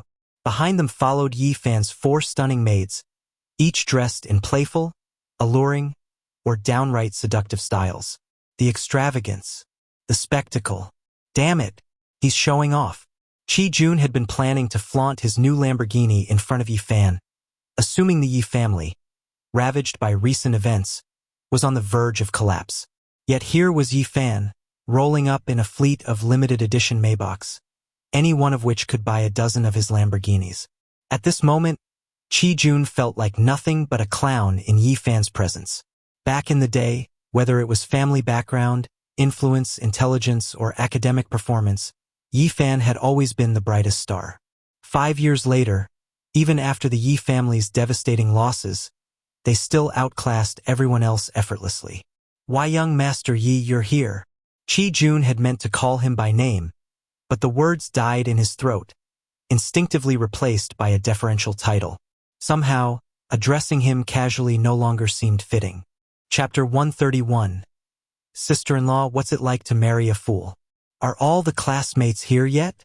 Yi Fan glanced at Chi-jun, sensing the aura around him, and his brow furrowed involuntarily. The scent of goo insects? Had Chi-jun allied with the goo sect? For a long time, Yi Fan had received intelligence that the enemies of the Yi family had contacted powerful figures from the goo sect, plotting to strike against him and his grandfather in secret. Had they finally made their move? Now that he understood the true nature behind this class reunion, everything became clear in Yi Fan's mind. The Miaojiang goo sect, those terrifying poison goo, capable of killing without a trace. To others, they were objects of terror. Once those goo worms invaded the body, even a martial grandmaster's brain could be devoured. But Yi Fan was not afraid, because within the inheritance of the Tianji Pavilion lay a supreme treasure of the goo sect, the 10,000 goo cauldron, the most sacred relic of the goo sect, the origin of all goo insects. Every poison goo in the goo sect traced its roots back to the 10,000 goo cauldron. Within it resided a golden goo emperor, capable of commanding all goo insects and goo masters, a symbol of authority even more absolute than the goo sect's leader. When the goo emperor emerged, all goo insects would bow in submission. Today, Yi Fan would see exactly who was pulling the strings behind Chi-jun and the others. The hidden agents planted in Yunqing by the Yi family's enemies. This was likely the last wave. Once he dealt with them, his grandfather would set off for the capital, and Yi Fan himself would head to the provincial city to delve deeper into the truth. They're all here, waiting in the private room upstairs. Yi Fan, it's been years. I never expected you to suffer such a terrible car accident and end up, well, a fool. Sigh. Chi-jun, after all, was also a rich second-generation heir. Though initially intimidated by Yi Fan's presence, he quickly regained his composure. As he guided Yi Fan toward the private room, he probed cautiously. Me? A fool? Who said I'm a fool? I'm not a fool at all. Slap. Even as he protested, Yi Fan raised his hand and struck Chi-jun across the face. My wives Rulin and Ishua both said, if anyone calls me a fool, I should slap them. Ah! I! Chi-jun staggered from the blow, nearly crashing into the wall. He was so furious he could scream, but he bit back his words. What the hell am I doing arguing with a fool? His main task today was to lure Yi Fan here. The rest would be handled by young Master Jean and young Master Zhou's men. If Plan A failed, there was always Plan B, leading Yi Fan and Qing Rulin to another location, where Yi Fan would meet his end. Once that was done, the mission assigned by young Master Zhou would be complete. Humph. Yi Fan, don't blame me. We never had any deep grudge, but young Master Zhou's offer was just too good to refuse. A pill to break through to the control realm, something money couldn't buy, and the authority of a special envoy within the Holy Envoy organization overseeing Tiannan province. Unlimited power and strength-enhancing pills, enough to drive Chi-jun mad with greed. Young Master Yi, I was wrong. I deserved that. I misspoke, you're not a fool. I'm the fool. Afraid that Yi Fan might refuse to enter the private room and ruin the entire plan, Chi-jun had no choice but to play along. He even raised his own hand and slapped himself for good measure. Watching Chi-jun's performance, Yi Fan smirked coldly. Humph. An old classmate, now part of the forces targeting the Yi family? You're bringing this upon yourself. As Chi Jun led Yi Fan toward the private room, he exchanged a subtle glance with a passing waiter, one of Jin Yang's subordinates, disguised alongside Gu sect experts. The leader of the Gu sect's delegation was their third elder, Ling Yun.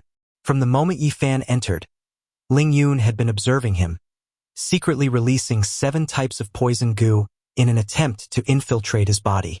But to Ling Yun's shock, no matter how potent the Gu insects he released, they all fled in terror the moment they got within 3 meters of Yi Fan, as if encountering something horrifying. Young Master Jin, there's something strange about this Yi Fan. After Yi Fan went upstairs, Ling Yun swiftly retreated to a side control room to report to Jin Yang.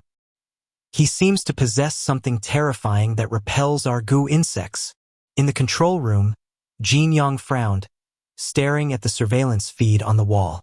After a few seconds of silence, he muttered, "This bizarre? He's just a fool. How can even Gu insects fail against him? This complicates things." Previously, Jin Yang had arranged a car accident to assassinate Yi Fan, but a mysterious expert intervened, leaving Yi Fan unharmed. Jin Yang himself had been targeted by a sniper and forced to pay 1 billion yuan in emotional damages. This time, he had hidden in the room, hoping no one would track him down again. But even as a fool, Yi Fan's martial prowess remained formidable. If even the Gu sect couldn't touch him, how were they supposed to kill him? "Elder Ling, could there be an issue with your Gu insects?" Jin Yang pressed, his expression dark. Zhang Gulao had granted him unprecedented authority this time, even allowing him to mobilize all undercover forces in Tiannan. Young Master Zhou had personally come to oversee the operation. If he failed to deliver results, he'd have no way to explain himself. Impossible. Not only did I act, our young master also tried. Neither of our Gu insects could penetrate Yi Fan's body. Ling Yun's face was grave. If direct infiltration didn't work, their only hope was Chi Jun's plan to drug Yi Fan's food and drinks. Jin Yang nodded and turned to his disguised subordinates. Later, coordinate with Chi Jun, make sure Yi Fan and Qing Rulin drink the prepared beverages. Yes. Inside the private room, by the time Yi Fan and Qing Rulin arrived, nearly 3 tables of guests were already seated. Most of the classmates stood up enthusiastically to greet them. Young Master Yi is as dashing as ever. Sister-in-law is so beautiful. Congratulations, young Master Yi. The majority of the classmates were warm and welcoming. Qing Rulin, standing beside Yi Fan, felt a little embarrassed by the attention. But this class reunion was Chi Jun's trap. Of course, it wouldn't go smoothly. During a lull in the conversation, Chi Jun's lackey, Wang Tao, suddenly spoke up. "Sister-in-law Rulin, if I recall correctly, you were originally the wife of the Yi family's 6th son, right? Now you've married Yi Fan. How does it feel serving 2 brothers at once? Care to share with everyone?" Everyone knew that Qing Rulin and the other 6 sisters-in-law had publicly announced their marriage to Yi Fan during the funeral, ostensibly to protect the Yi family.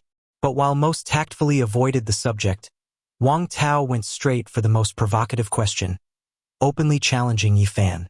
Of course, this was also part of young Master Zhou's plan, to provoke conflict and test just how much of a fool Yi Fan really was. Chapter 132. Their pants were scalded raw. Yeah, Sister Rulin satisfy everyone's curiosity. Does Yi Fan, an idiot, even know how to sleep at night? Chi Jun quickly chimed in from the side. However, since Chi Jun had just been slapped by Yi Fan, he was clearly wary, retreating 2 steps as he spoke. Whoosh! The words of Wang Tao and Chi Jun instantly threw the private room into an uproar. "Wang Tao, Chi Jun, what are you 2 doing? Today is a class reunion. Why bring this up?" "Yeah, everyone knows what happened to the Yi family. We're here today to check on Yi Fan. Don't go too far." Many classmates stood up angrily, defending Yi Fan. But at Wang Tao and Chi Jun's table, a few other young masters sneered and retorted, "Why can't we talk about it? Sister Rulin and the others are heroines," announcing right at the funeral that they'd marry Yi Fan. If they dared to do it, why can't we talk about it? Right, Sister Ruolin? You're going too far. Do you really not understand why our sisters made that decision back then?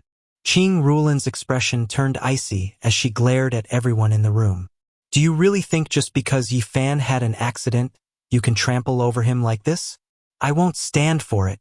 Beside Yi Fan and Ching Ruolin, Gueli and Wang Fugue's expressions darkened at Wang Tao and Qi Jun's insults. Damn it. If you disrespect my bro and his wife, I'll wreck you. Wang Fugue, a hothead, rolled up his sleeves, ready to throw down. But Gueli stopped him. Lao Wang, hold on. Big bro might be temporarily slow, but he's never been an easy target. Let's see how he handles this first. Ching Ruolin's warning had no effect. The Qing family wielded considerable influence in the province, but in Yunqing, Ching Ruolin was just a lone woman with no one to back her up.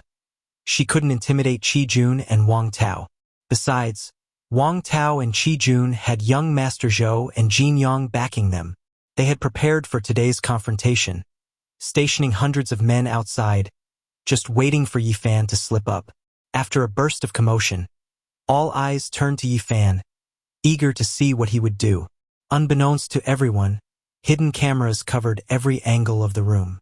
In a courtyard on the southern outskirts of Yunqing, Zhou Ming was intently scrutinizing a wall covered in surveillance feeds, studying Yi Fan's every move from multiple angles. Humph!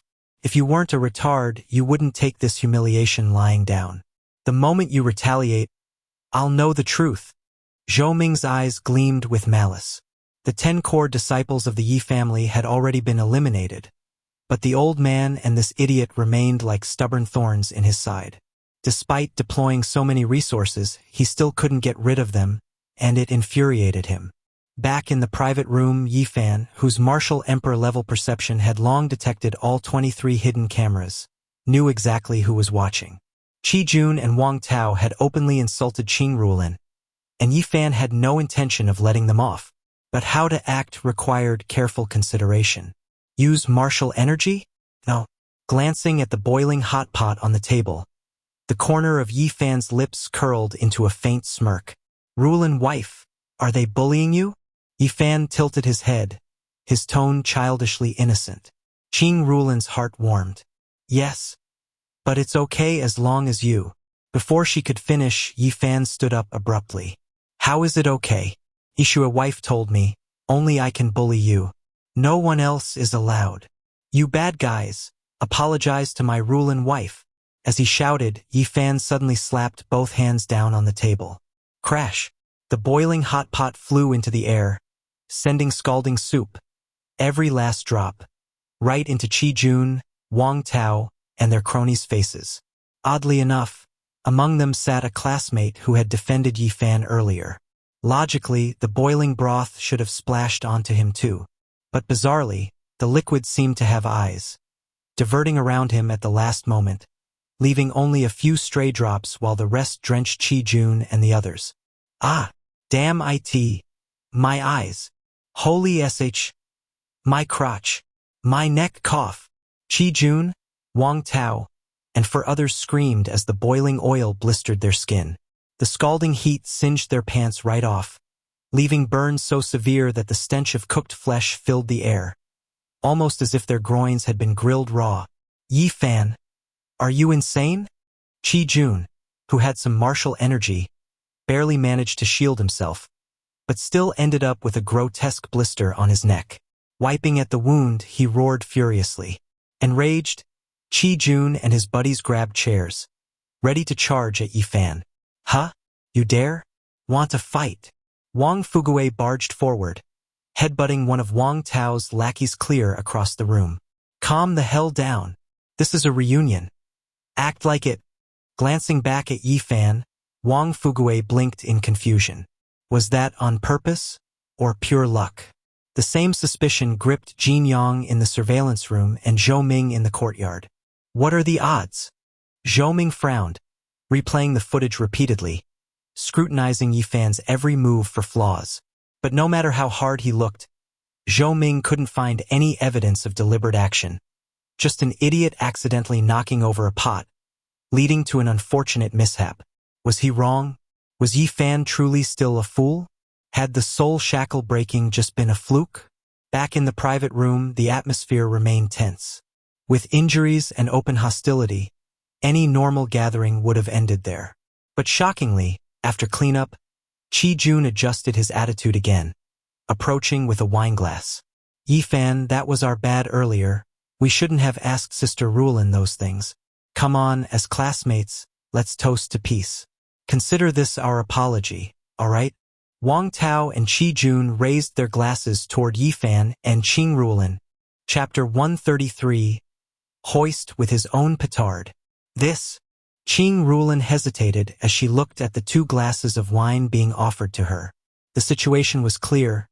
Chi-jun and Wang Tao were up to no good today, which meant these drinks were undoubtedly tampered with. Scholar Gua, shouldn't we step in now? Wang Fugue whispered nervously from the side. Even Wang Fugue could tell the wine was likely poisoned, so of course Yi Fan knew it too. Behind the surveillance monitors, Zhou Ming and Jin Yang stared intently at the screen. Humph! Yi Fan, once you drink that wine today, your Yi family is finished. Jin Yang grinned excitedly, almost wishing he could force the glass down Yi Fan's throat himself. The wine had been laced with deadly poison by several master poisoners. The most potent of them was the 3-corpse brain control goo. Once Yi Fan drank it, the goo worms would invade his body, seizing control of his mind and consciousness. Yi Fan was already a fool. If the 3-corpse brain control goo took hold, he wouldn't hesitate to pick up a knife and slash his own grandfather, would he? The news of the Yi family patriarch being murdered by his own idiot grandson would spread far and wide, and no one could blame anyone else for it. A silent, untraceable death. Chi-jun, I don't think Yi Fan has fully recovered yet. Maybe he shouldn't drink. Some classmates tried to dissuade Chi-jun, though their voices were timid, wary of offending the Chi family. Zhang Hua, what's your problem? Chi-jun snapped at the boy who had spoken, his eyes flashing with menace. This is my apology to young Master Yi. How can I show sincerity if he doesn't drink? He has to drink this, unless... You want to drink it for him? Yi Fan smirked, taking the glass from Chi-jun's hand. Chi-jun, is this wine really necessary? Grandpa always said classmates should help each other. Out of friendship, I forgive you. Let's skip the drink. Alright? This was Yi Fan giving Chi-jun one last chance. If Chi-jun backed off now, Yi Fan might spare his life. But Chi-jun was beyond reason, obsessed with the rewards he'd reap after killing Yi Fan and destroying the Yi family. With just 1 glass of wine, he could control Yi Fan and bring down the entire Yi clan. No extra effort needed. How could he pass up such an effortless path to power? Of course it's necessary. Young Master Yi, everyone's waiting. Only after you drink this will I feel at ease. Chi-jun slung an arm around Yi Fan's shoulders, grinning. Watching Chi-jun's performance, a flicker of disappointment crossed Yi Fan's eyes. This man was dead set on killing him. Fine. Then don't blame me for what comes next. I'm not the fool I used to be. Alright? If we must drink, then let's drink. Yi Fan took the glass from Chi-jun, swirling it lightly in his hand. The motion made Chi-jun tense. Did Yi Fan notice something off about the wine? Behind the monitors, Jin Yang and Zhou Ming also scrutinized Yi Fan's every move. They knew the wine was poisoned. Once Yi Fan drank it, even if he were a martial sovereign, it wouldn't matter. No one in history had ever resisted the goo worm's corruption. If goo poison weren't so formidable, the goo sect wouldn't have once plunged the entire Great Xia into chaos. Back in the private room, as Yi Fan raised the glass, Qing Rulin's heart leaped into her throat. Xiao Fan, do you really have to drink this? She couldn't understand what Yi Fan was thinking. What she didn't know was that the moment Yi Fan had entered the room, he'd sensed the presence of goo masters and the poison in the wine. When he lifted the glass, the 3-corpse brain control goo inside instinctively tried to flee, repelled by the 10,000 goo cauldron and the goo emperor's aura within Yi Fan. It was only after Yi Fan silently commanded them that the goo worms settled. He brought the glass to his nose and sniffed. Just as Chi-jun was about to speak, Yi Fan cut in. My wine isn't sweet. I saw you put sugar in yours. I want your glass. Ha! Ki Yunfros. Yifan wanted his glass? What the hell? There was no sugar in his glass, it was completely clean. Wasn't Yifan supposed to be an idiot? But right now, he didn't seem stupid at all. If he drank from Chi Jun's glass, how would the goo worms ever reach him? Young Master Yi, let's just forget it. Chi Jun tried to argue, but Yifan's next move shattered his composure. Let's swap. Before Chi Jun could react, Yifan shoved his own poisoned glass against Chi Jun's lips and tipped it down his throat. Gulp. Chi Jun swallowed a full mouthful before he could stop himself, his pupils dilating in horror. Damn it! Yifan's glass was the poisoned one. Now all those goo worms were inside him. What was he supposed to do? The goo master's Jin Yang had warned him. Some of the goo worms could be controlled, but others couldn't. Like the bloodthirsty goo. Once inside a host, it would voraciously devour their life force until nothing remained. Young Master Qi, Yifan Yu, Wang Tao, still holding his own glass, took a fearful step back. Of course, when a madman lashed out, he didn't follow any rules. But Wang Tao didn't escape either. Yifan snatched the glass from Qing Rulin's hand and forced it into Wang Tao's mouth. I know your glass has sugar too. Humph, you're both so stingy. Keeping the sweet wine for yourselves. Gulp. No surprises, Wang Tao also downed a full glass of poison wine. Cheers. I forgive you both. Yifan picked up Chi Jun's clean glass, drained it in one go, then clinked it against theirs with a grin. Clink. The crisp sound of glass striking glass echoed through the room, sending a collective shudder through the onlookers. Chi Jun and Wang Tao stood frozen, their bodies rigid with dread. Cheers my ass. Damn you to hell. We're dead. We're dead. The two exchanged a glance, their murderous gazes unmistakable. Gag. Almost simultaneously, they jammed fingers down their throats, desperate to vomit up the wine. But it was too late. The wine was already in their stomachs, and as they thrashed, blood began trickling from their noses. A telltale sign. The bloodthirsty goo had begun feasting on their life force. The poison was in their veins. Their fate was sealed. Chapter 134. Destroying both body and soul. Thud. Chi Jun and Wang Tao staggered backward before collapsing into their chairs, their faces deathly pale. Yifan smirked coldly, fully aware of the situation. Through the 10,000 goo cauldron, he maintained control over the venomous goo worms inside their bodies, preventing an immediate and fatal outbreak. After all, with so many classmates present, causing a scene with sudden deaths would be inconvenient. Huh? Young Masters Qi and Wang, what's wrong? Just one drink and you're already wasted? Your alcohol tolerance is pathetic. Yifan teased deliberately, feigning concern. If you're this drunk, maybe we should call it a night. I ought to head back. My wife Ishue will worry otherwise. It was a classic feigned retreat tactic. Yifan knew Chi Jun and Wang Tao were mere pawns. Someone else was pulling the strings behind the scenes, and he intended to lure out the mastermind. Their poison plot had failed, but they wouldn't give up so easily. And no, wait, young Master Yi. Just a momentary dizziness. I'm fine now. Chi Jun forced a grin, swaying as he stood. Since we're all here, let's reminisce about our school days. Make it a proper reunion. Why yes, exactly. Wang Tao chimed in, wiping the blood trickling from his nose. As they spoke, the two subtly signaled a nearby waiter. Contact young Master Jean. We need backup. Having ingested the goo-poisoned wine themselves, they knew death was inevitable. Desperation had warped their minds. If they were doomed, they'd drag Yifan down with them. Well then, let's sit and eat. Yifan gestured magnanimously, assuming the role of host. With mock concern, he added, You two sure you're all right? Nosebleeds aren't normal. Maybe see a doctor. God damn it. Chi Jun and Wang Tao nearly cursed it aloud. Destroying our bodies isn't enough. Now he's toying with our minds. They'd hoped to sneak away and find a goo master to suppress the toxins, buying a little more time. But with Yifan's kind suggestion, leaving now would seem suspicious. Jay just drank too fast. We're fine. Glad to hear it. As the group settled in for dinner, Qing Rulin beside Yifan gazed at him with undisguised amazement. Who dares call him a fool now? When those two had insulted her earlier, he doused them in hot pot broth without hesitation. Then, playing the fool, he dismantled their poisoning scheme effortlessly. Once Yifan fully awakened, the Yi family's rise would be unstoppable. Initially, she and her 6 sisters had pledged themselves to Yifan out of gratitude, to shield the Yi family. But now, it seemed they'd latched onto a golden ticket. And that mysterious energy he emanated, could deepening their relationship push her strength beyond the Grandmaster realm?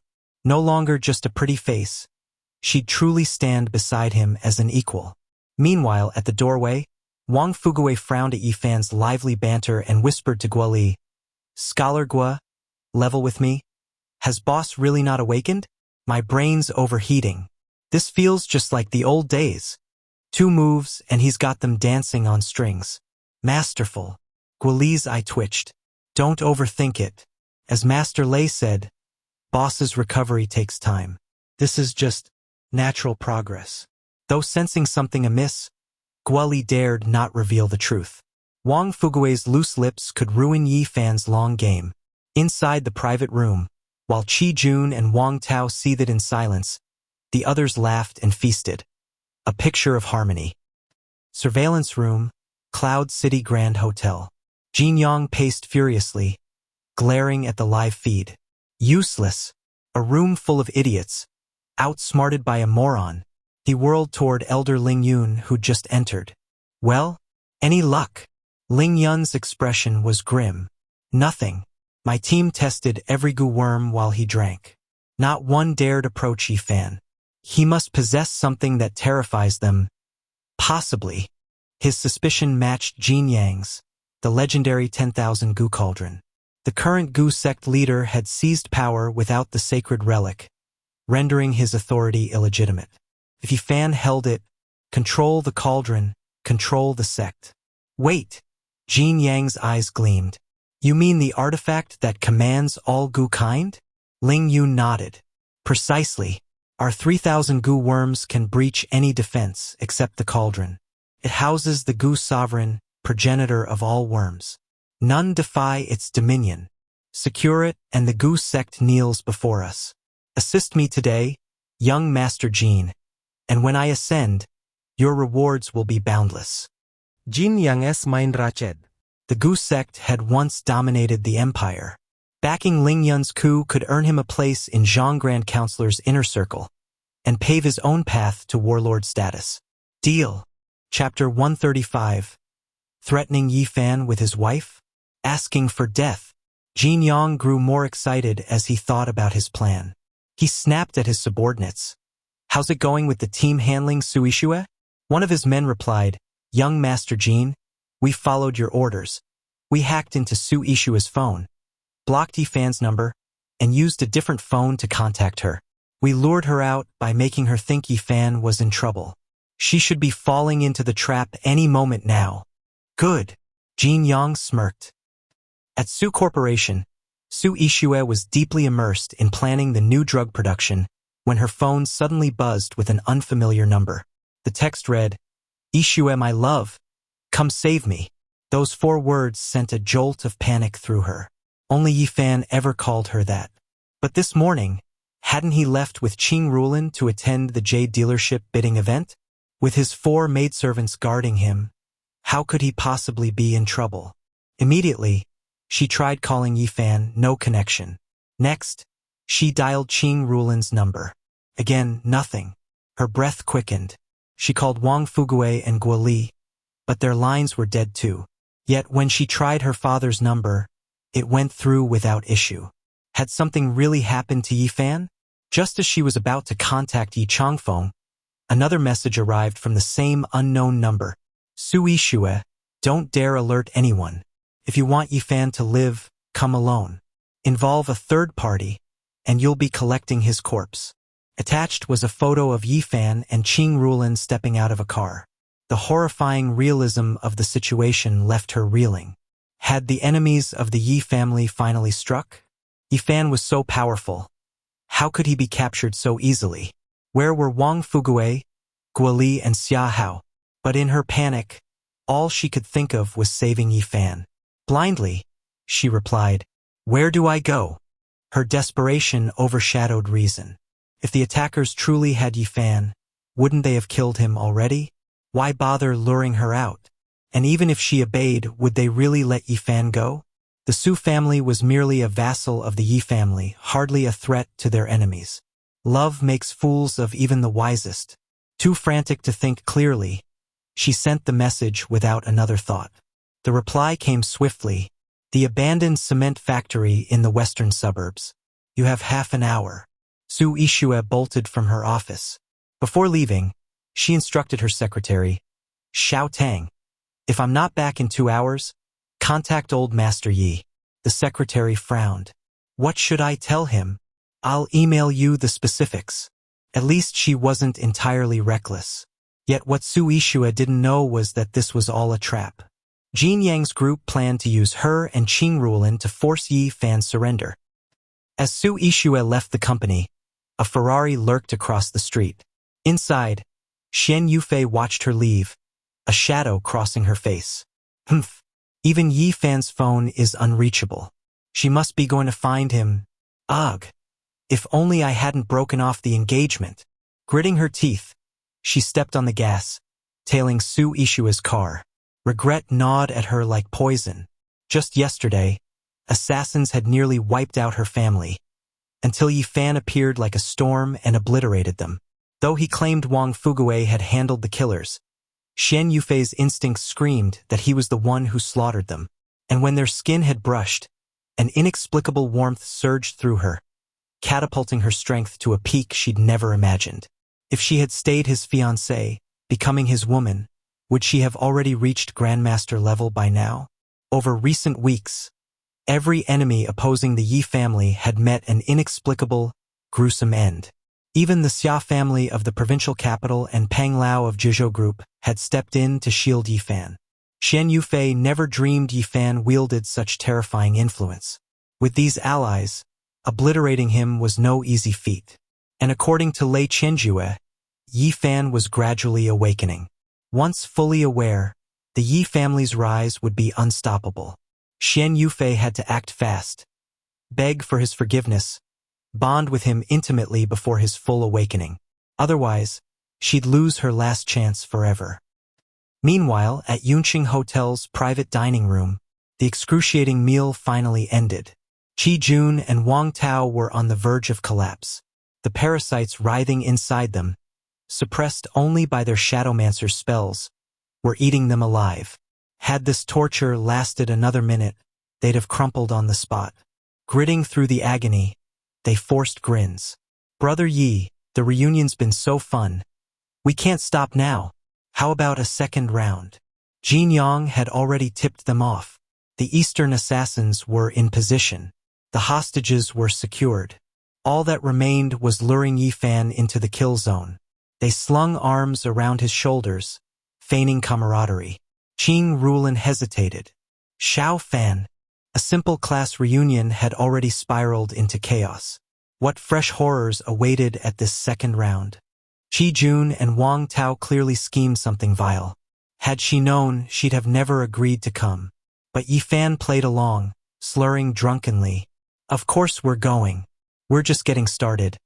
I'll drink Brother Qi under the table." He hadn't attended this reunion for nostalgia. He came to hunt. Qi Jun and Wang Tao, now desperate, were undoubtedly leading him to their mastermind's final trap. This was Yunqing's last remaining threat. A threat Yi Fan intended to erase before marching to the provincial capital. Delighted, Qi Jun waved. "Then let's go. Your ride's already ready." Qing Rulin turned urgently to Guoli and Wang Fugue. Guoli intercepted her worry with a nod. "Don't worry, sister-in-law. We've got this." Chapter 136. What a touching sisterly bond. Qing Rulin glanced at Guoli and Wang Fugue, followed by the 4 elite maids, all of them at the Grandmaster level. With so many powerful figures around, Qi Jun and Wang Tao shouldn't be able to harm Yi Fan, right? Besides, Yifan himself was no weakling. After a brief hesitation, Qing Rulin followed Yifan into the vehicle arranged by Qi Jun, while Guo Li and the four maids trailed behind in another car. Seeing that Yifan wasn't riding with them, Wang Fugue grew anxious. Scholar Guo, is it really safe for Big Bro to ride separately? Those bastards Qi Jun and his gang are definitely up to no good. Guo Li, as Yifan's strategist, possessed keen perception. He had observed everything clearly in the private room.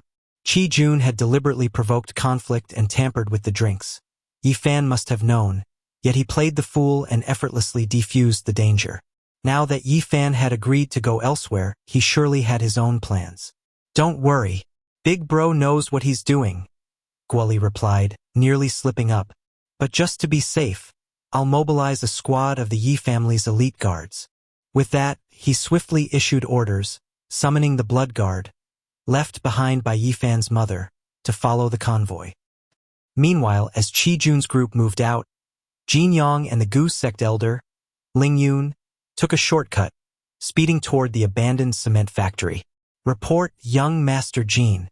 Su Yixue has arrived, and our men have already captured her, a subordinate informed Jin Yang. And there's an unexpected bonus. Xian Yufei, the girl who broke off her engagement with the Yi family, came with her. We hadn't planned to take Xian Yufei, but that idiot actually begged us to spare Su Yixue and take her instead. So we grabbed her too. Xian Yufei was here? Jin Yang's lips curled at the thought of that stunning beauty. Though she had called off the engagement, Xian Yufei and Yifan had grown up together. If Yifan were in his right mind, he'd surely still care for her. This only strengthened Jin Yang's leverage. With both of Yifan's women in his grasp, how could he fail to control him? Good. Order the men not to lay a finger on them before I arrive. They're valuable hostages. Don't ruin this. Jin Yang commanded sternly. Su Yixue and Xian Yufei were merely bargaining chips. Unless absolutely necessary, Jin Yang had no intention of harming them. If Yifan and Yi Changfeng died, the Yi family would have no one left to seek revenge. But Su Yixue and Xian Yufei had powerful families behind them. Unnecessary trouble would only backfire on him. Yes, sir. At the South Cloud Villa, Zhou Ming stared at the surveillance footage, still conflicted. Young Master Zhou, Jin Yang just reported that they've captured Su Yixue and Xian Yufei and are heading to the cement factory. Should we join them? Zhou Ming scrutinized the footage frame by frame. Whether it was Yifan drinking or overturning the hot pot, every action seemed like the behavior of a true fool. Yet, in the end, Yifan had emerged unscathed from the reunion. Something's off. This Yifan isn't right, Zhou Ming muttered after a long pause. We'll go, but stay at least a kilometer away. Observe from a distance. If anything seems amiss, retreat immediately, he added coldly. And tell that Japanese martial venerable to prepare for action. Originally, the Japanese expert had been assigned by Tang Zheng, an elder from the capital. But with Sun Dishing dead and Zhou Ming now in charge, the martial venerable fell under his command. Yes, sir. The abandoned cement factory in the western suburbs had been derelict for years, its buildings crumbling and the front yard overgrown with weeds. But today it buzzed with activity. By the time Jin Yang arrived with his men, Su Yixue and Xian Yufei were already bound. Jin Yang. Su Yixue's eyes blazed with fury upon seeing him. How despicable!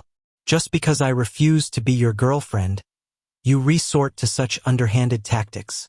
Listen well, I have a husband. I'd rather die than let you have your way. Her chest heaved with anger, yet her beauty remained undiminished. Beside her, Xian Yufei struggled violently. You bastards! Leave Sister Su alone. If you dare hurt her, I'll make you pay. Miss Xian, don't do this, Su Yixue said softly.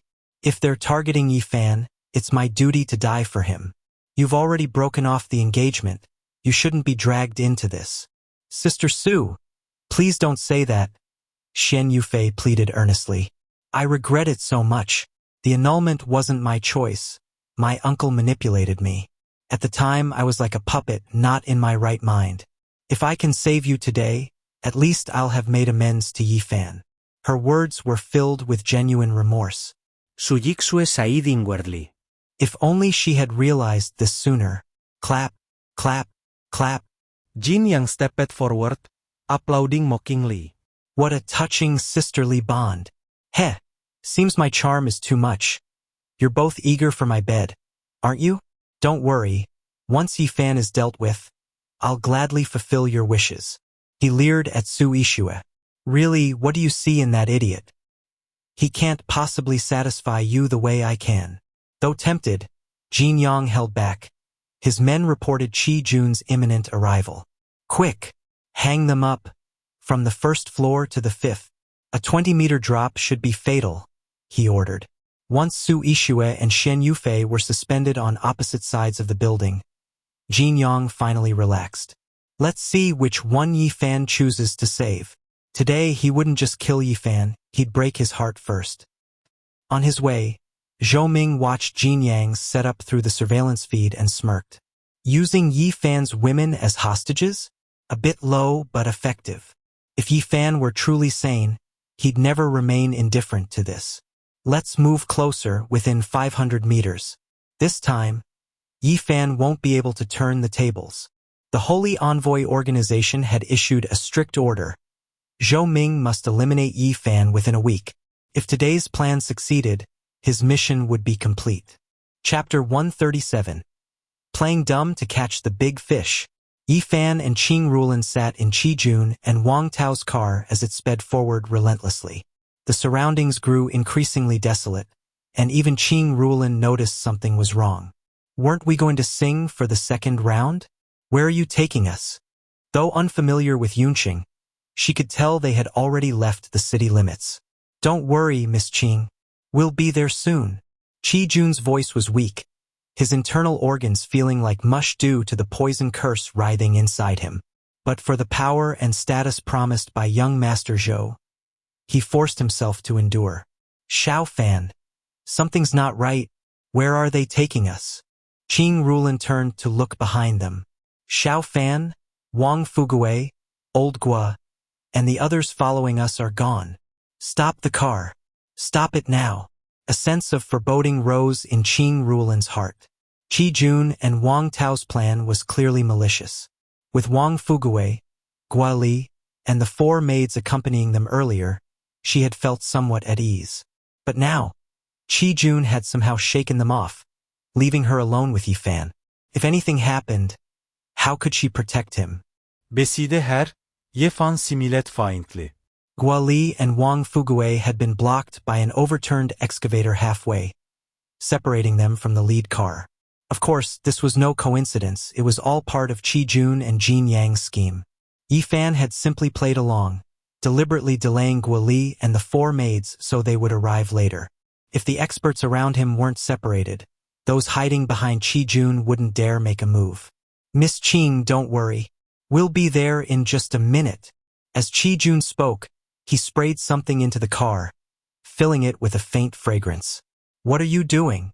Qing Rulin snapped warily, but the next moment, her vision blurred, and she slumped unconscious into the seat. Yi Fan frowned. A knockout drug? Humph. Qi Jun and Wang Tao would stop at nothing to achieve their goals. Why did Rulin suddenly fall asleep? Yi Fan pretended to be clueless as he asked Qi Jun. Seeing Qing Rulin finally silenced, Qi Jun and Wang Tao secretly sighed in relief. It's nothing.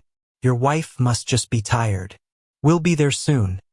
Today will be very fun for you. The two exchanged a glance. After all their scheming, they had finally shaken off Gua Li, Wang Fuguei, and Yi Fan's 4 maids, and now Qing Rulin was unconscious. All that remained was this fool, much easier to handle.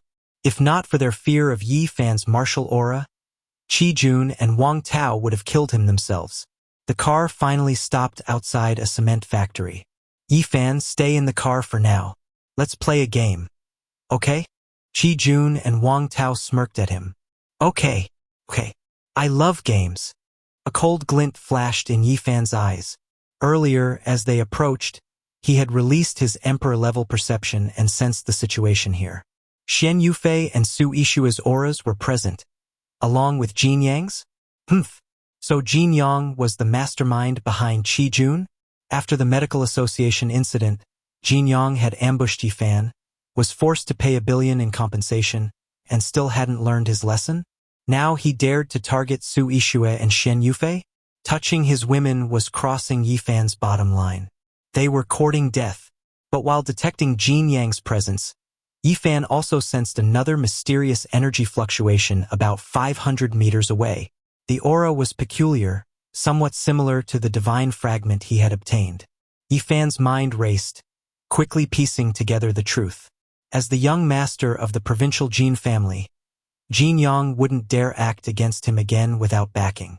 Qi Jun answered to Jin Yang, but behind Jin Yang stood another, more powerful figure. The true mastermind behind today's operation was that hidden expert. Though Yifan hadn't seen Zhou Ming directly, his sharp deduction had already uncovered most of the truth.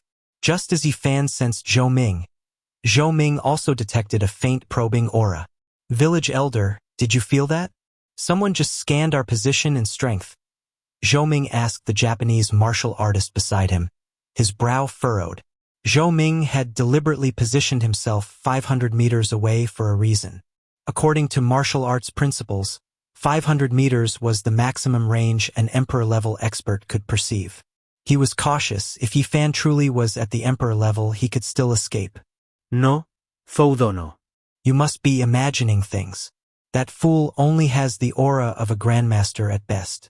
How could he sense us from this distance? The Japanese expert, Murahara Koji, replied confidently. If Jin Yang fails to deal with Yifan, I'll step in. It won't take more than 3 seconds to finish him. Zhou Ming remained silent, his frown deepening. Today's operation had gone too smoothly.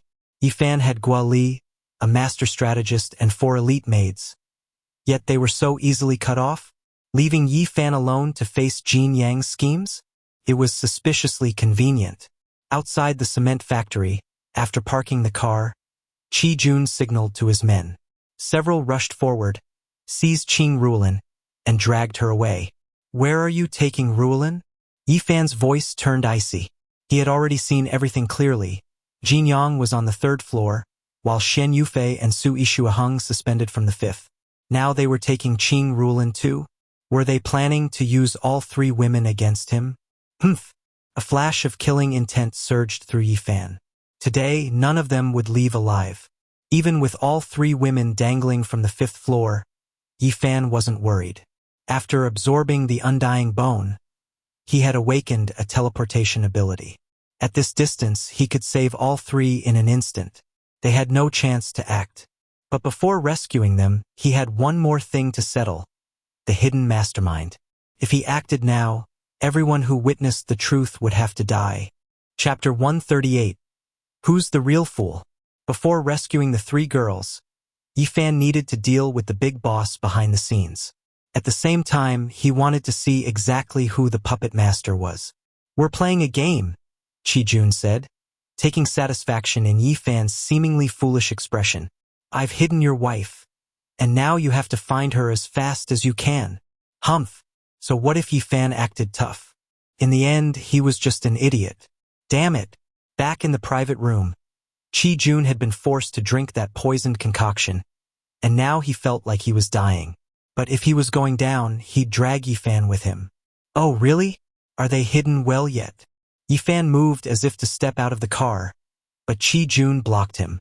However, Yifan had already seen everything through the gap in the window shades. Qi Jun's 2 men had tied up Qing Ruolin and were now hoisting her up to the 5th floor, where the other 2 girls were already suspended. Almost done.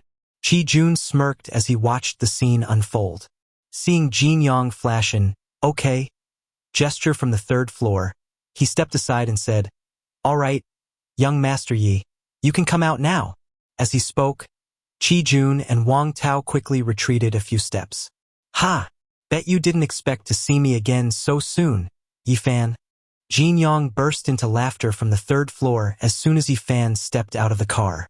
So, young Master Yi, how do you like the gift I've prepared for you? From their precarious height, Su Yixue and Xian Yufei caught sight of Yi Fan. Su Yixue's heart clenched in realization. This wasn't about her at all. Jin Yang's real target was Yi Fan. Yi Fan, run. Get out of here. Don't worry about us, she screamed desperately. Go back and find Grandpa. They're gonna kill you.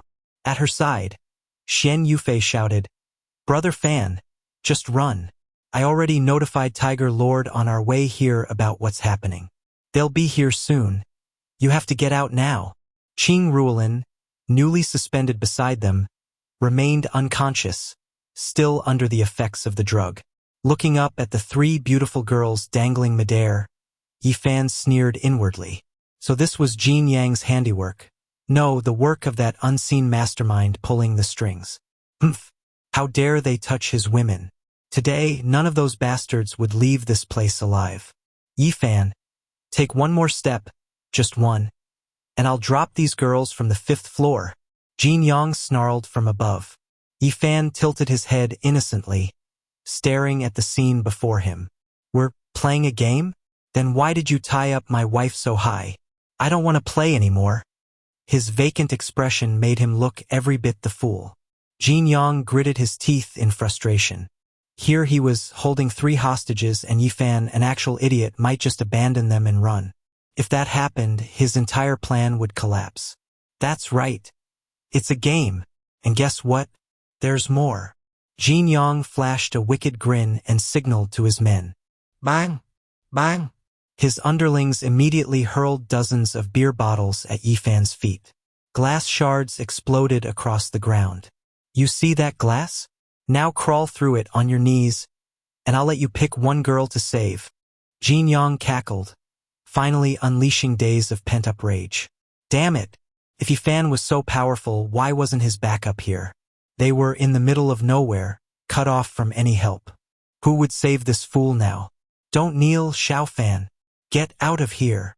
Su Yixue screamed, tears choking her voice. She regretted not realizing sooner that her phone signals were blocked. She should have tried another device.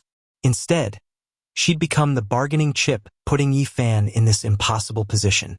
Brother Fan, our lives don't matter. You have to survive. For the Yi family, for all of us. Xian Yufei cried, recalling their past struggles. Run, just like when we escaped those killers together. Was this where their destined bond ended? Yi Fan's eyes darkened as he remembered those near-death experiences with Xian Yufei. But wait, if Su Yixue had been captured, why was Xian Yufei here too? Hadn't she publicly annulled her engagement with the Yi family? Kneel? Why should I? That glass will cut my knees. It'll hurt. Yi Fan eyed Jin Yang calmly, unshaken. To an ordinary person, 5 stories was a deadly drop. But to Yi Fan, nothing. Even if Jin Yang dropped all 3 girls, Yi Fan could catch them before they hit the ground. Scared? Too bad. Either you crawl or they die. Jin Yang sneered. You're bluffing.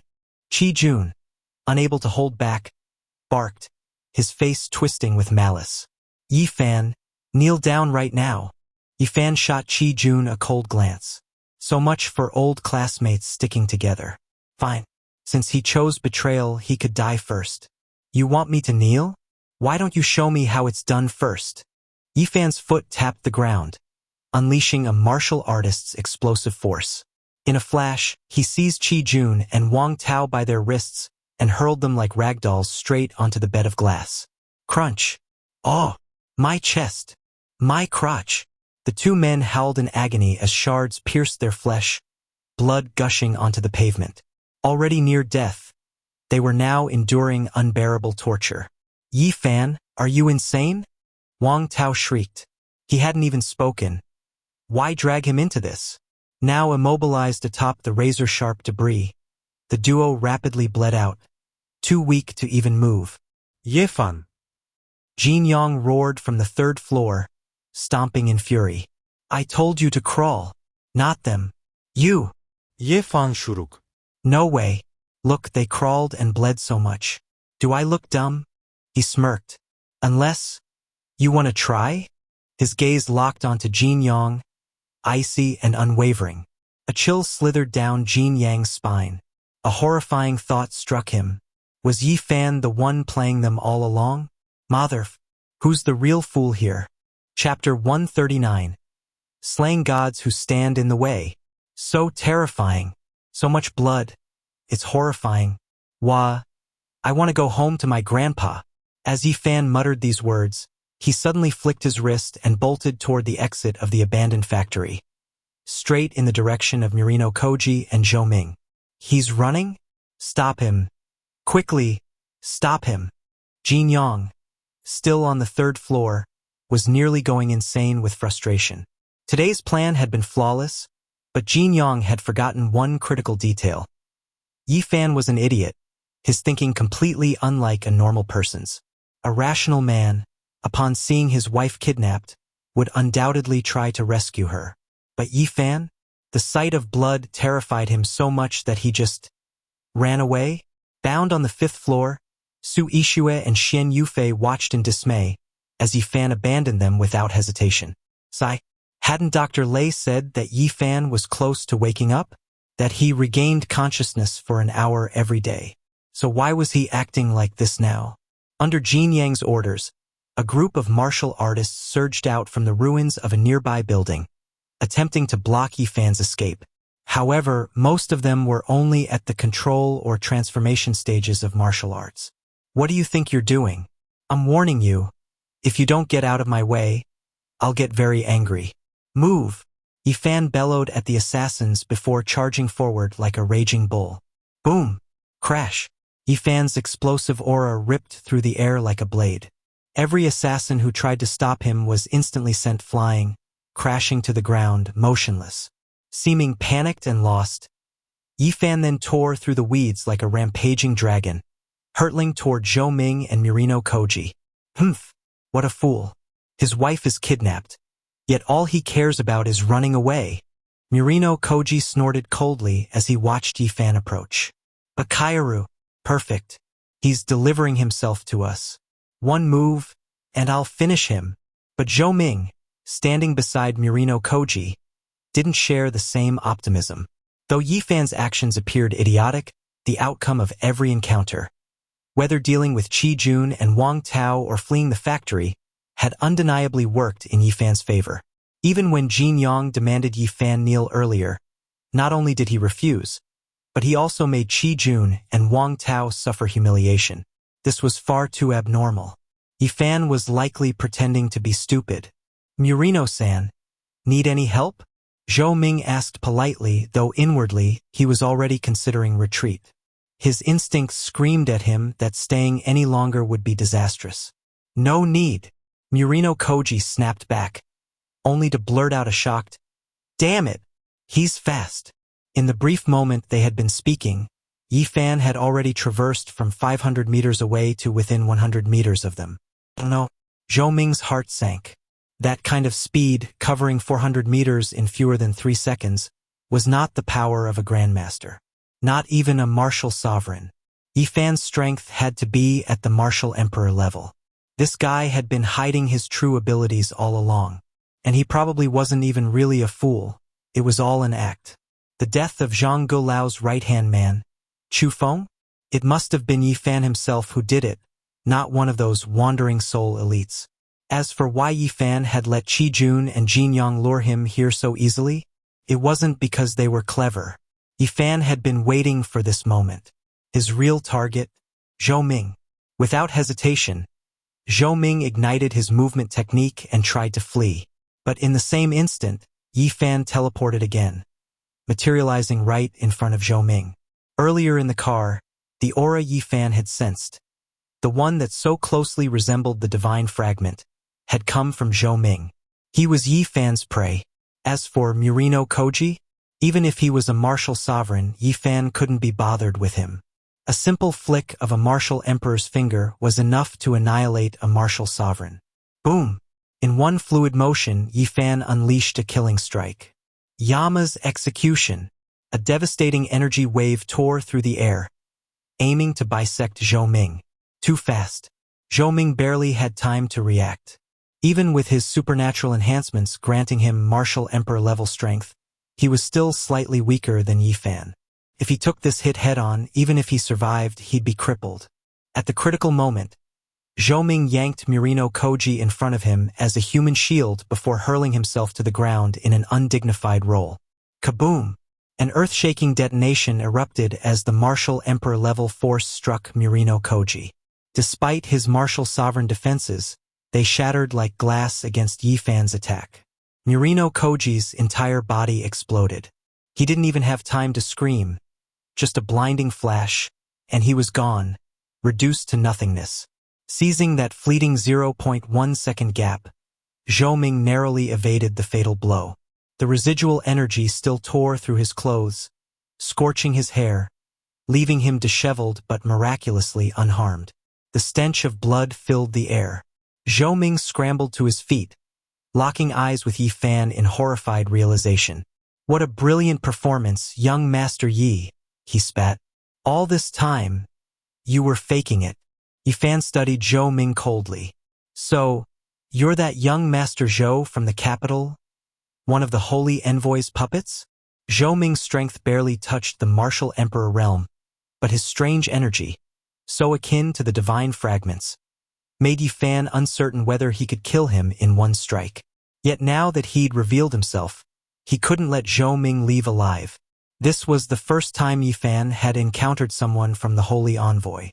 It was his best chance to unravel the organization's secrets. "Seems you know a lot."